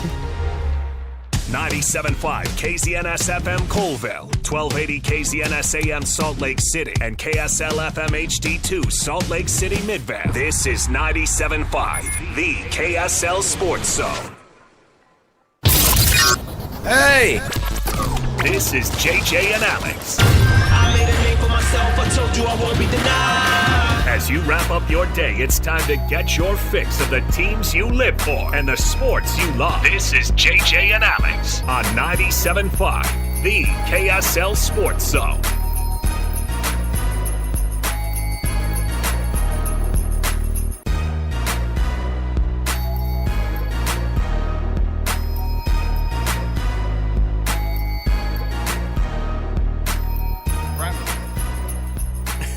What did you say? Welcome back. Do? Okay. What did you do? Just wondering. We're 10 seconds into this show. Just cleaning up my act here. Let's be professional today, fellas. We're on the air right now? This is going right now? Let's get professional. All right. Buckle it up, everybody.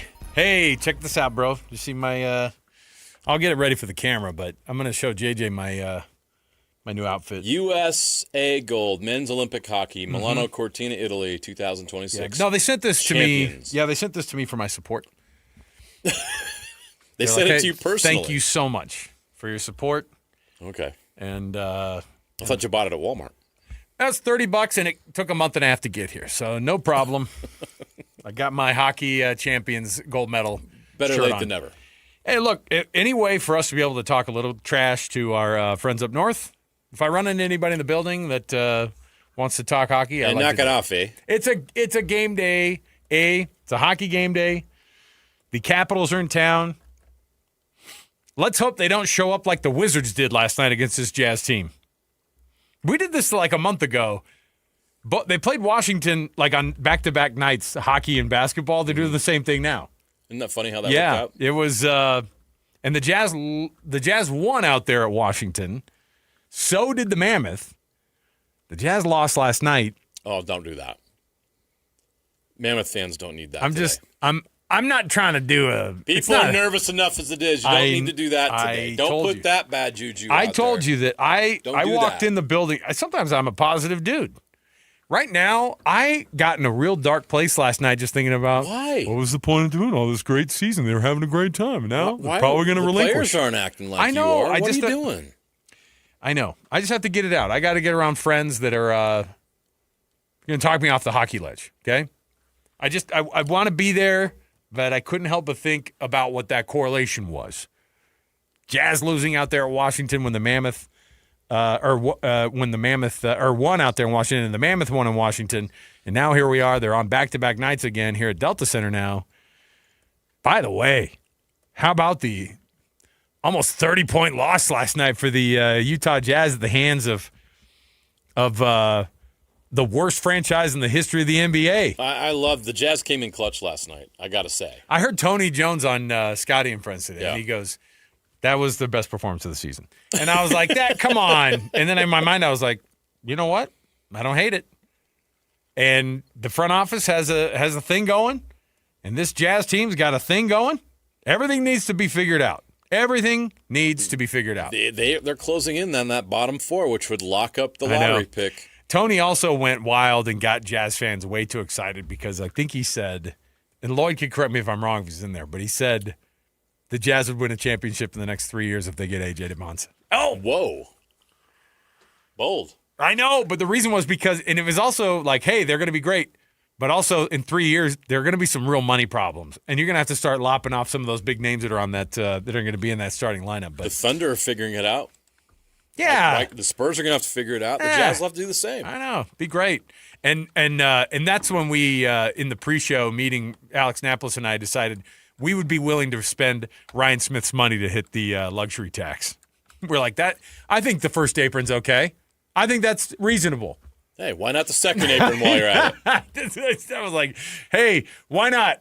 I'll take. Oh, not the second. That's going too far. Even that's too much. Come for you on. guys. I don't want to do that to Ryan and Ashley. Like, this is not Walmart money we got here. Come on. We got to figure this out. All right, we got lots of show to get to. It's a Thursday. Thanks for being with us on the program. JJ over here. Just want to remind you, I'm Alex over here. We've got the video feed up, of course, in our studio. And you can see that at our YouTube page, KSL Sports. You can also stream it, KSLSports.com. You can also listen wherever fine podcasts are found. And, of course, across all of the over-the-air options as well. Let's kick it off right here with the cut. Top of the program. Let's do it. It's time for the biggest story of the day. This is what made the cut with JJ and Alex on 97.5, the KSL Sports Zone. All right, so here's what you got. Like I said, you were watching this one last night, and I didn't know. I was glad the Jazz lost. We'll get to some Jazz Daily, of course, coming up a little bit. But I was just tickled that one went that way. Utah spring ball is fully underway, and we talked a little bit about the changing of the offense up at Utah. What's the differentiating style, do you think? What's the thing that Kevin McGivern does versus what Jason Beck did? What are the fundamental differences? Because I did see some Utah State football, but in my mind, we were very much more familiar with what Jason Beck's game was as the offensive coordinator at Utah than what Kevin McGivern was doing up there at Utah State. And before we hear from him, his first time being able to chat with the media after some spring practices here, what is it that Kevin McGivern does that everybody's going to have to, install, get used to? Because that's been a lot of the talk up on the Hill is, let's fire up this new offense. Everybody's got to get used to it. It's a spread-based approach. I mean, there's RPOs and things like that. But what I've noticed about what Kevin McGivern does is that he's very adaptable to his personnel. So, you come from San Jose State, then you go to Utah State where you've got this quarterback in Bryson Barnes who can do a lot of things athletically. I mean, I think he was an underrated athlete. And, he could make plays with his arm and his legs. And I think they found ways to do that. And he had to deal with an offensive line that was inconsistent and overmatched and undersized in a lot of matchups. And so, they took a lot of sacks last year.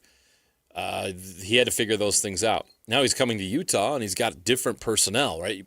You go from where offensive line is a little bit of a liability to offensive line is a big strength. I mean, I know they were losing every starter this year, but they've got guys ready to go that are already in the pipeline. They're going to be fine.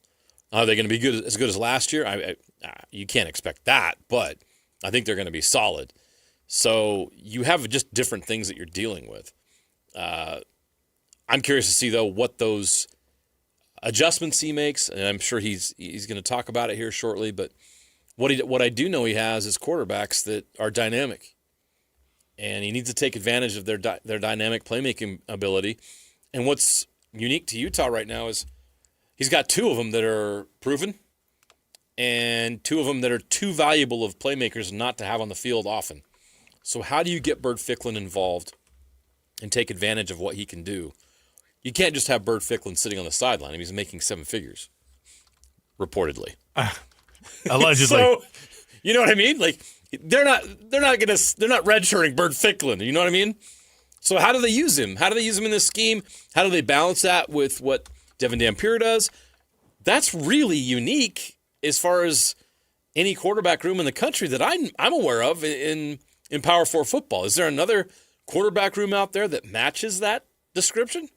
So that's interesting, and that's unique. So you can't just have one blanket approach. You've got to be able to adapt to your personnel. You have to be able to adapt who your quarterbacks are and what their strengths are, and also hide their weaknesses, which they both have. How he does that, I'm going to be very curious to see. Well, obviously they got a lot of work to do when it comes to getting people used to this offense, but this is what, I mean, by the way, like if it's installing a new offense, if it's installing anything that's new wrinkles of the offense you maybe already had been running. By the way, Utah had a brand new offensive coordinator last year too. Now, they had the benefit of the quarterback who was already in that system prior to that, but everybody else. And a running back that knew it. And a receiver that knew it. But everybody else, like, you got to get with everyone and go, hey, let's get this thing going. And yesterday when we heard from Braden Pagan, who was talking about that, he goes, I'm not really coaching guys how to do it, but if they have questions, like I'll help them out. But I think partly because it's like these are smart people. Like they know how to do this. I don't think that this is rocket science. Yeah, getting to know a playbook, they're going to make you do that every year anyway. But here's what Kevin McGivern said. First time being able to really break down everything up on the hill with the media for Utah practice. Here's your offensive coordinator for Utah, Kevin McGivern. I think the install is going pretty well. We had some opportunities for some meetings prior to spring, with our time allotment available, and we were able to go through a few things on the field within the restrictions. So we were able to meet about a lot of things, talk about a lot of things, give them some exposure. We're seeing it in practice for the first time. So, we set it up so there's an install day, then a review day. So through practice 4, it was 2 installs with 2 reviews. Still a lot of details, a lot of things we have to clean up, which is normal. It's not frustrating. Just got to have a growth mindset and got to take it with a grain of salt with, trying to create the chemistry with putting all 11 pieces together. But but I think there are some really good elements to, personnel wise to this offense, some things that we're tinkering with right now, trying to find roles to, see what situations we can put guys in and who we can use and create packages around, things like that. And so, but I'm excited about some of those parts. I'm going to bring up Bryson just for a little bit. Yeah. Obviously, Bryson was a dual threat quarterback, very experienced in both passing and running. You have 2 quarterbacks that are good at both of those things. I'm curious just, with your offense, what are you looking for from Devin and from Bird and kind of piggybacking off of that? How different is this offense from maybe what they experienced last year? Yeah, obviously, with Bryson, we tried to utilize his whole skill set. I think a big part of what we went through with him was developing him as a passer, but probably most importantly, developing him as a decision maker. You go back and watch it, everybody knows how athletic Devin and Bird are. And I know that that's something that we'll be able to lean on. That's not a secret with their athleticism, that you can utilize that. They can get you out of certain situations. It's always nice as a play caller, but developing the total quarterback, and I think the biggest thing with their development, probably with the system and schematics of the system, is just developing their decision making, developing their processes. Reads that, a guy going from, maybe where he's got an object receiver, it's like throw to this guy, and then all of a sudden you're going through a full field progression with certain concepts just because of what the system requires you to do, and have been really surprised with how well they picked that up, how fast, doing some really good things out there that are atypical for a 4th spring practice. For years, Utah has used the run to establish everything it does when it's the offense. When you came in here, what was that conversation like with Scally? And like, what's your philosophy in coming together? Does he give you more leeway because you are the offensive guy to have the expertise and he doesn't? Or how does that all work together in building an offensive philosophy for this Utah team? I think that, the biggest directives from Coach Scally, I think first and foremost is there's been a culture established on defense that Coach Scally's established. You go back to the RSNB with the defense and making that a whole team culture. So that's something that we're really trying to dive into, how we play, what that culture is as a team, and to establish that same type of toughness, that same type of relentlessness on the offensive side of the ball. And, outside of that, at this point, it hasn't really given me too many directives, outside of, who are your personnel, utilizing them in the proper way. I think an important component of what it's been in the past is the ability to play complementary football. And, regardless of what it's looked like from year to year, my understanding of what this place is, what we've been able to lean on to be able to win football games, to win complementary football, things like that are, I'm well aware of those things, but that's never been a directive from Coach. Just more how we play and getting the best usage out of our personnel, and then like I say, just how can we best play complementary football to win football games. So it's the old cliche that games are won in the trenches. You've got an interesting offensive lineman in the sense that you've got the 5-star freshman, you've got the transfer that's got a lot of experience but he's coming up from the FCS level, and then you've got a group of guys that have been in the program for a while and lots of snaps, especially last year, given how they were backups, but maybe not a lot of starts between them. So what are you looking for from that offensive line? What's it going to take for guys to separate themselves and get into that starting five or the 10 deep rotation or whatever that looks like? Yeah, first of all, I have to compliment Coach Gross and the job that he's doing with those guys. I've been very pleasantly surprised with the group. I was probably just as skeptical as you guys were coming in with yes, there were some starts, yes, there were some experience, but kind of spotty, collectively as a group. No starts together. I think there's chemistry built there when you finalize that group and they start to play together, and there's that communication, there's that camaraderie that comes with it. I think we're ahead of schedule as far as those things go. Coach Gross is a technician, and I see those guys working on their craft every day. I see the room becoming closer, bonding. I'm seeing leadership come out of that room. So well ahead of schedule. We got to decide on who the best five are. That's going to be some mixing and matching. Sometimes that can take away from building the chemistry early on that you may want, but I think we can be very successful with that group with the ability that I'm seeing athletically, with the mindset that they're bringing every day, that's being instilled into them. I think we're going to be in great shape there. Coach, going back to the quarterback position, we talk so much about what the players need to learn with your system. How much of this process is you learning what they do well and where their areas of improvement are? Yeah, I would say extremely important. Just as every place that I've been has been different, and part of that process is like with here last year, and I've said it before, they were very successful offensively here with a certain philosophy, and obviously leaning on the run game, was brought up, and something that they were masterful with. Score 40 points a game, and you're moving the ball up and down the field. So, I would be remiss if I wasn't studying last year's offense, and especially the guys that were involved in it and what they knew. Being able to implement those things with what we're doing systematically, and then for me, it's like, okay, what are the best components of that we can implement? How can we build on it? And then figuring out how those pieces, those players fit, but there are some guys coming back that did some things in that system with, some of the backs, with the way Sean, with the way they use Daniel Bray. He's one I would love to be able to expand his role, see what he can do, because he's a really dynamic player.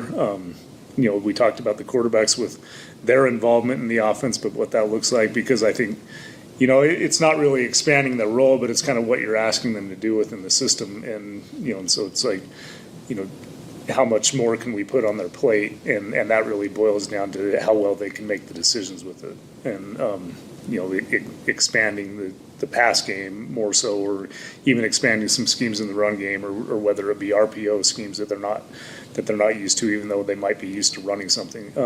There's a lot of different components of it, but I think the personnel surrounding those quarterbacks, the usage of those guys and the personnel surrounding them and the roles you put there. I mean, we got those 2 rhinos in there that I'm like, okay, I haven't really played with the rhino, but these guys are really cool. I just know that they're in there and they're knocking people around, and so, I've used a fullback in the past, but last year at Utah State, a lot of 2-back and 3-back, but they were backs with different skill sets, and so whether you call them a tight end or a fullback, but how do you utilize those guys to the fullest extent? It's a good problem to have. It's fun, but early in the process of trying to put that all together. Is that the rebrand of the new fullback?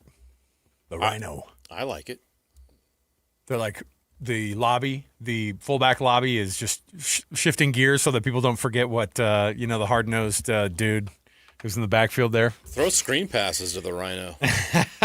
I love some of the things that Jason Beck did with the formations and using some big guys and just so many things he did. And like Kevin McGibbon he's dead on. Like, I'd be a fool not to watch what some of the stuff they did last year. They were averaging close to 40 points per game.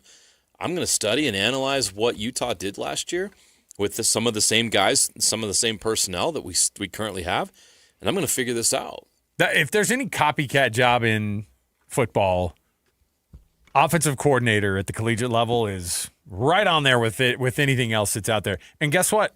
If you're not looking at what other people are doing and having success with, then you're not trying. It's not cheating, but it's definitely trying. You're going out there, look at the film, steal some of those concepts. Yeah, that's how the game has always been furthered. So I'm interested to see what he can do.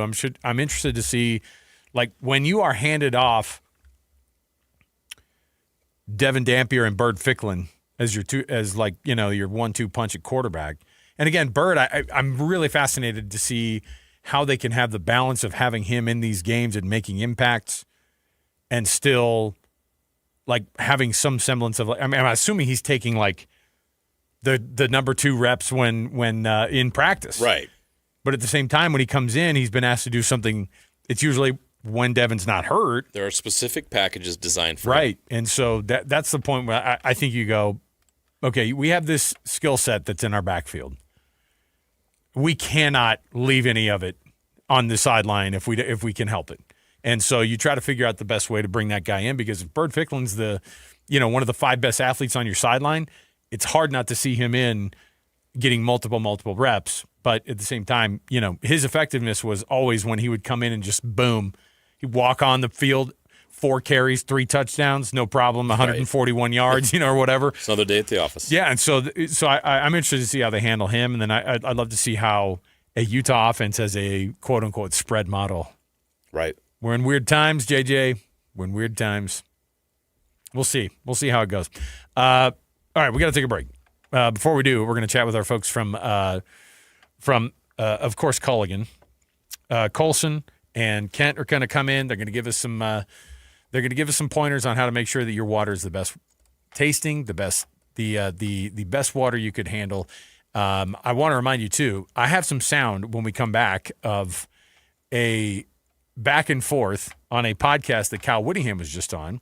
So this Kyle Whittingham audio, anytime Kyle Whittingham's talking about anything, I want to be all over this thing. And so he got on a podcast, talked about the future of NIL.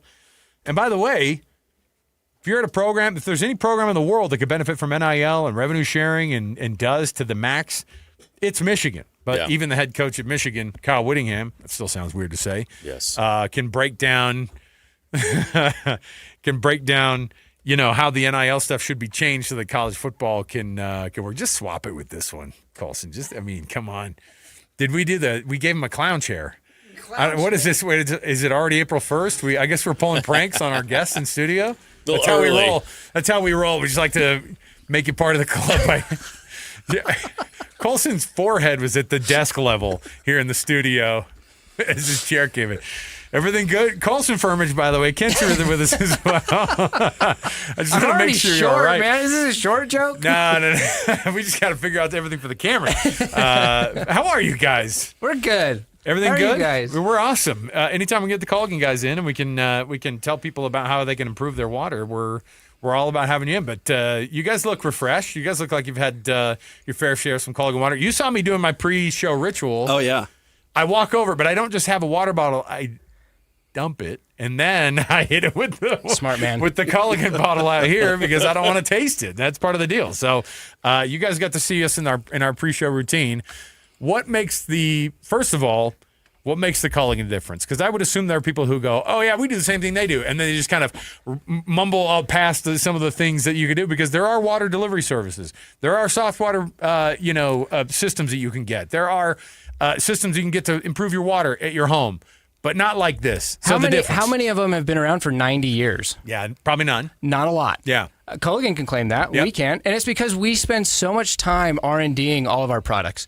We actually care about what goes into your water. And it's because water touches so many aspects of your life, right? And that's why Culligan has prided itself on being able to be there for all of those different parts of your life, whether it be in your home, whether it be in a bottled water environment, So what makes us different? I don't know. We're family owned. We've been around Utah for 90 years, and we love Utah. We love Utahns, and we're proud to be Culligan men. Kent, every time you guys come in here, you've got some kind of deal or special for our listeners. What do you got this time? Yeah, absolutely. We're kind of focused on right now. We're heading into a drought, right? Not a lot of... There's no question about that.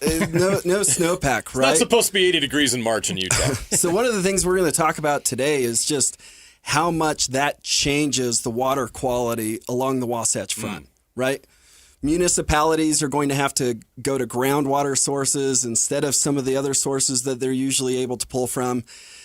Lots of people already have systems in their homes. Those systems are not set up and dialed in to account for how much sediment is going to be in the water coming into your home. So we've got a really great offer. It's a $1,000 trade-in, trade-up offer. So give us a call at 801-509-9602. Book an appointment for a free water test. We'll come test your system, make sure it's operating and functioning properly. If it's not, we'll buy that old system from you, give you $1,000 off the new high-efficient Culligan softener. It's an incredible deal. Plus, if you call before the end of the show today, we'll give free installation. Okay. I love it. You come with goodies, and it makes it a way better situation for somebody in their home. We've talked about before, when those systems do start to change over, and you turn that tap on, and you can notice the difference immediately on the palate. I'm kind of like the water sommelier. What do they call it? Sommelier? Yeah. Yeah. You guys are. Colson probably puts his nose in some of those cups and goes, It's incredible what he can do with a glass of water. Give me the phone number again so we can start really getting people on this thing, because the trading up and trading out and getting $1,000, I mean, that's awesome to be able to do. So give them the phone number again. Yeah, it's 801-509-9602, or reach us at CulliganSLC.com. CulliganSLC.com is the website. 801-509-9602. That's 801-509-9602. Tell them that you heard it right here on the KSL Sports Zone during our program, and we're going to get you hooked up today. So they've got deals for you. Nobody does it better in this business. If you want your water to be perfect, you go with Culligan. Fellas, we'll chat with you in a few minutes here. I'm going to get on this. I'm going to get services in on this chair for sure. All right, we'll take a break. More to go. 97.5 KSL Sports Zone.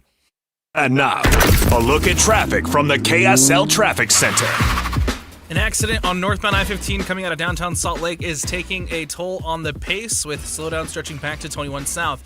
There's also early northbound reduced speeds on I-15 in Utah County going through Linden. At UTA, we move your early mornings, your long days, your big plans. We move purpose, we move you. Plan your trip at rideuta.com. With your traffic update, I'm Alex Napolis here on 97.5, the KSL Sports Zone. This is DJ and PK RSL head coach Pablo Mastroni. For you, as you have messages to deliver to the team, is it more effective to use profanity to the team in English or Spanish? The Spanish guys say I use a lot of profanity. Spanish was my first language. We moved to the States when I was 4. I grew up in a family of butchers, and we owned a butcher shop in Argentina, and it was all the guys working in the butcher shop. So I learned all the bad words, and I would always say it. The guys would laugh, and all the women in the family would always be like, this is ridiculous. It's so funny because I rarely use profanity in English, and the only time I ever use it is to really make a point of emphasis. But in Spanish, apparently, I use it all the time without even knowing, because that's the way I was raised. I bleep and love it. Catch DJ and PK mornings from 6 to 10 on 97.5, the KSL Sports Zone. Utah, you know sports, and nobody connects with fans like the KSL Sports Zone. Every day, our loyal listeners tune in for the latest on the Jazz and the Mammoth, Utes, Cougars, and Aggies, high school sports, all of it live and local. If you're a business owner looking to grow, this is your audience. Engaged, passionate, ready to respond. And when you combine the power of the zone with digital tools like social, display, streaming audio, geo-targeting, and retargeting, you get a smart, full-funnel strategy built for any budget. Tap into the energy of Utah sports fans and drive real results. Learn more at kslsports.com/advertise. Are your investments in the right accounts? What's best, traditional or Roth? Are you receiving all available tax deductions? Are you paying as little in tax as you can? These are all questions you can't afford to get wrong. Hi, I'm Jeff Jr., founder of Trajan Wealth, and in many cases, it's not what you make, but it's what you keep that makes the real difference. Trajan Wealth and Trajan Tax work closely together exclusively. No more guessing about whether you should do a Roth conversion, or if maxing out your 401k is really the best option. Our nationally recognized fiduciary advisors and CPA team work in tandem to make sure your tax strategy works with your investment strategy. We'll even do your tax preparation. One team, one strategy. Isn't it time for a second opinion? Call Trajan today. 801-210-6800. That's 801-210-6800. Trajan Wealth, an SEC registered investment advisor. Additional services through Trajan Estate and Trajan Tax. Additional disclosures and accreditation at TrajanWealth.com. Gold demand is skyrocketing to record highs. As more Americans rush to preserve their savings, will there be enough gold? I'm Dr. Ron Paul, and I believe physical gold is the only way to truly protect your 401k or IRA savings. Gold offers tangible security that can't be tracked, stolen, or inflated. That's why I strongly advocate for gold IRAs. To learn more, text the word SECURE to 989898 now. Birch Gold Group will send you a free info kit on gold IRAs. Birch Gold is the only gold company I trust, and their thousands of great reviews prove I'm not alone. So don't wait another second. Protect your retirement savings today and see how easy it is to move your IRA or 401k into physical precious metals. Text SECURE to the number 989898 for your free gold IRA info kit. Again, SECURE to 989898. Message and data rates may apply. The International Brotherhood of Electrical Workers, Local 354, is looking for telecommunication technicians and fiber splicers to fill immediate job openings. Technicians work with network cabling and fiber optics to build communication networks and infrastructure. Come to our job fair on Thursday, April 9th and 23rd from 4 to 7 p.m. at the Utah Electrical Training Alliance in West Jordan, 7466 South Redwood Road. The IBEW is offering an amazing job opportunity. Enjoy a competitive wage, paid holidays, and employer-paid health care and retirements. Learn more at our job fair on Thursday, April 9th and 23rd from 4 to 7 p.m. at the Utah Electrical Training Alliance in West Jordan, 7466 South Redwood Road. Meet the contractors and tour the training center. Do you want to become a telecom technician? Apply for the 3-year telecom apprenticeship. Get paid while you learn. Invest in yourself. Join the IBEW. Learn more at IBEW354.org. This is Dylan Gunther of the Utah Mammoth. Scoring goals is what I do. Driving a BMW from BMW of Utah, that's how I roll. Proud to be a Utahn, drive elevated. This is a Utah Jazz at 30 update on 97.5, the KSL Sports Zone. Will Hardy talks about what John Conchar brings to the Utah Jazz. That's who John is. You know, he's a competitor. He's a winning player. It's not always pretty, but the way that he gets deflections, steals, blocks, rebounds, makes simple plays offensively, you know, he's really kind of a connector for us on both sides of the ball. That's your Jazz at 30 update, and it's brought to you by U of U Health. At University of Utah Health, hope is in their DNA. Learn more at uofuhealth.org. University of Utah Health, for you, for life. How do we fix college football? Kyle Whittingham shares his thoughts next on JJ and Alex, 97.5, the KSL Sports Zone. Accessing. When TV and radio collide. Love it. Wow. This is what you get. You're listening to JJ and Alex. Don't touch that dial. On 97.5, the KSL Sports Zone.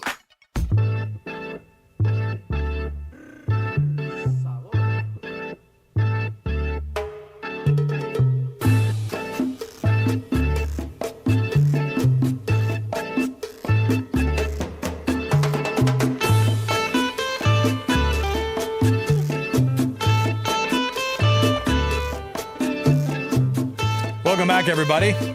JJ and Alex, 97.5, the KSL Sports Zone. I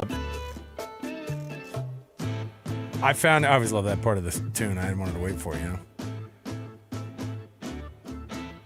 All right, now we can officially go.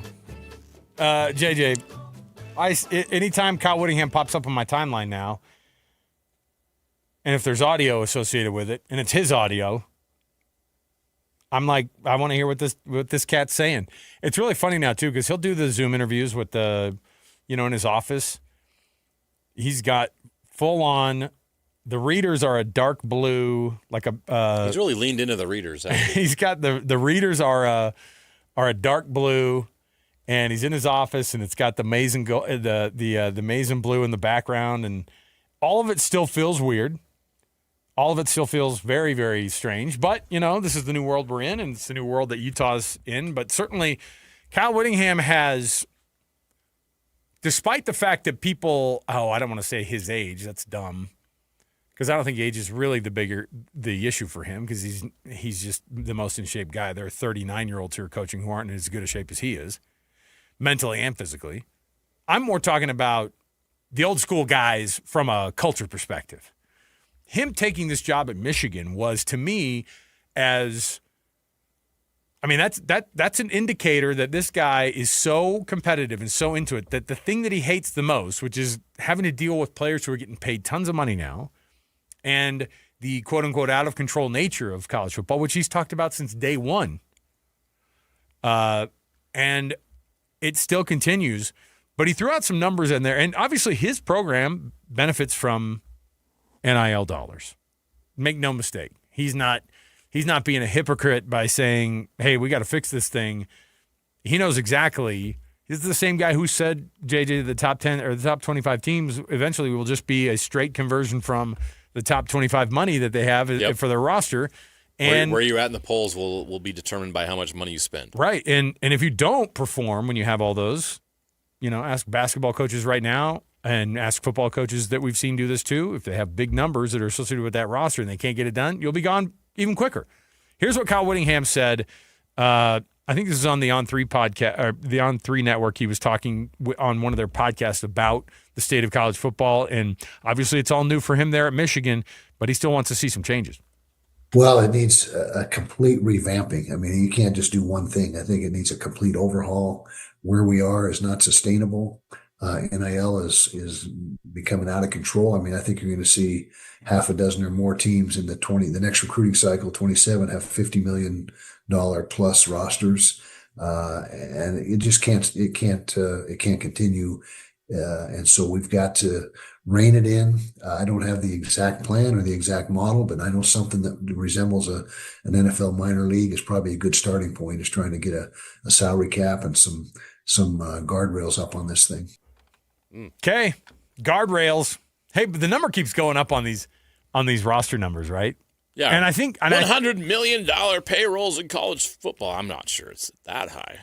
No, but he said in a couple of years you'll see a half a dozen. Yeah, you'll see a half dozen programs, including the one he's going to be the head coach at. By the way, I would imagine that when you're the winningest program all time in college football, and you are the bluest of blue bloods, or one of the bluest of blue bloods that are out there, you're going to want to throw down as much money as possible, because in a world where the competitive nature is there, all you're going to do is look down the road at Columbus and go, what are they spending on a roster?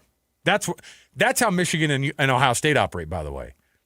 They both benefit from the fact that the other is so good and can recruit and has the money and has the alumni base and has the background, it has the history, all of those things. And those two programs, they'll probably be the ones with the most money. Then your Georgias and maybe your Miamis or your Florida States. I mean, you'll get some that pop up there periodically. But $50 million, JJ, on rosters. To give you some perspective, obviously that's not NFL money. NFL. No, we're approaching 250 on the salary cap, right, or something like that, or 220. What is the it? Lowest? So this is in 2025. The lowest payroll in the NFL. Would you want to guess which team has the lowest payroll in the NFL? I bet you'd never guess. It is a playoff team. Oh, were they a playoff team? Well, if you're questioning that, maybe not. But they're close. They're perennially a playoff team. Okay. You'll never believe the third lowest. Are the Chiefs in there? No. Playoff. Steelers. Oh, the Pittsburgh Steelers at $258,784,000. Right, there's $784,000. The Seahawks are 30th with $261. My Broncos are 29th at $264. That's just well earned. That's just well managed money right there. The highest payroll in the NFL in 2025. How much? You'd never guess. Well, there's a salary cap, right? Like the NFL's cap. There's total cap allocations. Yeah. I'll never guess. Is it the Raiders? It's the Cleveland Browns. Oh, geez. Don't accuse them of being. They spent $6 million more than the 49ers. Okay. Yeah. Well, it's paying off. Regardless, it's all in one quarter. It's not NFL money, but what he brought up was it's 1/5. But what he brought up was like let's really. It's like this massive difference. We've talked about how college football is the proving ground for the NFL. It is the minor leagues for football. Everybody talks about it, but he says we should actually lean into that more. I'm like, well, how could you get it more than what it is? Does that mean that they become more affiliated? How interesting would it be that since the NCAA doesn't have jack squat to do with the highest level of championship, delineation in FBS football, what if it was just straight up an NFL subsidized in a way? Because could you imagine the NFL getting their hooks in the TV planning and the TV, what that would look like if the NFL goes, here's what our plan is for football this next year. And they coordinated it all with their NFL schedule and with their NFL junior schedule, which is college football. Be phenomenal. And I don't know if the NFL would ever want something like that. But I don't think college football could ever necessarily get to that point. But this is what I worry about. What's stopping them? Because right. No one cares about these guys going to class. None of that. Okay, so we're going to bag class. We're going to bag school all together. Then all of a sudden you do this, it becomes minor league football. Well, why are we paying and why would TV networks pay premium prices for minor league football? Why would fans pay premium prices for minor league football? At what point, when does what we watch stop being college football and become pro football? And at what point do people figure out, wait a minute, I'm being hoodwinked here because I'm being charged this and I'm watching this and thinking it's college football, and it's not. It's pro football. But it's not as good as the NFL, so why am I watching this? At some point, you cross that line, right? What is that line? I don't know yet. But he's right. What we're watching right now, when we're watching Ohio State play Notre Dame, is pro football, right? The players are being paid, all of them, right? Coaches are being paid. Like, what's Kyle Whittingham's salary at Michigan? Like almost $8 million? Yeah. That's what he wanted. He wanted nine at Utah. Yeah. That's insane. Like, that's NFL prices for coaches. And you have players that are making seven figures. Even here in Utah, we have players that are making seven figures. It's not everybody, but some. You go to schools like Oregon and USC, like they're paying incoming freshmen in some cases $250K. Those kids aren't even seeing the field, and they're getting $250K. So this is pro football. At what point do we, as the consumer, figure out, wait a minute, we love the pageantry of college football. We say that. I don't know if we do anymore. Keith Jackson doing the games. We just want the games on when we show up at home. It's all of a sudden pro football. We're like, wait a minute, why you're fooling me here? I'm like, why am I watching minor league football? Why am I so into this? You lose how do you keep the school affiliation and then do what Kyle Whittingham's talking about? I guess is what that's ultimately where I'm getting with this is if this goes to something where you have to completely overhaul it, does it still remain college football? Are you still affiliated with colleges? Are these kids still college students? Or are they just pro football players with their own union? That's pro sports. That's not college sports. Yeah. And now I'm not saying it should go back to the dark days. I'm not saying kids shouldn't get paid. But what's the line we're going to cross here? And what is that line? How much do we pay these players before it all becomes pro football? And do we care about minor league pro football to the extent we care about college football? Whatever the cap ends up being, if they do that, because that's a big one that's talked about, right? Like a cap. We were told it was going to be 20. Yeah, and we all that ain't holding up. Well, the revenue sharing is 20, and that's for the whole athletic department. But from like the NIL standpoint, and all that, they have no way to really regulate that. Right, Because the thing that they can't do is they still haven't figured out the quote unquote market value for these players. Because if a company determines, oh no, that's the market value for them, you know why? Because we're paying it. And that's what we think it's worth for us. That person's not just to pay him out, but because we think that that's the value we get in return for having this person as our spokesperson. The player is as valuable as you're willing to pay them. I know. That's why I think it's funny. Anybody who's shooting down these payouts, which there's that whole group of people who are supposed to be reviewing all the deals and saying yes, no, this isn't market value. They could probably take every one of those to court and say, why not? You know what I mean? Yeah. Little Debbie shows up and wants to have the offensive line at Arkansas to be their NIL people, and they go, well, what's the market on this? The reality is nobody knows. Who's paid a full offensive line for some Little Debbie snacks to endorse them? Nobody. So you know what? The market is what we set it. By the way, you're welcome. That's a great idea, Little Debbie. Somebody should do that. Big Deborah. All right. We'll take a break. I just thought it was interesting that Kyle's still out there on the, on the campaign trail of we got to fix this thing. Everybody's clarion call is we got to fix this thing. It's getting out of control. And we need the government to do it, right? Oh, I hope not. Is that right, Coach Saban? Saban, Alabama Jones. Saban, make no mistake, has more power than Tommy Tuberville does, and he's a U.S. senator, right? And former football coach. But some people are stronger than all of that put together, and that's Nick Saban. All right, we'll take a break. We will come back. I have a Would You Rather right around the corner. Hey, it's opening day of baseball. JJ's wearing a Miami Marlins jersey. Why not? He's a big Marlins guy. Yeah. So we'll come back. We'll get a breakdown on what the Marlins are going to do this season. All right, more to go around the corner. 97.5 KSL Sports Zone. This is Jake Scott and Ben Anderson.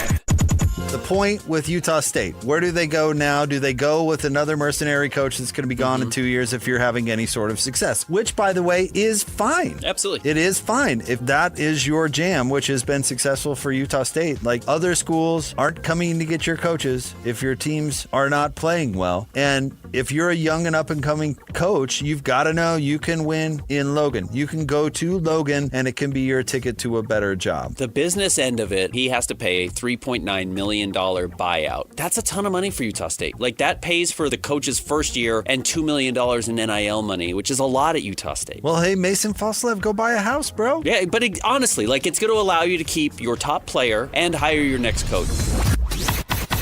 Catch Jake and Ben weekdays from 10 to noon on 97.5, the KSL Sports Zone. I'm on their website right now. Let me share it with you. AlpineHomeMedical.com. Alpine Home Medical for all of your in-home medical needs, any of the medical supplies that you might need. You can go into their beautiful locations. They have 11 of them across Utah and southern Idaho. You can also go online and see what all those products are. If there's a loved one that you have that you say, hey, we've got to figure out a better way to be able to get them that in-home oxygen, or maybe those services to be able to get them their mobility back, all of it starts with Alpine Home Medical. There's a reason that they have been 15 years running, best in state in the state of Utah. Jay Broadbent and his team at Alpine Home Medical know how to take care of Utahns and people in southern Idaho, and they've been doing it for a long time. Yeah, Alpine Home Medical focuses on bringing wellness and comfort directly to your home, and Jay Broadbent has 29 years of experience helping people improve breathing and sleep. And CPAP is one of those things that Alpine Home Medical does better than anybody, and they want to encourage you to replace your old or worn CPAP supplies. And to do that, Alpine Home Medical offers a convenient CPAP resupply program. Automatic shipments delivered straight to your door. They handle insurance billing for you. They provide expert support to keep therapy on track. It's fast, easy, and hassle-free. It's open to everyone, regardless of where you got your CPAP machine. So sign up at alpinehomemedical.com, use the Easy Resupply button, or go into any of the locations from Idaho down to St. George. alpinehomemedical.com. That's alpinehomemedical.com. Tuesday tacos, Sunday roast, backyard burgers. Whatever is on your table, make it Bar W Beef. Trust matters. Knowing where the beef was raised, what it was fed, and where it was processed isn't a mystery at Bar W Beef. Dry aged 14 days. Steaks, brisket, ground beef bundles, premium cuts without premium markup. Shipped straight to your door. This is Utah beef. If you can't shake the hand of the rancher behind your beef, maybe it's time to try barwbeef.com or visit the store in Nephi. David James for Soda Weight Loss. State of the art. Do you want to lose weight? You can do it. I did. My goal was to lose 20 pounds. It took 5 weeks. Soda helped me get the weight off, lose those pounds, and lose those inches. No shots, no pills. It costs thousands of dollars to keep getting those shots and pills to keep the weight off. Instead, call Soda. SOTA. Go to sodaweightloss.com or call them at 866-800-SODA. You'll get a nutritionist. You'll meet with them once a week. You'll come up with a plan that works for you and your health history. You don't starve yourself. You get 3 meals per day plus 2 snacks. They'll get the sugar and the sodium out of your diet. The weight and the inches will come off. It worked for me. It can work for you. Call right now, 866-800-SOTA. Go online. Check their 9,000 Google reviews. And they got a buy one, get one offer right now. You and a friend, 2 transformations for the price of 1. Call Soda right now, 866-800-SOTA. Join Soda for a short time. Lose the weight for a lifetime. 5 guys walk into a JCW's and order burgers. A pastrami, a mushroom Swiss, a guacamole bacon, a hickory barbecue, a ribeye steak, 2 onion rings, 3 french fries, a strawberry, mint, peanut butter, chocolate, and marshmallow shake, and not one left to tip. Because at JCW's, we don't ask for it. We think the price you see should be the price you pay. And all that, would you like to leave a tip stuff, is for the birds. JCW's. Quality and a lot of it. Open in American Fork, Lehigh, Provo, South Jordan, and Harriman. Breaking news just announced. Tim Daly Nissan Southtown has no interest for up to 84 months on 4 brand new 2026 Nissans. 2026 Rogue, Frontier, Pathfinder, and Murano. 4 new models, 0 interest, up to 84 months. At Tim Daly Nissan Southtown. Less than perfect credit or more than your current car's worth with no interest up to 84 months. Tim Daly Nissan Southtown can solve your problem. You don't need perfect credit to qualify. And no money down is also an option. Save thousands in low monthly payments. Tim Daly Nissan Southtown, home of the Forever Warranty. Financing OAC. See dealer for details. Take your golf game to the next level. Introducing the Rev Tour, a new competitive league for amateur golfers of all skill levels. It's fair, competitive, flighted league play built for everyone who loves the game. Starting with leagues in northern and southern Utah. Then local regionals advance to Las Vegas for 2026 to punch your ticket to the Nationals. All regional winners will be able to play at Pebble Beach with deep discounts. Sign up now at golfrevtour.com and get $50 off April using promo code REV1280. golfrevtour.com, promo code REV1280. Selling a home is a big decision, and that's why you need to work with the experts at Omada Real Estate. With their years of experience and proven marketing plans, the team at Omada Real Estate knows what it takes to get your home sold quickly and for top dollar. To get started, go to OmadaRealEstate.com. The KSL Sports Zone and Beehive Meals are honoring people that impact youth sports in our communities. Nominate the youth sports volunteer you know for the Beehive Meals Hero of the Week at KSLSports.com/contest. This is a Utah Mammoth at 50 update on 97.5, the KSL Sports Zone. Utah Mammoth defenseman Mackenzie Weegar talks about the defensive performance against the Oilers. The defensive performance, it's all 5 guys. It's not just the decor. It's, the 5 guys being connected. Like I said, we started out strong, 1-1. Everything was a tight game, and then opened it up a little bit, and then it got loose in the third period. Like the third period, it just felt like we were defending the whole time.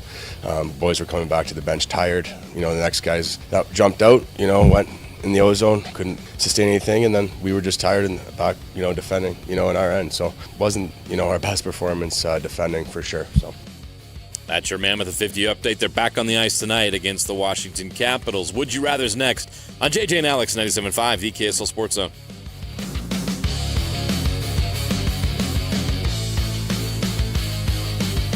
Listen, everybody. Real-life hypotheticals to get your brain churning. as JJ and Alex ask, would you rather?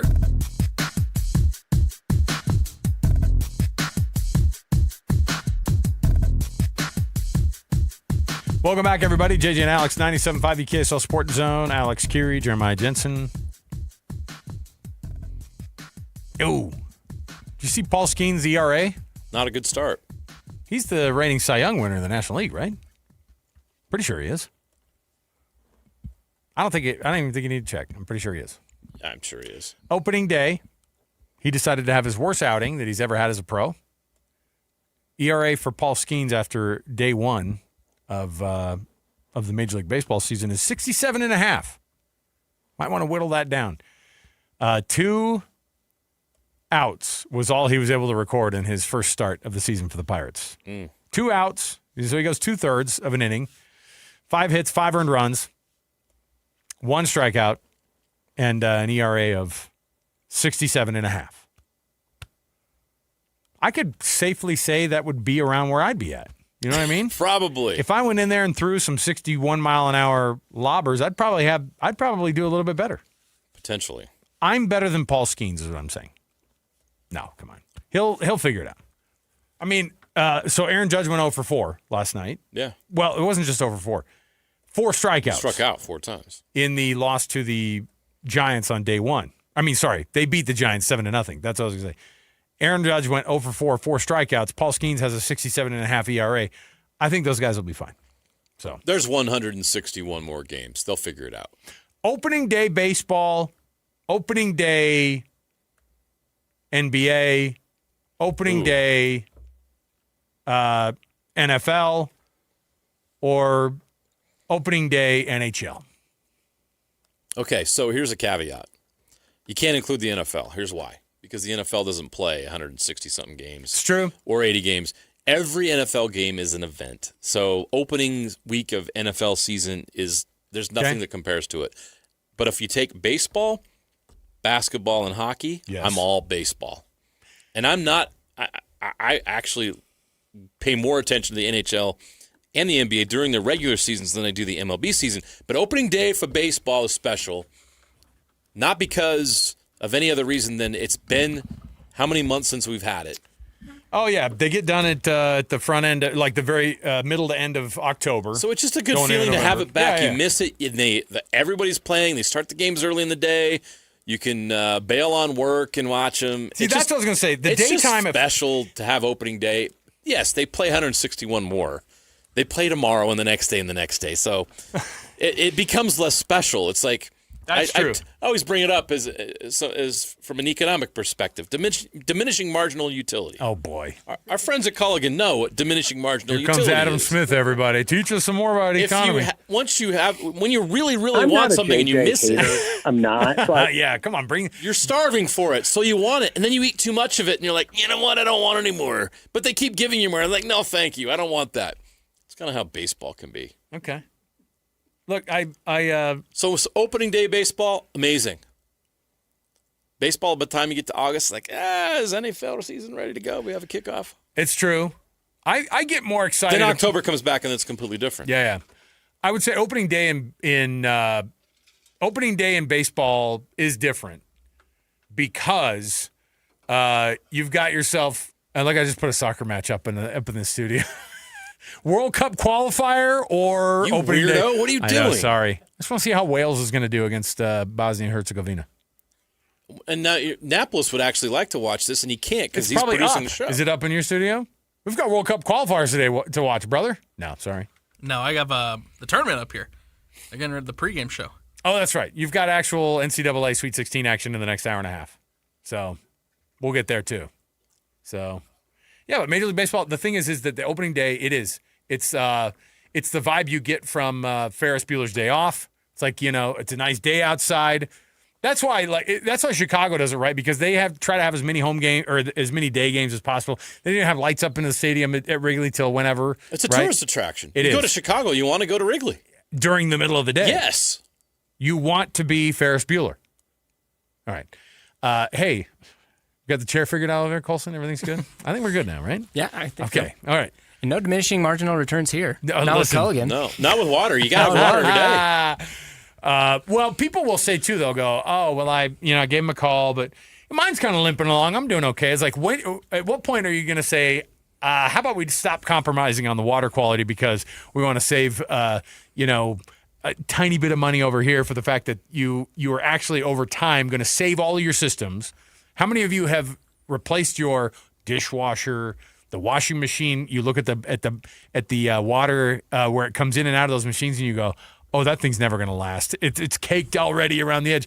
That's the kind of thing that you can get with Culligan, and I think that people don't know what the difference is because they just think water is water, and it's not true. Absolutely, it's not true. And coming out of a drought, like Kent was talking about earlier, those contaminants, they don't just evaporate and disappear; they stay here.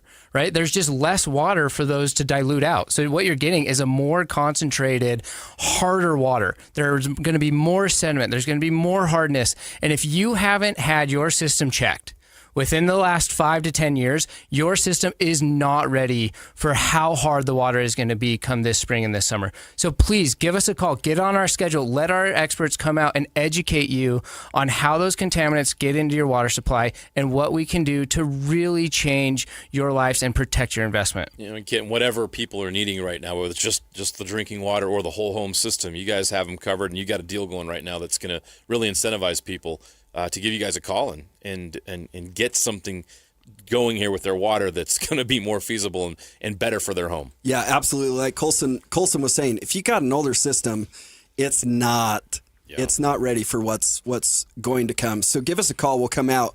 We'll give you $1,000 to buy your old system from you and upgrade you with the new Culligan High Efficient. That means you're saving 50% on salt, 50% on water consumption. This equipment is just really incredible, and you'll notice benefits. Like you said, you're saving on the lifespan of your appliances. Not only that, you think about how many products you purchase for your home just to treat bad water. Oh, yeah. The extra laundry detergents and the soaps to clean your bathrooms, and we've talked about eczema with our kids, right? All of that stuff. You end up saving when you treat your water the right way because the water touches all aspects of your home. But give us a call, 801-509-9602, and take advantage of this great deal. I'll add to it. JJ and I have been on the tour at the Culligan SLC facility. We've watched how this thing works. These machines, by the way, they're not just technologically advanced. They're like beautiful. The tech is awesome, and you can have... The tech is really awesome. You we'll can have talk about that later. The it's top awesome. of the top in your home. That's what we're talking about. You want that for so many other things, and then you cut corners on little things that you just kind of take somebody's advice on. Have an expert come in, have them test your water. They'll do it for free. Just see what they do and how they can help you out. CulliganSLC.com, or you can also go with the phone number right now. We're taking some of those calls. Get that $1,000 from Kent and Colson here. Look, when the water boys are in, we do extra stuff for you, okay? So 801-509-9602. That's 801-509-9602. We'll come back. More to go right around the corner, 97.5, the KSL Sports Zone. Want to get the latest info on Utah's newest sports franchise? Sign up for the Utah Mammoth newsletter. Get exclusive analysis, plus the latest news and notes on the Utah Mammoth. Sign up today at KSLSports.com for the Utah Mammoth newsletter. Stay up to date with everything Utah Jazz related with the new Jazz Notes newsletter. Get draft updates, analysis, and be the first to know about every off-season move. Visit KSLSports.com to sign up for the Jazz Notes newsletter. You can't always predict what's next, but you can be ready for it in a BMW SUV. The X1 delivers on confident agility and a striking presence that stands out in a crowd. Or you can own the road in the versatile X3 with advanced driving technology like BMW Connected Drive and sporty design cues. The X5 blends performance and elegance with functionality and a commanding presence. And when only the biggest will do, the X7 steps things up with precision-crafted finishes and 3 rows of luxurious seating so there's always space, even for the biggest plans. Every model is engineered with BMW's intelligent all-wheel drive to give you the confidence in any driving condition. So while you can't always predict what's coming, for every road there's an X built to drive it. BMW, the ultimate driving machine. Discover your dream vehicle at BMW of Murray or BMW of Pleasant Grove. BMW Utah. Drive elevated. A family office is a team built to handle the 3 biggest financial responsibilities a family faces: wealth management, tax strategy, and estate planning. Most firms only manage your investments and refer the rest out, hoping everyone stays aligned. At Trajan, we built something different. Your wealth, tax planning, and estate planning are handled together inside one firm under one roof. There's no guessing whether your CPA, advisor, and estate attorney are truly in sync, because our team works together every day on your behalf. When your financial life becomes more complex, your advice should become more coordinated, not more fragmented. One plan, one trusted team. Call Trajan today. 801-210-6800. That's 801-210-6800. Trajan Wealth, an SEC-registered investment advisor. Additional services through Trajan Estate and Trajan Tax. Additional disclosures and accreditation at TrajanWealth.com. Don't miss the excitement of the crowd. The perfect ping of 300-yard drives. The sound of sinking a 15-foot putt. Shifting the leaderboard. Challenge is an understatement. Beautiful, bold, athletic. LPGA's next-gen stars vying for glory on a course that's as stunning as it is challenging. The Copper Rock Championships Epson Tour, May 14th through 16th. Come for the game. Stay for the journey. Copper Rock, born to be played. Here at IFA, our customers turn to us for a variety of products and services, but maybe the most important thing we provide is a staff of extremely knowledgeable and experienced folks. We help farmers, ranchers, gardeners, landscapers, beekeepers, fruit growers, backyard chicken owners, pet parents, and even grilling enthusiasts do what they love to do. Stop by or visit IFA.coop today. Come grow with us. IFA, helping you grow the things you love. Your new 2026 Mazda CX-5 has arrived at Tim Daly Mazda Southtown. There's huge inventory of this newly remodeled Mazda CX-5, and with offers as low as 1.9%, now is the perfect time to get yours. That's right, the newly designed Mazda CX-5 can be yours for financing as low as 1.9%. Come in today to Tim Daly Mazda Southtown in Sandy. APR OAC, 36 months at $29.04 per month for $1,000 finance. Not available with any other offers. See dealer for complete details. 97.5 KZNS FM Colville, 1280 KZNS AM Salt Lake City, and KSL FM HD2 Salt Lake City Midvale. This is 97.5, the KSL Sports Zone.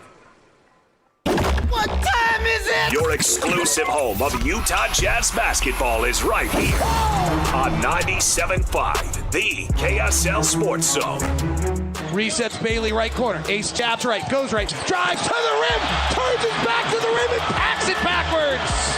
A reverse jump from Ace Bailey. And a fast break. Ace Bailey's out in front. Ace Bailey's going to finish that with a hammer and bring an ooh and an ah out of the crowd.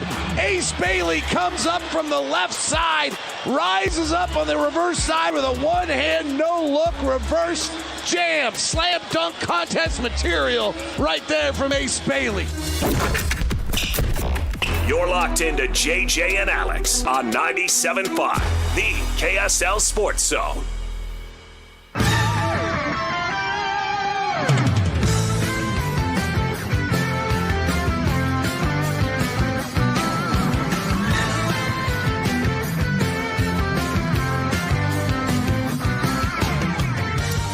All right, everybody, welcome back. JJ and Alex, 97.5, the KSL Sports Zone. Busy for a Thursday. We got a lot going on. Of course, you've got yourself some Mammoth hockey tonight coming up after our program. You also have the Sweet 16.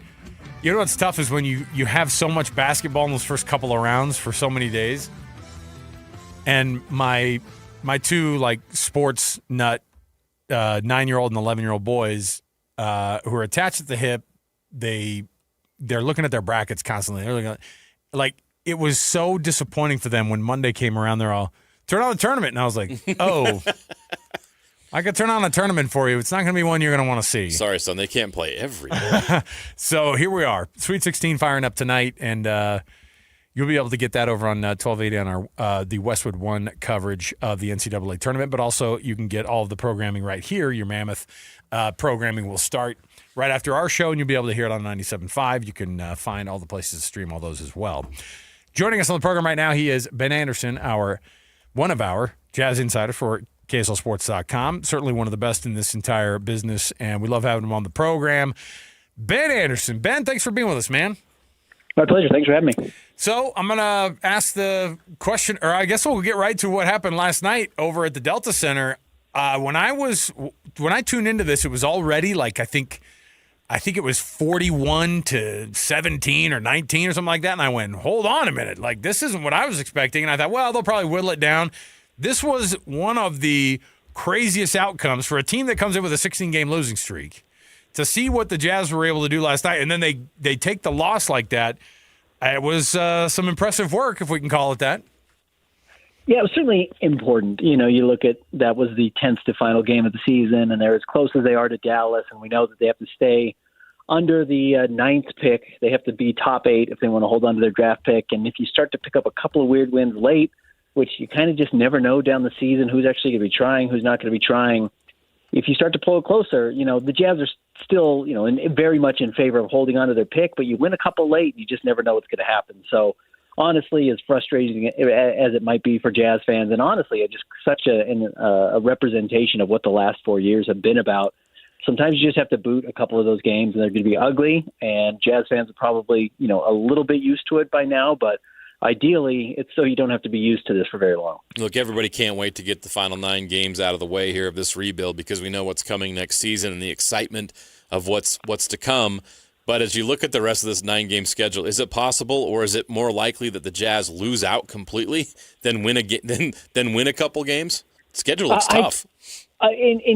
In general, I just always bet teams are going to win at least one of their next 10 games, you know, just kind of as a safe rule of thumb. And I would circle that Memphis game that they've got, the second to last game, as certainly their last winnable home game. Otherwise, you know, they don't have a whole lot left. I think it's just Denver and Cleveland, and those two teams are still jockeying for position. So I think the Memphis game I would circle. But then again, I mean, I was on the air yesterday saying that I thought this Wizards game was unlosable, and they were down 60-30. Yeah.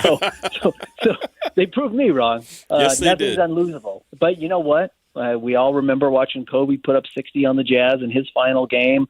We've seen Grayson Allen put up, I think it was 39 in double overtime against the Clippers. We've seen weird games on the last night of the season. So the Jazz do have to go and play at the Lakers. So while I think there's still probably a pretty good chance the Lakers want to win that game to hold on to home court advantage and maybe make sure they're facing up with the right matchup late, and that could be the Houston Rockets, you never know. That last game of the season is always dicey. So I would say it's more likely than not the Jazz win a game. I'm not sure if I could tell you which one, though.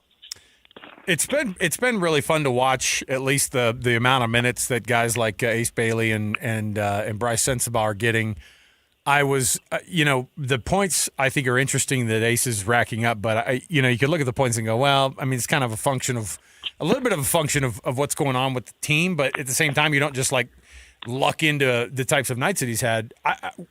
If the points aren't there, if we take the points away, what are the things that are impressive about Ace for you? Because for me, I'm like, but he is shooting really, really well, and that's a hard thing to do in a rookie year. Yeah, I think the fact that he's knocking down, 40% of his threes. I know last night he didn't shoot particularly well, but over that stretch, and again, we're not talking, with all due respect to Cody Williams, who kind of any progression has been very positive for him. But like, we're not talking, he takes 2 threes a night and he hits one every other game, and so he's shooting, 25%, or maybe he shoots 2 of 5 over a 2 or 3 game stretch. He's taking 14 threes, he's taking 19 threes, and he's knocking down 5 of them, 6 of them. Like the raw numbers of attempts that he's getting, which is really hard to do. Getting shots off is hard to do, especially when you're kind of the only person on the scouting report right now, and then making them at such a high rate is a good sign. And then I know it seems silly to me, and this is kind of something I've had to come full circle on in my analysis or coverage, which is just like, when you're young, you get really excited about dunks because it's just like, it's cool, the guy dunks. And then as you get older, you're like, there's a lot of guys who dunk well and don't do anything else, and it really doesn't make you a good NBA player. And then you kind of come back around to there are stars who dunk and dunk like that for a reason. It's their ability to get to the paint as well as they can, and so quickly that they're actually wide open, so they can have, these big reverse dunks that he's throwing down. So the fact that he is throwing some of those down where he was not able to get into the paint early in the season is a really good sign. So a bunch of threes, a bunch of dunks, that's really efficient basketball. And if he can continue to do that, I really don't know what his limit is, because the athleticism is there. I think the desire to be a great player is certainly there. his buy-in is through the roof. He seems to like his teammates. He seems to like his coaches. He seems to like Utah. He can be whatever he wants to be. And, he doesn't have some of the natural limitations that Rudy Gobert had on the offensive side or that Donovan Mitchell had because he's 6'1". This guy truly is the limit for him. Since you mentioned dunks, what's the best dunk of the season for the Utah Jazz, and who did it? I think it's Cody Williams. Cody Williams, I want to say it was against the New Orleans Pelicans, kind of out of nowhere. It was that baseline one. Yeah, it was a poster dunk. It was awesome. Drives baseline is kind of almost looks like Dr. J, not up and under, but just like full right arm extension. And what's so funny about Cody is sometimes he looks like he's playing at about 3/4 speed. He just doesn't. He's not super twitchy. You look at some of these guys who are so fast. He doesn't do that. He's more smooth than he is fast. And I've always kind of said he's a little bit like sleeky. He just kind of gets himself into weird spots. And then out of nowhere, he'll just have some power that, his brother has. And I've seen his dad up close. His dad's a very big person as well. Like, I think the strength will come for Cody, and he flashes it sometimes on those dunks. So I would take that. I mean, Aces, the last couple of games, he's had some insane throwdowns. Bryce Sensabaugh's had some weirdly good dunks this year. So I do think from that perspective, it's been fun. It's almost too bad you're only seeing Lowry for, what's he going to finish with, 40 or 50 games that he's played, because he's a pretty good dunker as well.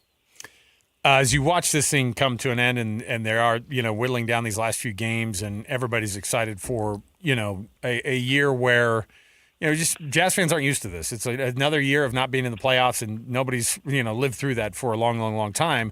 And as you see it kind of whittle down, what are the things that you look at and you go, okay, here are the best things that can happen that Jazz fans should be pumped about in the offseason here, because you have all these guys that are going to be available, but at the same time, this draft class looks extremely deep, and that's after we found out that this year the draft class ended up being deeper than we even thought it was last year. Yeah, this is a great draft class again, and being where the Jazz have been for the last 2 years is going to end up being really beneficial, assuming they hold on to their pick. So, losses the rest of the season. I've been talking to some people, not even like around the Jazz. I just mean like people at the games, people who work at the games, not necessarily for the organization. It's just thinking like, for as much excitement as there is about Jaren Jackson Jr. and Lowry and Keontae's growth and Ace Bailey, like we just talked about, like there's a 30% chance that the best player on the roster going forward is not on the team yet. And that's, that coincides with the Jazz's 30% chance of moving up and getting a top 3 pick in this year's draft. Like, I think there's a real argument that if you land 1, 2, or 3 and you get, AJ DeBonsa or Darren Peterson or Cam Boozer, like they become your most valuable asset. Now, maybe they don't pan out. Maybe they don't become as good as Ace Bailey, and I certainly would leave that open. But, if they get one of those players that is that highly vaunted, like you're going to be looking at that as not just like, oh, that's a piece of the puzzle, but maybe the centerpiece of the puzzle, which everything, builds on. So, that's the exciting part of it. I think if you're a Jazz fan, that there is still another level to this that could be better than anything they currently have. And honestly, you look at how much runway they have right now. I mean, this team is as well put together as I think that Donovan Mitchell and Rudy Gobert team was. That same summer, they went out and traded for Mike Conley and signed Bojan Bogdanovic, where you kind of saw the full structure. I think that's where the Jazz are entering next season. And then you might add a top 5 lottery pick and a good draft on top of that. They've just truly never been here before. It's certainly in my lifetime. And I know you look at John and Carl and what they had and having Mark Eaton and still having Darrell Griffith around. But this has a chance to have some really high level runway. I was going to follow up with something about Ace Bailey and AJ DeBonsa. I know this is a big if, but let's say that AJ DeBonsa, who's now everybody's kind of consensus to probably go first in this draft. Let's say the Jazz hit that and they make that first pick and they pick AJ DeBonsa. Does Ace Bailey come off of the bench on a roster like that, or do you think it's the other way around? Yeah, I don't know. And for the first year, it's probably Ace, but I don't know that AJ DeBonsa isn't better than Ace right now. Right. I mean, the fact that you have a whole season in your back pocket in the NBA is a huge amount of growth. Ace is way better today than he was his first game of the season. So I think just naturally I would give Ace the nod there. But, I mean, you look at what AJ has done in college and we're so close to it and there's so many games. You start to see a few of the warts on players and those kind of glare more than all the strengths. But, you zoom out and it's like, well, the whole last half of the season, he was averaging 28 points and 6 rebounds and 6 assists, and he's shooting 65% from the floor. It's just like, this dude might just be so good. I mean, he might be so special that when you get him onto a team that, with all due respect to Kevin Young and some of the players around him, I thought Robert Wright had a better year than I had expected. But, like, you put him in space, and Jaren Jackson Jr. is on the wing, and Lowry's on the wing, and Keontae's behind him. It's just like, he's going to be able to get wherever he wants. And his athleticism is suddenly going to spike, and his interest level, and I thought he actually showed good interest level at BYU, but it's going to skyrocket, I would imagine, once he gets to the NBA. And, you know, he'll do some shooting. He doesn't need to shoot threes right away, but, like, every good young player benefits from the room that you have to operate. And he didn't have any at BYU, it felt like at times. And so, you know, what he could be could really skyrocket. But I'll tell you, the same thing is going to apply to Darren Peterson, who looked like he was stuck in glue at times at Kansas. And even Cam Boozer, just where he wants to operate as a basketball player and kind of that high post. You look at how good Yusuf Nurkic was this year. You know, you can put Cam Boozer in a lot of those same spots. And if you could get one of those three, they're just really going to flourish in the NBA, which is what their game is designed for. It's really not designed for 30 games of college basketball. One thing we are watching in these last 9 games is the continued development of some of the young players on this roster, but with whatever's coming next year, who knows which young guys are going to be on this roster still. And we just talked about the potential of adding a lottery pick, potentially an A.J. DeBonce or Darren Peterson or a Cam Boozer. So as you're watching some of these young guys on the roster, how do you think some of them might fit in with the Jazz, or which players may not fit in? How are they going to handle that? Because they've invested a lot in these first-round picks and some of these young guys, and so it's pretty clear they can't all be back next year because there's just not going to be room for them to play. Yeah, it's so difficult because, you know, let's say, JJ, you get a Cam Boozer, like, he just immediately takes all of Kyle Filipowski's minutes. It's just, he does what Kyle does. He's just much better at it. Right. So that's not unfair to Kyle. I mean, this is a merit-based league. If you're good enough, you play, and Cam Boozer is going to be a better player than Kyle Filipowski. And if you get a Darren Peterson, well, he's going to step in. He's probably going to be better than Bryce Sensabaugh pretty quickly. He's going to be better than Cody Williams pretty quickly. And if you get an AJ, he's better than all of them. You know, so that's the realistic conversation. And then you just start to get a little bit deeper, and you look at after those three, and Caleb Wilson from North Carolina, who we just haven't talked about at all, but like, it's all guards. After that, I mean, the guys, and you can watch them tonight if you're going to watch Darius Acuff with Arkansas, watch Wagler with Illinois, watch Kingston Flemings tonight with Houston. Like, if those guys step in, truthfully, just because we understand how the politicking works of the NBA, if Austin Ainge's first pick is a top 10 draft pick, like, he probably takes the spot of Isaiah Collier. At least kind of like that's the design if you end up with a point guard. So you're right. Just I don't know where all these guys fit, and they may not know until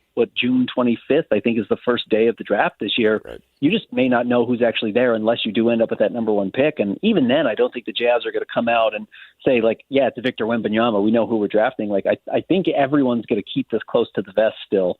Danny Ainge once had the number 1 pick and he traded it, and it ended up being the right move. So I'm not sure we actually know even what the Jazz would do if they get the first pick, though I think the overwhelming favorite would be AJ. This is kind of this is one of those guys that I don't know exactly what his future is going to look like, but he's had a pretty interesting year. I say interesting because Bryce Sensabaugh's had these 40-point games, and he's had moments, and I also don't know where he fits in the long-term plan. Where is Bryce Sensabaugh on the list of priority, do you think, for this organization to figure out how to make him part of it into the going future? Or where do you think his development has been this year? I know he's had those big point games. Sometimes I guess we look past that a little bit.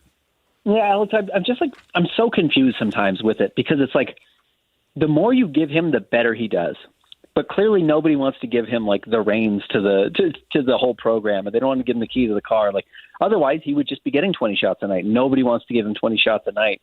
And I've been questioned by Jazz fans. They're like, what's more valuable? This guy's defense, Cody Williams' defense, or Elijah Harkless's defense, or Bryce Sensabaugh's shooting. And it's like, do you know how good you have to be defensively to account for 40 points, which Bryce Sensabaugh can give you on any given night? Like, that is still really, really valuable that Bryce on any night can just absolutely go off and win you a game.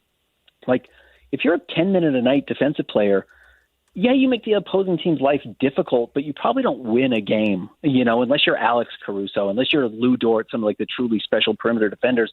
And even then, they have to do something offensively to justify their existence on the roster.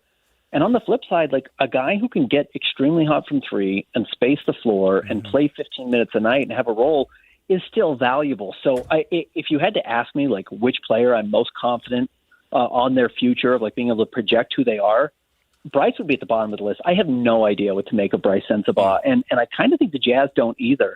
And I think that doesn't necessarily bode well for him, though mystery does buy time, because there is clearly something there. He is an NBA caliber scorer, and that is still the most valuable skill set you can get.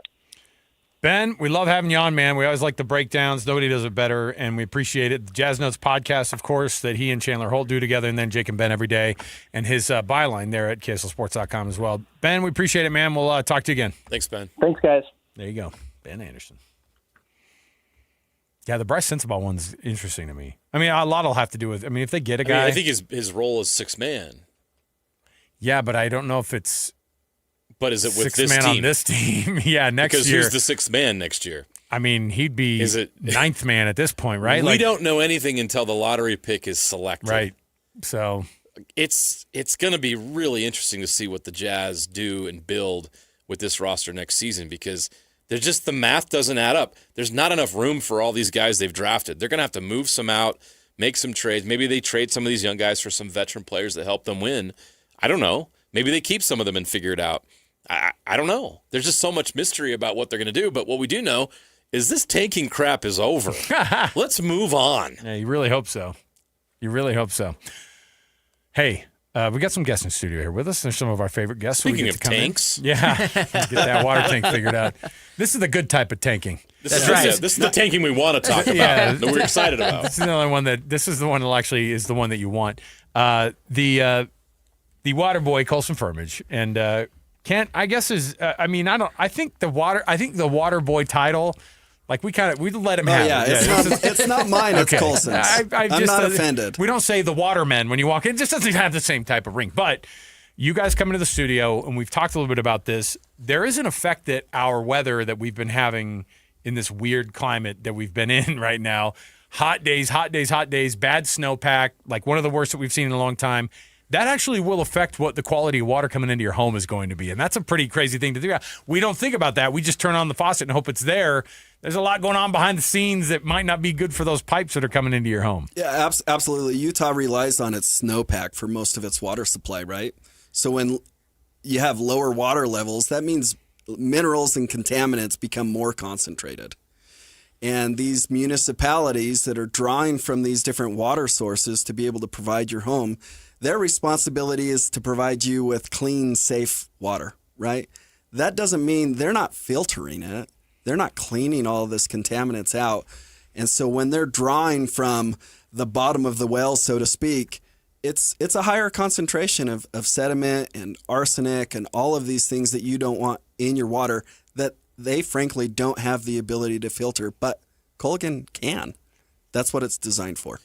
Another thing that's happening right now that we're dealing with is a unstable economy. I mean, we're all at the pump each and every day. Like, whoa, for what? For gas? Seriously. It's pretty crazy. And so people might be feeling the pinch or the uncertainty. And so they may want to get a water system right now. They may get this change because they need it in their home. But they're thinking, how can I afford that right now? You guys have options for them.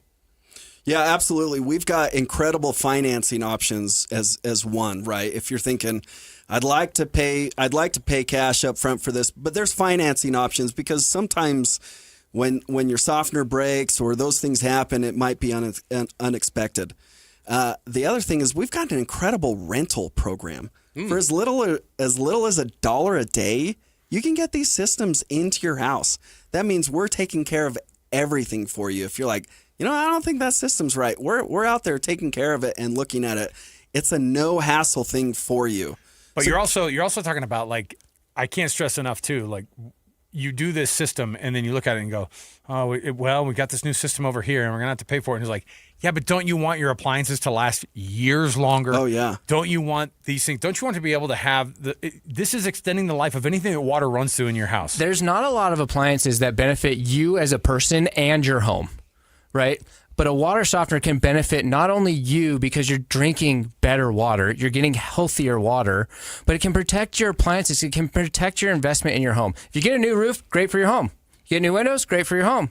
Not so, great for your body. It's not so great for, your mentality, your kidney function, your, everything that goes into your body, into who you are. So protecting that investment is important, but protecting, what goes into your body is also important. And Culligan does it better than anybody. Okay, Kent, this is when we start talking about some of the deals you guys bring in. When you come in, you do a little bit something extra for our listeners, which we love. Yeah, what can they get today? Absolutely. We've got this $1,000 trade-in and trade-up offer. So if you got an old system that you're not sure if it's working, if you're like, I can't remember last time I put salt in that brine tank. When did we buy that? Was it 8 years ago? I guess when we bought the house, it had a softener. Give us a call. Let us come check it out. If you find that it's not working and it's not optimal, we'll give you $1,000 for that old system and put you in the new Culligan system. Love it. But give us a call and book an appointment for us to come test your water. Let me give you that phone number. It's 801-509-9602. 801-509-9602. Just get on the books. Have them come and have them look at the water. Test the water. And I'll tell you, we've done the water test with these guys at their offices, and it's crazy the stuff that comes through the pipes from these municipal water sources. That you're putting in your body will make you sick. When you look at it and you're like, okay, yeah, that's interesting. Why does it taste so much like chlorine? Okay, get it done right now. And they're offering it for the folks who are listening right now. So get on board. Let's get those. Let's get that water test going with Culligan, and let's do it. CulliganSLC.com. That's CulliganSLC.com. 801-509-9602. That's 801-509-9602. Thanks, guys. We'll chat with you again. Thanks, Thank you. We've got more to go in the program. Stay with us. 97.5 the KSL Sports Zone. And now, a look at traffic from the KSL Traffic Center. Southbound Legacy Parkway is starting to bunch up between Centerville and Bountiful, while the I-215 West Belt is also getting a little slow from the airport down to the 201 highway. Usual I-15 delays starting from the southbound side in Salt Lake County between Murray and Draper. Traffic's rough, but your parking lot doesn't have to be. GoPave Utah keeps things smooth with expert asphalt maintenance at GoPaveUtah.com. That's GoPaveUtah.com. Call or visit GoPaveUtah.com. With your traffic update, I'm Alex Napolis here on 97.5, the KSL Sports Zone.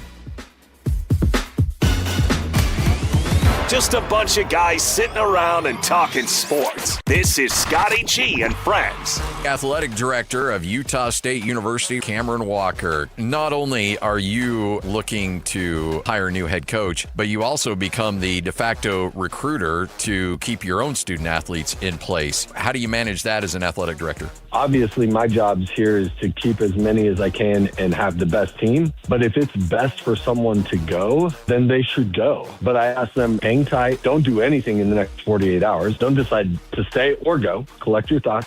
Let us get a hire in and then make your decision. You'll have time. It'll be okay. But then when that time comes, make the best decision for you and your family. I think that's important. I think as much as I'd love to say, hey, you player X, stay, because that's best for me. If that's not best for them, I'm being selfish, and that's not what Utah State's about.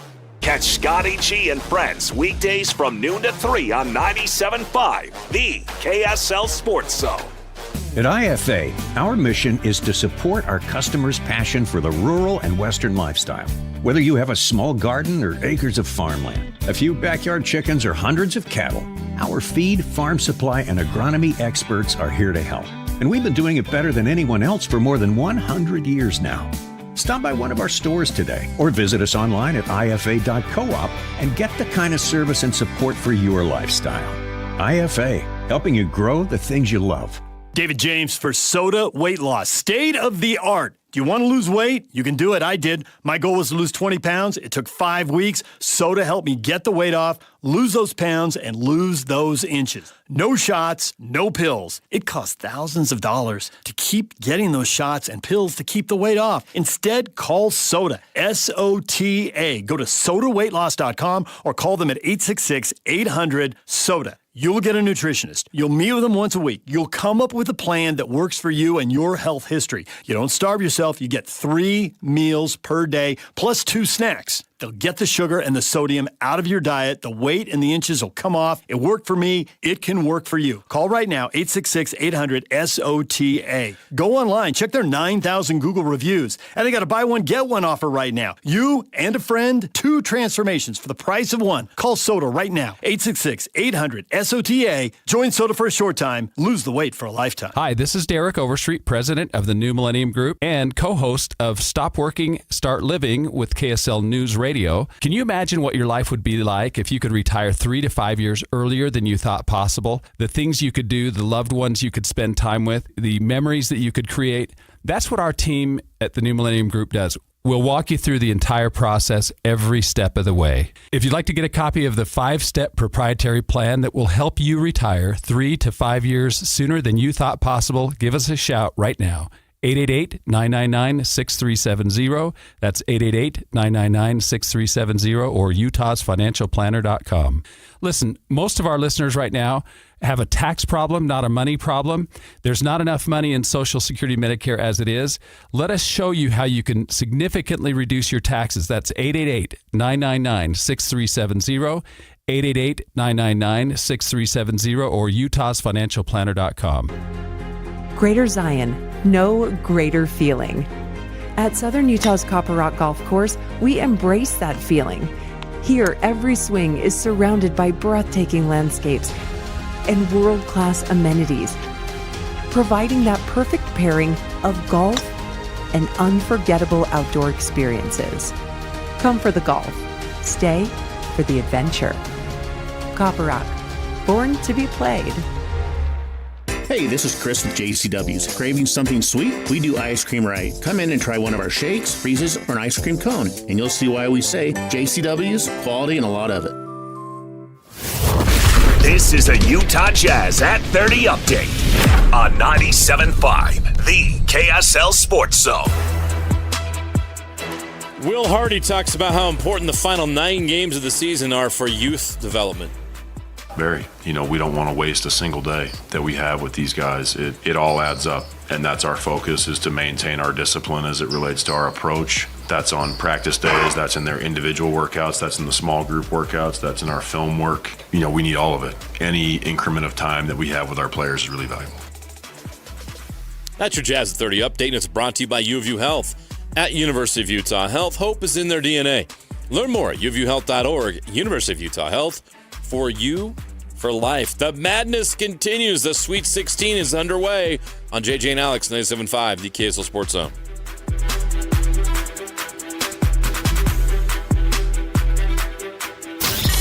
Ladies and gentlemen, the biggest name. You're locked into JJ and Alex. With the insight and analysis on the teams you can't live without. This is 97.5, the KSL Sports Zone.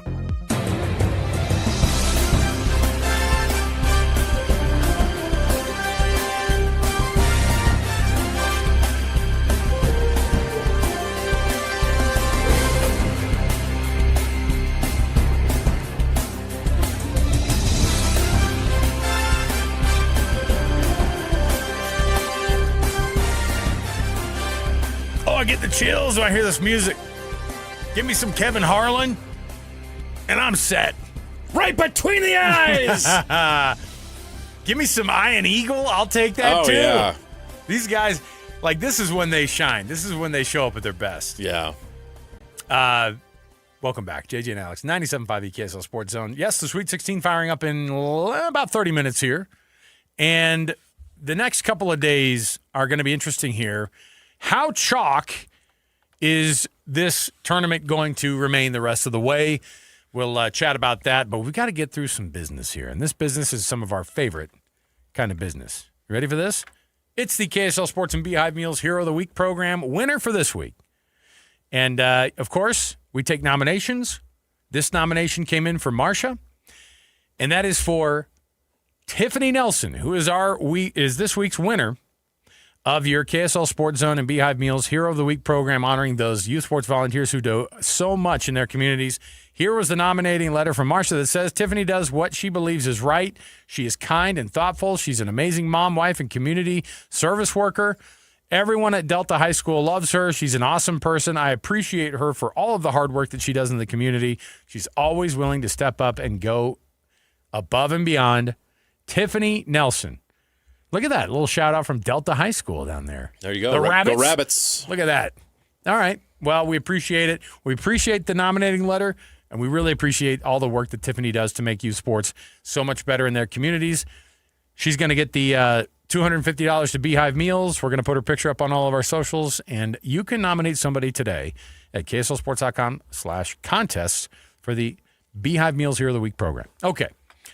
JJ, we were looking at this schedule, and we kind of went through some of these on, I want to say on Monday or Tuesday, but I want to know if this is going to just stay as chalky as it's been. First game of the night, you've got Texas and Purdue facing off, and Sean Miller, the head coach of Texas, was asked about facing Arizona. You know, what it would be like if you face your team, and he's like, oh, look, they're rooting for us too because we're the 11th seed in this whole thing. So, like, get us into this tournament.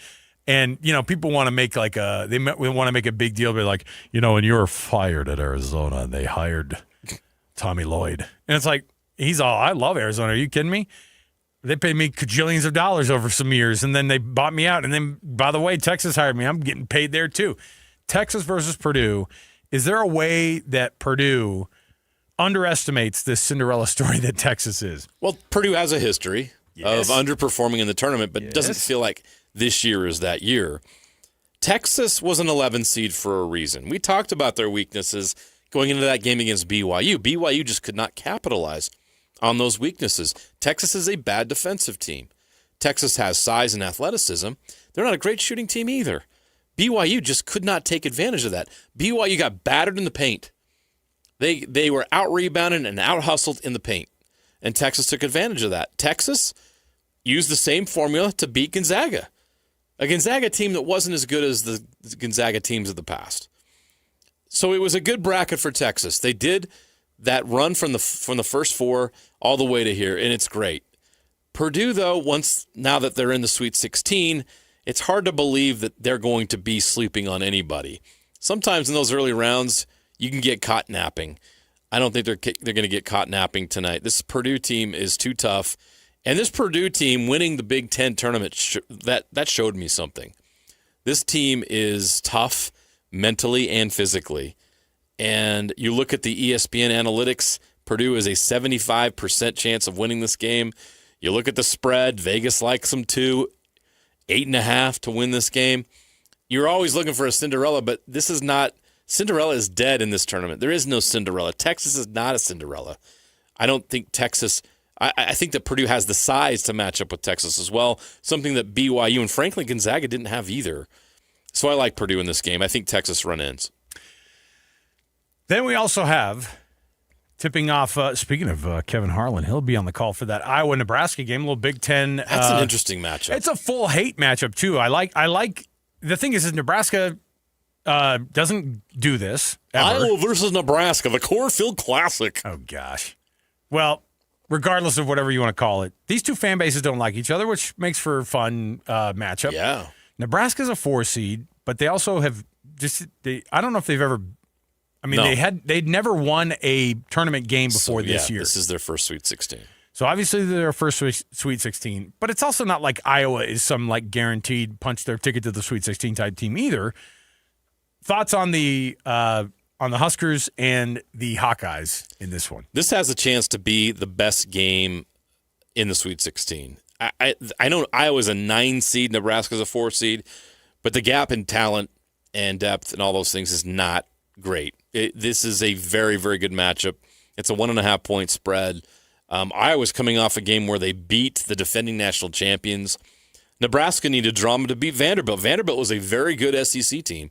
So both of these teams are coming off incredible wins, and it's just going to be one of those games where it comes down to the final shot, in my opinion. I think this is going to be a great matchup. I'm looking forward to it. I think it could be the best of the Sweet 16 round. I do like Iowa actually making this happen. There's just something about that team, their coach, their star players that I think Iowa's going to get it done. And The matchup predictor actually thinks that Nebraska is going to win this 60-40, but I have a feeling about Iowa. I wonder too. The Sturts kid is a really good shooter. I just like the fact that it's a, these are a couple of teams that play each other during the year a couple of times, and then they get to face off in probably the biggest game certainly in Nebraska's basketball program history. Iowa got to be right up there when you talk about, again, Iowa's not a team that you see a lot in this situation. They've been good. They're solid. They got to the tournament a lot, but they rarely get to this point. Right. Now, this one's a fascinating one. Arkansas and Arizona. Tommy Lloyd was asked about, these games, and somebody already asked him about the North Carolina job at the press conference about this game. I know.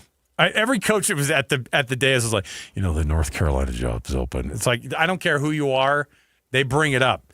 And they brought up with Tommy Lloyd, and to his credit, he was like just kind of nodding, and he went, I don't have the bandwidth for that kind of stuff. I owe it to these guys to just be focused on this one thing. That's been a huge thing for us this year is we got to be present in this very thing. I don't think for one more second about anything but Arizona basketball right now. You know why? That's all I have room for. That's all I have room for. And that's it. He wasn't being mean. He was super cool about it. Arkansas is an intriguing team because this is one of those teams, JJ, that to me feels like they are at a peaking moment in their season, and the Razorbacks are going to be tough to beat.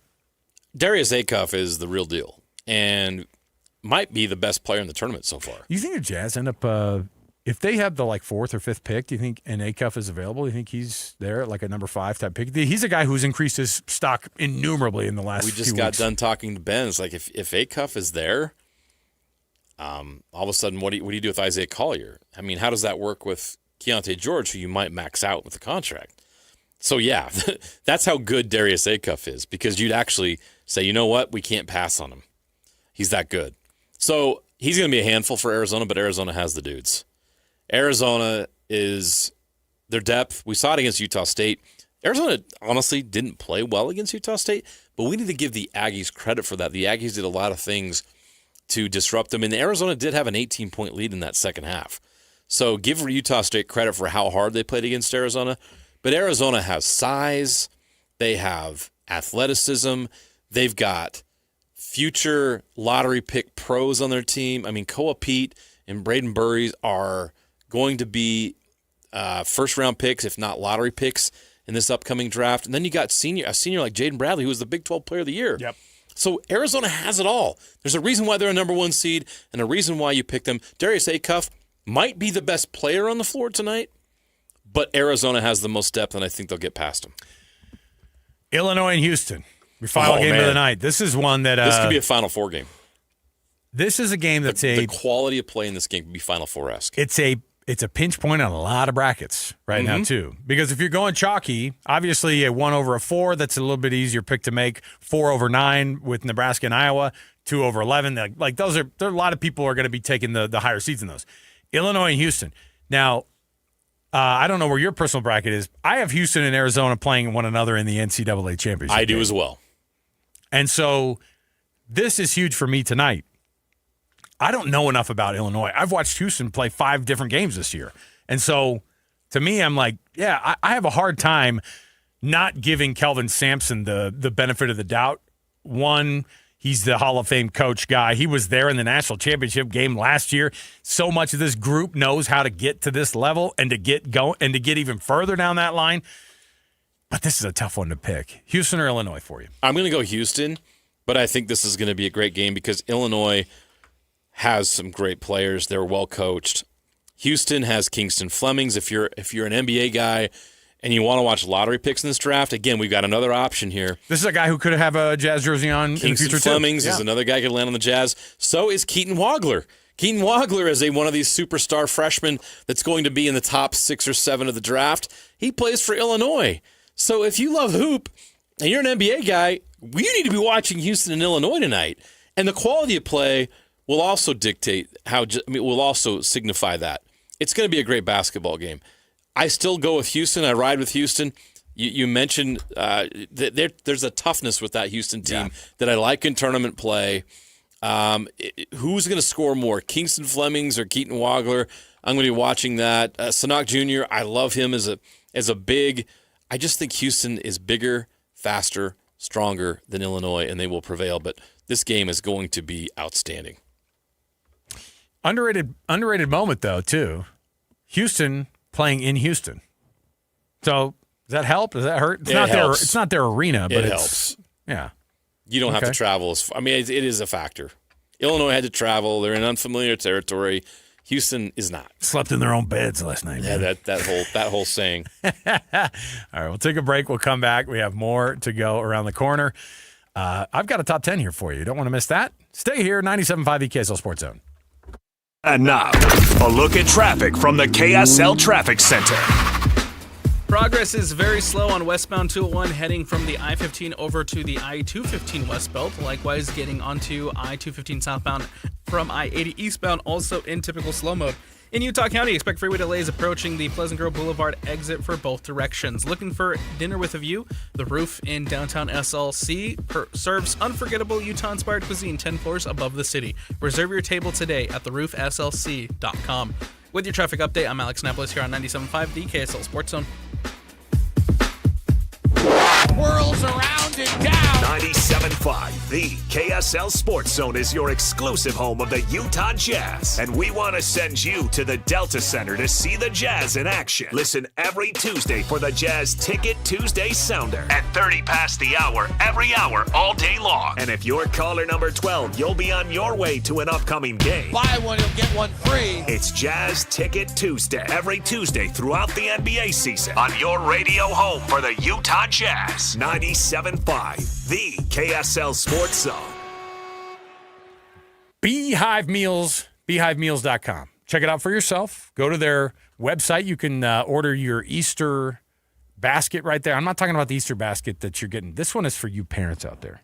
This is the one that you were hoping for. How about a maple glaze ham ready for Easter?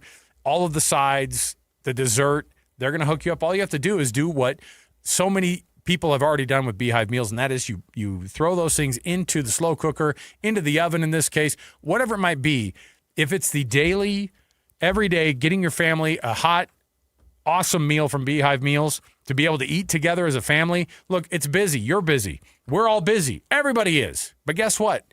You shouldn't have to compromise on spending too much money on meals just because it's hard to plan around it. The convenience factor of Beehive Meals has saved our dinner times in the Curie household, and it could do the same thing for you. Yeah, I'm just going to keep it simple. It's going to save you time. It's going to save you money. Less stress at dinner time, effortless cooking, the convenience of a subscription. You know what's going to be there, and it's affordable for real families like yours. Comes out to about $3 to $5 per serving. That's comparable to or better than grocery shopping. You're not going to be able to beat that. You definitely don't want to be spending all that money on fast food night in and night out because you're in too big of a hurry or you're too stressed or you're too tired to worry about dinner. Let Beehive Meals do that for you. Let that thing be ready to go in the crock pot when you get home, and that menu is awesome. Go to their website right now. Check out the March menu. The April menu is coming out soon. You want to get that. You want to give this a shot. It's helped our families. It'll help yours save time and save money. BeehiveMeals.com. That's BeehiveMeals.com. The show may be over, but the deals are still on at Paris RV. How about an easy tow with a 25 Rockwood 190 OTG for only $7,995 or $129 a month? How about some bunks? Hook up to the 26 Heartland Prowler 2500 bunkhouse for only $17,995 or $205 a month. Want to stay put for a while? Then put the 26 Forest River Cherokee Timberwolf 20 OG destination trailer in the spot of your dreams for only $44,995 or $456 a month. Only at Paris RV. Paris RV is your locally owned, family-run RV dealership. We strive hard to find the very best RVs for the price. With 4 locations, over 1,000 RVs in stock, 42 service bays, and 4 super parts stores, we're sure to help take your family on the best RV vacation. Check out our perfect family bunkhouse trailer, the 26BH, that sleeps 9 for $19,995 or $227 a month. Zero down. Life is short.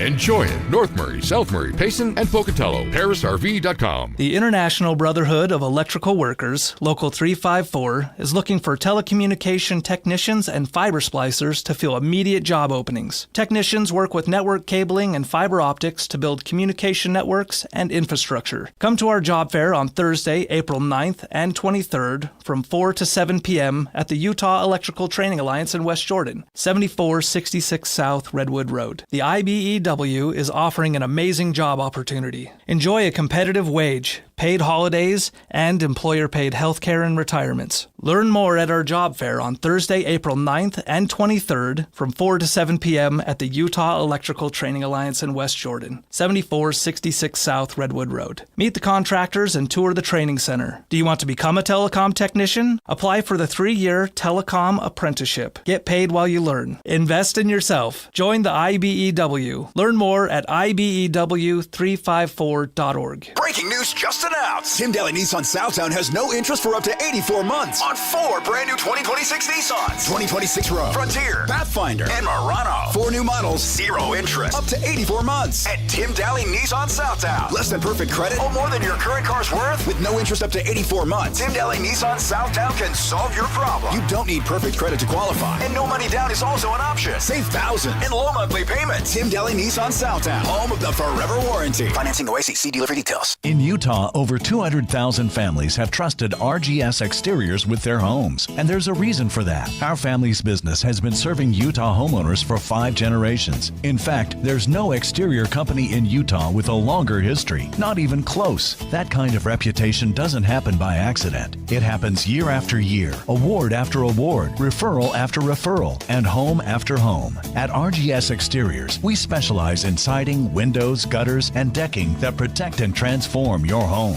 Hi, Tim Brown here, RGS Exteriors. My family has been building and improving homes in Utah for 5 generations, and taking care of homeowners is something we take very serious. With over 1,300 5-star Google reviews, 21 Best of State awards, and our 10-year workmanship warranty, homeowners know they can trust RGS. Over 200,000 families across Utah have trusted RGS Exteriors with their home, and so can you. Schedule your free estimate today at 801-280-3110, 801-280-3110.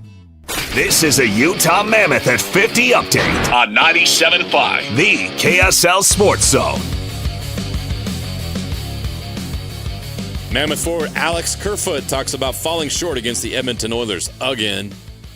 We obviously just didn't have enough of a pushback in the third, especially. We're down 2 goals in a game, fighting for a playoff spot against a team who's also fighting, and didn't even make them work for it, didn't make them earn it. Disappointing, and it's on us. That's your Mammoth at 50 update. They're back on the ice tonight against the Washington Capitals right here on the KSL Sports Zone. The top 10's next on JJ and Alex, 97.5, the KSL Sports Zone.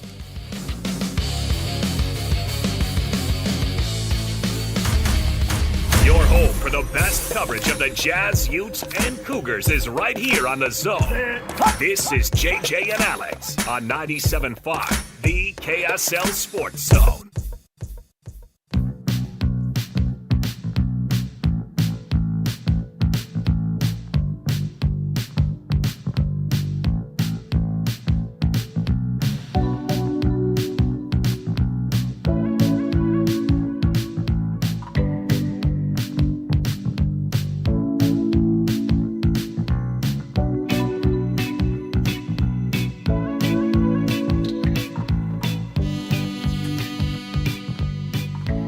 All right, everybody, welcome back. JJ and Alex, 97.5, the KSL Sports Zone.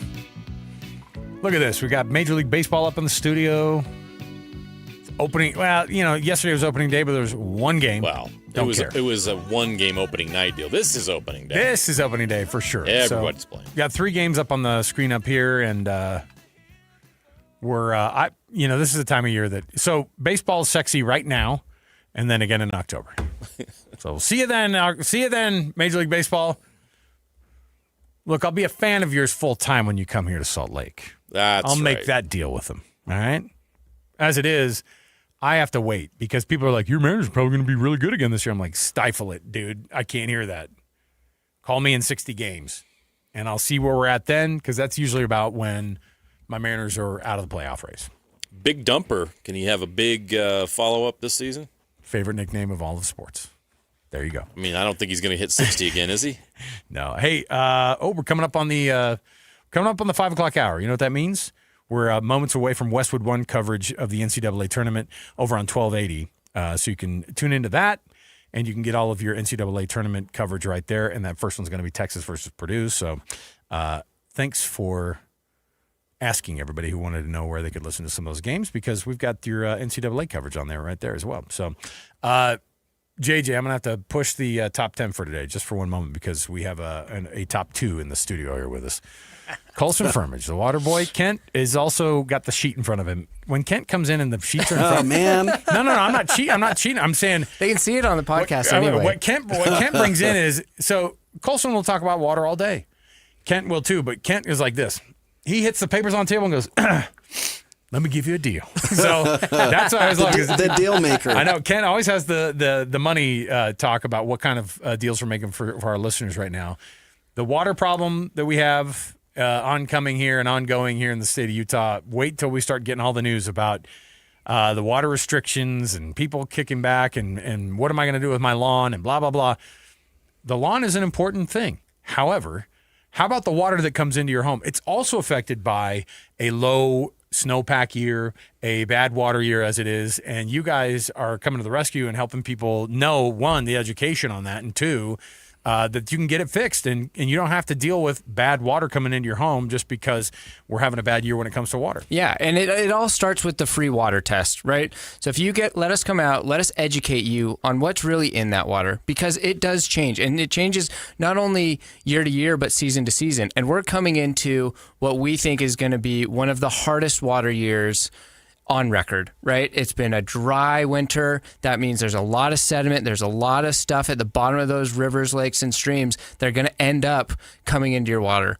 And if you haven't had somebody come out and test that and make sure that your systems are operating efficiently and effectively, then you're going to see some major ramifications from that. And we want to get ahead of it. So let us come out, let us do the water test, let us adjust your systems, let us educate you. Please just let us educate you on what is in your water and how we can improve it because you will be amazed with what we can do with your water.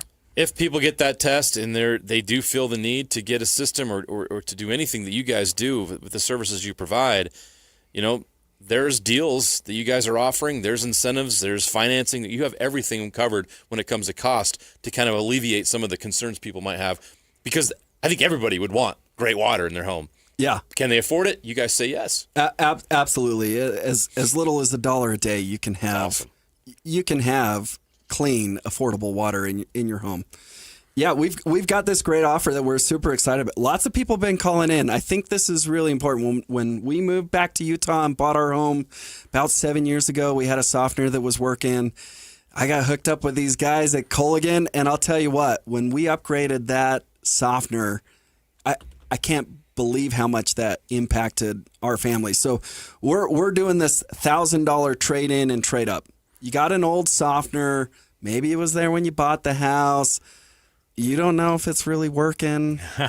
You put salt in the thing, and it's costing you a fortune to do that. You hit me in the heart, Kent, last segment when you said, "When was the last time I put salt in that tank?" And I was like, "Boom, I don't like to talk about it." Yeah, right. That's not helping my system either. No. Let us come help you out. We'll buy that old system from you for $1,000, and we'll get you set up with something that's new and state of the art that's going to last a long time. Love it. Let me get people on the horn here to get that $1,000 with it. You guys are going to throw down to buy back their cruddy system. You've never gotten a better deal. We didn't call it a cruddy I will. system. I'm thinking about my system. Let us do that for you. Okay, listen. The $1,000, great deal, but the water test is free to start there. Just do that. 801-509-9602. 801-509-9602. It starts with that water test. Our water in Salt Lake when I lived here, very different from what we have up in Davis County. Yeah. Your municipality is very different from your neighbors. It changes everywhere. Let's have it dialed in with the folks from Culligan. CulliganSLC.com is the website, or 801-509-9602. Guys, we'll chat with you in a minute. Thanks. All right, we'll come back when we do return. Jay Stevens, Utah Puck Report host, and also one of the guys who's going to talk me off the ledge about this Mammoth team and their playoff possibilities going forward here. These are crucial games the rest of the way. Stay here, 97.5 KSL Sports Zone. Whether you're stuck in the office, I believe you have my stapler, in your car, or at your in-laws. You want a piece of me? You bet I do.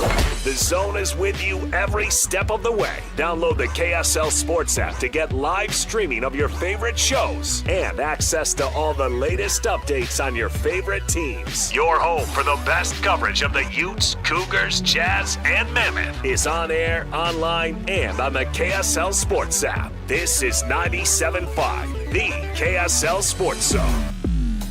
Take your golf game to the next level. Introducing the Rev Tour, a new competitive league for amateur golfers of all skill levels. It's fair, competitive, flighted league play built for everyone who loves the game. Starting with leagues in northern and southern Utah. Then local regionals advance to Las Vegas for 2026 to punch your ticket to the Nationals. All regional winners will be able to play at Pebble Beach with deep discounts. Sign up now at golfrevtour.com and get $50 off April using promo code REV1280. Golfrevtour.com, promo code REV1280. I move mountains for a living. Literally. That means I don't carry hand lotion, and when it comes to serious heartburn, I don't mess around with anything but Rolaids. Rolaids' dual-active formula has calcium carbonate and magnesium hydroxide that relieves heartburn fast. Yeah, you heard right. 2 actives for that powerful relief. And the best part? The roll fits right here in my pocket, so I can get back to moving mountains. Rolade spells powerful relief. Read each label. Use as directed. Keep out of reach of children. Check engine or ABS light on? Take the guesswork out of your warning lights with O'Reilly Veriscan. It's free. Ask for O'Reilly Veriscan. O'Reilly Auto Parts. How can you grow your business from idea to industry leader? With smart business buying tools and technology from Amazon Business. From fast, free shipping to in-depth buying insights and automated purchase approvals, we deliver everything you need. Go to amazonbusiness.com for support. Febreze. New Febreze Air Mist has 50% more odor fighters and up to 30% more fragrance than the old formula. So now you can take on 100% more stinky odors, like sweaty gym bags, greasy cooking smells, and the after effects of the dog rolling around in something. Just spray, and new Febreze Air instantly restores just clean freshness. Smell you later, odor. Breathe happy Febreze. La la la la la. Get 5 quarts of Syntec Full Synthetic and a MicroGuard Select Oil Filter for just $32.99 now at O'Reilly Auto Parts. Limit supply. O'Reilly Auto Parts.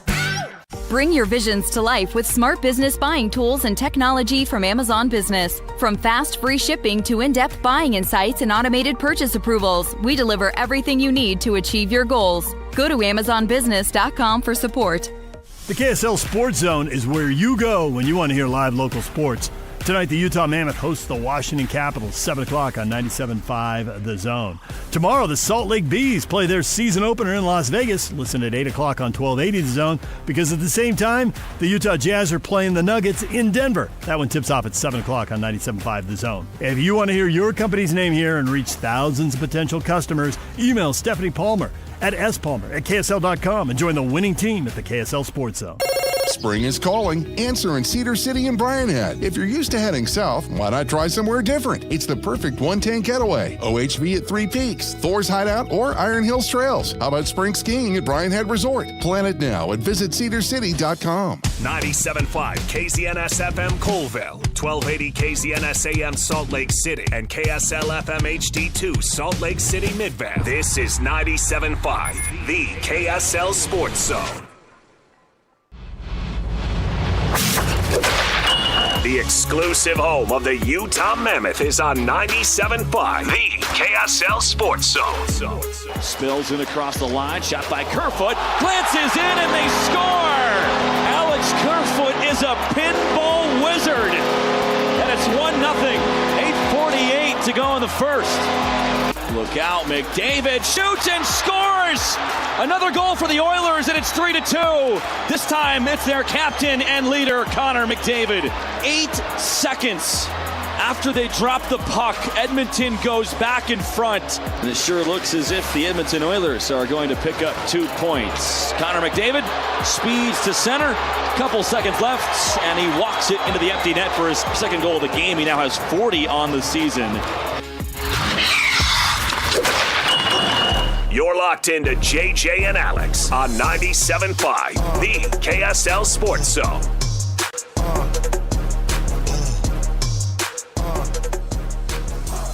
Nobody wants to hear sad Mike Folta. No, come on. We need a happy Mike Folta. We need tonight. energetic, fired up Mike Folta. That was a rough one to watch the other night, of course, with the Utah Mammoth and the Edmonton Oilers. Very frustrating performance. Not going to lie. we were wondering about it, but Folta brought it up when we had him on our weekly interview with him, and he goes, quite a game plan for the Edmonton Oilers to have all that crazy bad press that they ran up all the way till game time, and then Connor McDavid, everybody questioning his loyalty to the Oilers and how much the team didn't like him and blah blah blah, or how much he didn't like his own team, and they don't like that. So he showed up. Not a shock that the best hockey player in the world showed up, had a couple goals against the Mammoth. But they gotta fight, man. They gotta get this thing going. Let's kick off the hour here, of course, as we always do. It's the cut, top of the program, and our guy Jay Stevens is joining us. So let's get right to it. It's time for the biggest story of the day. This is what made the cut with JJ and Alex on 97.5, the KSL Sports Zone. All right, I've got a real problem with Jay Stevens right now. We didn't even call each other, and we're wearing the same freaking outfit. What is your problem? JJ, what's good? JJ's out of uniform. That's not our fault. What? He's wearing the baseball uniform. I thought this was clever. I'm wearing some baseball stuff. I thought I was so freaking cool when I walked out of the house today. Hey, you guys are shirt brothers. Hey, shirt brother. I got a confession to make, shirt brother. Oh, my goodness. Well, congratulations, guys. You're shirt brothers. That's right. Right here. We called each other. No, he did the same thing I did, which was, I got to have that, man. That's awesome. Oh, and it's basically the minute the game was over, I was ordering. It's a walking billboard of Canadian trash talk. You know what I mean? Yep. Like, just going right at him. Suck it, Canada. All right.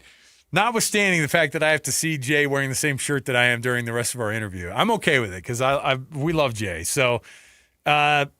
That game the other night, we wondered. We were like, either the Oilers really are melting down and they're having an internal issue and a problem, and they're gonna struggle, or they're gonna come in and beat the doors off of the Mammoth. I don't think the Mammoth helped at all. It didn't seem like that their energy level was there to match even an Edmonton team. I don't think anybody could have walked in the other night. No players in the post game and in the days since then, when they were asked about this game, liked the effort out of this team, and that's what gets you a 5-2 loss, and it makes us all nervous right now. It's one of those things too, where you can blame it on, you can want to say, oh, we weren't that great and our intensity wasn't up, but what I really saw was Edmonton playing Edmonton hockey that's got them to the championship the last 2 years in a row. Their system was working really good. They were keeping.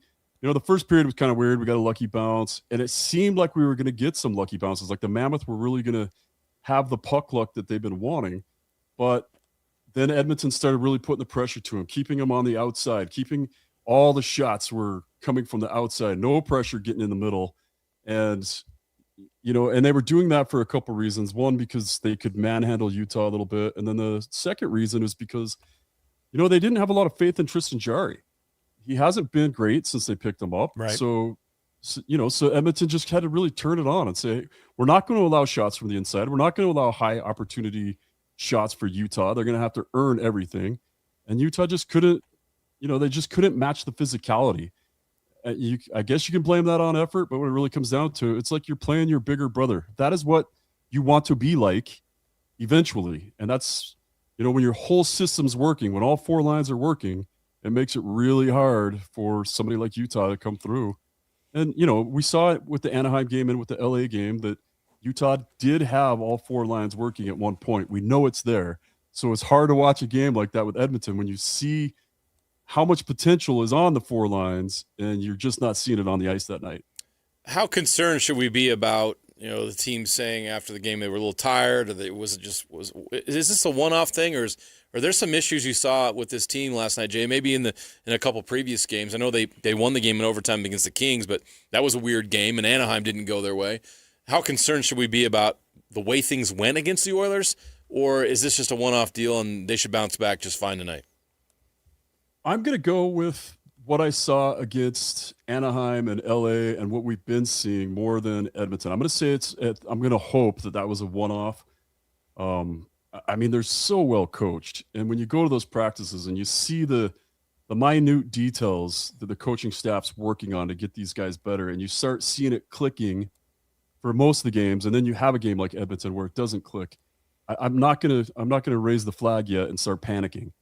I think Utah still is poised to make the playoffs. I think they can still keep that number one wild card spot. The schedule kind of puts them in the driver's seat. I hate to use the cliches, but the remaining schedule puts Utah in the driver's seat. LA plays Vancouver 3 more times in the 10 games left for them. Ooh. So LA might jump up a little bit. Seattle, what's going on in Nashville with them winning 5 in a row? That's a real That's the threat thing that coming out of the concerns Pacific. me. Yeah. Yeah, and we talked before the last game when I came in, and you asked me who I was worried about. I said I'm worried about Winnipeg and I'm worried about Nashville because there's no reason Nashville shouldn't be good. They've got the players, they've got the experience, they spent the money, they should be, and they've got one of the best goaltenders in the league right now in UC Saros. So I expect to see better things out of Utah. I'm not in panic mode, and there's a list of things that have to improve, and I think you're going to see that starting tonight.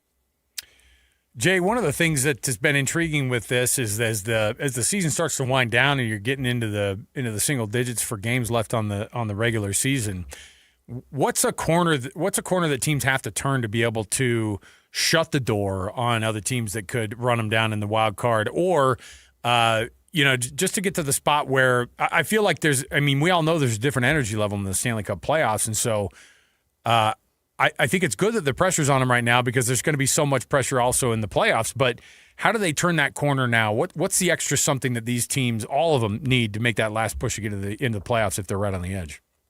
Well, exactly what you're seeing right now is it's starting to look like playoff hockey, where you're starting to see more blocked shots. You're starting to see less open ice. The minute you get the puck, somebody's on you, like within a second. And you're starting to see the physicality really increase. What has to happen for Utah is there's a couple things. The perfect roadmap is, number one, discipline. They've taken bad penalties, or they've taken penalties at bad times. Sometimes they're not even bad penalties, like maybe goal saving or breakaway saving penalties. But that has to be reduced. The power play has to produce. And it's, they gave us false hope because they went 10 games. They were one of the worst in the league. And then for 10 games, they had 8 power play goals in 10 games. They were at about 35%. And then the wheels just fell off it again, where we gave up a shorthanded goal. You see that stuff happen with the Mammoth where, and they've only given up 3 shorthanded goals this year. So it's not like they're always giving up shorthanded goals, but to give one up like that, when you're clutching for points, that has to be cleaned up. The power play, the penalty kill, and the taking of penalties. And then whatever is going on with Utah in the second period, it's the only period that they're outscored in. Even that includes overtime. If you look at the numbers, for some reason, they've given up, 10 more goals in the second period than they've scored this year? Sheesh. And it's just, they come out, they have these great first periods, and then something happens in the second period where I don't know if they just can't skate that direction or shoot that other net. And then in the third period, they do a pretty decent job. So they've got to just clean up those little details, but it starts with discipline. It starts with increasing the physicality, which sometimes will lead to more penalties, but they really do. You have to see the discipline, you have to see the physicality, and they have to score on the power play. Speaking of scoring, do we need to see more from Logan Cooley and Clayton Keller and Dylan Gunther and some of these other forwards? Or is that just maybe a perception thing? It just feels like a lot of the scoring is coming from other guys. Obviously, Nick Schmaltz has been red hot lately, but just feels like, do they need more production from these guys in order to lock down this number one wild card spot? Or do you think that offensively is the production is there they need, and they just need to tighten things up defensively? Oh, I think that's completely fair to expect more goals out of your top guys. You're paying guys $8 million a year or $10 million a year. But Keller's got 22 goals. Schmaltz has 26. Gunther has 34. Danielle Boot is going to be in the lineup tonight. I think Barrett Hayton is out. That's what it looked like this morning. Is Hayton's out? It looked like a upper body injury, I guess I should say. So I think you're going to see a charged up Boot. He's going to be on one of those lines. You're going to see him he's definitely going to want to stay here, and he's going to prove that he belongs here. So I think you're going to see more production out of that line and out of those lines that your top 2 lines have to score. That's their whole job. And your top guys have to score. You're seeing Washington come in tonight, and they're struggling right now because, the grade A only has 53 points, and you expect them to have 100. So when your top guys don't score, you struggle. And we have been seeing decent production, but it's fair to ask for more for sure. Yeah, like Logan Cooley has 1 point in his last 5 games. It just feels like there needs to be more. Logan Cooley has 1 assist in the Dallas game, and he's had no assists, no goals in the last 4. Yeah, that's not what you want out of the guys that you just extended to. But, I mean, obviously you can't go, hey, we just extended your contract. You start scoring goals right now or what? That's why I'm trying to figure it out. What is the right balance here? Well, for me, Jay, with the Caps coming to town, they obviously are they have to win basically everything. They have to just keep winning. The Eastern Conference is pretty stacked with a bunch of teams who are all numerically in this thing still. They come into town tonight. What do you expect out of the Capitals as they face off against the Mammoth? Obviously, last time they faced one another, the Mammoth beat them at their place a couple of weeks ago in Washington. Yeah, and Washington's going to come in with a chip on their shoulder because of that, and because last time they played in the Delta Center, we broke Ovechkin. That's when he broke his leg. So I think you're going to see a charged-up Washington team. They've been playing a little bit more disciplined. I got to catch a couple of their games, and it seems like for most of the season, they were playing not a real disciplined system. It was hard to even kind of figure out what their zone entry was supposed to be. I think they've just counted on Ovechkin for so long. They just figure it's almost like men's league. We'll just get in that zone, and then at some point we're going to pass it to 8, and he'll score, and we'll all celebrate and cash our paychecks. And it just hasn't been happening as much this year. So I think you're going to see a little bit of a more team effort. I think you're going to see them really try to bog guys down. It's not going to be the Washington that we've seen over the last 10 years. It's going to be more of a slower pace, shut them down type system. It would be my guess. It's difficult to say because they haven't. The last 3 games that I've seen Washington play, they haven't really played the same. And like I said, I'm always watching games trying to figure out what system they're using, what kind of D zone breakout they're trying to use. And then what's their zone entry like, and how do you counter that? And their zone entry is just all over the place. It should be a fun game. Absolutely. It's going to be one of those nights where a lot of fans in the building are wearing the opposing team's jersey, and specifically a number 8, as you mentioned, of one of the greatest players of all time. Where does he rank all time, and just how special is he to be able to continue to be doing this at 40 years of age with not exactly – I mean, he's kind of got that Nikola Jokic workout program down. For NBA fans are chuckling about that, but it just doesn't feel like a guy that's really dedicated to his wellness and fitness, unlike like a LeBron James. But the dude just comes out and makes it happen night in and night out at the NHL at such an old age. Where does he rank in your mind? I got to put him at 3. There's probably some of the older generation that I didn't get to see, but I'm going to say Gretzky, Lemieux, Ovechkin, and some people might have him higher. He is, the greatest goal scorer the game has ever seen. And he's so electric and so much fun to watch. And he's so much fun off the ice. And you're right. People want to compare him to LeBron James. And LeBron does, he's super healthy and works out all the time and misses half the season. Ovechkin pounds Big Macs and goes to McDonald's and drinks Cokes on the bench and barely misses a game. Breaks his leg and comes back in 3 weeks? Yeah. It's unheard of. Made it something. The guy's in it. Yeah, he's like a superhero of some sort. He doesn't follow any human rules, and he's just a bowling ball out there. And to be one of the best goal scorers and to also play as physical, he'll hit anybody. He doesn't care. He's so much fun to watch. So as it comes as he's the best goal scorer, and he's one of the most electric players to ever play the game. So I got to give him that 3rd spot. Let me ask you where you think Connor McDavid has the potential of being on that list by the time things are said and done. Well, and I guess that goes to, do you have to win a cup to be, is it the Dan Marino thing? Do you have to win a championship to be one of the greatest of all time? And I mean, he's been there twice in the last 2 years and lost it, and then taken silver medal in the Olympics. Just have to throw that in there too, but it's just one of those things. I think he's a top 10 player all time. He's one of the most driven and dedicated players you'll ever see. And for all the media that was giving him crap about whatever, there's no question every time he hits the ice, it's full effort. So I I don't think he has to win the championship to be a top 10 player of all time, but I know a lot of people do, but I still put him in the top 10. The Mammoth get one at home tonight, and then they have 3 road games in a row. They go Kings, Kraken, Canucks. Over these next 4 games, what do you think that they need to be? What do you think that they'll actually pull off just in the 4 that are right in front of them before they come back home again? I think that's the 8 points we need right away. And I think tonight starts it.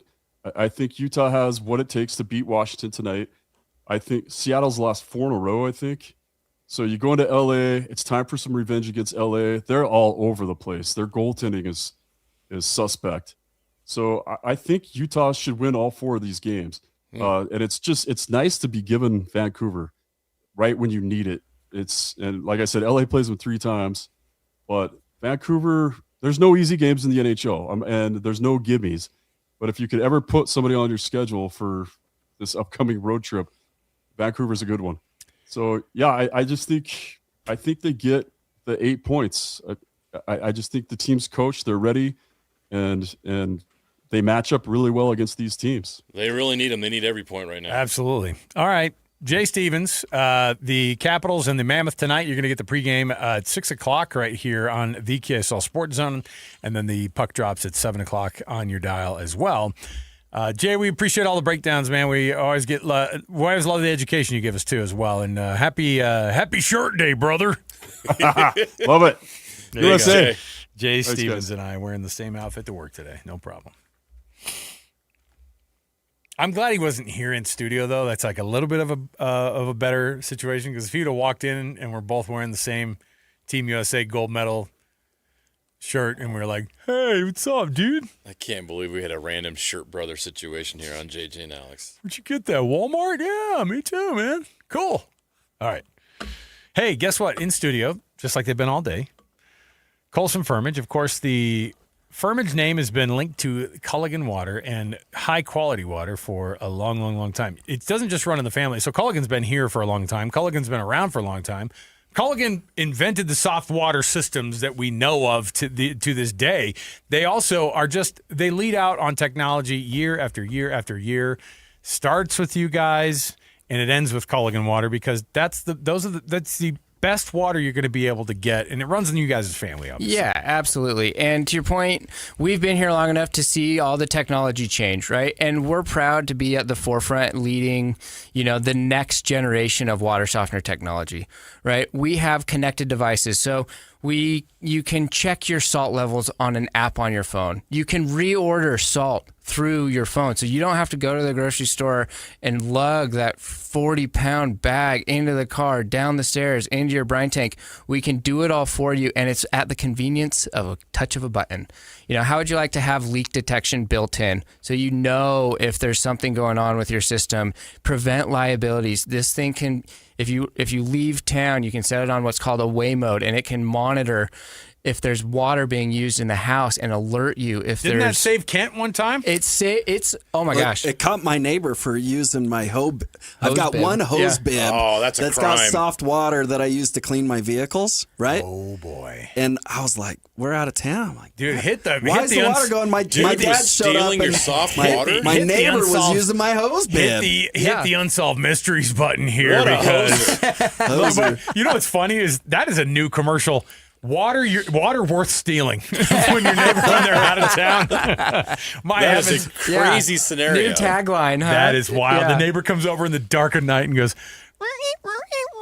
to watch his Corvette. Yeah, because Kent's got that clean good water. Good water. Isn't we all like, if you're a lawn guy, you want to brag about how great your lawn is, but if you're a water guy, you want to brag about how great your water is in your house. And with this system, you can do that. You talk about the technology that this all has, and someone's listening right now, and they don't have any technology because their water softeners like 15 or 20 years old. Oh boy. They probably need to get a new system, and they'd be blown away not only by the technology and how incredible this system is, but also the affordability. Yeah. And especially now, right? Especially because we have had the driest winter, and the water quality going into this spring and coming into this summer is going to be so hard. Your system, if you have an old system, it's not going to keep up. It's just not. And so please give us a call. 801-509-9602. 801-509-9602. The deal that they've been rolling out today, they're going to give you $1,000 to buy back your bad water system that your neighbor. Get that 20-year-old system out of here. Come on, that your neighbor has been trying to look. Come on, Alex. Let's get that. Let's get that old thing out of there. Get the new tank out of there. The neighbor comes over. You gonna still use that? Can I? Hey, dude, you already steal my water. No. Can I have a glass of water, please? All right. If this is on your list, you got to get the water test first, and that's free of charge. They'll come out and test it, no problem. And they're going to change your water life at your house, and you're going to change the life of your appliances. You're going to save money. Call them right now for that $1,000 deal, 801-509-9602, 801-509-9602. Thanks, guys. Appreciate it. Yeah, we'll come back. We got more around the corner. Oh, NCAA basketball underway. We'll have a Texas-Purdue scoring update. Stay here, 97.5, the KSL Sports Zone. And now, a look at traffic from the KSL Traffic Center. Progress is very slow on westbound 201 heading from I-15 over to the I-215 westbound. Likewise, getting onto 215 southbound from I-80 eastbound, also in the typical slow mode. In Utah County, expect freeway delays approaching the Pleasant Grove Boulevard exit for both directions. Whipple Service Champions is Utah's most trusted name for heating, cooling, plumbing, and electrical services, and they're our first choice for offering honest second opinions. With your traffic update, I'm Alex Napolis here on 97.5, the KSL Sports Zone. This is DJ and PK. RSL head coach Pablo Mastroni. For you, as you have messages to deliver to the team, is it more effective to use profanity to the team in English or Spanish? The Spanish guys say I use a lot of profanity. Spanish was my first language. We moved to the States when I was 4. I grew up in a family of butchers, and we owned a butcher shop in Argentina, and it was all the guys working in the butcher shop. So I learned all the bad words, and I would always say it. The guys would laugh, and all the women in the family would always be like, this is ridiculous. It's so funny because I rarely use profanity in English, and the only time I ever use it is to really make a point of emphasis. But in Spanish, apparently, I use it all the time without even knowing because that's the way I was raised. I bleep and love it. Catch DJ and PK mornings from 6 to 10 on 97.5, the KSL Sports Zone. David James for Soda Weight Loss. State of the art. Do you want to lose weight? You can do it. I did. My goal was to lose 20 pounds. It took 5 weeks. Soda helped me get the weight off, lose those pounds, and lose those inches. No shots, no pills. It costs thousands of dollars to keep getting those shots and pills to keep the weight off. Instead, call Soda, S-O-T-A. Go to sodaweightloss.com or call them at 866-800-SODA. You'll get a nutritionist. You'll meet with them once a week. You'll come up with a plan that works for you and your health history. You don't starve yourself. You get 3 meals per day plus 2 snacks. They'll get the sugar and the sodium out of your diet. The weight and the inches will come off. It worked for me. It can work for you. Call right now, 866-800-SOTA. Go online. Check their 9,000 Google reviews. And they got a buy one, get one offer right now. You and a friend, 2 transformations for the price of 1. Call Soda right now, 866-800-SOTA. Join Soda for a short time. Lose the weight for a lifetime. The International Brotherhood of Electrical Workers, Local 354, is looking for telecommunication technicians and fiber splicers to fill immediate job openings. Technicians work with network cabling and fiber optics to build communication networks and infrastructure. Come to our job fair on Thursday, April 9th and 23rd from 4 to 7 p.m. at the Utah Electrical Training Alliance in West Jordan, 7466 South Redwood Road. The IBEW is offering an amazing job opportunity. Enjoy a competitive wage, paid holidays, and employer-paid health care and retirements. Learn more at our job fair on Thursday, April 9th and 23rd from 4 to 7 p.m. at the Utah Electrical Training Alliance in West Jordan, 7466 South Redwood Road. Meet the contractors and tour the training center. Do you want to become a telecom technician? Apply for the 3-year telecom apprenticeship. Get paid while you learn. Invest in yourself. Join the IBEW. Learn more at IBEW354.org. Every student arrives with potential. At the Huntsman School of Business, they turn that potential into possibility. And the possibility gets turned into real-world success. Through hands-on learning, personalized support, and global opportunities, students at the Huntsman School of Business graduate ready, with skills, with confidence, and with a plan. This is where you discover who you are and what you can achieve. Dare mighty things. Visit huntsman.usu.edu. That's huntsman.usu.edu. Utah, you know sports, and nobody connects with fans like the KSL Sports Zone. Every day, our loyal listeners tune in for the latest on the Jazz and the Mammoth, Utes, Cougars, and Aggies, high school sports, all of it live and local. If you're a business owner looking to grow, this is your audience. Engaged, passionate, ready to respond. And when you combine the power of the zone with digital tools like social, display, streaming audio, geo-targeting, and retargeting, you get a smart, full-funnel strategy built for any budget. Tap into the energy of Utah sports fans and drive real results. Learn more at kslsports.com/advertise. Spring is in the air and your forever begins here. At TSH Events in the Joseph Smith Memorial Building, elegant spaces set the stage for unforgettable I-dos. Celebrate your love story where every detail feels timeless. Reserve your perfect date today at tshevents.com. This is a Utah Jazz at 30 update on 97.5, the KSL Sports Zone. Utah Jazz forward Blake Hinson talks about his love for shooting and playing the game of basketball. Even when I wasn't a shooter, I thought I was a shooter. So long time since very young. I used to shoot with two thumbs. Parents used to be yelling since, please get inside, and I would still be shooting. So yeah, I always thought I could shoot.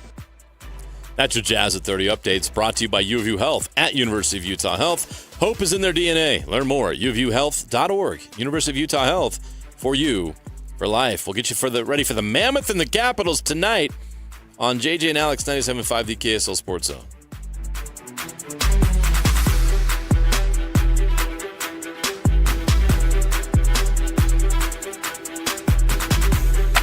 Accessing. When TV and radio collide. Love it. This is what you get. You're listening to JJ and Alex. Don't touch that dial! On 97.5, the KSL Sports Zone.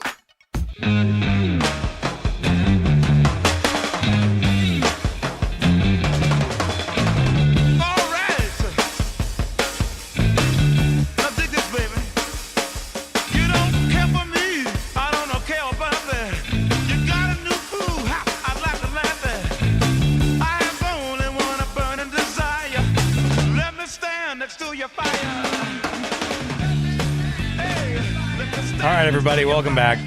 JD and Alex, 97.5 KSL Sports Zone. Oh, boy. So, Major League Baseball opening day. You know, the ABS is going to be the new thing this year. Yes. That's power braking if you're listening for the first time. Yeah, your ABS brakes. No, the ball strike system, automated ball strike system. And there was already a little bit of a mess. So in the Red Sox and Reds game out of the gate here on day one in Cincinnati, they had a catcher challenge. It was called a ball. The catcher challenge was right at the bottom of the zone. The catcher knows what he's seeing, man. It was out of the zone. It was out of the zone by 1.25 inches. So the challenge was lost by the catcher. The very next pitch, the same location, and then the ump calls it a strike. The batter taps his head. He challenges it, gets it overturned, goes to 1-2. Ball in a different part of the zone, thankfully, gets thrown. Call the ball, pitcher challenged. Oh, my gosh.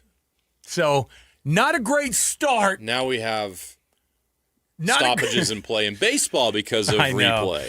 Not a great start for the folks in Major League Baseball who are hoping that the game could get scooted along a little bit more quickly. You know, we need a better TV product.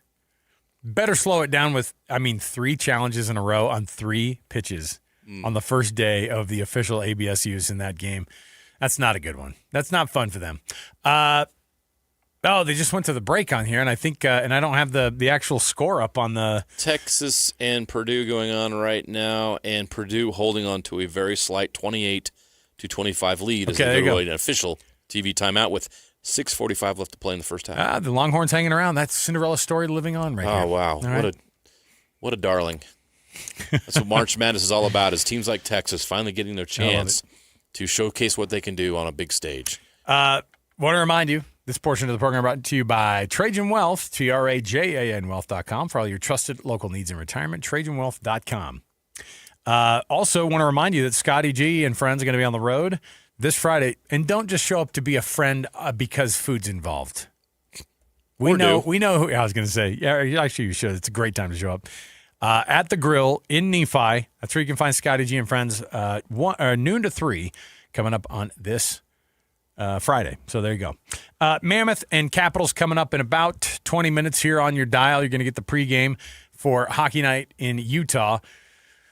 Thoughts on how this one can go? I thought Jay's estimation of the next 4 games, 3 of which are on the road for the Utah Mammoth, all coming up Mammoth with 8 points in the next 4 games, according to Jay Stevens. Is that glass half full type of situation? What do you think about that? Oh, that would be a miracle. That'd be great. I hope Jay's right, because if they get 4 wins against this part of their schedule, punch the ticket. I'm serious about that, because you look at who they're going to be facing over the next 4 games that he talked about. You're going to start with tonight. This is a Washington Capitals team that is fighting for their playoff lives. They're behind by 6 points of the wild card spot in the East, and they can't afford a loss. They're out here on a West Coast trip here late in the season, and they need wins. They already lost once on this trip. They're going to be fighting tonight. Alex Ovechkin is in town. There's going to be that impact in atmosphere tonight. With the, there's going to be some fans in the building cheering for Ovechkin. And then after that, that 3-game road trip starts, and L.A. Saturday. That's a team that Utah finally beat in overtime. We saw how difficult it was to beat the Kings last weekend. Yeah. They got to go to their place now, and LA is fighting for their playoff lives. This is also for their playoff lives. I was going to say, too, this is also the same Mammoth team that's 0-4 against the second to worst team in your division, the Chicago Blackhawks. Right. And so then you can't take Seattle or specifically Vancouver lightly. Right. So to get 8 points out of these 4 games would be phenomenal. Is it doable? Absolutely. Are the Mammoth better than these 4 teams? The answer is yes. That doesn't mean you're going to win all 4 games, or maybe you lose one in overtime, or whatever that might be. Try to get points in all 4 of these games is probably a better, more realistic goal. But doable, yes. Is it going to happen? I doubt it. And so where does that leave you after these 4 games? Because after that, let me give you the list of games that come up right after this 4-game stretch of Washington, Los Angeles, Seattle, and Vancouver. You get Edmonton again, deja vu on a Tuesday night. Here at home. Yeah. And then Smashville comes to town on Thursday, April 9th, the hottest team in the league. Now, Nashville may be very weathered at the end of a 5-game West Coast road trip. But then after that, the Carolina Hurricanes are in town on that Saturday. So you got 3 of the most talented teams in the NHL. I really believe that. Edmonton, one of the most talented teams in the league. Their record may not indicate it. Nashville's loaded with stars. Carolina, one of the top teams in the league. So coming off that 4-game stretch, you've got 3 of the best talented teams in the league. Maybe not in the standings, but the best talent. That's going to be tough. So this 4-game stretch is very important to stack up the points, because that 3-game stretch, you may not get any of the 3.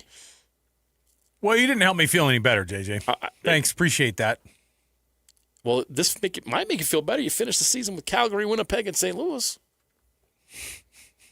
That's 6 points. You missed the playoffs, but you win that last game. That's great. Well, can you imagine St. Louis having a chance to keep the Mammoth out of the playoffs on Thursday, April 16th? No, thank you. That'd be the most heartbreaking thing at home, to lose that game and miss the playoffs. I know. And or to even dropping from the number 1 seed right now, it would be brutal to me. What's crazy is it's such a great opportunity. The consistency's been tough, because you win games and you're like, man, look at that, 4-0 against the Golden Knights. They beat the Stars 5-3, and then you come 6-3, 6-3, and you come home and you have 2 out of their last 4 home games have just been kind of duds, and both games have been. Yeah, we didn't give our best effort tonight. I'm like, that's not what you want to hear out of playoff hockey. Why are you tired? Hopefuls. Yeah, I mean, it's weird. I don't know what's going to happen for them to be able to turn the corner and go, that everybody looks and goes. Because I was watching, I'm watching the Edmonton Oilers game on the ESPN Plus, whatever they put it on last time, and ESPN Plus Hulu, and they. Bro, is that a commercial right there or what? He's like, Hulu has live sports. I'm Jeremiah Jones. I got my money good. Hulu has live sports. Checks in the mail. I'm watching this thing happen, and I'm going, oh, they're not used to this style of play. They're not used to killing it. You know what I mean? They're not used to just putting the hammer down. So I get nervous about it. But we'll see. We'll see how this one goes. Folta's got the call. They need to rejuvenate our confidence in them. Fans, media, everybody. Yes. Like, go out and show it now. Adrian Danny, of course, your pregame of the Hockey Night in Utah, and then Mike Folta's going to have the call on the radio as well. That's going to be on 97.5. And then, of course, Westwood One coverage of the NCAA tournament over on 1280, which currently Texas and Purdue tied up at 28 apiece. Texas started off the game 1 for 9 from the field. They are now 10 for 14 in their last 14 shots. And the other game going on right now, if my computer will hurry up and show me, Nebraska and Iowa is underway. Nebraska leads Iowa 16-8. Love it. All right, we'll take a break. We'll come back. More to go. Stay here, 97.5 KSL Sports Zone. This is Jake Scott and Ben Anderson. The point with Utah State, where do they go now? Do they go with another mercenary coach that's going to be gone in 2 years if you're having any sort of success? Which, by the way, is fine. Absolutely. It is fine if that is your jam, which has been successful for Utah State. Like, other schools aren't coming to get your coaches if your teams are not playing well. And if you're a young and up-and-coming coach, you've got to know you can win in Logan. You can go to Logan, and it can be your ticket to a better job. The business end of it, he has to pay a $3.9 million buyout. That's a ton of money for Utah State. Like, that pays for the coach's first year and $2 million in NIL money, which is a lot at Utah State. Well, hey, Mason Foslev, go buy a house, bro. Yeah, but honestly, like, it's going to allow you to keep your top player and hire your next coach. Catch Jake and Ben weekdays from 10 to noon on 97.5, the KSL Sports Zone. SLC Fat Loss, slcfatloss.com. We have some of the best coworkers here at KSL Sports. I got a text from our own Maddie Miller, and she said, "Hey, there's a couple cakes out in the lobby out there, or out in the sports area. You should take them home." Those are the kind of things that aren't team player situations for somebody on Salt Lake City Fat Loss. No, Maddie knows I've got a lot of kids. She goes, take them to your kids. And I said, you know what? I can have a cake on the counter, and I can ignore it. You know why? Because the way I've had success on Salt Lake City Fat Loss is being able to say no to the stuff that I know I should say no to, but also being able to like have a normal approach to food and life.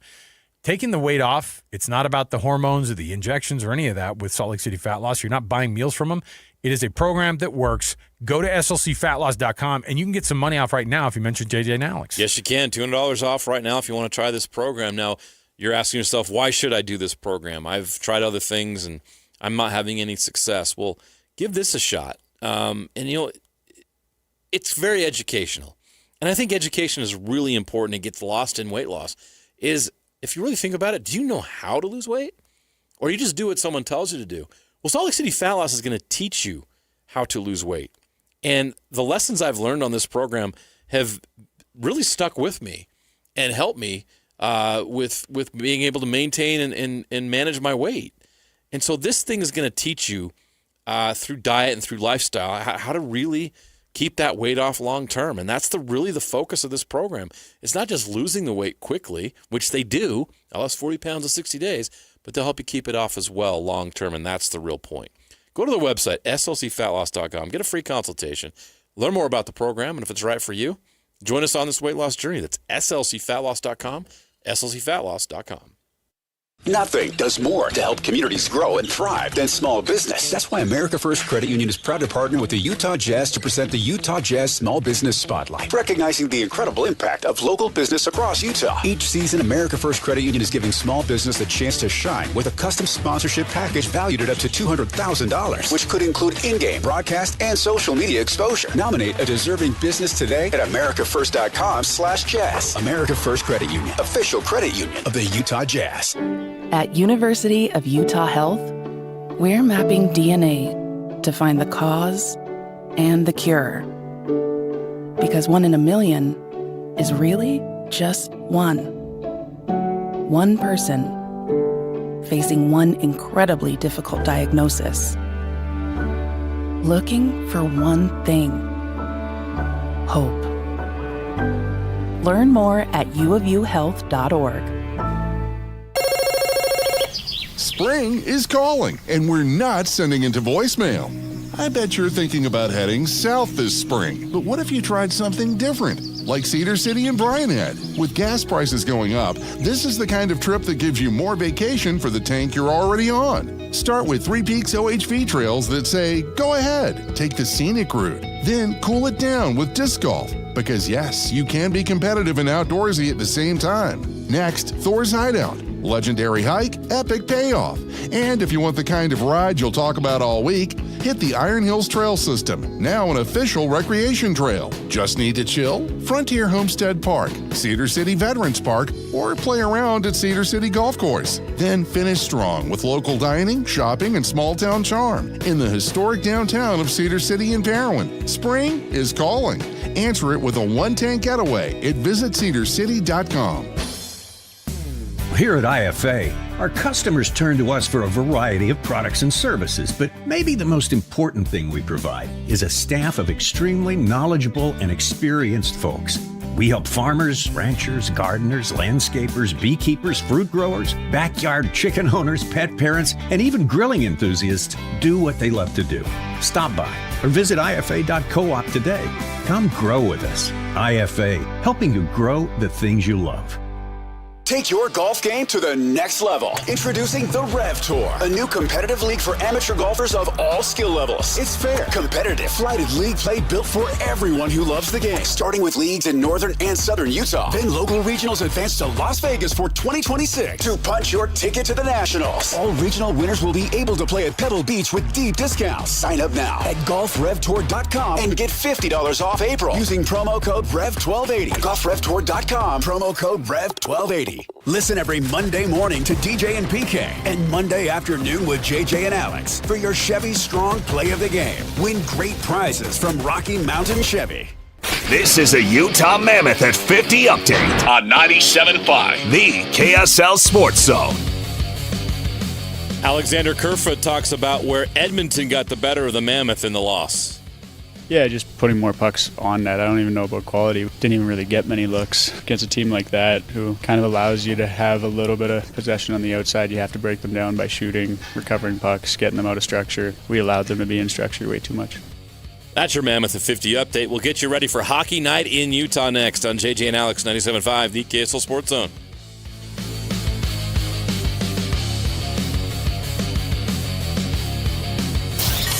Ladies and gentlemen, the biggest name. You're locked into JJ and Alex. With the insight and analysis on the teams you can't live without. This is 97.5, the KSL Sports Zone.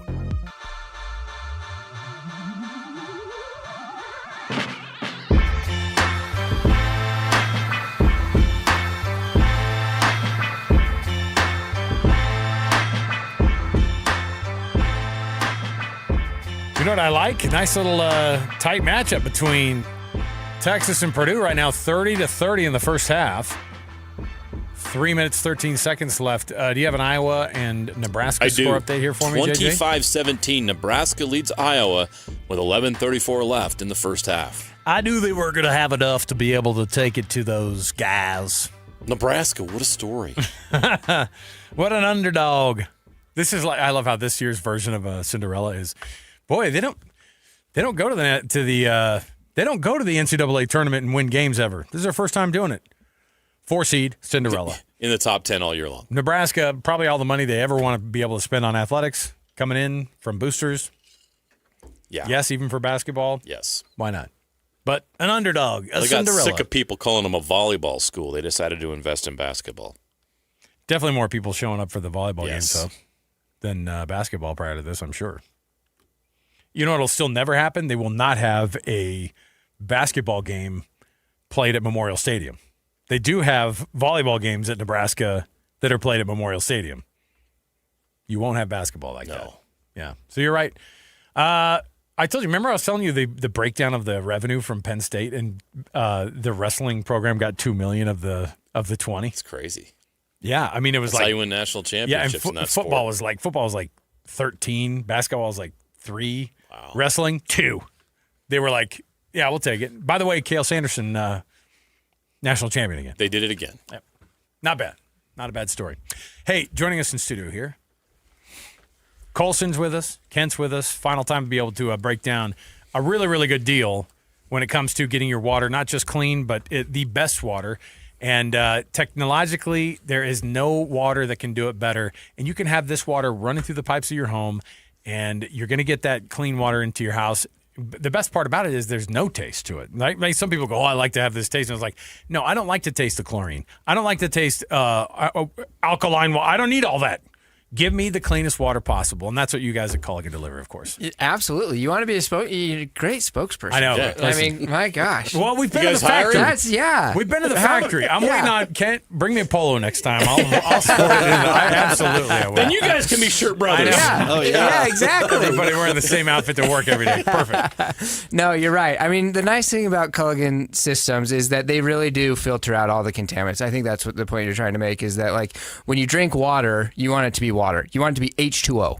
You don't want it to be H2O plus lead, plus chlorine, plus this, plus that, right? You just want it to be high-quality drinking water. And Culligan has been around for 90 years providing the best water treatment technologies in Utah. And it's because we lead by example. We lead with the best technology. We lead with the best products.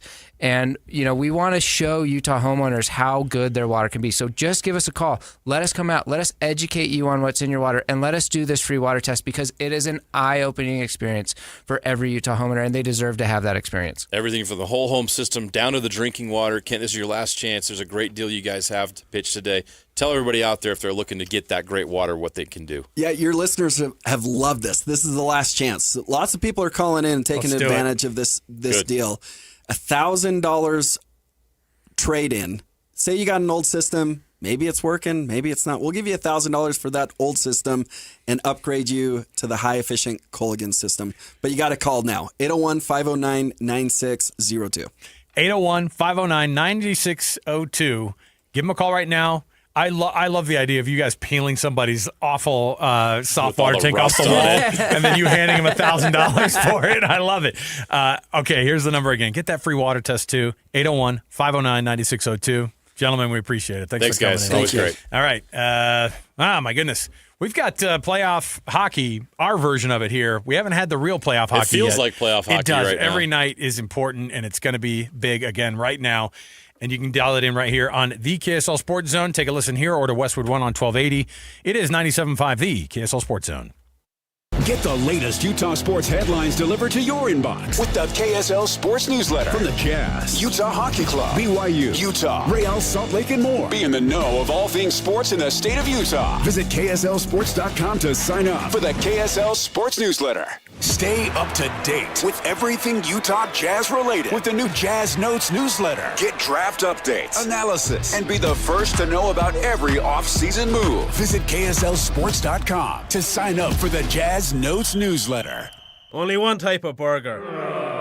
For every pallet. Fries are extra. Large in size. We've got the shakes. Going over the brim. Hey, this is Chris from JCW's. Put a positive, delicious spin on your day at any one of our 5 locations. In Lehigh, American Fork, Provo, South Jordan, or Harriman. JCW's, quality and a lot of it. Breaking news just announced. Tim Daly Nissan Southtown has no interest for up to 84 months on 4 brand new 2026 Nissans. 2026 Rogue, Frontier, Pathfinder, and Murano. 4 new models, 0 interest. Up to 84 months at Tim Daly Nissan Southtown. Less than perfect credit or more than your current car's worth with no interest up to 84 months. Tim Daly Nissan Southtown can solve your problem. You don't need perfect credit to qualify. And no money down is also an option. Save thousands in low monthly payments. Tim Daly Nissan Southtown. Home of the Forever Warranty. Financing OAC. See dealer for details. Jackson Hewitt has a great tax prep deal, $149 or less. Missing out is like ignoring the check engine light in your car. You'll regret it. Seriously, the price is only $149 or less, no matter how complicated. So don't wait. Like when you get a password expires today alert or you're shopping online and there's only one item left. It's like your taxes are in the cart. Just complete the purchase. Hurry! This deal for $149 or less is like your phone at 1%. It's about to power down. Limited time offer for new clients on federal returns. Participating locations only. Terms at jacksonhewitt.com/149. Every business starts with an idea. With smart business buying from Amazon Business, get everything you need to grow in one familiar place. From office supplies to IT essentials and maintenance tools. Ready to bring your visions to life? Learn how at AmazonBusiness.com. Check engine or ABS light on? Take the guesswork out of your warning lights with O'Reilly Veriscan. It's free. Ask for O'Reilly Veriscan. O'Reilly Auto Parts. DJ, PK, and John from J. Brooks Jewelers. John, spring is here. That means engagement season is officially underway. If you're thinking about popping a question, this is your sign. That's right, DJ. At J. Brooks Jewelers,